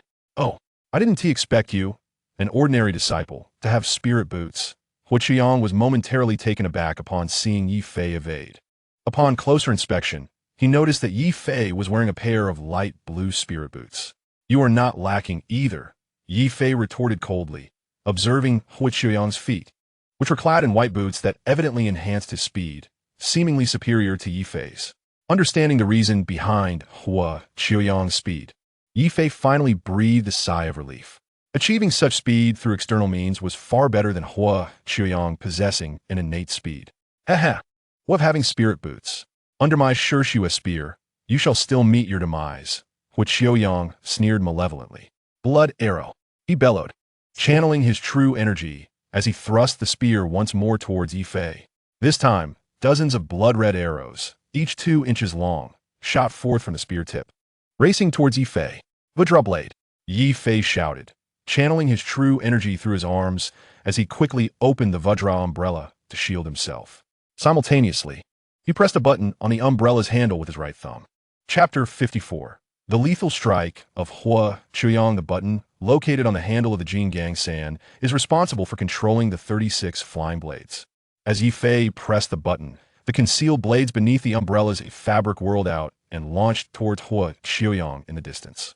At that moment, dozens of blood arrows struck the Jin Gang San. The sounds of clinking echoed as the blood arrows were entirely thwarted by the umbrella's defense. Recoiling from the impact, Ye Fei slid back a few paces. Once he regained his footing, he realized that all 36 flying blades had been intercepted by Hua Qiuyang. Pressing the button on the umbrella's handle once more, the blades returned to the Jin Gang San as if summoned. This umbrella is quite impressive, Hua Qiuyang remarked, licking his lips, greed glinting in his eyes upon witnessing the Jin Gang San's ability to block his blood arrows and retaliate with flying blades. Such a prized possession. Now that he had laid eyes upon it, he would not let it slip away. Want it? Then come and take it with your true skills. Ye Fei scoffed at Hua Qiuyang across the way. The latter's arrogance was astounding. After only 2 exchanges, he coveted Ye Fei's treasure, which was utterly baffling. Blood rain. Hua Qiuyang shouted fiercely again, shaking his spear as he lunged at Ye Fei. With each thrust of the bloodthirsty spear, numerous blood-colored orbs, each the size of an egg, erupted from the spear's tip, hurtling towards Ye Fei. In the blink of an eye, the quantity of these orbs surged into the hundreds, cascading like raindrops. Ye Fei did not underestimate the attack. He promptly unfurled the Jin Gang San, shielding himself from the blood orbs while pressing the button on the handle once more. The 36 flying blades whirled out again, directed towards Ye Fei's rear, as he had discerned that Hua Qiuyang was swiftly advancing behind him. Ignoring the imminent threat from behind, Ye Fei rotated the Jin Gang San with a flick of his wrist. The sounds of numerous impacts echoed as the hundreds of blood orbs were deflected by the rapidly spinning umbrella. Remarkably, Ye Fei remained stationary, thanks to the umbrella's ability to dissipate the force of the blows. Simultaneously, the 36 flying blades attacked Hua Qiuyang from 8 different angles, thwarting his attempt to ambush Ye Fei. Damn it! Hua Qiuyang cursed, his bloodthirsty spear dancing before him, successfully swatting away the flying blades with ease. While the Jin Gang San held decent defensive capabilities, its offensive was lacking. With a resigned sigh, Ye Fei pressed the button again, retracting the blades. He then shifted his focus, transforming the Jin Gang sand into a spiritual sword. Blood rain. Upon witnessing Ye Fei's change in weaponry, Qiuyang smirked, launching another barrage of blood orbs towards him. Can you not vary your tactics? Ye Fei scoffed, channeling his energy into the Wu Ying boots. With a swift push from his toes, he leapt gracefully 2 zhang into the air, evading the onslaught effortlessly. Golden Goose soars. While airborne, Ye Fei slashed downward with the spiritual sword, aiming at Qiuyang, who stood 5 or 6 zhang away. As the blade cut through the air, a golden ripple of sword energy surged forth towards Qiuyang. The speed and breadth of the golden ripple made it challenging for Qiuyang to evade. In desperation, he tugged at the hem of his robe, releasing a dense cloud of gray mist that enveloped him. To Ye Fei's astonishment, his formidable Iluan 9 swords lost their potency upon entering the mist, dissipating without inflicting any harm on Qiuyang. Golden rainbow pierces the sun. As Ye Fei descended, he thrust his spiritual sword towards Qiuyang again, but this time the strike vanished into the black mist, yielding no results. Disperse. Just as Ye Fei prepared to swing his sword once more, Qiuyang's voice erupted from the gray fog, and phantoms began to emerge from within. A multitude of ethereal figures materialized, resembling humans, yet possessing a translucent, spectral quality. They exuded an energy comparable to cultivators at the 4th or 5th level of qi refinement. As the phantoms approached Ye Fei, they opened their mouths as if to communicate, though no sound emerged. Nonetheless, an inexplicable force radiated from them, encroaching upon Ye Fei. This force momentarily dulled his cognitive faculties, causing his arm, which held the spiritual sword, to move sluggishly. Qiuyang screeched from the depths of the gray mist, thrusting a blood-red spear that lunged towards Ye Fei's heart. Simultaneously, the seemingly normal phantoms revealed their ghastly features, rushing at Ye Fei with accelerated speed. The sight of their ghoulish visages jolted Ye Fei awake, his heart racing. Sweep the 4 directions.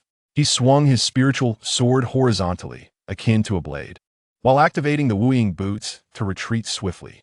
Though his strike was directed forward, the resulting sword energy fanned out like a crescent moon, protecting a broad area in front of him.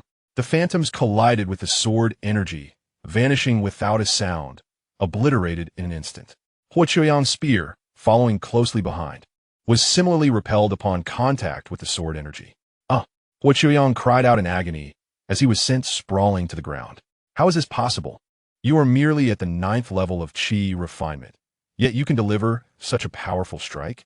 Struggling to rise, Qiuyang's face twisted in fury. What? Are you afraid? Ye Fei taunted, a mocking smirk upon his face. Afraid? Haha, this is only the beginning. You shall soon witness my true capabilities. Qiuyang laughed maniacally, stowing away his prized, bloodthirsty spear. He then summoned the half-finished Yin Luo banner into his grasp. With a flick of his wrist, the banner began to tremble violently. With each shake, 10 phantoms erupted from it, racing towards Ye Fei. In mere moments, hundreds of phantoms filled the space before Ye Fei, their numbers continuously multiplying. Overwhelmed by the sheer multitude, Ye Fei's scalp prickled as he swung his spiritual sword repeatedly, despite the prowess of the Iluan 9 swords.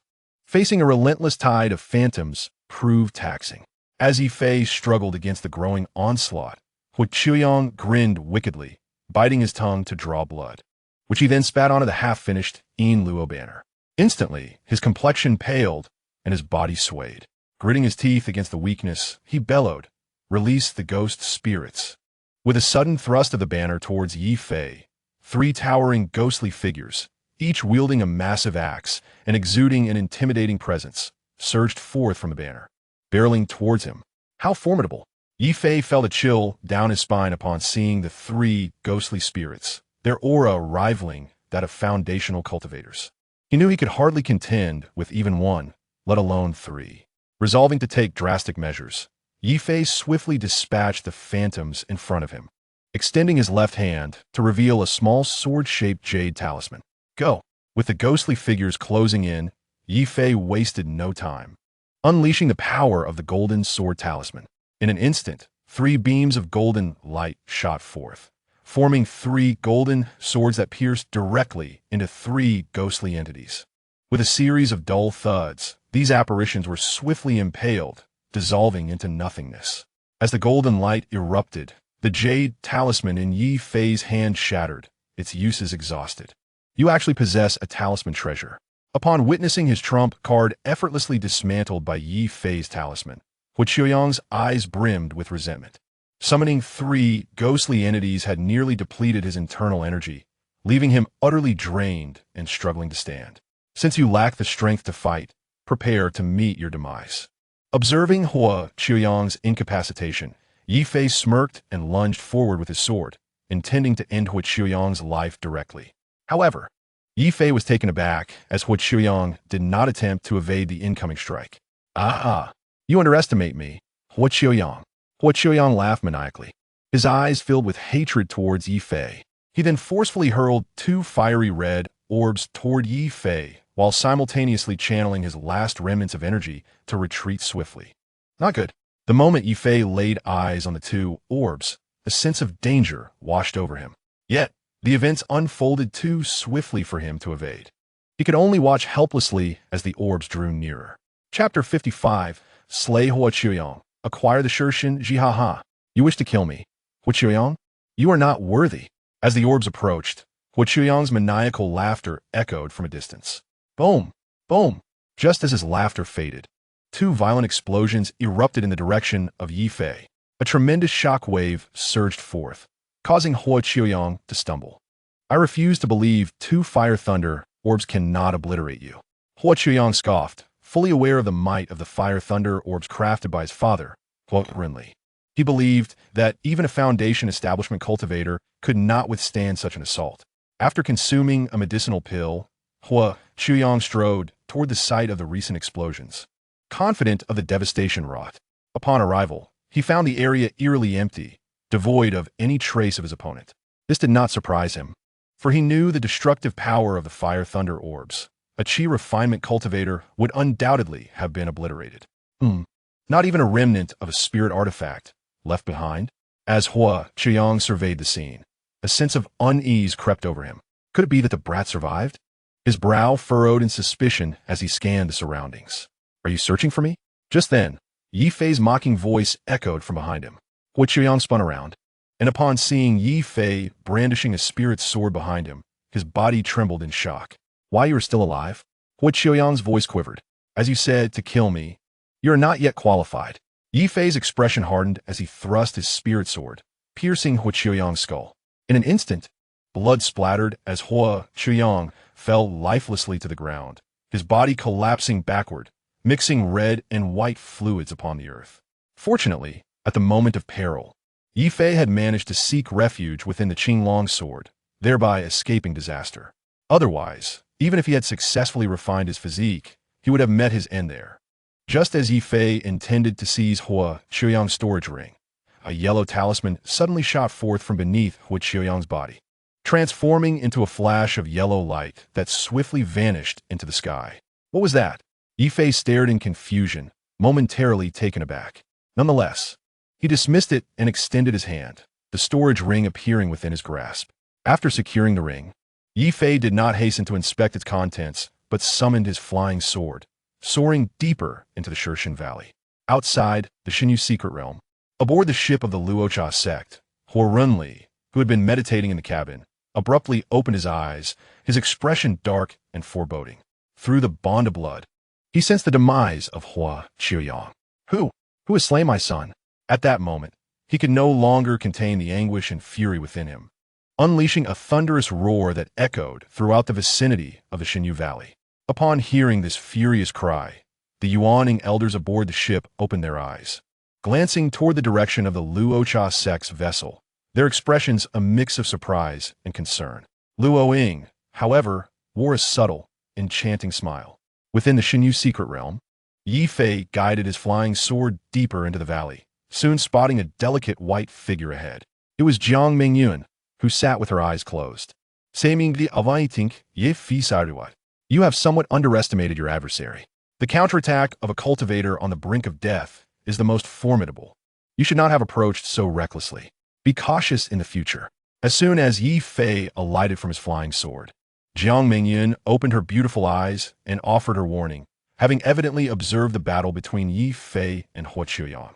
Thank you, Master Jiang, for the reminder. I will take heed in the future. Ye Fei expressed his gratitude. Now, let's acquire the Shishin Ji. Jiang Mingyun rose, casting a fleeting glance at Ye Fei before leading the way. After traversing a short distance, they arrived before a towering stone wall, which marked the end of the Shishin Valley. Upon raising his gaze, Ye Fei noticed a palm-sized, dark red herb growing several feet above them. Is this the Shishin Ji? He inquired with curiosity. Not quite, Jiang Mingyun replied with a gentle shake of her head. Not quite. Ye Fei was perplexed. The herb was clearly right before them. How could it not be? Moreover, its appearance matched the description in the jade slip he had obtained. Hand me that semi-finished Yin Luo banner, Jiang Mingyun instructed, extending her delicate hand toward Ye Fei. Without a word, Ye Fei retrieved the semi-finished Yin Luo banner from Huo Qiuyang's storage ring and gently placed it into Jiang Mingyun's palm. Now, observe closely. As she spoke, Jiang Mingyun began to rotate her wrist, manipulating the Yin Luo banner in her hand. With a movement, a myriad of ghostly souls emerged from within. To Ye Fei's astonishment, as soon as these souls flew out, red threads descended from above, ensnaring them one by one, then yanking them upwards. Looking up, Ye Fei realized that these threads originated from the Shishin Ji. The souls being drawn away were effortlessly absorbed by the herb's two shimmering caps, as if they were nothing more than wisps of smoke. The speed at which it consumed the souls surpassed even Jiang Mingyun's release of them. In mere moments, no more souls emerged from the semi-finished Yin Luo banner. You wasted quite a number of souls in there. Noticing the rapid depletion of souls, Jiang Mingyun shot Ye Fei an exasperated glare. Then, focusing her thoughts, she produced the genuine Yin Luo banner. She proceeded to release the souls contained within, revealing a far greater number, including 4 ghostly entities. Despite their foundation establishment strength, the ghosts stood no chance against the red threads. Soon, the Shishin Ji was completely absorbed. After consuming the Yin Hun, the color of the Shishin Ji began to darken, ultimately turning black. At the moment the black hue manifested, the Shishin Ji ceased its consumption of the Yin Hun. Observing this, Jiang Mingyun collected the remaining Yin Hun back into the Yin Luo fan. This truly represented the essence of the Shishin Ji. Stowing away the Yin Luo fan, Jiang Mingyun pointed at the entirely black herb and inquired, "Must it always be this way?" Ye Fei asked curiously. He felt fortunate that Jiang Mingyun was present. Had he come alone, he would have undoubtedly harvested it immediately. Indeed, this is a necessary step for the Shishin Ji to mature, Jiang Mingyun affirmed with a smile.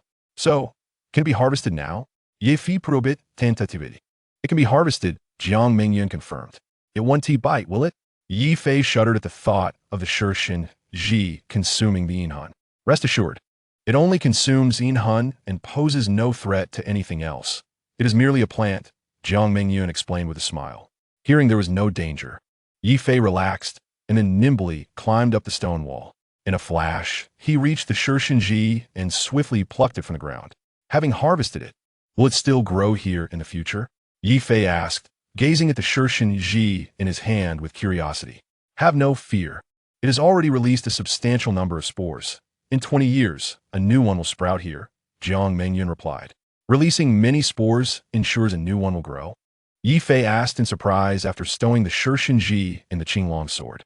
Yes, this Shishin Ji is quite unique. In a low-level realm, only one can grow. Jiang Mingyun explained with a smile. Isn't the heavenly path utterly absurd? Ye Fei couldn't help but glance skyward, feeling somewhat speechless. Do not speak ill of the heavenly path. Be wary of its retribution. Jiang Mingyun shot Ye Fei a glare. We should leave. The others from the Luocha sect have not arrived, which means they are likely causing trouble outside.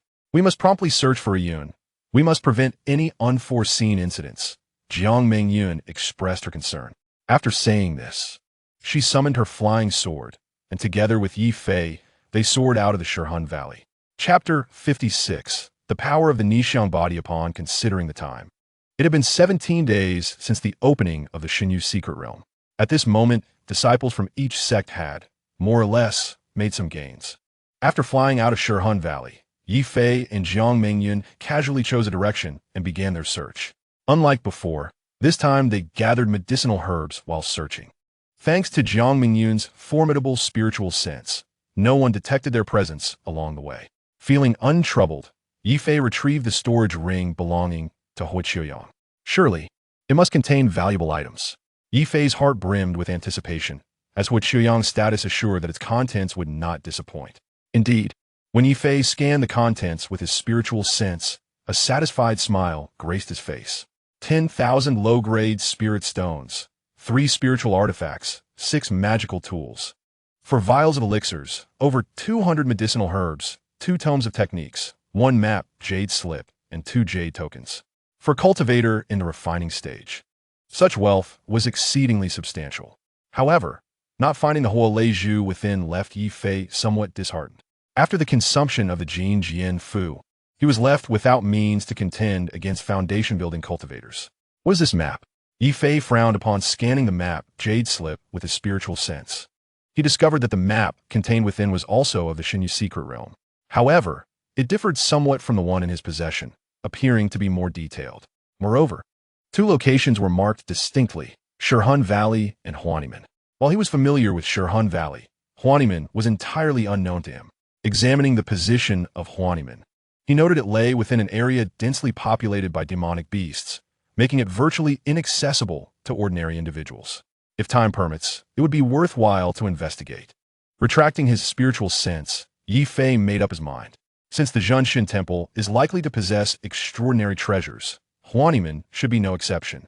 Unbeknownst to them, Jiang Mingyun led Ye Fei through the secret realm for half a day. Surprisingly, although they encountered numerous other sect disciples along the way, they had yet to see even one from the Xiaoyao sect. This absence left them with an unsettling premonition. Could something have truly gone awry? Jiang Mingyun murmured, a sense of unease creeping into her heart.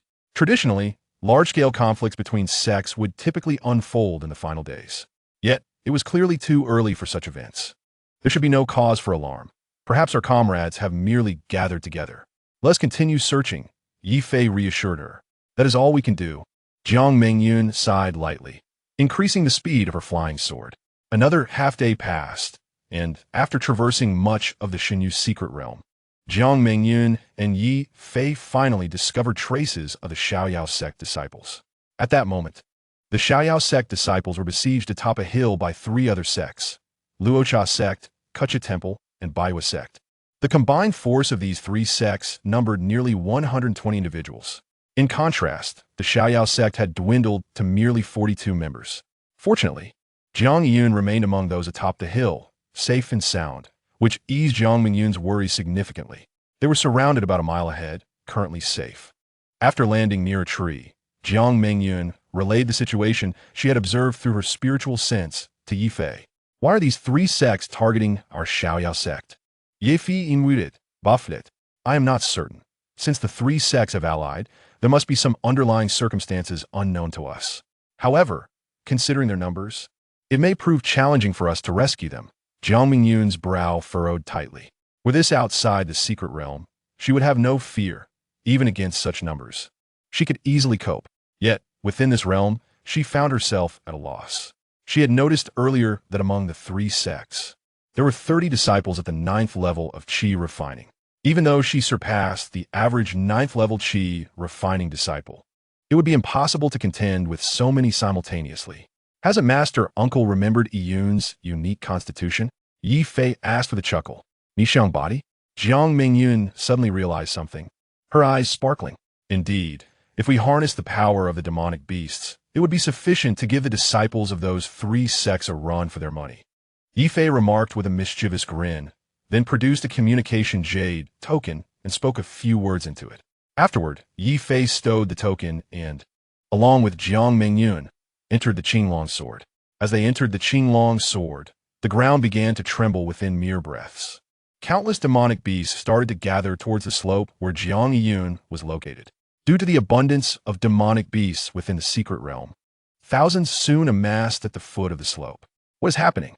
The sudden upheaval caused the disciples from the 3 sects below to grow anxious. It must be a beast tide. We need to rush out quickly, or we will be left with no chance. As the number of demonic beasts surged, one disciple finally shouted. Upon hearing this, The disciples of the three sects could no longer concern themselves with the Xiaoyao sect disciples behind them and hurriedly gathered their magical tools, preparing to rush out. This scene was witnessed by Jiang Yiyun from her elevated position. Her lips curled into a smile as she waved her hand, surreptitiously donning a pink belly band. Meanwhile, the disciples of the three sects had already engaged in battle with the demonic beasts. You certainly have a knack for clever ideas, Ye Fei remarked. As Jiang Mingyun emerged from the Qinglong sword, she cast a sidelong glance at Ye Fei, inadvertently giving him a thumbs up. At that moment, the two had already reached the halfway point of the mountain, engrossed in the fierce battle unfolding below. Although the disciples of the three sects were numerous, they were vastly outnumbered by the ferocious beasts. In just a few breaths, over a dozen disciples from the three sects had already fallen. It was evident that the cost of their attempt to break free was substantial. Consumed by rage, the disciples failed to notice that some peripheral beasts had begun to retreat. The only reason the beasts engaged with them did not withdraw was due to their aggressive counterattacks. After all, even beasts possess a sense of pride. How could they not retaliate when provoked? Enough watching. Let us hurry up and find out what is happening, Jiang Mingyun urged, having lost interest in the spectacle. Reluctantly, Ye Fei stored Jiang Mingyun back into the Qinglong sword and swiftly made his way to the mountain's peak. Upon reaching the summit, he was spotted by Du Yuan, who stood at the forefront. Master Yi, Du Yuan exclaimed excitedly, waving his hand. Ye Fei smiled back and, with a few swift movements, joined the group. Master Yi, how did you get here? Du Yuan inquired, his curiosity piqued by Ye Fei's lack of any signs of battle. I was lurking behind this group and took advantage of the chaos to slip over. Ye Fei casually fabricated an excuse. What's going on? Why are you all surrounded here? After offering an explanation, Ye Fei's curiosity prompted him to ask. Curse it! Master Yi, you're unaware of the situation. We were betrayed by a traitor, Du Yuan replied, his face contorted with righteous indignation. A traitor? Ye Fei frowned, seeking clarification. Yes. That scoundrel Jiang Feng handed over the sensing jade token to the Luocha sect. They used that token to pinpoint our location. And now 28 of our brothers have been ambushed and slain. Du Yuan lamented, his voice thick with sorrow. And how did you all come together? Ye Fei continued his inquiry. Before entering the secret realm, our sect leader instructed us that our primary task upon entry was to gather at the center of the realm, then collectively consume the Zephancho and gather spiritual herbs. We never anticipated that Jiang Feng would betray us, leading to such significant losses and the onslaught from the three sections. If it weren't for Master Jiang's talisman, we would have perished by now, Du Yuan elaborated. It appears that Kuxin Temple and the Baiwei sect have allied with the Luocha sect, Ye Fei surmised after Du Yuan's explanation, beginning to understand the gravity of the situation. Master Yi, what should we do next? After Du Yuan finished explaining, a tall young man in white approached and respectfully inquired. This individual was Feng Pu, the foremost disciple of the Xiaoyao sect, who had always overshadowed Jiang Feng. Have you all consumed the Zephancho? Ye Fei asked. We have consumed it and gathered some spiritual herbs, though not in great quantity, Feng Pu replied. Very well, do not go anywhere. Return all the positioning jade tokens to me, then retreat into the mountain's belly. I will come to guide you when the secret realm nears its conclusion. Ye Fei decided after a brief consultation with Jiang Mingyun within the Qinglong sword. Will the sect leader punish us? Feng Pu glanced at the others, a hint of uncertainty in his tone. I hold the highest rank here. My word is final. Once we exit, I will explain everything to the sect leader and our master, so there is no need for concern. Your only task now is to hide quickly. I will manage the rest, Ye Fei asserted, solidifying his decision. Seeing this, the group complied, utilizing their earth-escaping techniques to burrow 50 zhang underground. This depth was sufficiently secure. As Qi refinement stage, cultivators were incapable of probing that deep. Brother Yi, I want to go with you. Unexpectedly, Jiang Yiyun emerged as Ye Fei ascended from below. You should stay here. It's safe. Ye Fei waved his hand dismissively. He wished to head to the Huaniman and did not want to carry an encumbrance. I'm going. Please take me with you. Jiang Yiyun pleaded, pulling at Ye Fei's arm while brushing against him with her softness. The place I intend to go is rather perilous, Ye Fei replied, trying to resist the allure of the moment. With Jiang Mingyun watching from the Qinglong sword, he dared not act recklessly and quickly withdrew his arm. I'm not afraid. I'll go regardless. Besides, I'm quite capable and can definitely assist you. Jiang Yiyun insisted, once more grasping Ye Fei's arm. Let her come along. Jiang Mingyun's voice echoed in his mind just as he was about to refuse. All right, you can come. Ye Fei relented, unable to deny her, especially since Jiang Mingyun had acquiesced. Brother Yi, those people are returning. As the two reached the mountain's waist, they noticed that despite suffering heavy losses, the disciples of the three sects had detected the anomaly with the beasts and were already making their way back. As a result, the beasts lost interest in them and began retreating. Let us try it again, Ye Fei mischievously suggested to Jiang Yiyun. Okay. Jiang Yiyun smiled alluringly, deftly removing her protective attire that concealed her alluring fragrance. In the blink of an eye, the previously retreating beasts halted, raising their heads to emit a series of howls. Subsequently, they turned as one, charging back towards Jiang Yiyun. The sky and ground darkened with their numbers, presenting a truly terrifying sight. What is happening? The remaining 50-odd disciples of the three sects suddenly turned pale, exclaiming in alarm. Curse it! We need to head up the mountain. We cannot let those Xiaoyao sect scoundrels benefit from this. After a moment of deliberation, they exchanged glances and hastily made their way towards the summit, intending to drag the Xiaoyao disciples down with them. However, their reactions and speed were no match for the beasts, particularly the swift ones. Before they reached the mountain's waist, they were overtaken by a horde of level 2 bloodthirsty bats. Faced with the impending onslaught, the disciples had no choice but to draw their magical treasures to defend themselves. Before long, they found themselves ensnared by the relentless bloodthirsty bats. In mere moments, additional beasts arrived, surrounding the remaining disciples from the three sections. Quick, put on your gear. These creatures want to be able to escape now. Ye Fei, already back at the mountain's peak, urged Jiang Yiyun to don her attire. A quarter of an hour later, as the two descended from the summit, all the beasts had retreated. Below the mountain waste lay a gruesome scene, a carpet of crimson, with severed limbs and scattered remains littering the ground. Some belonged to cultivators, others to beasts, an infernal sight. Is it all over? Jiang Yiyun, instead of being frightened by the bloody tableau, appeared somewhat exhilarated. Are you not satisfied? Ye Fei felt a wave of incredulity wash over him. How boring. They haven't even fought back, Jiang Yiyun pouted. Hearing this, Ye Fei's mouth twitched. Is this still considered not fighting back? So many lives lost, and you call that nothing? These individuals were truly unfortunate. Not a single one among the numerous Qi refinement 9th layer cultivators managed to endure. It seems the spoils now belong to us, Ye Fei sighed, casting another glance at the battlefield strewn with corpses. He then summoned his flying sword and, together with Jiang Yiyun, began collecting the storage equipment and scattered magical treasures left behind by the fallen. In addition, they managed to acquire a considerable amount of materials from the slain beasts. Ye Fei even discreetly transferred several corpses into the Qinglong sword to hasten the maturation of the shieling tree. The two individuals spent half an hour traversing all the battlefields. At this moment, each of them held 5 to 6 dozen storage bags. Eventually, they found an open space and emptied the contents of the bags. Gazing at the mountainous pile of spirit stones, herbs, and magical treasures before them, Jiang Yiyun's eyes widened in disbelief. Is all of this ours? She wondered, still incredulous. Upon closer inspection, she noted that there were over 20,000 spirit stones alone, in addition to more than 1,000 herbs and over 100 magical artifacts. Let us gather them. We still need to go somewhere, Ye Fei said with a calm smile, then with a flick of his consciousness. He stored everything into his storage ring. Where to? Jiang Yiyun inquired curiously. Have you ever heard of Huangsizong? Ye Fei asked casually. Huangsizong? Is it in here? To Ye Fei's surprise, upon mentioning Huangsizong, Jiang Yiyun suddenly displayed an expression of disbelief. What's wrong? You've heard of Huangsizong? Ye Fei felt a stir in his heart. I've heard of it. Jiang Yiyun hesitated but eventually nodded. What kind of sect is it? Ye Fei asked eagerly, his heart filled with joy. Chapter 58.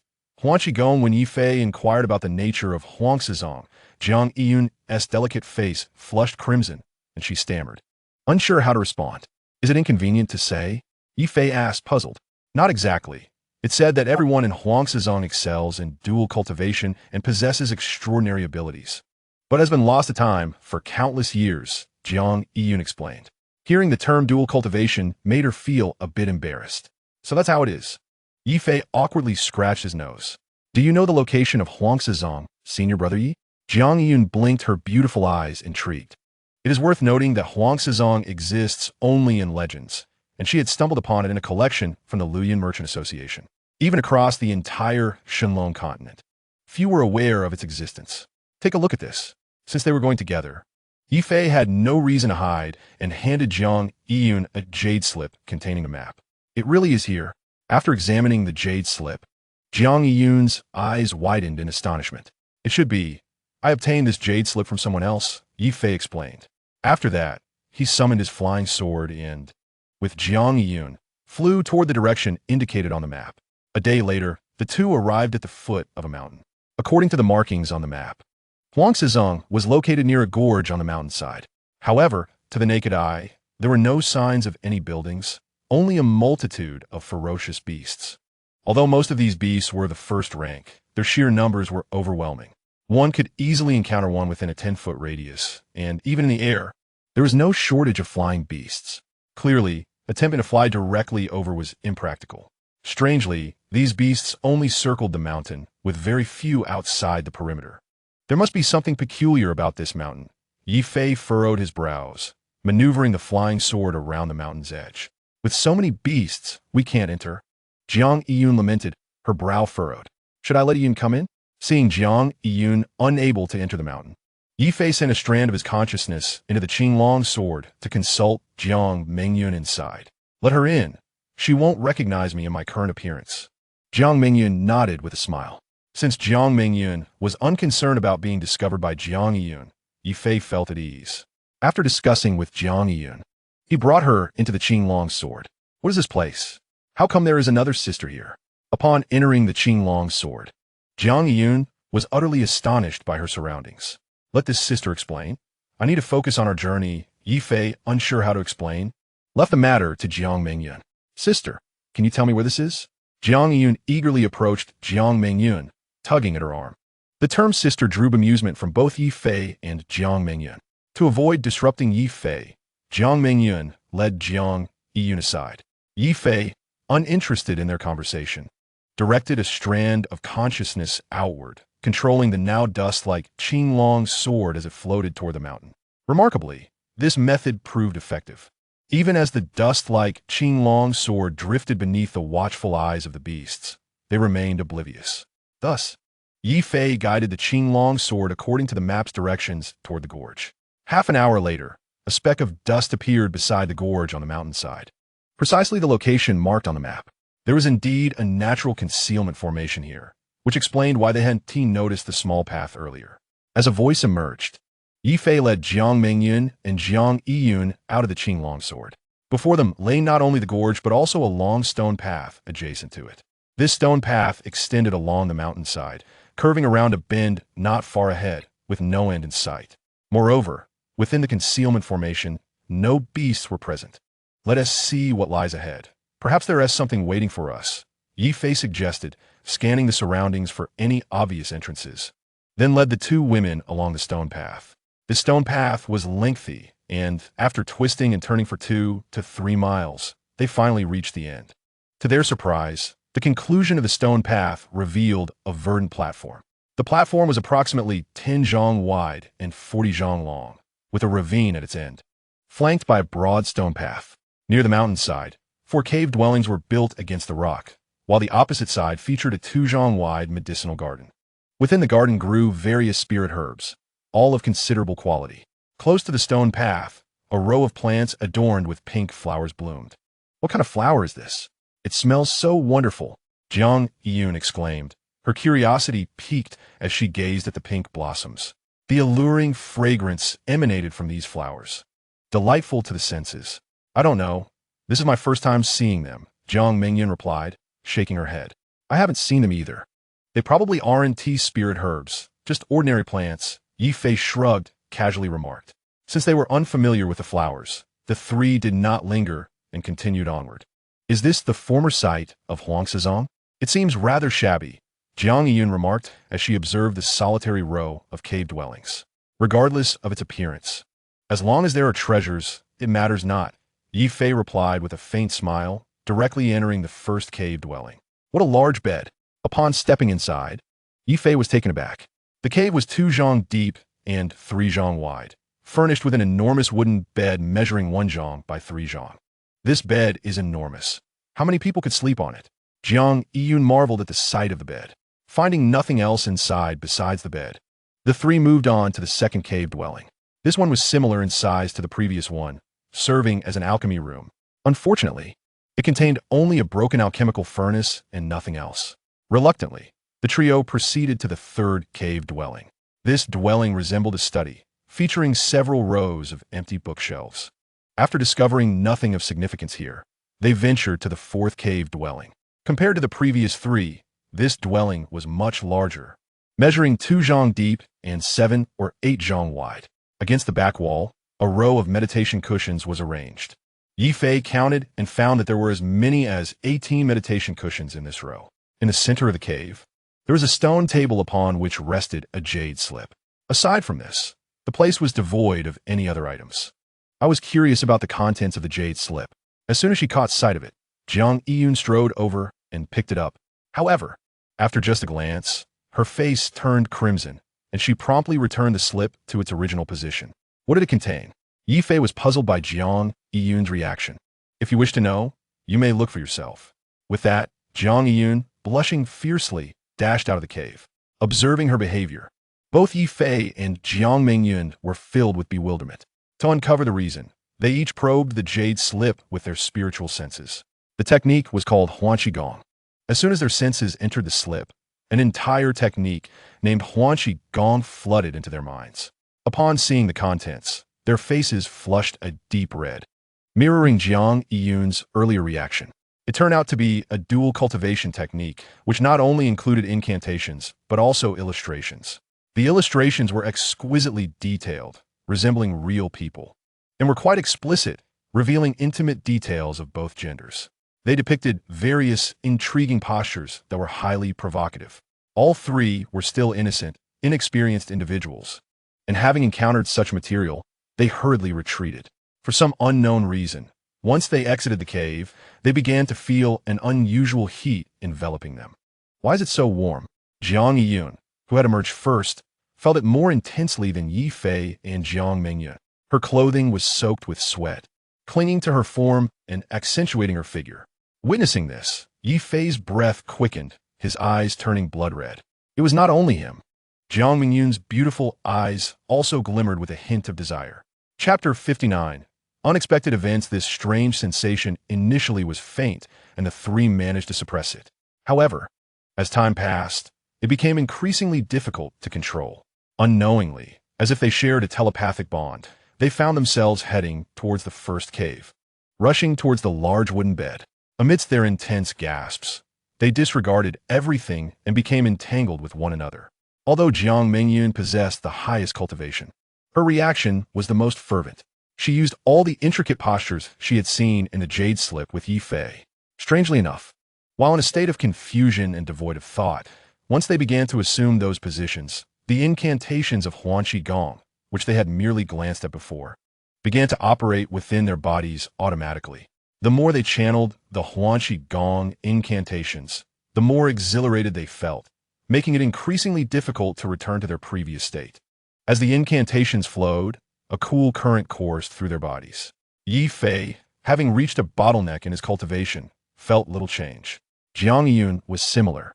Being at the peak of the qi refining stage, she also experienced minimal alteration. However, Jiang Mengyun distinctly sensed a significant surge in her cultivation. Previously at the mid-Yuan Ing stage, her cultivation was now visibly advancing at a rapid pace. Within just 2 days, she reached the late Yuan Ing stage. Such a speed was nothing short of terrifying. It would be hard for anyone to believe it if told. After 2 days, the trio finally emerged from their enchanting state, slowly awakening. After a brief moment of astonishment, they quickly donned their clothes and exited the cave. It must be the flower's influence. Upon reaching the medicinal garden, Jiang Mengyun gazed at the pink unknown flowers before her, feeling an indescribable sensation.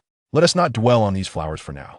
We should gather all these spiritual herbs first, Jiang Yiyun suggested, pointing at the herbs.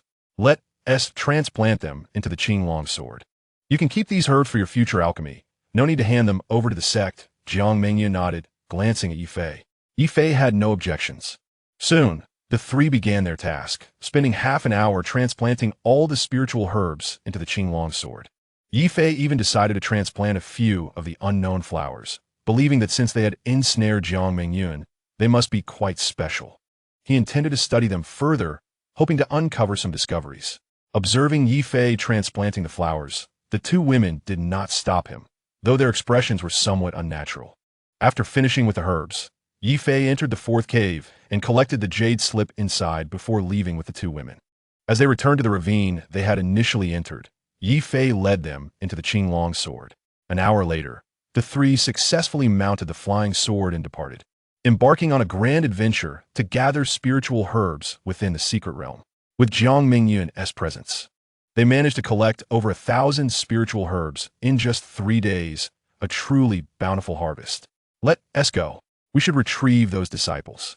It's a few days' journey to the center of the secret realm. Given the time, we should be just about right, Jiang Mingyun calculated, having noted their ample harvest. Although the entrance to the Shanyu secret realm was random, exiting required heading to the center. This accounted for the high casualty rates among disciples from various sections. Otherwise, everyone could simply hide in an obscure location until the end. However, with a fixed teleportation array, such a strategy would not work. If the secret realm ended and one had not teleported out, they would be directly obliterated by the heavenly Tao, with no chance of survival. Thus, even if the last few days were perilous, everyone had no choice but to muster their courage and converge towards the center. Since Jiang Mingyun was not suited to show herself, she directly entered the Qinglong sword upon their return. Ye Fei, accompanied by Jiang Yiyun, successfully arrived at the mountain where the disciples of the Xiaoyao sect were located a day later. Everyone come out! Standing atop the mountain, Ye Fei shouted downwards. Within just a few breaths, the remaining 41 members of Xiaoyao sect emerged from the earth. Master Yi, are we returning? Fang Pu approached respectfully and inquired. The secret realm is nearing its end. I'm concerned we may not make it if we delay. Ye Fei replied with a nod. What about our harvest? Fang Pu hesitated. Rest assured, I've gathered quite a number of spiritual herbs during this time. It should suffice, Ye Fei said, patting his storage ring with a smile. Thank you, Master Yi. Hearing this, Fang Pu's expression brightened, finally relieved. Following that, they did not linger any longer, and under Ye Fei's guidance, they began to head towards the center of the secret realm. 8 were at the 9th layer of Qi refining, 25 at the 8th layer, and 8 at the 7th layer. Including himself and Jiang Yiyun, there were a total of 43 individuals. As Ye Fei walked ahead, he scanned each disciple with his spiritual sense, pondering the potential unexpected events that might arise upon reaching the central area of the secret realm. He feared that with Xiaoyao sect's limited numbers, they might not be sufficient to handle any emergencies. Thus, he needed to devise a foolproof strategy. Qianqian, my junior sister, why not yield to me? Otherwise, you know the consequences, he thought. 2 days later, as Ye Fei and the others approached a grove, they heard a lewd laugh from within the trees. Senior Liu, please have some decorum, a female voice followed. Upon hearing that voice, Ye Fei's body involuntarily shuddered, and he halted his steps immediately. Chapter 60. A reunion with Liu Qianqian. Please wait a moment. I'll go take a look. Ye Fei hesitated briefly, then informed Jiang Yiyun and Fang Pu before stealthily entering the grove. Seeing Ye Fei's actions, the disciples of Xiaoyao sect exchanged glances and had no choice but to remain where they were. Junior sister Qianqian, now that Wang Hai is dead, isn't it a waste to keep such a beautiful body? As long as you are willing to accompany me, rest assured that upon returning to the sect, I will ensure that my grandfather takes you as his true disciple. Ye Fei had just entered the forest when a somewhat lewd male voice echoed once more. Brother Liu Quan, do you take Liu Qianqian for a fool? Even if I were to die today, I would never allow you to insult me. Liu Qianqian's voice was cold and unwavering, devoid of any hint of submission.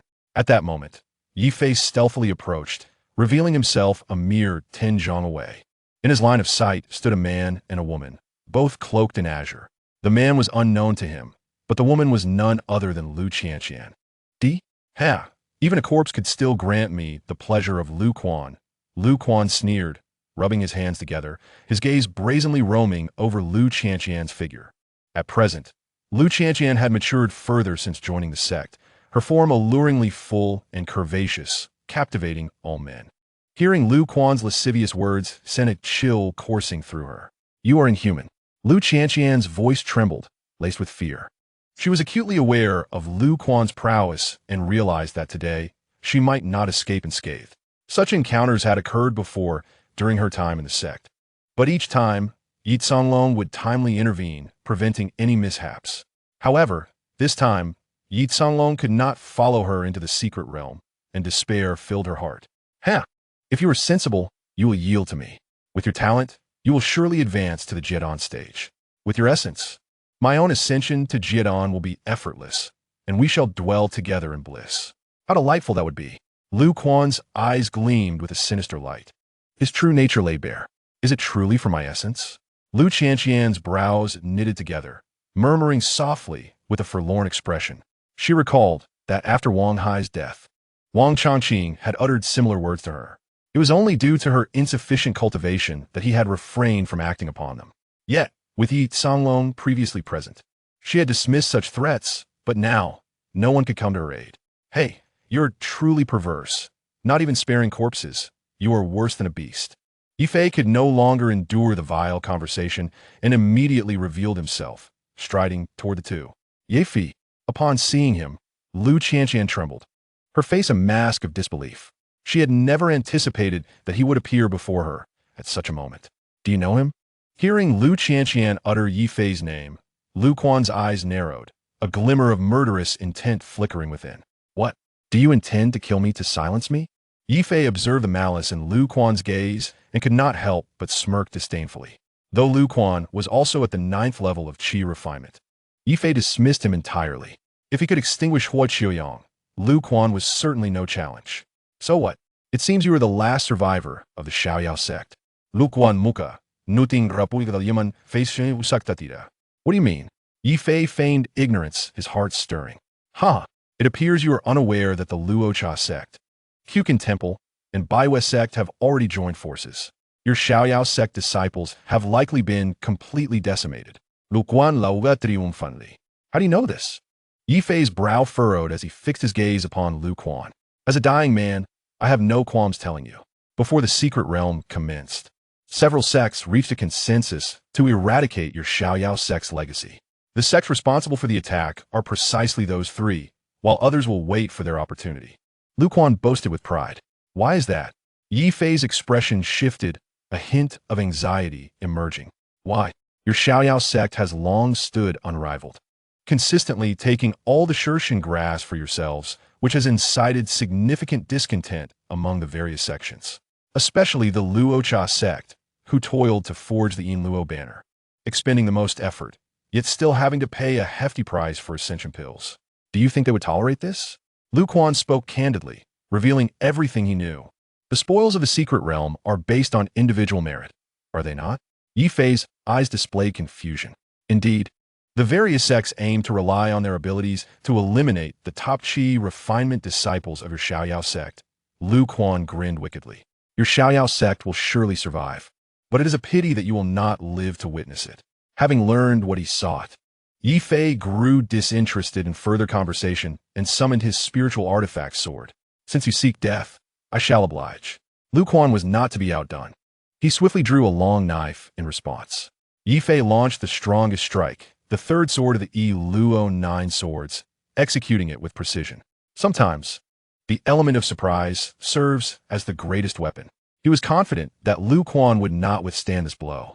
Indeed, as Ye Fei unleashed the sword, a crescent arc of sword energy surged forth, cleaving toward Lu Quan's waist with astonishing speed. Lu Quan, taken aback, realized too late that he could not evade. He could only instinctively raise his long knife to defend himself. He had not anticipated such ferocity from Ye Fei's initial move, leaving him unprepared. Clang! Whoosh! In an instant, his long knife was sent flying by the sword energy. Splatter! Blood gushed forth as the arc of sword energy severed Lu Quan in two. Ye Fei had dispatched Lu Quan with remarkable swiftness. The scene unfolded so rapidly that Lu Quan remained incredulous even in death, his face frozen in astonishment. So powerful! Lu Qianqian, standing aside, was left dumbfounded, gazing at Ye Fei in awe. Now, quickly search for the team and return. Ye Fei collected Lu Quan's storage belt and said to Lu Qianqian with indifference, "Thank you." Lu Qianqian softly bit her crimson lip, whispering her gratitude. Upon hearing her thanks, Ye Fei merely nodded before turning to leave. "You won't even spare a word for me?" After Ye Fei's figure disappeared, Lu Qianqian's countenance paled. Her heart felt as though it had been struck by a heavy hammer, an unbearable pain coursing through her. She yearned to explain the previous events to Ye Fei, yet feared that her words might affect him, ultimately suppressing her desire. "Let's go." Upon returning to the Xiaoyao sex group, Ye Fei gestured for everyone to proceed as they continued toward the heart of the secret realm. 2 days later, they successfully reached a valley near the center of the secret realm. "You all descend underground first. I will scout ahead." Ye Fei instructed the group to burrow into the valley, while he and Jiang Yun soared toward the heart of the secret realm. Despite the majority of disciples from the Luocha sect, Kukin Temple, and Baiwei sect having been annihilated, he had learned from Lu Quan that other sects still harbored murderous intent toward the Xiaoyao sect. Thus, his objective was to repay the favor in kind. Since they sought to obliterate the Xiaoyao sect's legacy, the disciples of those sects had no right to survive. "Brother Yi, what are your plans?" Jiang Yun, standing on the flying sword and entwining her arm with Ye Fei's, inquired curiously. "Do you recall how we ensnared those 3 sect disciples?" Ye Fei grinned mischievously, pulling Jiang Yun into his embrace. "Ah, you intend to target other sects as well?" Jiang Yun's eyes sparkled with excitement. "If others act without mercy, we shall not be bound by righteousness." Ye Fei succinctly recounted the intelligence he had gathered to Jiang Yun. "All right, in that case, let us be audacious once more." Jiang Yun's cheeks flushed with exhilaration, her excitement causing her to dance animatedly upon the flying sword. Ye Fei could only shake his head in exasperation at her fervor. As they conversed, the duo landed at the edge of a grassy expanse, the location of the teleportation array. This grassy area spanned approximately 2 li in size. At the center lies a square platform, approximately 2 feet high. Due to the considerable distance, Ye Fei could discern little detail. At this moment, several sects had gathered on the grassy expanse, maintaining a cautious distance from one another. Ye Fei and his companion, without a hint of reservation, soared above the ground on their flying swords. Owing to the limitations of his spiritual awareness, Ye Fei, with his naked eyes, observed the presence of disciples from Luocha Min and Kukin Si, though they were few in number, merely 8. They stood together, gazing at the two with a mixture of astonishment. Not only them, but also disciples from 2 other sects were intently observing Ye Fei and his companions' every move. Naturally, amidst the hostile gazes, several sect members greeted them with friendly smiles. Having dominated the area for so long, Xiaoyao Men had garnered a fair share of allies. Ye Fei took note of all these reactions. "Brother Yi, shall we simply circle around like this?" Jiang Yun inquired with curiosity from atop the flying sword. "Indeed, as bait. We must ensure we are noticed," Ye Fei replied, a subtle smirk gracing his lips. After completing a circuit above the grassland, Ye Fei led Jiang Yun towards a dense forest. Earlier, Jiang Mingyun had informed him that the area was teeming with demonic beasts. As soon as the two departed, several individuals from Luocha Min and Kukin Si swiftly followed suit. The disciples of Beta Min and Luofeng Mountain exchanged glances before quietly retreating from the grassy area, their intentions clearly defined. The 2 factions soon converged within the forest. Could there be something amiss with these 2? The leader of Beta Min remarked gravely, observing Ye Fei and Jiang Yun's leisurely flight ahead. "What's so peculiar about them? They are merely 2 practitioners at the 9th level of Qi refinement. Beta Min has 6 at that level, and combined we number 96. How can we possibly fear them? With so many witnesses, even if Xiaoyao Min learns of our involvement, they will be powerless to act against us. Are you suggesting that Beta Min lacks even this modicum of courage?" Scoffed the disciple from Luocha Min, his tone dripping with derision. Though the disciple's cultivation was not particularly high, the leader of Beta Min seemed apprehensive and refrained from further comment. The others, too, chose silence. Despite their displeasure at the disciple's tone, they found themselves in agreement with his perspective. 96 against 2. Victory was a foregone conclusion. Let us hasten and confront them. Swiftly concluding this skirmish, the Luocha Min disciple commanded, raising his hand and rallying the group to pursue Ye Fei and Jiang Yun. The fish has taken a bait. Ye Fei, standing atop his flying sword, grinned wickedly as he led Jiang Yiyun deeper into the forest at a leisurely pace. This is the place. After 15 minutes, Ye Fei and Jiang Yiyun landed atop a massive stone, with their pursuers now merely 100 feet away, visible to the naked eye. Now it is your turn, Ye Fei said, turning to Jiang Yiyun. All right, I have been waiting for this moment. Jiang Yiyun replied with a mischievous smile, waving her hand to remove her close-fitting garment, a red undergarment. Brother Yi, do you find this undergarment attractive? She asked, playfully placing it into Ye Fei's hands, her tone laden with allure. Very much so. I look forward to seeing you wear alone, Ye Fei responded, entranced by the smooth texture and the faint, delicate fragrance that enveloped him. He realized that, having indulged in matters of intimacy, he was utterly defenseless against such provocations.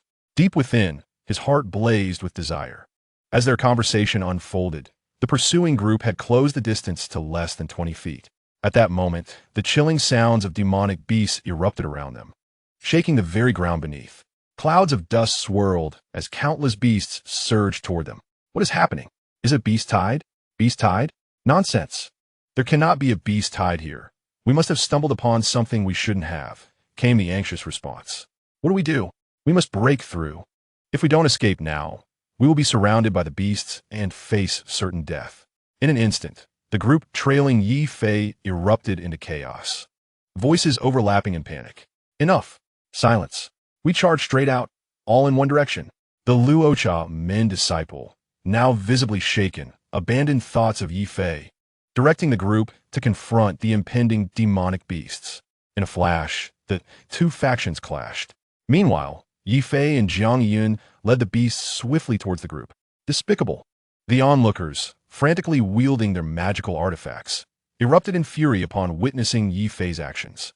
They understood well that if surrounded by the beasts, their chances of escape would be virtually non-existent. Hee, enjoy yourselves. I shall take my leave. Ye Fei dismissed their protests. And as he and Jiang Yiyun drew within a few paces of the group, they vanished into the Qinglong's sword, disappearing from sight. How could this be? The sudden turn of events left the group dumbfounded, momentarily forgetting their actions. As their movements halted, several were instantly torn apart by the beasts, falling lifeless to the ground. Quickly, we must break free. With this grim realization, the remaining members abandoned all else, frantically attacking the beasts. Some chose to burrow underground. But this proved futile. The earth was rife with earth elemental beasts that rendered their underground refuge perilous, leading to swift demise. After a few futile attempts, no one dared to pursue that course further. At this moment, they were far too preoccupied to ponder Ye Fei's disappearance. Unbeknownst to them, Ye Fei had not retreated far, but instead stealthily positioned himself behind them. He seized the opportune moment to launch surprise attacks from the Qinglong sword, striking from behind with precision. The effectiveness of this tactic was remarkable. In mere moments, the group's morale crumbled. Faced with the elusive Ye Fei, they offered no resistance. Coupled with the relentless assault of the demonic beasts, their spirits shattered, with splashes of blood and bodies falling within the span of half a stick of incense. The ground was awash in blood, and all 96 individuals perished without a single survivor. The demonic beasts, having lost their targets, retreated in disarray. We have struck gold, Jiang Yiyun exclaimed, her arms flailing with excitement. As was customary, the pair, after cleaning the battlefield, collected dozens of storage bags and arrived at an open area. Such an abundance of spiritual herbs? Upon emptying the contents of the storage bags, their eyes widened in astonishment. The combined quantity of spiritual herbs from the 96 individuals exceeded 3,000, even surpassing that of the previous group. Ye Fei speculated that these sects had distinct roles. The earlier group was tasked with hunting Xiaoyao men members, while this group likely focused on gathering spiritual herbs. With this, Xiaoyao men would find it nearly impossible not to rise to prominence. Gazing at the mountain of spiritual herbs before him, Ye Fei's lips curled into a subtle smile as a thought crossed his mind. Chapter 62. The Trials of Hua Rinli days prior. While collecting spiritual herbs, Ye Fei and his companions had amassed a considerable quantity of chiffon grass. Currently, Jiang Mingyun was diligently refining chiffon pills within the Qinglong sword. As of now, over 200 pills of chiffon dan have been refined. This considerable quantity, combined with numerous spiritual herbs, is more than sufficient to secretly cultivate over 200 foundation establishment disciples for the Xiaoyao man, comparable to the accumulation of a century. Although these 96 individuals possess a fair amount of spiritual herbs, other resources are scant, with spiritual stones numbering less than 10,000. After collecting everything into the storage ring, Ye Fei led Jiang Yiyun to the hidden valley where the disciples of Xiaoyao men were concealed. Half a day later, under Ye Fei's guidance, they arrived at a patch of grass. With less than half a day remaining until the end of the secret realm, the number of people gathered here had significantly increased. It was still less than half of what it had been at the beginning. Only around 600 remained, the majority being disciples from various sects, with only a handful of loose cultivators left. Sigh, why does the heavenly Tao design things this way? Would it not be better for the chiffon grass to grow in the outside world? How many talents must be lost due to this secret realm? Observing the sparse crowd, Ye Fei felt a profound sense of melancholy.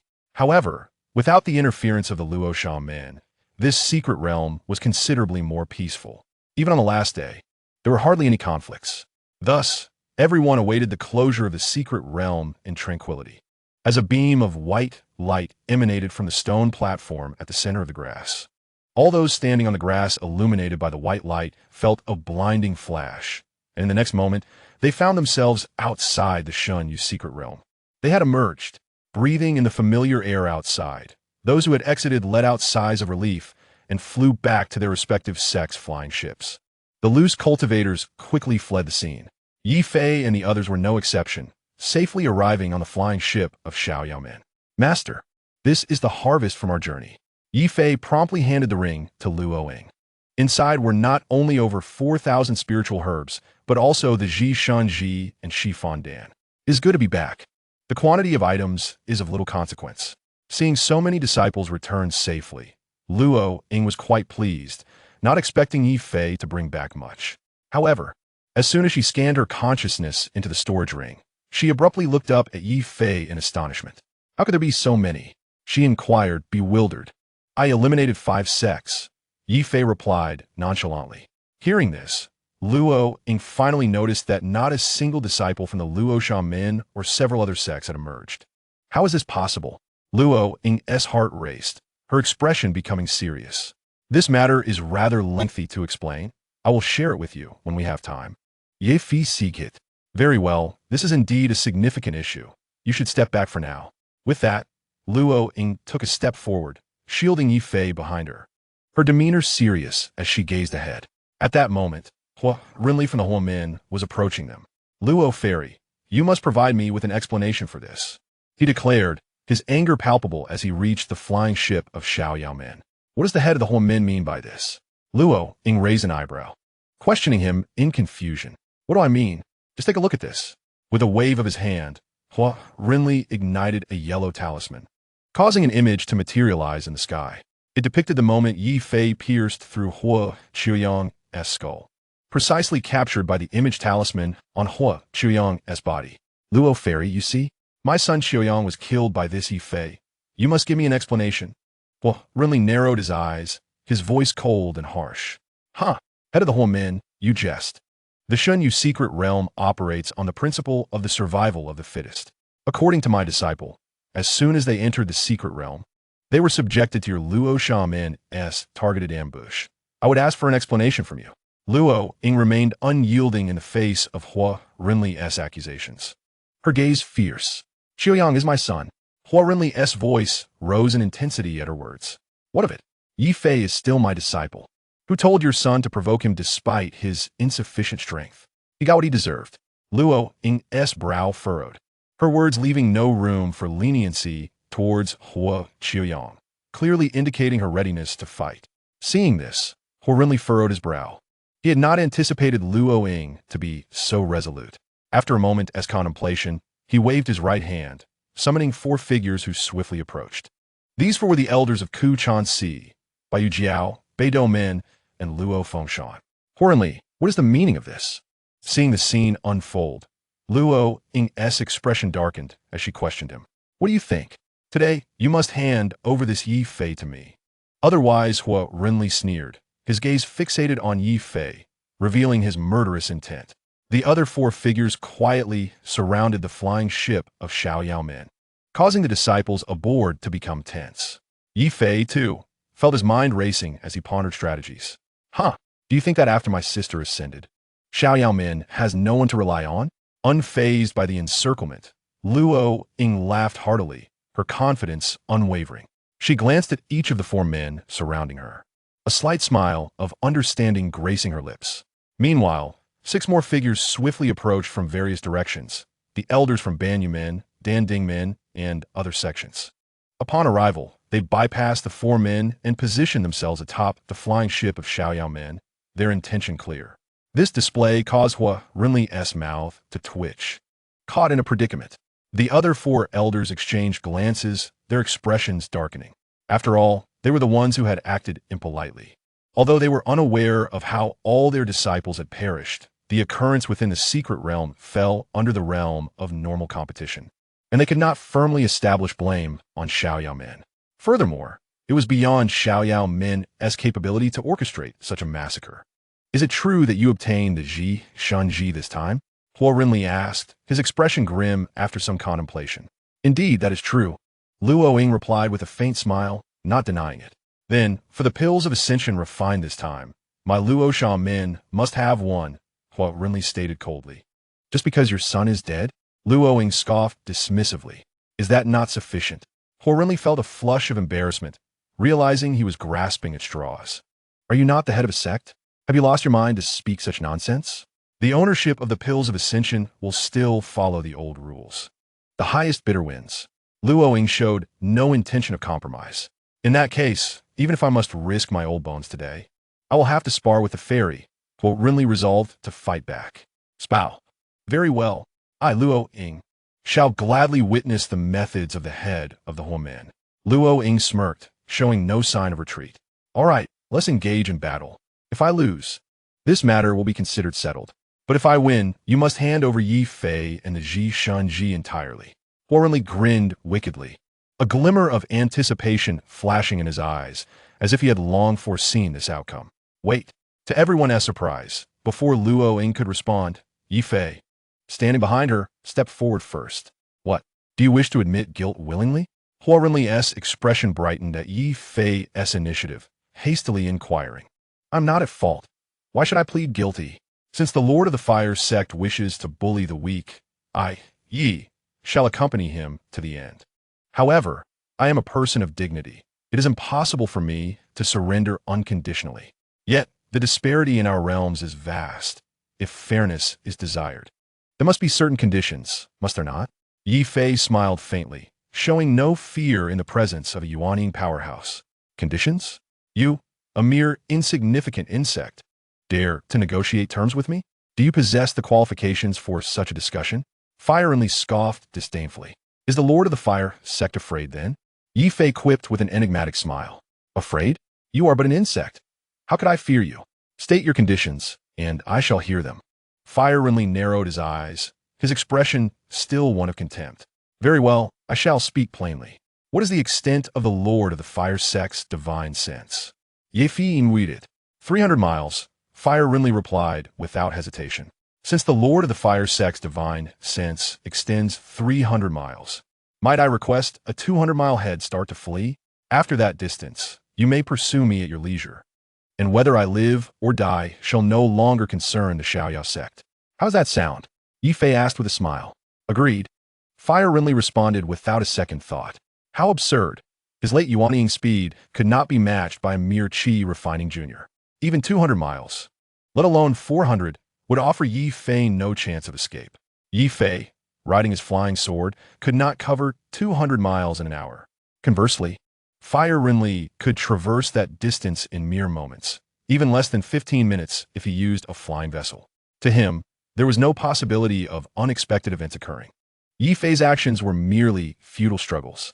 Ye Fei, you. Luo Ying attempted to interject, clearly feeling that Ye Fei was being reckless. Rest assured, master. I know what I am doing. Ye Fei interrupted her confidently. Luo Ying wished to say more, but upon opening her mouth, she seemed to receive some sort of transmission. A glimmer of light flashed in her beautiful eyes, and she fell silent. The Lord of the Fire sect possesses great magnanimity. Let us finalize our agreement. Oh, yeah.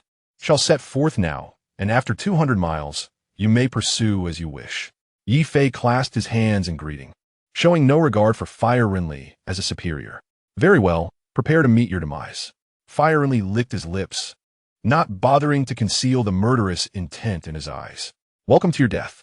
Ye Fei, undeterred, provocatively retorted with a smile. After speaking, he summoned his flying sword and soared southward. Watching Ye Fei's departing figure, Fire Rinli's eyes blazed with fury. Had it not been for Luo Ying and the others present, he might have already given chase. How dare a qi refining insect provoke him? To him, it was a profound humiliation. In contrast, Luo Ying gave Ye Fei a thumbs up. His demeanor was strikingly similar to that of the legendary Yi Tsanglong, captivating her with a sense of admiration. Just as others believed Ye Fei was doomed, Jiang Yun, standing behind Luo Ying, smirked disdainfully at Fire Rinli. To her, Fire Rinli was bound to embarrass himself this time. Capturing Ye Fei was simply out of the question. Meanwhile, Ye Fei was leisurely heading southward. With his aunt stationed behind him, he felt no urgency, unconcerned that Fire Rinli would disregard the rules and pursue him. Aunt Jiang, what do you suggest we do next? Ye Fei asked, conversing with Jiang Mingyun while flying. After all that, you still call me Aunt Jiang? Jiang Mingyun shot him a resentful glance. Then what should I call you? Ye Fei asked sheepishly. Call me Mingyun. Jiang Mingyun replied, her face flushed. Mingyun, where shall we go next? Ye Fei obediently repressed. To the Chihua sect in the Chihua kingdom, Jiang Mingyun shyly suggested. Although she had requested this form of address, hearing it sparked a distinct excitement within her. After all, she had previously referred to Luo Yu as her sister. Now, however, she had become the woman of Luo Yu's son. This peculiar thrill was irresistible. Why must we go there? Ye Fei inwaited, puzzled. The Chihua sect is a body-refining sect. Within it lies the Chi Yin Spring, whose waters are of exceptionally high temperature, making it an ideal place for body-refining practitioners, Jiang Mingyun explained. Will it assist me in entering the second realm of body refining? Ye Fei immediately grasped Jiang Mingyun's intent. Exactly. If you wish to advance, it is best to complete this second realm as soon as possible. Jiang Mingyun affirmed with a nod. Have you discussed this with Master? Ye Fei soudainly rejalet Luo Ying. I have. Rest assured, with me accompanying you, she will not worry. Jiang Mingyun replied. With that assurance, Ye Fei felt no further concerns. He focused on steering his flying sword toward the south. An hour later, after flying over 160 miles and leaving Fire Rinli's divine sense range, he entered the Qinglong sword. He then allowed the dust-like Qinglong sword to attach itself to a large tree. Mingyun, how long do you think we should remain here to be safe? Upon entering the Qinglong sword, Ye Fei asked Jiang Mingyun. At least half a month. That fellow Fire Rinli will not let you off easily, Jiang Mingyun pondered before responding. Then I shall begin my foundation establishment here. Ye Fei decided swiftly upon realizing the duration required. Yes, now that you are advancing to foundation establishment. You only need this one foundation establishment pill, Jiang Mingyun said with a smile, producing an orange-yellow pill. Clearly, she had prepared it well in advance. Thank you, Mingyun. Ye Fei expressed his gratitude. There is no need for such formality with me.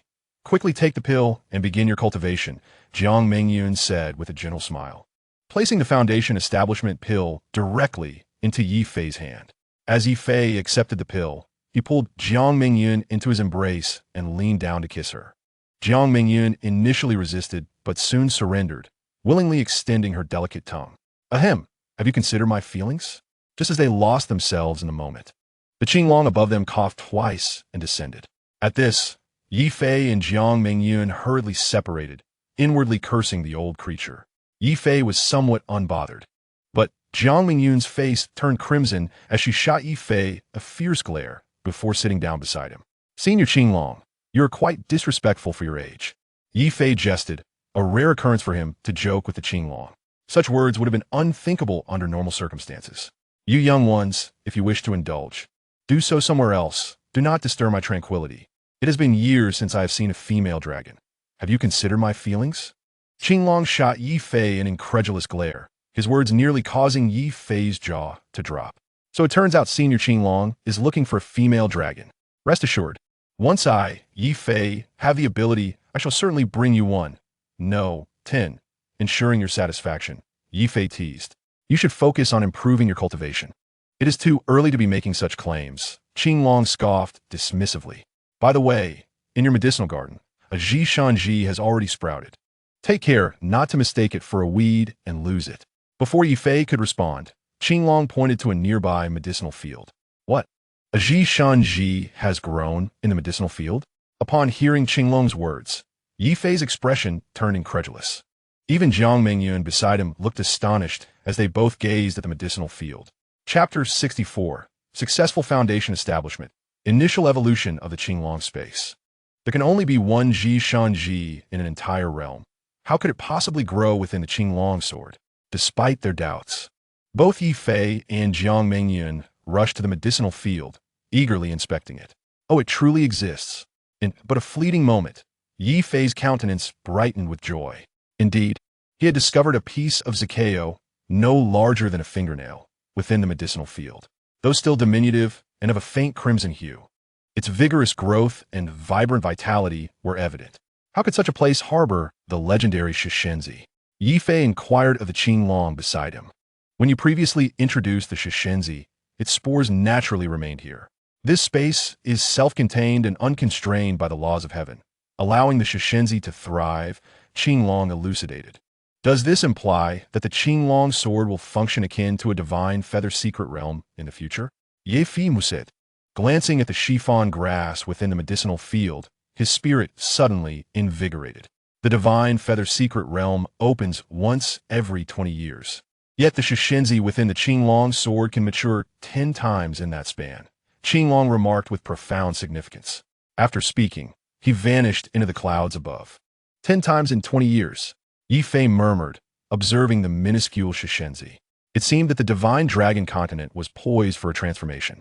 Qinglong's words reached Jiang Mengyun's ears, and a glimmer of realization sparked in her gaze. Mengyun, please tend to these medicinal fields while I elevate my cultivation to the foundation establishment stage. Ye Fei, not wishing to ponder too far ahead, instructed Jiang Mengyun before settling beside the Qinglong pond. After shedding his mortal shell, he had acquired the qualifications for foundation establishment, and coupled with previous dual cultivation, his current prowess had peaked at the 9th layer of qi refinement. May one pill suffice, Ye Fei thought, pressing his lips together as he placed the foundation establishment pill into his mouth. The pill dissolved instantly, and a torrent of potent medicinal energy surged through his limbs and bones. Without hesitation, Ye Fei activated the Xiaoyao True Art, swiftly converting this energy. As the Xiaoyao True Art circulated, waves of medicinal energy transformed into streams of true qi, coursing through his acupoints and converging into his meridians. After one complete cycle within the meridians, all the true qi flowed into the cyclone residing in his dantian. Given the cyclone's current saturation of true qi, it was exceedingly difficult for additional energy to enter. Soon, the dantian brimmed with true qi, and an intense sensation of expansion engulfed Ye Fei. With great fortitude, he accelerated the operation of the Xiaoyao True Art to its zenith. The true qi within his dantian multiplied rapidly until it reached the limit, and the sensation of expansion approached the threshold of his endurance. Consolidate. Ye Fei gritted his teeth, roaring internally as he exerted every ounce of true qi within his meridians, forcefully directing it into the cyclone in his dantian, causing the cyclone to spin ever more rapidly. This arduous process represented a crucial step in the transition from qi refinement to foundation establishment, transforming true qi into liquid form. Only through this could the same volume of meridians accommodate a greater quantity of true qi. Fortunately, the foundation establishment pill possessed remarkable potency, and after several attempts, Ye Fei felt a tremor within his dantian. Suddenly, the rapidly spinning cyclone halted abruptly, then swiftly shrank to become a droplet of true qi liquid. In an instant, this droplet began to whirl, drawing in excess true qi from the dantian, which, after circulating, transformed into strands of true qi liquid, merging into the rotating droplet. The sensation of expansion within Ye Fei dissipated. Simultaneously, a resounding clarity enveloped his mind, and his consciousness involuntarily expanded outward, reaching a radius of 1.5 miles. A wave of joy washed over Ye Fei as he recognized his success in Foundation establishment. Perhaps due to his physical training, his range of consciousness post-Foundation establishment exceeded that of his peers by half. Typically, the consciousness range of an early Foundation establishment cultivator is merely about a mile. Yet, having just stepped into the realm, he had already achieved a radius of 1.5 miles. As some medicinal energy remained unrefined within him, Ye Fei continued to sit cross-legged, assimilating the residual potency. After a quarter of an hour, he finally rose to his feet. At this moment, the true qi within him had completely liquefied, flowing continuously through his meridians. Has the medicinal field expanded? Ye Fei was taken aback as he approached the medicinal field, astonished to find it had doubled in size to over 20 acres. Moreover, the space of the Qinglong sword had expanded nearly tenfold, now encompassing an area of 200 miles. It was no longer merely a valley. It now featured prairies, mountains, and streams, all present. The only lament was the barren landscape, devoid of any other forms of life. Elder Qinglong, can the space within the Qinglong sword evolve continuously? Ye Fei respectfully inquired of the Qinglong in the clouds. Haha, you are correct. The space of the Qinglong sword will expand as its master's cultivation level rises. Otherwise, in its current size, it could barely accommodate a 5-clawed dragon, let alone my Qinglong lineage. Qinglong replied, descending from the clouds with a smile. How impressive! Does that mean that by the time I reach the nascent soul stage, the space here will encompass an area of 20,000 miles? Ye Fei sipijulatit. Roughly so. Before you reach the transformation stage, the base range of the space is small, expanding tenfold with each major cultivation breakthrough. After you achieve transformation, each subsequent major breakthrough will enlarge the space 5-fold. Qinglong explained with a nod. If that is the case, this is akin to an independent world. Ye Fei's eyes widened in astonishment. Strictly speaking, it is indeed an independent world, one that has existed since the primordial chaos. Once you attain transformation, you will truly grasp its magnitude. Qinglong replied with a mysterious smile, returning to the clouds before Ye Fei could pose further inquiries. Transformation? That seems distant for me. Ye Fei sighed, shaking his head. Are you lacking confidence in yourself? Viang Mengyun aprurochit Ye Fei similing genti. Is exceedingly difficult, Ye Fei sighed in resignation. To achieve transformation, I must endure the trials of refining flesh, bones, and tendons. 3 formidable hurdles. Each subsequent step in body refinement will undoubtedly inflict greater suffering than the last. Practicing cultivation is inherently defiant against the heavens. For you, this is merely the beginning. Yet your initial strides have already surpassed the vast majority. So have confidence in yourself and do not despair. Rest assured, no matter how arduous the path ahead may be, I shall accompany you every step of the way. Jiang Mengyun said softly, entwining her delicate hand with Ye Fei's arm. Thank you, Mengyun, Ye Fei replied, pulling Jiang Mengyun into an embrace, deeply moved. Enough. You must focus on your cultivation, or that old man will descend again, Jiang Mengyun playfully said, escaping Ye Fei's embrace and pointing towards the clouds above. Very well. Ye Fei chuckled wryly, rubbing his nose before vanishing into the earth below.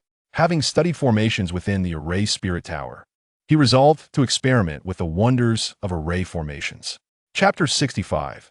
Your smile as beautiful array formations possess extensive applications in cultivation, the most common of which is the gathering spirit array. As the name suggests, the gathering spirit array concentrates spiritual energy, gathering the surrounding spiritual essence to amplify the concentration within the array to several, even dozens of times that of the outside world, significantly enhancing the speed of cultivation. Ye Fei aimed to establish a rudimentary gathering spirit array at a depth of 100 feet underground. Although it is merely a rudimentary formation, this ancient array possesses an ability to gather spiritual energy that far surpasses the current gathering formations of Shenlong Dalu.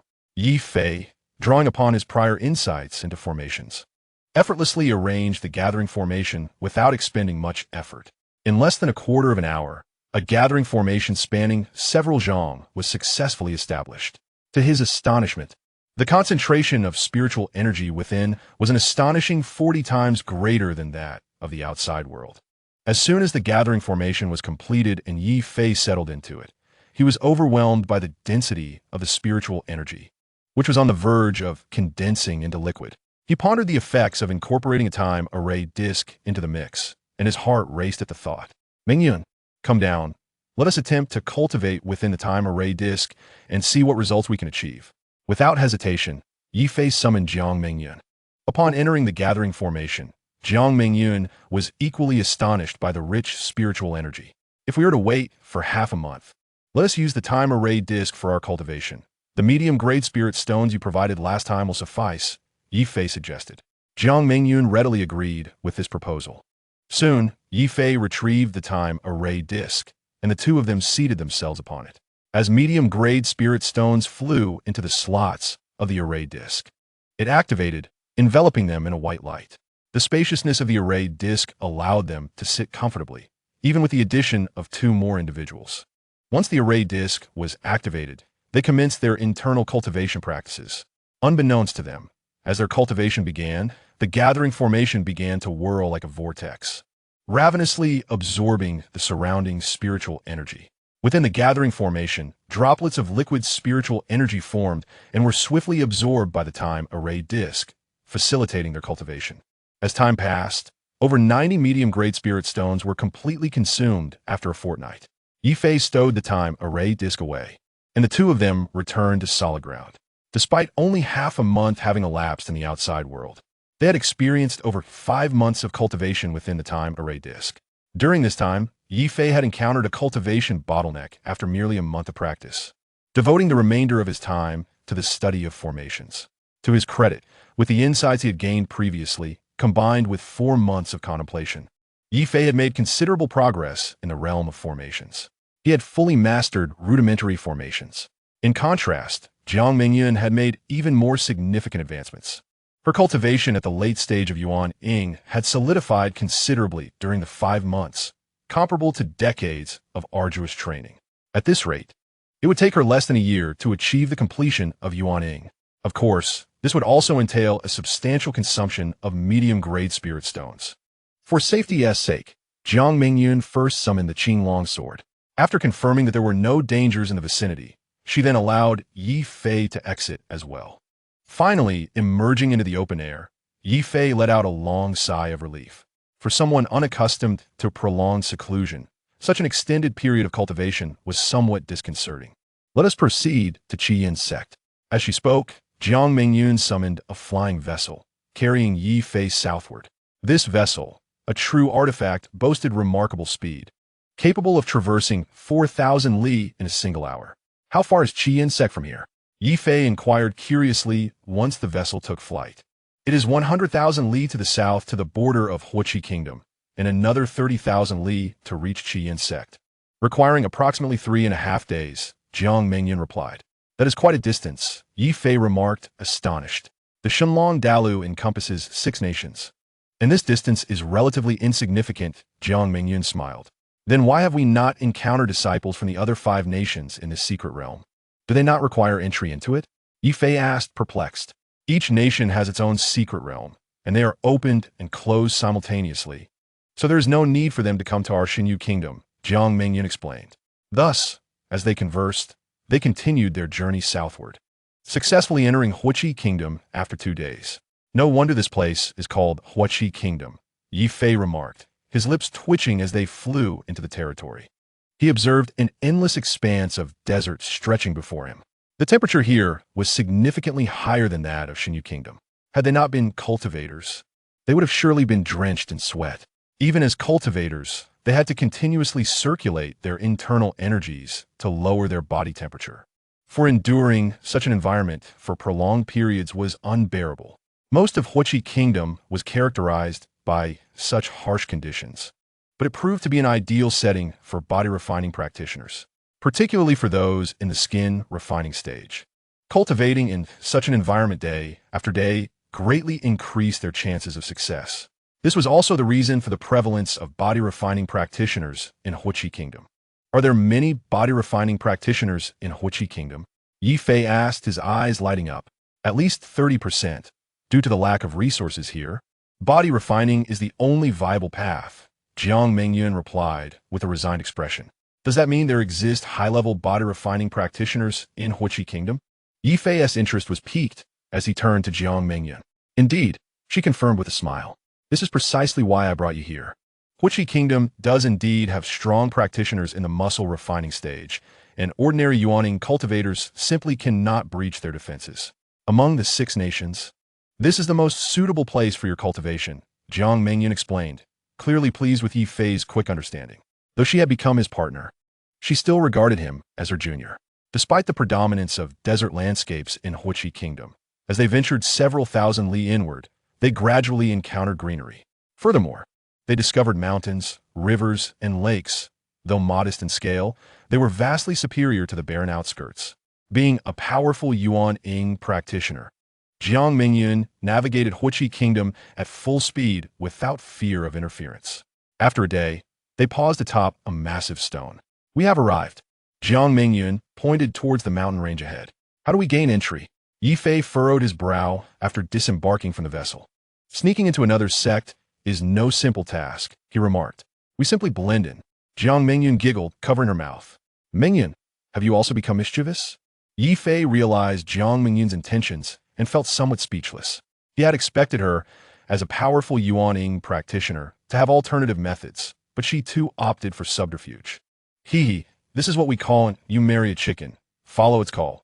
When you marry a dog, follow its bark, Jiang Mingyun said with a charming smile, seemingly unfazed by the implications of her words. You look so beautiful when you smile. Ye Fei's heart raced at the sight of Jiang Mingyun's radiant expression.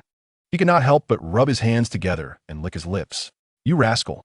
Jiang Mingyun blushed deeply at his reaction. As Jiang Mingyun grew increasingly bashful, Ye Fei found it harder to contain his excitement. Finally, he abandoned all restraint and lunged forward. Be careful, someone might see us, Jiang Mingyun called out, but did not resist, soon collapsing into Ye Fei's embrace. Fear not, I will set up a formation, Ye Fei chuckled, searching for Jiang Mingyun's delicate lips while simultaneously forming hand seals. He then began tossing spirit stones in various directions. Within moments, a rudimentary concealment and soundproofing formation was established. The previous incident shall not be counted. This time, I shall cherish you deeply. Observing the trembling figure of Jiang Mingyun in his embrace, Ye Fei gently leaned down. Jiang Mingyun's body was remarkably sensitive. Upon their mere contact, she began to tremble uncontrollably. This spectacle left Ye Fei utterly astonished, as it seemed he had done nothing to provoke such a reaction. How vexing! She possesses a natural Nero body, beyond her own control. Jiang Mingyun's cheeks flushed with embarrassment, unable to meet Ye Fei's gaze. The Nero body? Ye Fei looked perplexed. Do not inquire further. I shall explain it to you later. Jiang Mingyun replied as she extended her delicate arm, wrapping it around Ye Fei's neck. This time, neither of them made any effort to restrain themselves, nor did they utilize their powers. It's all your fault. After some time, upon seeing her own limping figure, Jiang Mingyun shot Ye Fei an embarrassed glare. I apologize. It is entirely my fault. You should rest well. I'll take care of the rest. Aware that he had exerted too much force, Ye Fei offered Jiang Mingyun an awkward smile and hurriedly led her into the Qinglong sword. He then used his consciousness to manipulate a speck of dust, guiding it deeper into the mountains with the aid of the wind. After another half-day, the speck of dust finally came to a halt before a vibrant, multicolored barrier. This was a valley, the very location of the Qihua sect. Due to the presence of the protective mountain formation, it was impossible for even a speck of dust to enter at will. Let's wait. Inside the Qinglong sword, Ye Fei and Jiang Mingyun exchanged glances and shared a resigned smile. Currently, they could only wait for a disciple of the Qihua sect to appear. Only then could they seize the opportunity to infiltrate. Fortunately, there were many disciples of the Qihua sect. After just over an hour, the vibrant barrier rippled. Immediately after, a young man in a yellow robe stepped out. Seizing this chance, Ye Fei swiftly maneuvered the speck of dust transformed from the Qinglong sword to slip inside before the barrier closed. At last, we are in. Ye Fei let out a sigh of relief upon successfully infiltrating. He continued to control the speck of dust, guiding it deeper into the Qihua sect. Although Jiang Mingyun possessed a map of the Qihua sect, its vastness meant that Ye Fei spent considerable time reaching the core, the Qihua peak. This peak, while not particularly tall, covered a broad area of several miles. Numerous disciples guarded its outer layers, restricting access. However, these defenses were of little concern to Ye Fei. He deftly maneuvered the Qinglong sword to bypass the guards of the Qihua sect, following a long passageway into the heart of the Qihua Peak. This was the sacred ground of the Qihua sect, home to the Qihua Spring. The interior of the mountain was spacious and hollow, encompassing a considerable area, with several circular pools situated at intervals. Steam rose from these pools as scalding spring water gushed from the lava vents at their bottoms, creating a cascade of bubbles that surfaced and burst. There were 9 such pools in total. After careful observation, Ye Fei noted that while they appeared similar on the outside, they were distinct. The temperature of the spring water increased gradually from the outermost pool to the innermost. At this moment, the area was deserted, devoid of any presence. What shall we do now? After circling the pools and confirming their solitude, Ye Fei turned to Jiang Mingyun beside him. This is the refining of flesh pills. Upon consumption, one must directly enter the outermost pool. When one becomes accustomed to its temperature, one may proceed to the next, and so forth. Once one adapts to the final pool's temperature, the refining of flesh will be complete. Jiang Mingyun handed Ye Fei a vial containing the medicinal pills she had prepared in advance. Flesh-refining pills were not uncommon in the Shenlong continent. The lack of practitioners was not due to a scarcity of pills, but rather the immense pain that accompanied the process, which very few could endure.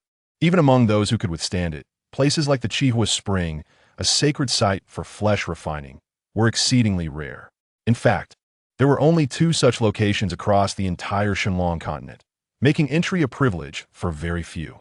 Will this temperature truly not cook a person? Ye Fei asked, glancing apprehensively at the steaming pools. Indeed, if you do not resist, you will be cooked, Jiang Mingyun teased, her laughter light. Surely you are not foolish enough to enter without utilizing your vital energy for protection? Seeing Ye Fei's timidity, Jiang Mingyun chuckled softly, covering her mouth. Do not mock. You are not the one entering. It is easy for you to stand there and jest. Ye Fei's face flushed with indignation. Who said I would not enter? Having come this far, I cannot afford to squander this opportunity. You too shall enter? Ye Fei asked in surprise. Of course. I am also training in both body and technique, though my body refinement level is comparatively low, Jiang Mingyun replied with an enchanting smile. I truly did not perceive that. Ye Fei remarked, circling around Jiang Mingyun, his curiosity evident. Do not gawk. Set up a few formations at the entrance to ensure we are not disturbed during our training. Flustered by Ye Fei's gaze, Jiang Mingyun quickly shifted the topic. Upon hearing her mention serious matters, Ye Fei reined in his playful demeanor and directed the Qinglong sword toward the passage's exit. As he entered, Ye Fei arranged a monitoring formation on the stone walls at intervals, keeping watch for any intruders. For added security, he set up over 20 monitoring formations along the 2-mile length of the passage. Though these formations were not particularly advanced, they allowed for constant vigilance over their surroundings. Ye Fei attached a strand of his consciousness to them, ready to detect any disturbances. After all, they were in another sect, and caution was paramount. In addition to these monitoring formations, Ye Fei established a barrier formation at the internal exit to prevent external consciousness from probing in, while also suppressing any sounds from within. I must also refine some formation flags, Ye Fei mused, contemplating the advantages of having them. Although he had not set up many formations, it had consumed half a day of his time, a testament to the difficulty of arranging formations through the Qinglong sword, which required considerable focus. With formation flags, however, setting up a formation would become a mere matter of convenience. Let us proceed, after a thorough check to ensure everything was in order. Ye Fei and Jiang Mingyun exited the Qinglong sword together. Shall we go together? Upon reaching the first pool, Ye Fei inquired, gazing at Jiang Mingyun's alluring figure. Certainly. With a charming smile, Jiang Mingyun slowly removed her yellow veil, revealing the fitted garment beneath. After their intimate encounter, she had discarded her conservative robe into her storage ring, opting for a more form-fitting silk dress that accentuated her figure. Now, as the silk gown fell away, her stunning physique was laid bare before Ye Fei, who gazed at her in rapture, his heart aflame. Quickly, consume the pill and enter, Jiang Mingyun urged, clearly satisfied with Ye Fei's reaction. Without hesitation, she stripped completely, swallowed a flesh-refining pill, and with a splash, leaped into the Qihua spring. In mere moments, as Jiang Mingyun submerged in the spring water, she could no longer suppress her moans of agony. Her entire body flushed crimson, her delicate brows furrowed in pain, yet she persisted through gritted teeth. Upon witnessing this, Ye Fei wasted no time. He swiftly disrobed, swallowed a flesh-refining pill, and plunged into the pool, standing beside Jiang Mingyun. It's scalding. In an instant, Ye Fei felt a searing sensation coursing through his entire body, a pain that penetrated to the very marrow of his bones, nearly causing him to faint. Without a moment's hesitation, he activated his body-refining mantra at an accelerated pace. Simultaneously, the effects of the meat-refining pill began to disseminate, sending waves of coolness throughout Ye Fei's limbs and bones, alleviating the bone-deep pain just slightly. Yet, it was merely a slight reprieve. The torment remained intolerable, far worse than the discomfort experienced under waterfall. In a fervent outburst, Ye Fei pushed the speed of his mantra to its utmost limit. Even so, the improvement was negligible. He sensed his muscles gradually becoming more accustomed to the strain, akin to being boiled in hot water. Fortunately, the extraordinary potency of the meat-refining pill continuously invigorated his flesh, ensuring that the inner muscles retained their vitality. He could only ponder the agony that awaited him during the bone and sinew refinement stages. As he diligently channeled his mantra, his heart cried out in despair. He was not alone in this suffering. Jiang Mingyun was enduring a similar trial. Each time the pain became unbearable, they would vocalize their anguish, which provided a modicum of relief. This sensation persisted for an entire day before easing just a bit. Both of them breathed a sigh of relief. Another day passed, and the pill's effects began to influence the outer muscles. As each muscle was subjected to the scalding water, the pill's power would swiftly act, allowing the cooked flesh to rejuvenate. By the third day, the first pool of spring water no longer posed any threat to their skin, and they felt no heat from the water. At last, it was over. Ye Fei and Jiang Mingyun exchanged glances and emerged from the pool. As soon as they stepped out, they quickly donned their garments and, with a thought, entered the Qinglong sword. A day later, they soared out the Qinglong sword and plunged into the second pool of spring water. Compared to the previous experience, this one was even more intense. Within just half a day, they struggled to endure. What to do? Realizing that the pill's effects were struggling to keep pace with the muscle's recovery, Ye Fei's heart raced with anxiety. At that moment, he noticed Jiang Mingyun leaning closer to him. Her condition was also dire. As she pressed against him, she wrapped her jade-like arms around his neck. Despite their closeness, they could not sense each other's presence. Shuangxiao. At that moment of confusion, Jiang Mingyun communicated telepathically through the pain. Upon her reminder, Ye Fei understood. They immediately attempted a connection. After just one cycle, they were astonished to discover that their muscle recovery rate had significantly accelerated. It worked. Ye Fei's heart leaped with joy as he looked at Jiang Mingyun, who was equally radiant with delight. Clearly, Shuangxiao was beneficial for her as well. This time, they emerged from the second pool in just 2 days. Unlike before, they emerged from the pool looking revitalized, free from any fatigue. They chose not to enter the Qinglong sword to rest, but instead assumed their positions and entered the third pool of spring water. Though this pool was even hotter than the last, they quickly acclimated due to the effects of Shuangxiao. 2 days later, they entered the fourth pool. Although the temperature continued to rise, they consistently adapted to the heat within 2 days. Thus, after another 8 days, they emerged from the eighth pool. Not good. Someone is coming.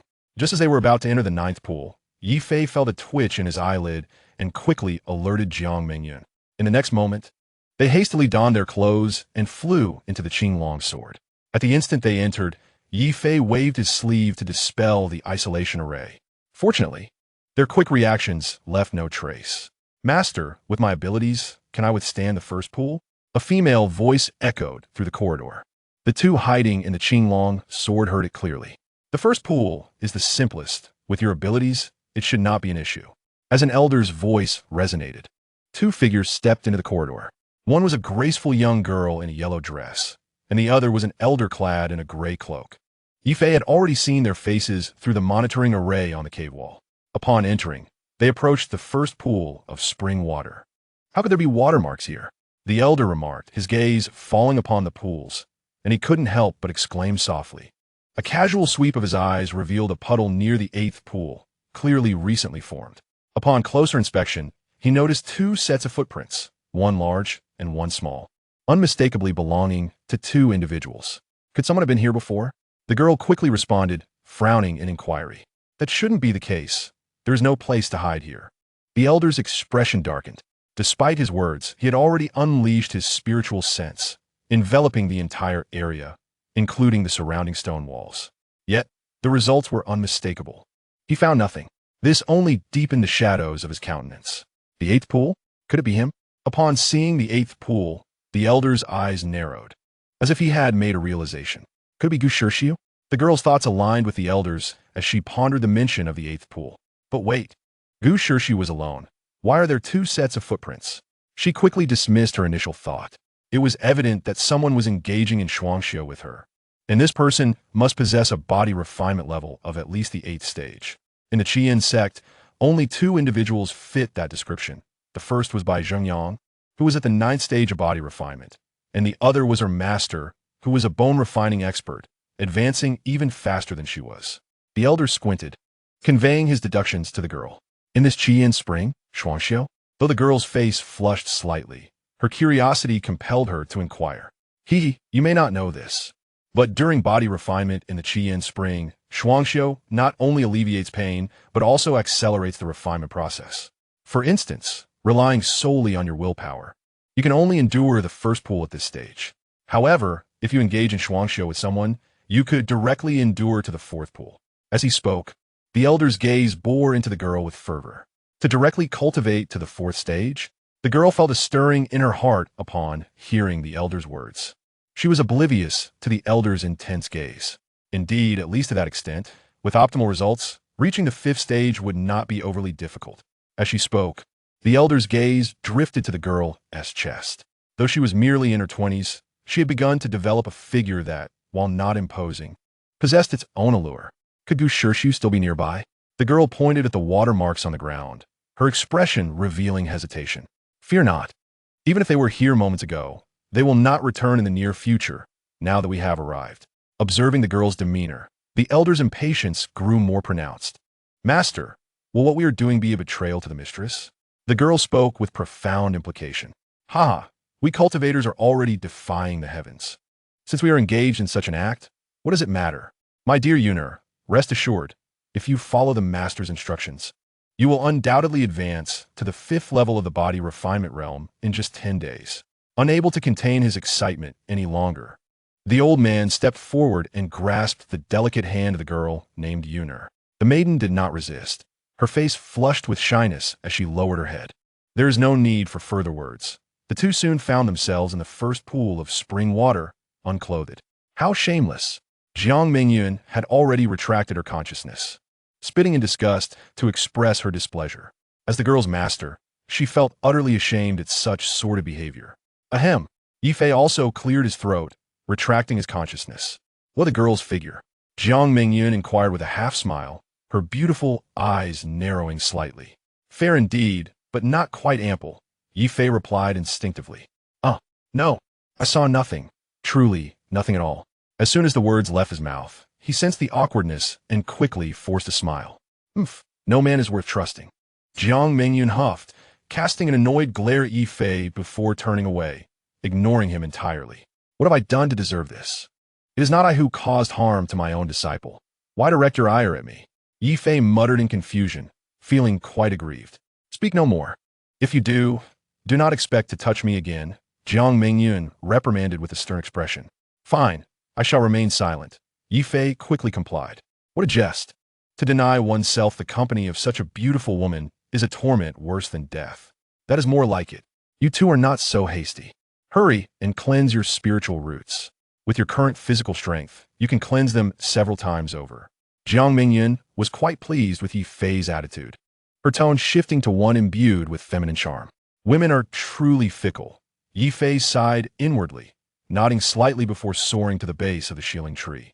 At this moment, 5 ripe shieling fruits hung from the tree, the result of prior efforts in the Shunyu secret realm, where he had hastened their ripening with the corpses of demon beasts. This has certainly saved a great deal of trouble. Ye Fei plucked the shieling fruits, consuming them all in one go, commencing the 10th cleansing of his spiritual roots. Half an hour later, the medicinal properties of the shieling fruits were entirely expended, as Ye Fei was merely one step away from the body refinement realm. He bore the pain of this cleansing with remarkable ease. After washing away the impurities, he produced a pile of spirit stones, preparing to thoroughly cleanse his spiritual roots in one go. 6,200 low-grade spirit stones. When shieling fruits ripened again, Ye Fei calculated the spirit stones consumed by this shieling tree, leaving him utterly astonished. Over 6,000 stones, not to mention ordinary foundation establishment cultivators. Even for core formation cultivators, such an expenditure is not something one can casually part with. These thoughts flitted through Ye Fei's mind, but soon faded, allowing him to calm himself and continue with the 11th cleansing of his spiritual roots. After another half hour, Ye Fei rose from the ground, having completed the 11th cleansing. Again, Ye Fei pointed at the now wilted shieling tree, which began to absorb the spirit stones piled beside it. With an ample supply of spirit stones at hand, he continued to hasten the ripening of the shieling tree and cleanse his spiritual roots. A day passed, and Ye Fei completed the 17th cleansing of his roots. This time, the consumption of spirit stones alone exceeded 18,000. He spent 2 full hours digesting the medicinal properties of the shieling fruits. As the number of cleansings increased, so did the difficulty and expense of the process. It seems that the 18th cleansing can only be conducted once he reaches the body refinement realm. Reflecting on the pain he had just endured during the cleansing, Ye Fei let out a long sigh. Although this sensation had become familiar, each experience remained indelibly etched in his memory. Master, why must you treat me thus? Just as Ye Fei washed away the grime from his body, a piercing scream echoed from outside the Qinglong sword. The voice belonged to the girl named Yuner. What is happening? Hearing that sound, Ye Fei's heart stirred, and he quietly released a strand of consciousness. In his line of sight, the maiden's complexion was flushed, her skin visibly withering at an alarming rate.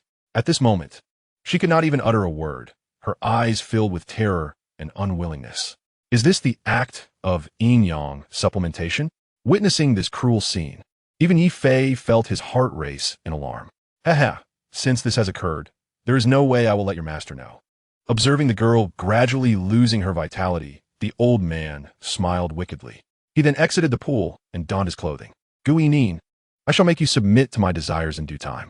After finishing these deeds, the old man's expression turned grotesque as he glanced at the 8th pool. Ye Fei, send me out. I will kill him. Just as the old man was about to depart, Jiang Mingyun swiftly flew to Ye Fei's side, her voice devoid of emotion. It seemed she had witnessed the earlier scene as well.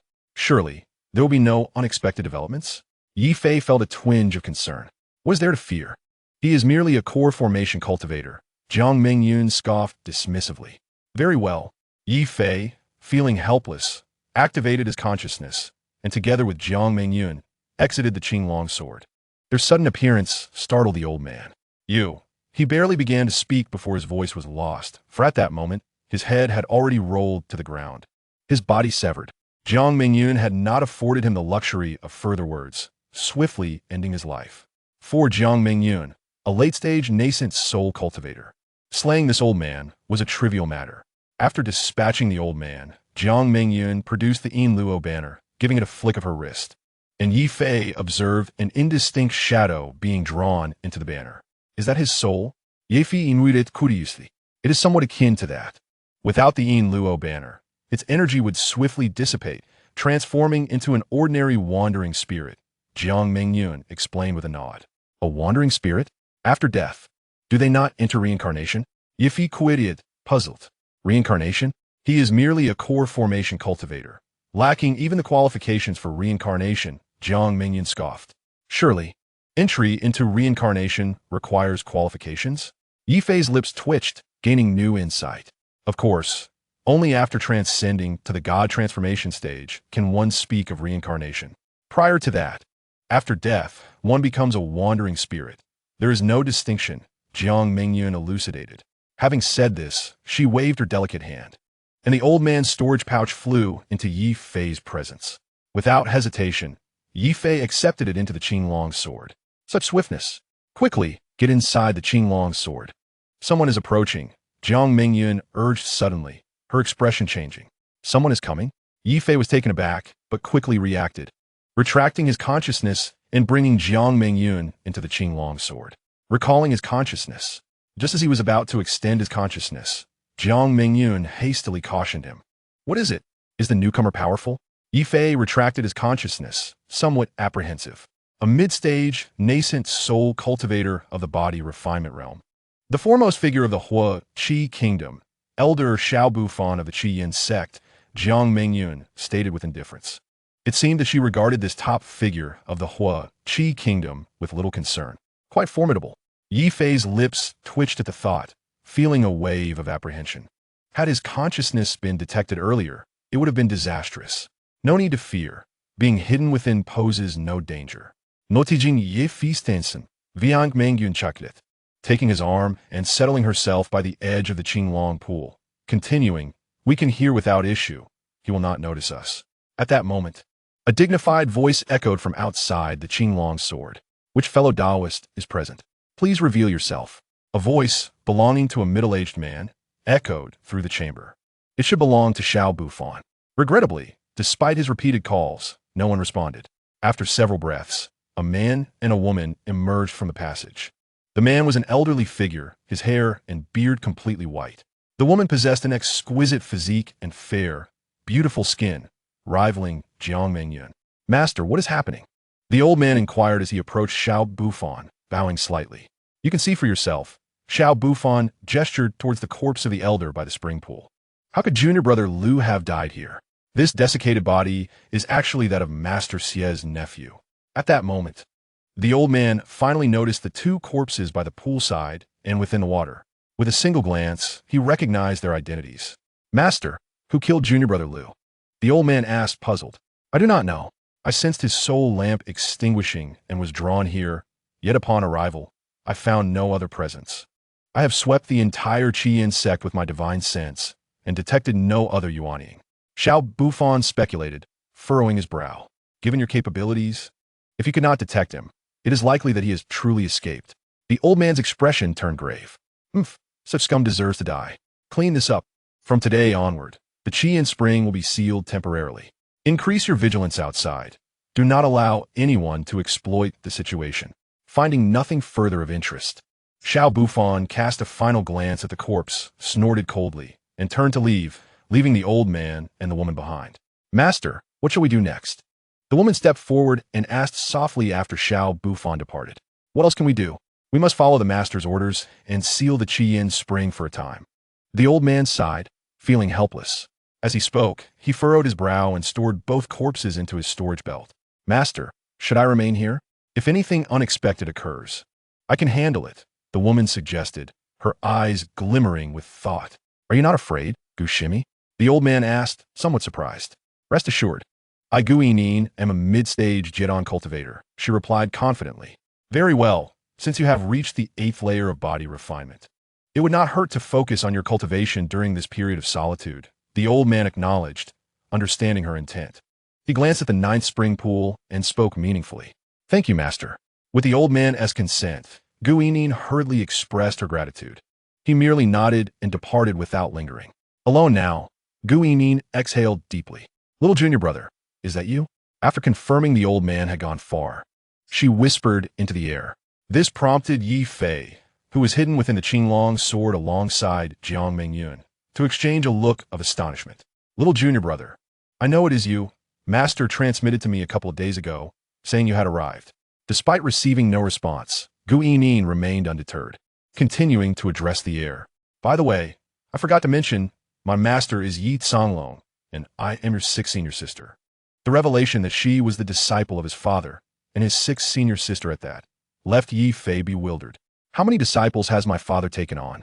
I had no idea. He was astonished by Gu Yinin's declaration. What should we do? Ye Fei looked towards Jiang Mengyun. You decide, she replied, equally perplexed by the situation. Is this woman truly not deceiving me? Ye Fei pondered uncertainly. She likely isn't. Otherwise, how would she know who you are? Jiang Mengyun responded earnestly. Even if she is my senior sister, I can't expose any secrets, can I? Ye Fei remained hesitant. Little junior brother, do not fret. I am aware of the matters concerning the Qinglong sword. Master has informed me, Gu Yining reassured, sensing his apprehension. Goodness, why does my father divulge everything? Ye Fei exclaimed in exasperation upon hearing Gu Yining's words, nearly jumping in frustration. Even Jiang Mingyun's lips twitched at the absurdity of all. What sort of father is he, to even put his own son in such a predicament? Finding Gu Yining's forthrightness overwhelming, Ye Fei felt he had no choice but to reveal himself, and with a flicker of his consciousness, he appeared beside her. Goodness! Gu Yining shrieked in surprise, leaping back in shock as she had been scanning the surroundings. Little junior brother, you scared me. Upon recognizing Ye Fei, she placed a hand on her chest, exhaling in relief. As she did so, her figure quivered slightly. Are you truly my father's disciple? Ye Fei's eyes fixated on her movement, questioning instinctively. How could it be false? If you do not believe me, listen closely. With that, Gu Yining produced a sound transmission jade talisman and placed it near Ye Fei's ear. Immediately, the voice of Yi Songlong resonated from the talisman. I say, Yining, Ye Fei should have infiltrated your Qiyin sect by now. If you encounter him, do not let him slip away. Surviving the Qiyin spring will not be easy for him. If you could cultivate together, it would be mutually beneficial. Moreover, henceforth, you need not call me master. Just refer to me as father. This was the first time in over 2 years that Ye Fei heard his father's voice. However, rather than elation, he felt bewilderment. Now do you believe? Gu Yining blushed, her face aglow. Senior sister, I believe, Ye Fei replied with an awkward smile. Never having expected his father would make such an outrageous decision. He has already sold me to his disciple before we even met. Do you agree with this? Gu Yining asked hopefully, relieved by his acceptance. Well, isn't this a bit inappropriate? Ye Fei hesitated, his words faltering. What's inappropriate about it? You used to grab me here when you were little. Now that I've been caught, how can I ever marry? Gu Yining pouted, appearing quite aggrieved. Chapter 70. Are you unwilling? Stop. Stop. Stop. 6 Senior sister, have we met before? Ye Fei raised his hands in surrender, genuinely perplexed. Of course. When you were 1 year old, I would carry you around and play with you. You were quite the lecher, always fondling me. Once, Master caught you and said he would marry me off to you when you grew up, Gu Yining recounted earnestly. A mid-stage Jidon cultivator behaving like a little girl before Ye Fei was quite the sight. Does that count? He responded, utterly speechless. Why wouldn't he it? I knew you liked me, so I took care of myself for you. If you don't believe me, touch it. It's still as nice as ever, she declared, taking hold of Ye Fei's hand and placing it upon her bosom. Faced with a Jidon expert, Ye Fei found himself with no opportunity to react. Resigned to the situation. What do you think? Do you like it? Though slightly bashful, Gu Yining maintained her composure. Senior sister, let us deliberate on this matter further. Ye Fei chuckled awkwardly, not daring to commit. What? Are you unwilling? In the present moment, it seems that the situation has become inescapable, even if one is unwilling. Acceptance is necessary, or else I shall inform the master. Gu Yining raised her delicate brows, exhibiting a hint of assertiveness. Senior sister, please allow me to explain. It is not that I am unwilling, but rather that I am already betrothed. As Gu Yining appeared poised to erupt in anger, Ye Fei hastily clarified his position. You're already betrothed? What did you marry? Who is she? Does a master know? Alarm surged within Gu Yining at the revelation of Ye Fei's engagement, prompting a flurry of questions. You may speak with her. Ye Fei sighed softly, summoning Jiang Mingyun forth. He found himself at a loss for words. Are you truly the junior sister? You are remarkably beautiful, Gu Yining exclaimed, momentarily taken aback by the sudden appearance of Jiang Mingyun. Yet she quickly regained her composure and rushed to Jiang Mingyun's side, beaming as she spoke, entirely unperturbed by the presence of an outsider. Gu Yining's demeanor left Jiang Mingyun perplexed, unsure of how to respond. Wait, I cannot refer to you as junior sister. That would imply a lack of distinction. Since you two are already wed, I ought to address you as elder sister. Elder sister, do you not agree that such a title is appropriate? Observing that Jiang Mingyun remained unresponsive, Gu Yining hastily amended her address. Ahem. Jiang Mingyun nearly choked at the mention of elder sister, coughing twice and flushing crimson. What? Are you reluctant to be addressed as such? Gu Yining inquired, a hint of apprehension in her voice. No, not at all.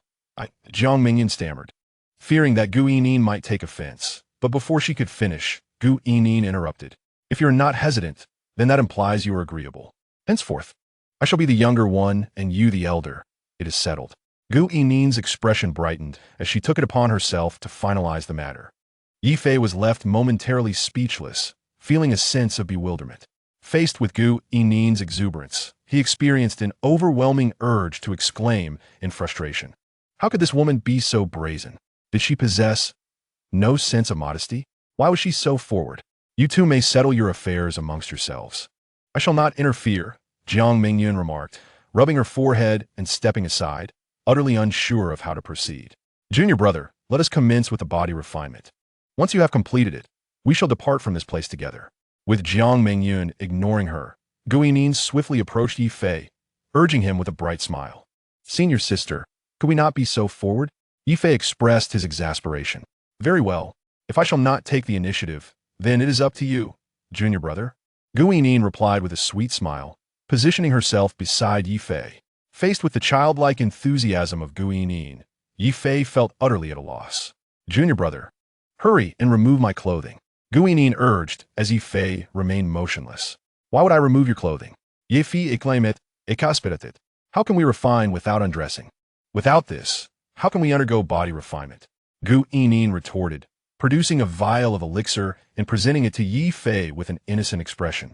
Is senior sister truly here solely to await my body refinement? Ye Fei pondered as he regarded the vial. Indeed, I have been waiting here for you for over a decade, Gu Yinin pouted. Over a decade. The revelation sent a shiver through Ye Fei's heart. How did senior sister know I would come here? He questioned, perplexed. The master informed me. My arrival was also arranged by him. He once said that when the junior brother matured, he would come to undergo body refinement, and I was to assist at a critical moment, Gu Yinin elucidated. Could father have foreseen this? Ye Fei questioned, glancing at Jiang Mingyun with skepticism, as his arrival was entirely her suggestion. Was Jiang Mingyun also part of Yi Canglong's plan? Ye Fei's mind was awash with doubt. Do not look at me. I had no knowledge of this matter. My awareness of this place was purely coincidental and unrelated to your father, Jiang Mingyun interjected, interpreting Ye Fei's gaze with clarity and quickly offering an explanation to prevent any misunderstanding. How shall we proceed with this? Ye Fei asked, feeling a sense of dismay. As for men, whether there is one more or one less matters little to me. You may decide, Jiang Mingyun shrugged, her expression indifferent. Ye Fei sighed in resignation. Realizing Jiang Mingyun's statement was essentially meaningless. Very well, place me within the Qinglong sword, and you two should promptly commence your body refinement. Observing Ye Fei's indigestion. Jiang Mingyun feigned indifference, attempting to assuage his discomfort. However, Ye Fei hesitated. No more hesitations. Have some resolve. Must you be so fussy? Let us settle this matter, Jiang Mingyun declared, waving her hand dismissively to interrupt Ye Fei. With no other recourse, Ye Fei activated his consciousness, placing Jiang Mingyun into the Qinglong sword. Senior sister, I am grateful to you. He turned to Gu Yinin, sincerity etched on his face. Regardless of the motivations, Gu Yinin remained here for his sake. A truth that warranted his gratitude. We are all family now. There is no need for formality, Gu Yinin replied bashfully, waving her hand. Could you alone withstand the waters of the ninth pool? Ye Fei inquired with curiosity. Absolutely not. Gu Yinin answered without a moment's thought. Very well, then we shall attempt it, Ye Fei stated, feeling somewhat cornered as he arrived at this decision. Chapter 71. The completion of body refinement. Junior brother, have you thus agreed? Gu Yinin exclaimed, her excitement causing her to leap in joy. Senior sister has awaited me for over a decade. How could I possibly disappoint her? Ye Fei affirmed earnestly. At least you possess a conscience. Gu Yinin's eyes glistened with unshed tears at his words, and she leapt into his embrace. The stark contrast of her emotions left Ye Fei momentarily stunned, and a pang of tenderness coursed through his heart. Perhaps Gu Yinin was not as strong and carefree as she outwardly appeared. In truth, a significant portion of her previous demeanor had been a facade. However, her feelings for Ye Fei were utterly genuine. She acted thusly merely to spare Ye Fei from discomfort. Unbeknownst to him, Gu Yinin had cared for him since he was 2 years old. Though he was but a child then, they had shared many experiences, which will be recounted in a side story. It was from that time onward, due to certain circumstances, that they were bound by an unbreakable fate. Since Ye Fei was still so young at the time, he retained no memory of these events. Thus, he found himself grappling with the difficulty of making this decision. Let us begin, Gu Yinin urged, lifting her head after a moment of emotional adjustment, gazing at Ye Fei with eyes full of yearning. For reasons unknown at that moment, Ye Fei felt a surge of emotion as he looked at Gu Yining in his embrace, akin to reuniting with a long-lost lover, and he could not contain himself, lowering his head to capture her soft lips. Finally, the moment had arrived. As she felt the tender pressure of his lips, Gu Yining gently closed her eyes, a tear of happiness slipping from the corner of her eye. She wrapped her arms tightly around Ye Fei's waist, terrified that he might suddenly vanish. Everything unfolded naturally and seamlessly. After what felt like an eternity, they slowly parted, lying at the edge of the pool, gazing up at the stone wall above. Junior brother, do you know? 16 years ago, you could only fall asleep in my embrace each night. You were lively and adorable, the source of my affection and my only solace. Without you, I might not have survived to this day. Now, it is well. You have grown into a strong man. With your protection, I shall no longer fear. Lying on the ground, Gu Yining murmured to herself, unconcerned whether Ye Fei could comprehend her words. She simply wished to express the thoughts nestled within her heart. Over the years, she had indeed felt immensely lonely and oppressed. Can you tell me about the experiences you have endured? Gu Yining's words stirred a tremor within Ye Fei's heart. He sensed that she had undoubtedly faced numerous unhappy events in her past. The past has already passed. Some matters are best left undisclosed. Gu Yining turned her head and gently kissed Ye Fei's lips, smiling sweetly. After uttering these words, she felt an immense weight lifted from her, akin to shedding a heavy burden. Rest assured, I shall be by your side, ensuring your happiness every day henceforth. Ye Fei embraced Gu Yining tenderly, his voice soothing. Thank you, junior brother. As she caressed Ye Fei's sculpted chest, Gu Yining's face radiated bliss. After sharing a moment of intimacy, Ye Fei imparted the incantation of the Huanqi Gong to Gu Yining. Subsequently, they clasped hands and entered the 9th spring pool together. Junior brother, it is truly wonderful to have you. In the spring pool, feeling the effects of their dual cultivation, Gu Yining whispered softly. Although they were in the 9th spring pool, the pain her body endured was significantly less than that experienced in the 8th pool. It will only get better from here. As Ye Fei spoke, he accelerated the flow of Huanqi Gong to its utmost limit. Time slipped away, and in the blink of an eye, 2 days had passed. When they emerged from the spring pool, they had successfully attained the realm of refining flesh. At that moment, the strength of their muscles was comparable to that of spiritual artifacts. Next, you and sister continue your cultivation. After dressing, Gu Yining smiled brightly and seated herself at a distance, closing her eyes to regulate her breathing, clearly not wishing to disturb Ye Fei and Jiang Mengyun. Ye Fei nodded and summoned Jiang Mengyun from the Qinglong Jian. Under the influence of Huanqi Gong, 2 days later, Jiang Mengyun also achieved great success in refining flesh. After they emerged from the spring pool and donned their garments, Gu Yining approached with a flushed face. Although she had kept her eyes closed, everything that transpired in the pool had been within her perception. Witnessing sights she should not have seen, the inexperienced Gu Yining felt an overwhelming shyness. Her blushing demeanor created an atmosphere of awkwardness in the surroundings. Junior brother, do you have any plans moving forward? Sensing the awkwardness, Gu Yining quickly shifted the topic. Does sister have something in mind? Gu Yining's question made Ye Fei aware that she indeed had something to discuss. To my knowledge, in half a month, there will be an auction in Huangshicheng, where a 5-colored lotus will be sold. Gu Yining gazed earnestly beyond the borders of Qianzhou. The 5-colored lotus? The one required for concocting the Jiebingdan? Ye Fei raised an eyebrow in surprise. Precisely. This 5-colored lotus is rare and not easily obtained. If junior brother wishes to achieve Jiebing, it is wise to prepare in advance. Gu Yining nodded. Shall we go see? Ye Fei turned to Jiang Mengyun. That sounds good. I do not have any of the 5-colored lotus in my medicinal garden, and acquiring one would be beneficial for your future Jiebing. Jiang Mengyun had no objections, of course. Such high-grade heavenly materials and earthly treasures grow in extraordinarily specific environments and cannot be cultivated artificially. In nature, encountering just one is exceedingly rare.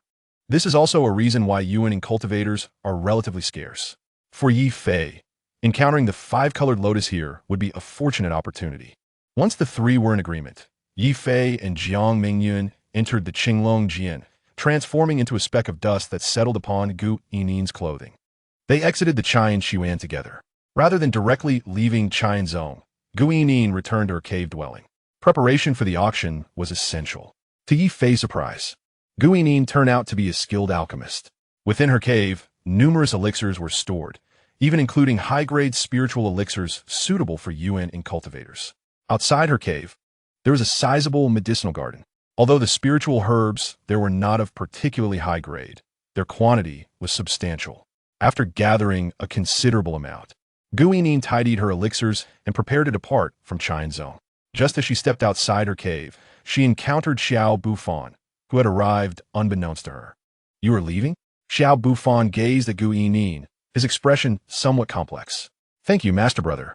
Guanyin bit her lip lightly and bowed respectfully. She did not deny it. After all, Xiao Bufan had treated her well during her time at Qianzhong.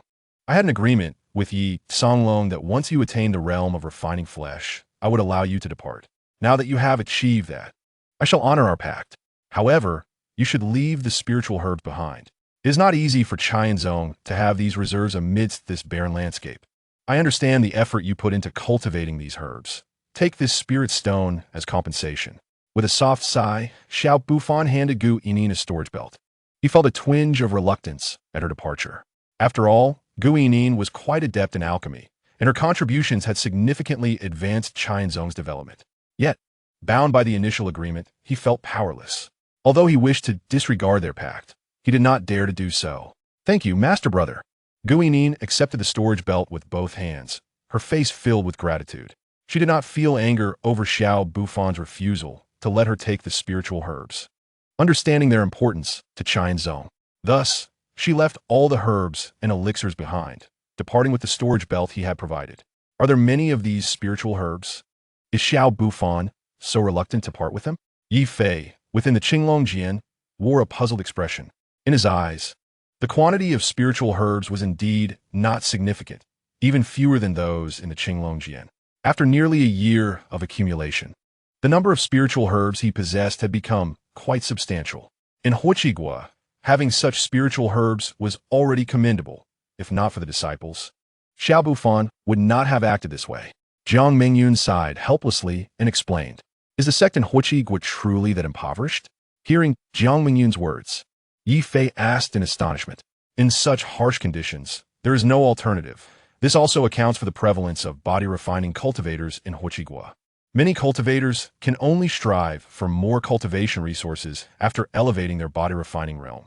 Those who fail to refine their bodies cannot access these resources, remaining unable to enter the foundation-building stage throughout their lives." Jiang Mingyun was quite knowledgeable about the circumstances in Huoqigua. How can there be such a disparity among top-tier sects? Reflecting on the medicinal garden atop Yunu Feng of Xiaoyaomen, Ye Fei shook his head in resignation. "You may come out now." As the two conversed, Guanyin had already soared hundreds of miles away from Qianzhong on her flying sword. "Sister, how many spirit stones did Xiao Bufan give you?" As soon as they exited the Qinglongjian, Ye Fei curiously inquired. 20,000. Guanyin held up 2 fingers. "That is quite a sum." Ye Fei nodded, satisfied with the amount. He had observed Lu Zhant's storage belt, which contained only a little over 6,000 spirit stones. Despite being a high-ranking intersect elder, compared to the Jidan cultivators of Xinyugua, it was rather modest. Indeed, the spirit stones of Qianzhong are primarily used for acquiring spiritual herbs. The fact that Master Brother could provide me with this much is already quite generous. Guanyin replied with a touch of sadness. "Do not be disheartened, sister. When we prosper, we will provide ample benefits to Qianzhong." Ye Fei offered words of comfort. "Thank you, junior brother." Guanyin expressed her gratitude warmly. "Come, board my flying ship. We shall hasten our pace." Listening to the exchange between the two, Jiang Mingyun could not help but smile wryly as she summoned her own vessel. Wow, sister actually possesses a flying ship. Could it be that sister is? Upon seeing Jiang Mingyun's flying ship, Guanyin was nearly left speechless, instantly recalling something extraordinary as she gazed incredulously at Jiang Mingyun. "Huh, indeed, Mingyun is a Yuanian cultivator." Ye Fei replied with a grin. "Little junior brother, you are impressive. As a mere foundation establishment cultivator, you've already managed to befriend a Yuanian cultivator," Guanyin exclaimed, giving Ye Fei a thumbs up. "I am simply too handsome. What can I say?" Ye Fei puffed up his chest, brimming with self-satisfaction. "Handsome, you say? Stop being so conceited and hurry up." Jiang Mingyun shot him a glare at his self-absorbed demeanor. Under the command of a Yuanine powerhouse, Ye Fei dared not disobey. Hastily jumping aboard Jiang Mingyun's flying ship alongside Gu Yining. Thus, the trio chatted and laughed as they swiftly journeyed toward the western city of Huangshiqing. The city was not far from Qian's sect. Within half a day's time, Jiang Mingyun had brought the ship to a halt 500 miles outside Huangshiqing. Subsequently, Shi and Gu Yining entered the Qinglong sword, allowing Ye Fei to continue onward alone, riding the flying sword. With no urgency in his pace, Ye Fei soared leisurely through the skies, keenly observing his surroundings. This area, compared to the location of Qian's sect, was nearer to the heart of Huiqi Nation, less desolate, and having moved beyond the realm of barren wasteland. Nevertheless, the towering trees remained a rare sight. The environment was still rather harsh as he traversed the path, encountering few, low-tier spiritual herbs. Even a number of cultivators was sparse. However, as he neared Huangshiqing, patches of low-lying woods began to emerge, and the number of cultivators increased. After an hour, Ye Fei arrived before an imposing city. Before him stood a city gate approximately 7 to 8 zhang wide and over 20 zhang tall, with the bold characters Huangshiqing prominently displayed above. Flanking the gate were towering city walls, each over 20 zhang high, encircling the entire city. At that moment, several squads of armor guards were inspecting the incoming cultivators. Although referred to as inspections, they were essentially collecting an entrance fee of 3 low-grade spiritual stones per person. Due to the number of entrants, long lines formed. Of course, those of higher cultivation, such as Jidan cultivators, could bypass the queues via a special passage. However, as a mere foundation establishment cultivator, Ye Fei had no choice but to wait his turn, paying 3 spiritual stones before finally entering the city. How grand! Upon stepping inside the city, Ye Fei was awestruck by the sight before him. While he was uncertain of Huangshiqing's exact size, the street alone measured around 20 zhang in width, bustling with various beast-drawn carts and pedestrians, creating a vibrant atmosphere. The buildings lining the street were 3 to 4 stories tall, adorned in splendid decor, far surpassing the humble marketplace of Qingyuan town. As he walked along the broad avenue, Ye Fei continually observed the shops on either side, his heart swelling with excitement. It turned out that cultivators were not solely devoted to silent meditation.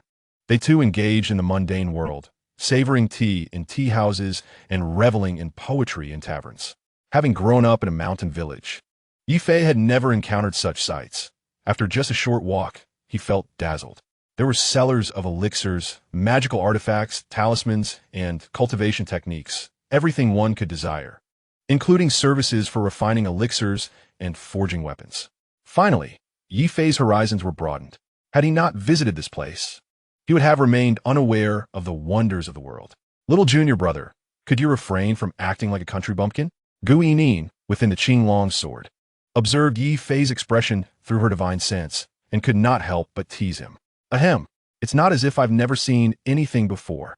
Ye Fei chaklit akardi, feeling a bit embarrassed. Hee, this Huangshiqing is merely a small city. There's nothing particularly noteworthy. Hurry and sell those herbs to exchange for some spiritual stones. To bid for that multicolored lotus, you will need at least several tens of thousands of spiritual stones, and you still have quite a way to go. Jiang Mingyun laughed lightly from within the Qinglong sword. Upon hearing Jiang Mingyun's reminder, Ye Fei shook his head helplessly and quickened his pace. Chapter 73. Yunqi Merchant Association Huangshiqing was indeed not small, spanning an area of approximately 40 to 50 li. Ye Fei spent an entire day traversing the main streets. After his exploration, he formed a preliminary impression of the city and noted several larger merchant associations. Eventually, he found himself at the very center of the main street. Unlike the other road shops, there stood a standalone building, 6 stories high and 100 zhang square, a grand establishment, the Yunqi Merchant Association. Esteemed senior, please come in. A polite attendant greeted Ye Fei as he approached the entrance. Do you accept spiritual herbs? Ye Fei Jaswali inwided. Indeed. How many do you possess, esteemed senior? The attendant asked courteously while ushering Ye Fei inside. At least 1,000, provided the price is right, Ye Fei replied, surveying the simple layout of the first floor. The first floor of Yunqi Merchant Association was quite simple, featuring over a dozen counters, each dedicated to a specific category of goods: elixirs, magical artifacts, cultivation techniques, talismans. spiritual herbs, and materials for refining. Rest assured, our Yunxi Merchant Association offers fair prices and is honest with both young and old. Please follow me.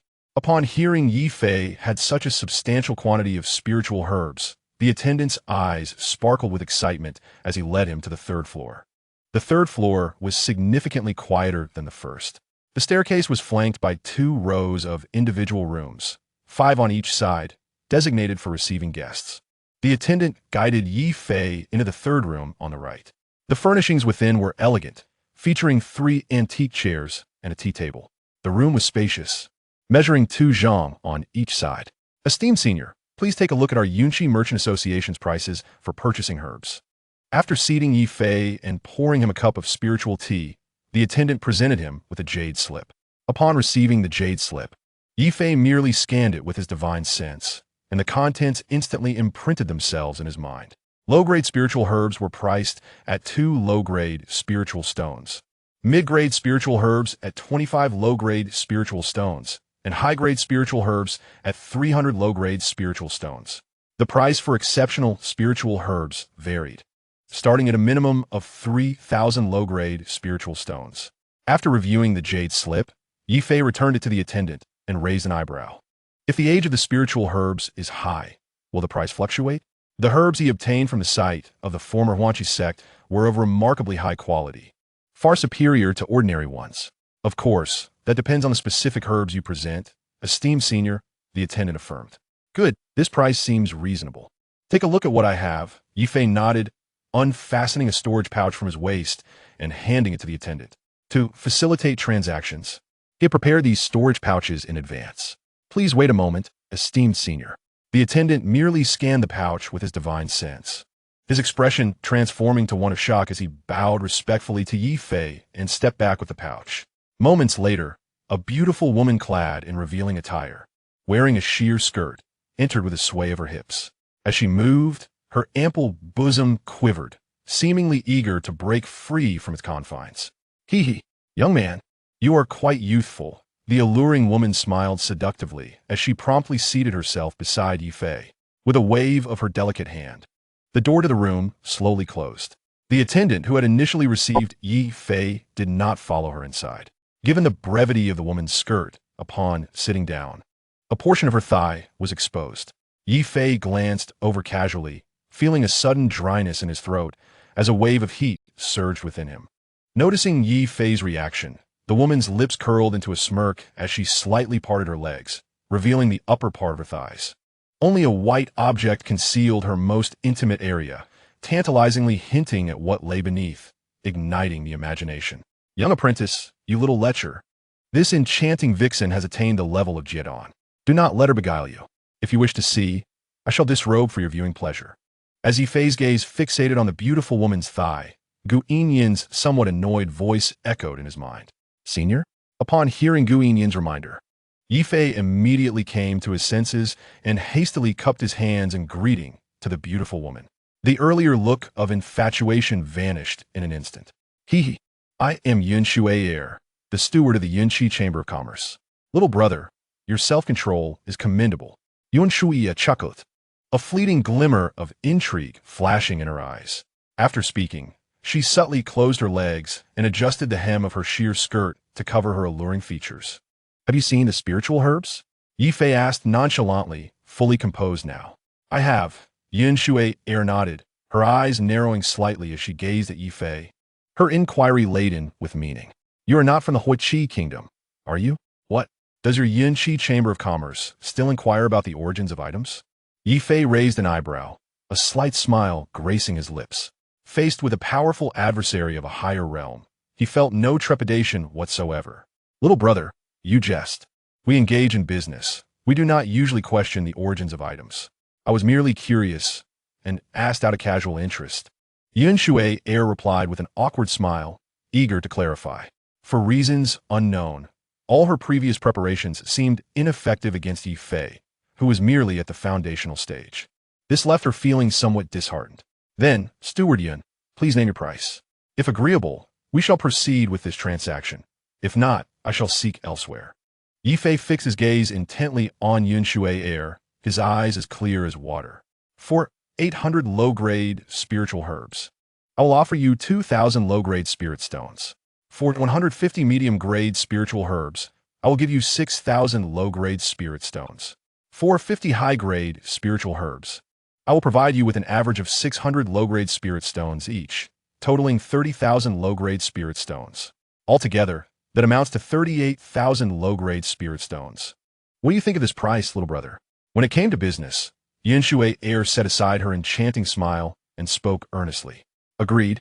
Let us proceed at this price. Ye Fei nodded after briefly discussing with Gu Yin and Jiang Mengyan.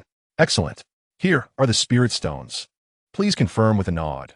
Yin Shui Air said as she deftly tapped her fingers, causing numerous crates of spirit stones to appear in the room. There were at least a dozen crates.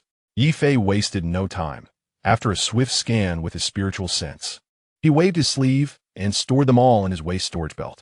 Little brother, you still have quite a few spiritual herbs, don't you? If possible, the Yinshi Chamber of Commerce would be willing to purchase them all.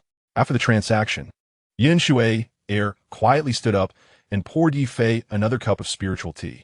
As she leaned over, her taut and ample figure was fully displayed before him. Her voice was even more alluring, almost irresistible. How is it that Steward Yun is so certain I possess more spiritual herbs? Ye Fei squinted slightly, darting a glance at her deep cleavage before shifting his focus back to her face. I took a guess. I was just thinking, if little brother has so many spiritual herbs, I would plan to offer you a premium booth at our auction. Yin Shui Air giggled, personally handing the spiritual tea to Ye Fei with a playful smile. An auction? Ye Fei furrowed his brow, feigning ignorance. Indeed, in a little over 10 days, our Yinshi Chamber of Commerce will host an auction, gathering high-level cultivators from the entire Huichi Kingdom. Observing Ye Fei's reaction, Yin Shui Air's eyes lit up as she explained further. Are there valuable items at the auction? Ye Fei Jeswali inwided. Naturally, even items sought after by Yuanian cultivators are plentiful. Moreover, I can share some news. A map will be auctioned that records the entrance to the ancient site of the Yaoshan men. Yin Shui Air leaned closer to Ye Fei, her breath fragrant and warm. The proximity, coupled with her subtle allure, ignited a fervor in Ye Fei's previously calm heart. The humid air against his ear stirred his emotions. I am merely a lowly foundational cultivator. Steward Yun overestimates me. How could I, a mere foundational cultivator, dare to involve myself in matters of the Yaoshan men? Ye Fei forced himself to maintain composure, shaking his head with a wry smile. Little brother is certainly no ordinary person. How could an average individual possess so many spiritual herbs? Yin Shui Air covered her mouth with a soft laugh. Her gaze still fixed on Ye Fei, her voice sultry and inviting. Steward Yun is jesting. Since you are so gracious, let us sell these spiritual herbs through your Yun Qi Chamber of Commerce. With that, Ye Fei produced 2,000 additional herbs, piling them onto the floor of the room. The sheer quantity nearly filled the space. Little brother is truly remarkable. I fear I shall not forget you, Yin Shui Air remarked, her beautiful eyes glimmering as she surveyed the room filled with herbs, her tones sweet and enticing. Her gaze remained locked on Ye Fei, as if entranced by him. Ahem. Steward Yun, perhaps we should tally the totals first. I have other matters to attend to. Ye Fei coughed lightly, urging her on. He genuinely wished to depart from this place. If he were alone, he could linger here for a year without complaint. But he had 2 women waiting for him in the Qinglong sword. At that moment, Jiang Mengyun and Gu Yinyin were both wearing displeased expressions. Ye Fei dared not act inappropriately. All right, I shall calculate the totals for you right away. Yin Shui Air replied with a charming smile, her consciousness sweeping over the herbs. Indeed, little brother is exceptional. These 2 batches of herbs are just as before, each valued at 38,000 low-grade spirit stones. Together, that totals 76,000 low-grade spirit stones. With remarkable speed, Yin Shui Air completed the calculations. Very well. Ye Fei did not hesitate and promptly agreed. Please accept these spirit stones, little brother. Yin Shui Air smiled radiantly, retrieving the herbs and summoning over 20 crates of spirit stones from her storage ring. This jade token is for the top-tier booth at the auction. Consider it a gift. She then produced a green jade token, presenting it to Ye Fei. The token bore the inscription 15, clearly indicating it was for booth number 15. Thank you, Steward Yun. Ye Fei graciously accepted the spirit stones while also taking the jade token. He had been concerned about securing entry to the auction, but now that he possessed the token, his worries were alleviated. Do you require any magical artifacts or elixirs? The Yunqi Chamber of Commerce is the largest in the Huangshe city, and we have everything you could desire. Feel free to browse. As Ye Fei prepared to take his leave, Yin Shui hurriedly offered her assistance. Perhaps next time, Ye Fei replied politely with a smile, offering a respectful bow to Yin Shui before exiting the Yunqi Chamber of Commerce. Shortly after leaving, Ye Fei found himself in an empty alley. Swiftly donning a disguise, he transformed his appearance entirely. Then, with a wave of his sleeve, he changed his blue robe to white. After a series of twists and turns, Ye Fei re-entered the main street and stepped into a second shop. A quarter of an hour later, he emerged from that shop and proceeded to a third. Thus, after spending half a day visiting 8 shops, he finally exited Huangshe City. In each of the 8 shops, Ye Fei sold 500 spiritual herbs, fetching prices comparable to those at the Yunqi Chamber of Commerce. In total, he sold 4,000 herbs for a sum of 150,000 low-grade spirit stones. After selling 7,000 herbs, only around 2,000 remained in Ye Fei's possession, primarily consisting of medium-grade and above spiritual herbs. He had no intention of selling it and planned to keep it for future cultivation. After departing from the vicinity of Huangshe City by 300 miles, Ye Fei chose a desolate area and directly burrowed 100 feet underground. He excavated a rudimentary cave dwelling and set up a simple concealment and isolation formation before entering the Qinglong sword. Junior brother, is that Yin Shui beautiful? As soon as Ye Fei appeared within the Qinglong sword, Gu Yining looked at him with a mischievous glint in her eyes and inquired. Not as beautiful as senior sister, Ye Fei replied with earnestness.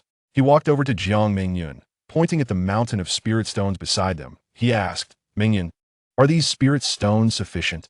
The total from selling those herbs came to 264,000 low-grade spirit stones, adding the remaining 70,000 or so from before. Ye Fei now possessed nearly 340,000 spirit stones, all piled there like a small mountain. That should be more than enough to bid on the multicolored lotus. However, acquiring that map may pose some difficulties. Jiang Mingyun frowned as she spoke. As long as I can secure the multicolored lotus, I have no intention of bidding for that map. Ye Fei replied nonchalantly. Why not? Not interested? Jiang Mingyun asked curiously. Quite simply, if the Yaoshenmen were so easily located or accessed, the one who possesses the map would have already entered. Why would they still be auctioning it here? That map likely holds little value, Ye Fei explained with a smile. You make a valid point, Jiang Mingyun nodded approvingly. Regarding Ye Fei as if he were a younger relative, such an obvious truth was not lost on her. She merely wished to test Ye Fei. Mingyun, come out with me for a moment. Upon seeing Jiang Mingyun's gaze, Ye Fei's eyes twinkled, and he led her out of the Qinglong sword. He then focused his consciousness, sealing off the Qinglong sword to prevent Gu Yining from observing outside. What is it? Seeing Ye Fei's mysterious demeanor, Jiang Mingyun asked with curiosity. What is it? Where else would a woman look at her man like that? Ye Fei find displeasure. Giggle. In my eyes, you're merely a little brat, Jiang Mingyun chuckled, covering her mouth with her hand, her laughter vibrant and delightful. Little? If you dare to call it little? Fine. Then I shall let you experience its might. Ye Fei pretended to be angry as he lunged at Jiang Mingyun, pinning her to the ground. An hour later, Ye Fei brought Jiang Mingyun, who was utterly exhausted and staggering, back into the Qinglong sword. Upon seeing their appearance, Gu Yining immediately understood what they had been up to. Junior brother, how could you be so inconsiderate, enjoying yourselves without bringing me along? She pouted, clearly displeased. I promise, next time I will definitely bring you along. There's still plenty of time before the auction. I will go cultivate first, Ye Fei said with an awkward smile, burrowing down 200 feet underground. Now that he had reached the pinnacle of body refinement, being in this location posed no issues for him. The concentration of spiritual energy here was astonishingly 20 times that of the outside world. Upon arriving, Ye Fei couldn't help but marvel. I have some medium-grade spirit stones here. You and Yining can use the time array plate to cultivate while I take a rest. After setting up the gathering formation, Jiang Mingyun descended, handing Ye Fei 50 medium-grade spirit stones. Ye Fei naturally accepted without hesitation and immediately called Gu Yining down as well. Such a dense spiritual energy here? Gu Yining was astonished to see the almost liquefied spiritual energy within the gathering formation. She realized that the concentration of spiritual energy was 80 times that of the outside world. 80 times. What an astonishing figure. Cultivating here for a year equated to others cultivating for 80 years. This was indeed extraordinary. Chapter 75. Foundation Establishment. Are you surprised? There's even more astonishing things to come, Ye Fei said with a mysterious smile. Then with a flick of his consciousness, he retrieved the time array plate. He then pulled Gu In to sit atop it together. Before Gu In could inquire, he promptly placed the spirit stones into the 3 grooves of the time array plate. The moment the spirit stones were inserted, the time array plate activated, enveloping the two in a white light shield. What is this? Gu In asked with curiosity. This is the time array plate. 10 days inside is equivalent to 1 day outside. Ye Fei grinned, explaining before closing his eyes and beginning his cultivation, disregarding Gu In's reaction. At that moment, Gu In was stunned by his words, taking a while to process. Once she did, her eyes widened in shock, and without hesitation, she quickly began to cultivate. After 18 rounds of spiritual root cleansing, Ye Fei noticed a significant improvement in his spiritual root quality, now comparable to that of a Tianling root cultivator. In this environment with 80 times the spiritual energy concentration, his cultivation speed was akin to that of others at 50 or 60 times. This far exceeded his expectations. His cultivation was rapidly increasing at a visible pace. Inside the time array plate, after 15 days, Ye Fei successfully advanced to the mid-foundation establishment stage. Another 20 days later, he progressed to the late foundation establishment stage. On the 70th day within the time array plate, Ye Fei finally reached the pinnacle of foundation establishment. Further advancement seemed impossible. He exited the time array plate, leaving Gu In to continue her cultivation. Already a completion, so quickly? Upon seeing Ye Fei reach the pinnacle of foundation establishment in just 7 days, Jiang Mingyun was somewhat astonished. This speed was indeed remarkable. That is actually on the slower side. In terms of conversion, while it has only been 70 days outside, it equates to over a decade within the time array plate. Ye Fei reflected, not feeling particularly elated. After all, with such a high concentration of spiritual energy combined with 10-fold time flow, although he only cultivated for 7 days, it genuinely represented over 4,000 days of a cultivator's effort. Just be content. Viang Mengyun remarqued, notijin Ye Fei demianov. Now that I've reached the foundation establishment stage, should I be able to advance to the core formation stage without issue? Ye Fei inwided, aware that advancing from foundation establishment to core formation would summon tribulations, yet uncertain of their severity. When I advanced to the core formation stage, I only faced 3 heavenly tribulations. With your body refinement prowess, you should pass through them swiftly, Jiang Mingyun assured with a smile.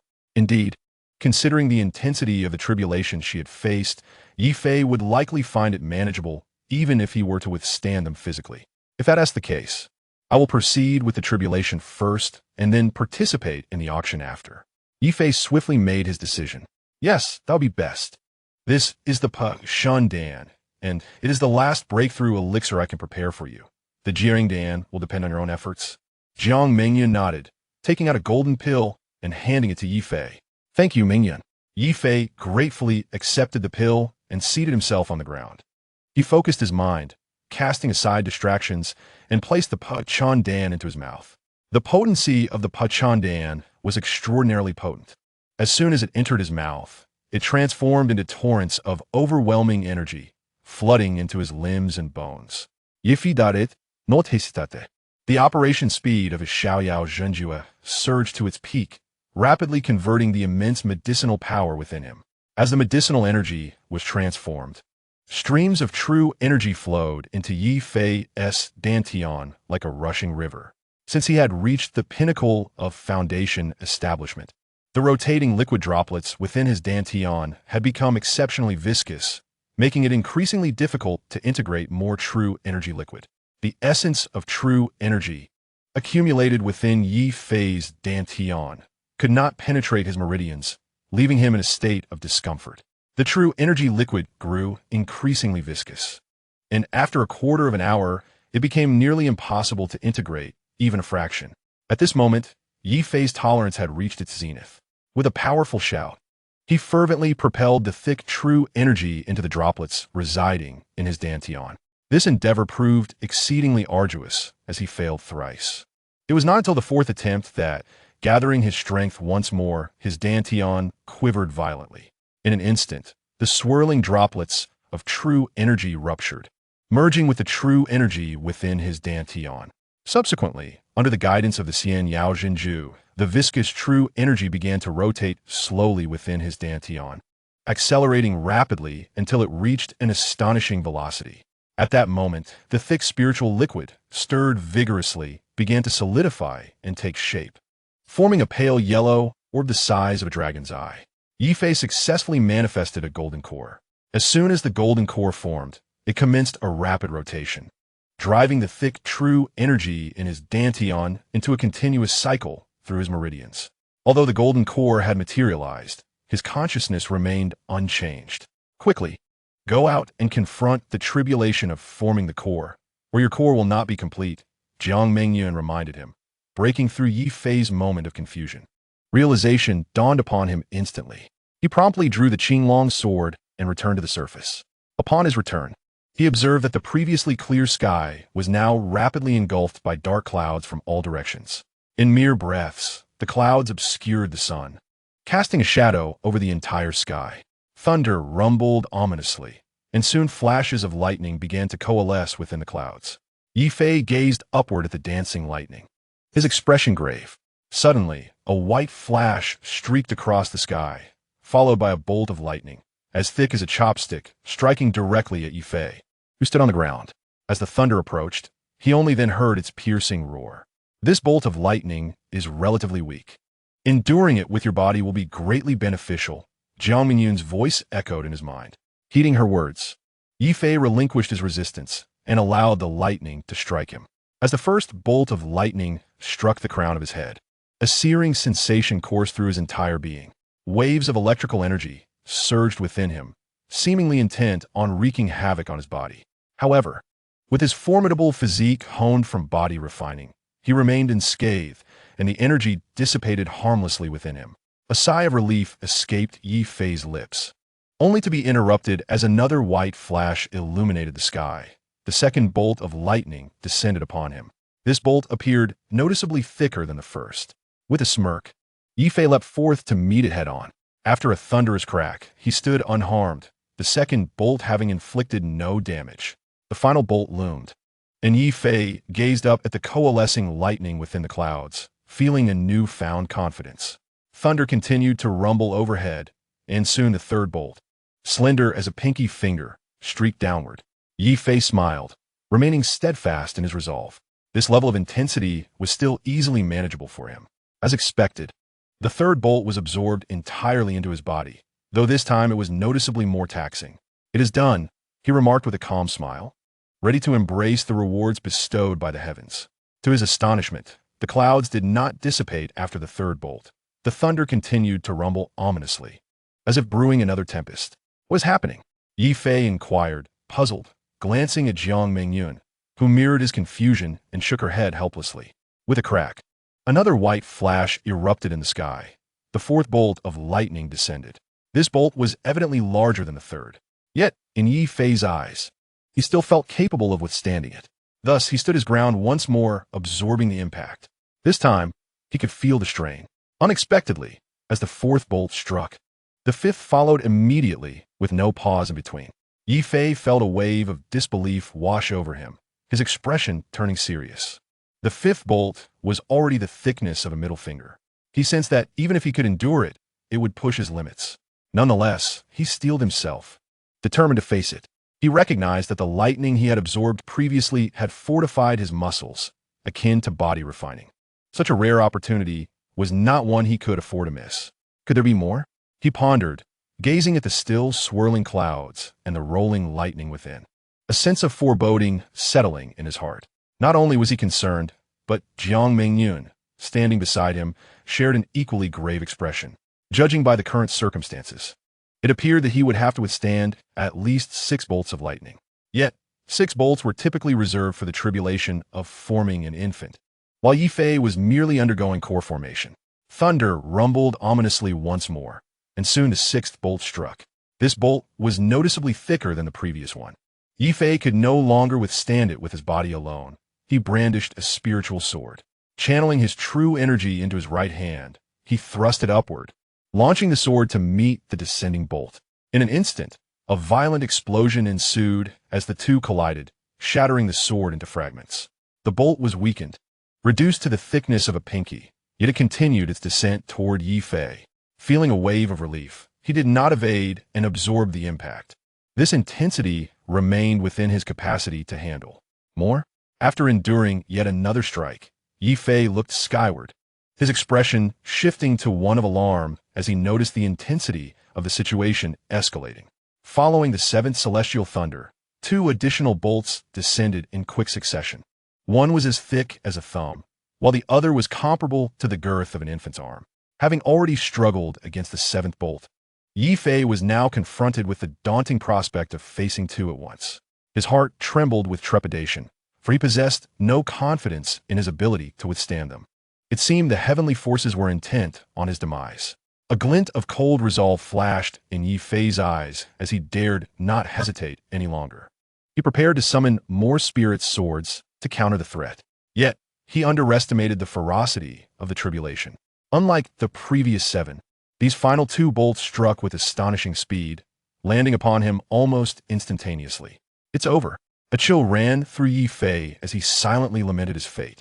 Meanwhile, from a distance, Jiang Mingyun's complexion had turned ghostly pale.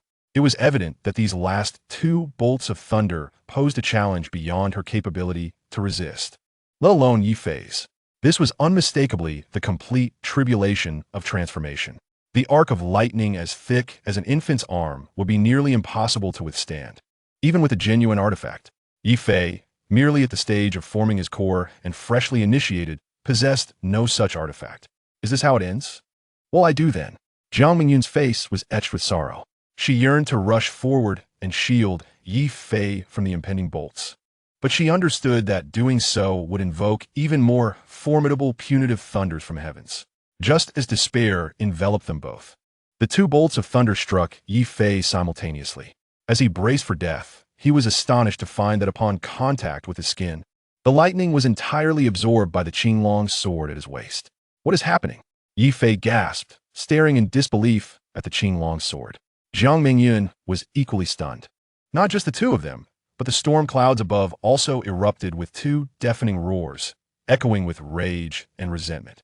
Following the thunderous sound, the dark clouds gradually dispersed, revealing a radiant arc of seven-colored light that cascaded down upon Ye Fei. Enveloped in this celestial glow, he felt an unprecedented sense of ease, and the rotation of the golden core within his dantian accelerated to its utmost limit as it absorbed the descending colorful light. His consciousness expanded at an astonishing rate, growing from a radius of 5 miles to 15 in mere moments. Once his consciousness reached a 15-mile radius, the vibrant light vanished. At that instant, Ye Fei truly transformed into a formidable cultivator. That was close. It was only after retracting his awareness that Ye Fei emerged from his previous astonishment. Had it not been for the Qinglong sword absorbing those two bolts of thunder at the last moment, he would have been reduced to ashes. Let us investigate further. Jiang Mingyun approached, pointing at the Qinglong sword. Ye Fei nodded, and with a thought, he vanished alongside Jiang Mingyun. So vast. Upon entering the Qinglong sword, Ye Fei was taken aback by the changes within. Previously a mere 200 miles in size, it had expanded to an astonishing 2,000 miles. Moreover, the barren land was beginning to teem with life, albeit only ordinary plants. There are no trees yet. Even the Qinglong herb field had doubled in size, now encompassing over 40 acres. "Qinglong, what transpired here?" After a brief observation of these changes, Ye Fei inquired of the dragon residing above the clouds. This Qinglong sword is a treasure born from the primordial chaos, and absorbing this level of thunder is trivial. Moreover, the absorption of thunder is beneficial for the Qinglong sword, as it allows it to refine the laws within its space using the heavenly power of the thunder. The new plants sprouting are a direct result of the two bolts of thunder. The Qinglong descended from the clouds, smiling as he explained. "Then why did I have to endure so many bolts during my mere core formation tribulation?" After understanding why the Qinglong sword absorbed the thunder, Ye Fei pondered his own peculiar tribulation. This is only the beginning. The thunder tribulations you will face in the future will be even more terrifying. The Qinglong replied with profound significance. Even more terrifying? Qinglong, please do not frighten me. The expression on the dragon's face sent chills down Ye Fei's spine. He could scarcely imagine how dreadful his future infant transformation tribulations would be. Would I ever frighten you? All spirit roots refined by the shilling tree are unrecognized by the heavens. Therefore, during your tribulations, you will endure 3 times the punishment of thunder compared to others. Of course, the more thunder you face, the greater the rewards you will reap. For instance, the refining of your body from this thunder will enhance its resilience by at least 20%. Even against opponents of the same rank, you will hold a significant advantage. The Qinglong explained with a chuckle. 3 times? Upon hearing this figure, Ye Fei was instantly petrified, disregarding the benefits it entailed. If the thunder tribulation for Yuanying is 9 bolts, I would have to endure 27 bolts of thunder.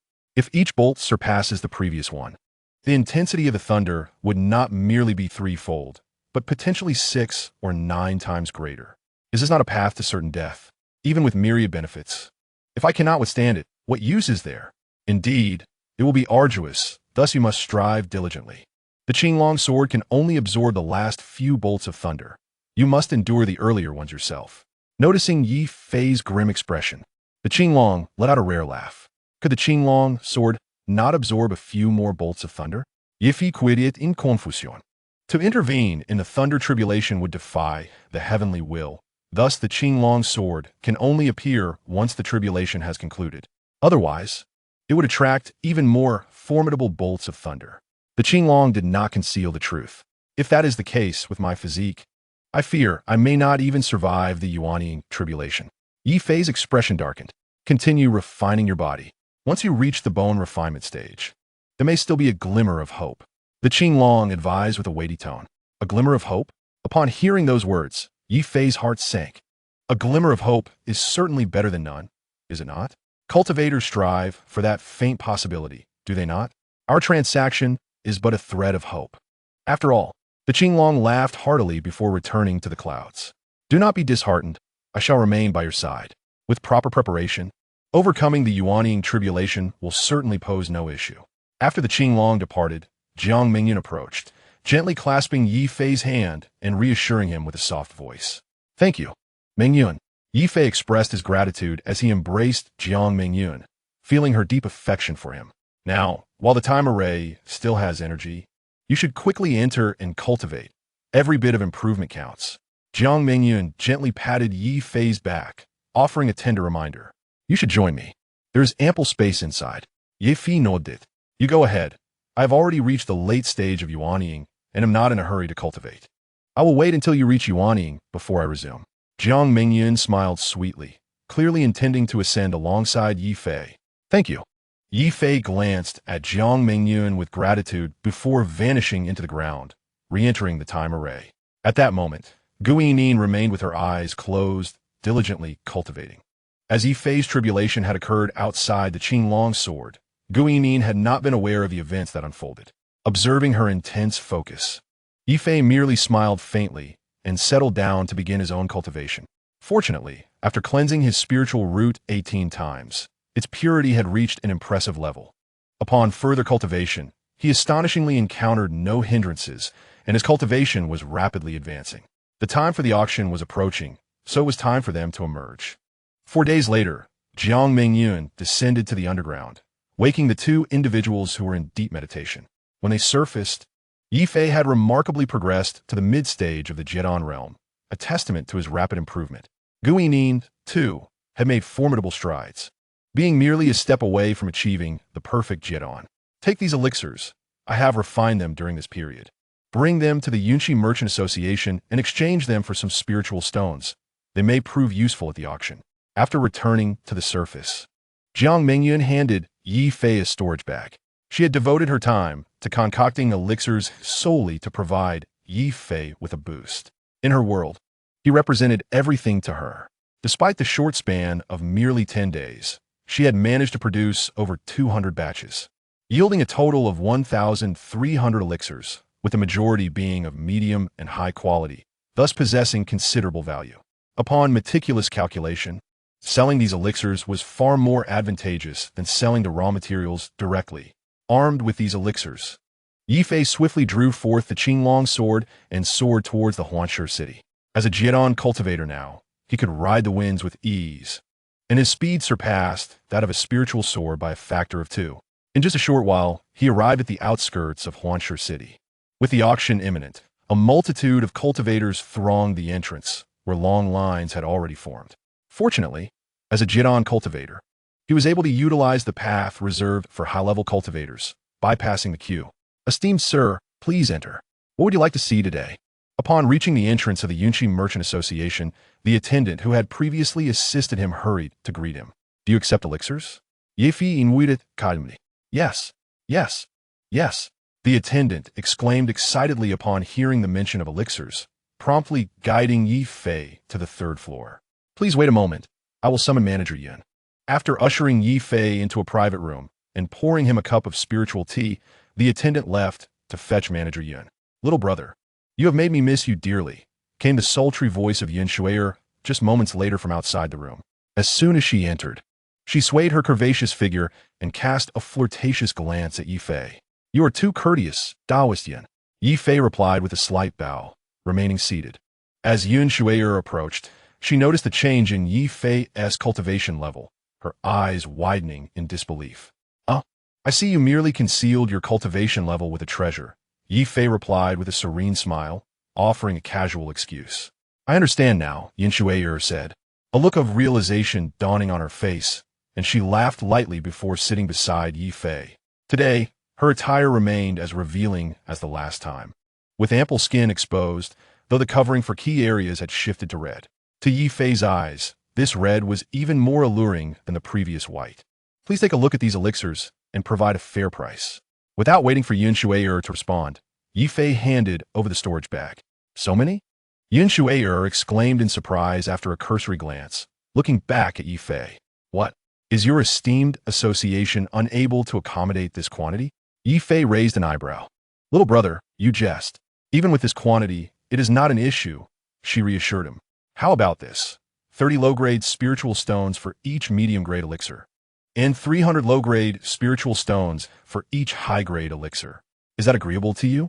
After a brief contemplation, Yin Shui'er stated her offer. "Deal." Ye Fei replied, uninterested in haggling. 1,000 medium-grade elixirs and 300 high-grade elixirs. Does the quantity match? Yin Shui'er confirmed with Ye Fei. Indeed, he nodded in affirmation. "Very well. That totals 120,000 low-grade spiritual stones. Please accept this." With a graceful wave of her arm, Yin Shui'er summoned dozens of boxes filled with spiritual stones into the room, stacking them high and nearly filling the entire space. After confirming the number of spiritual stones, Ye Fei brushed his fingers over his storage ring and swiftly gathered all the stones.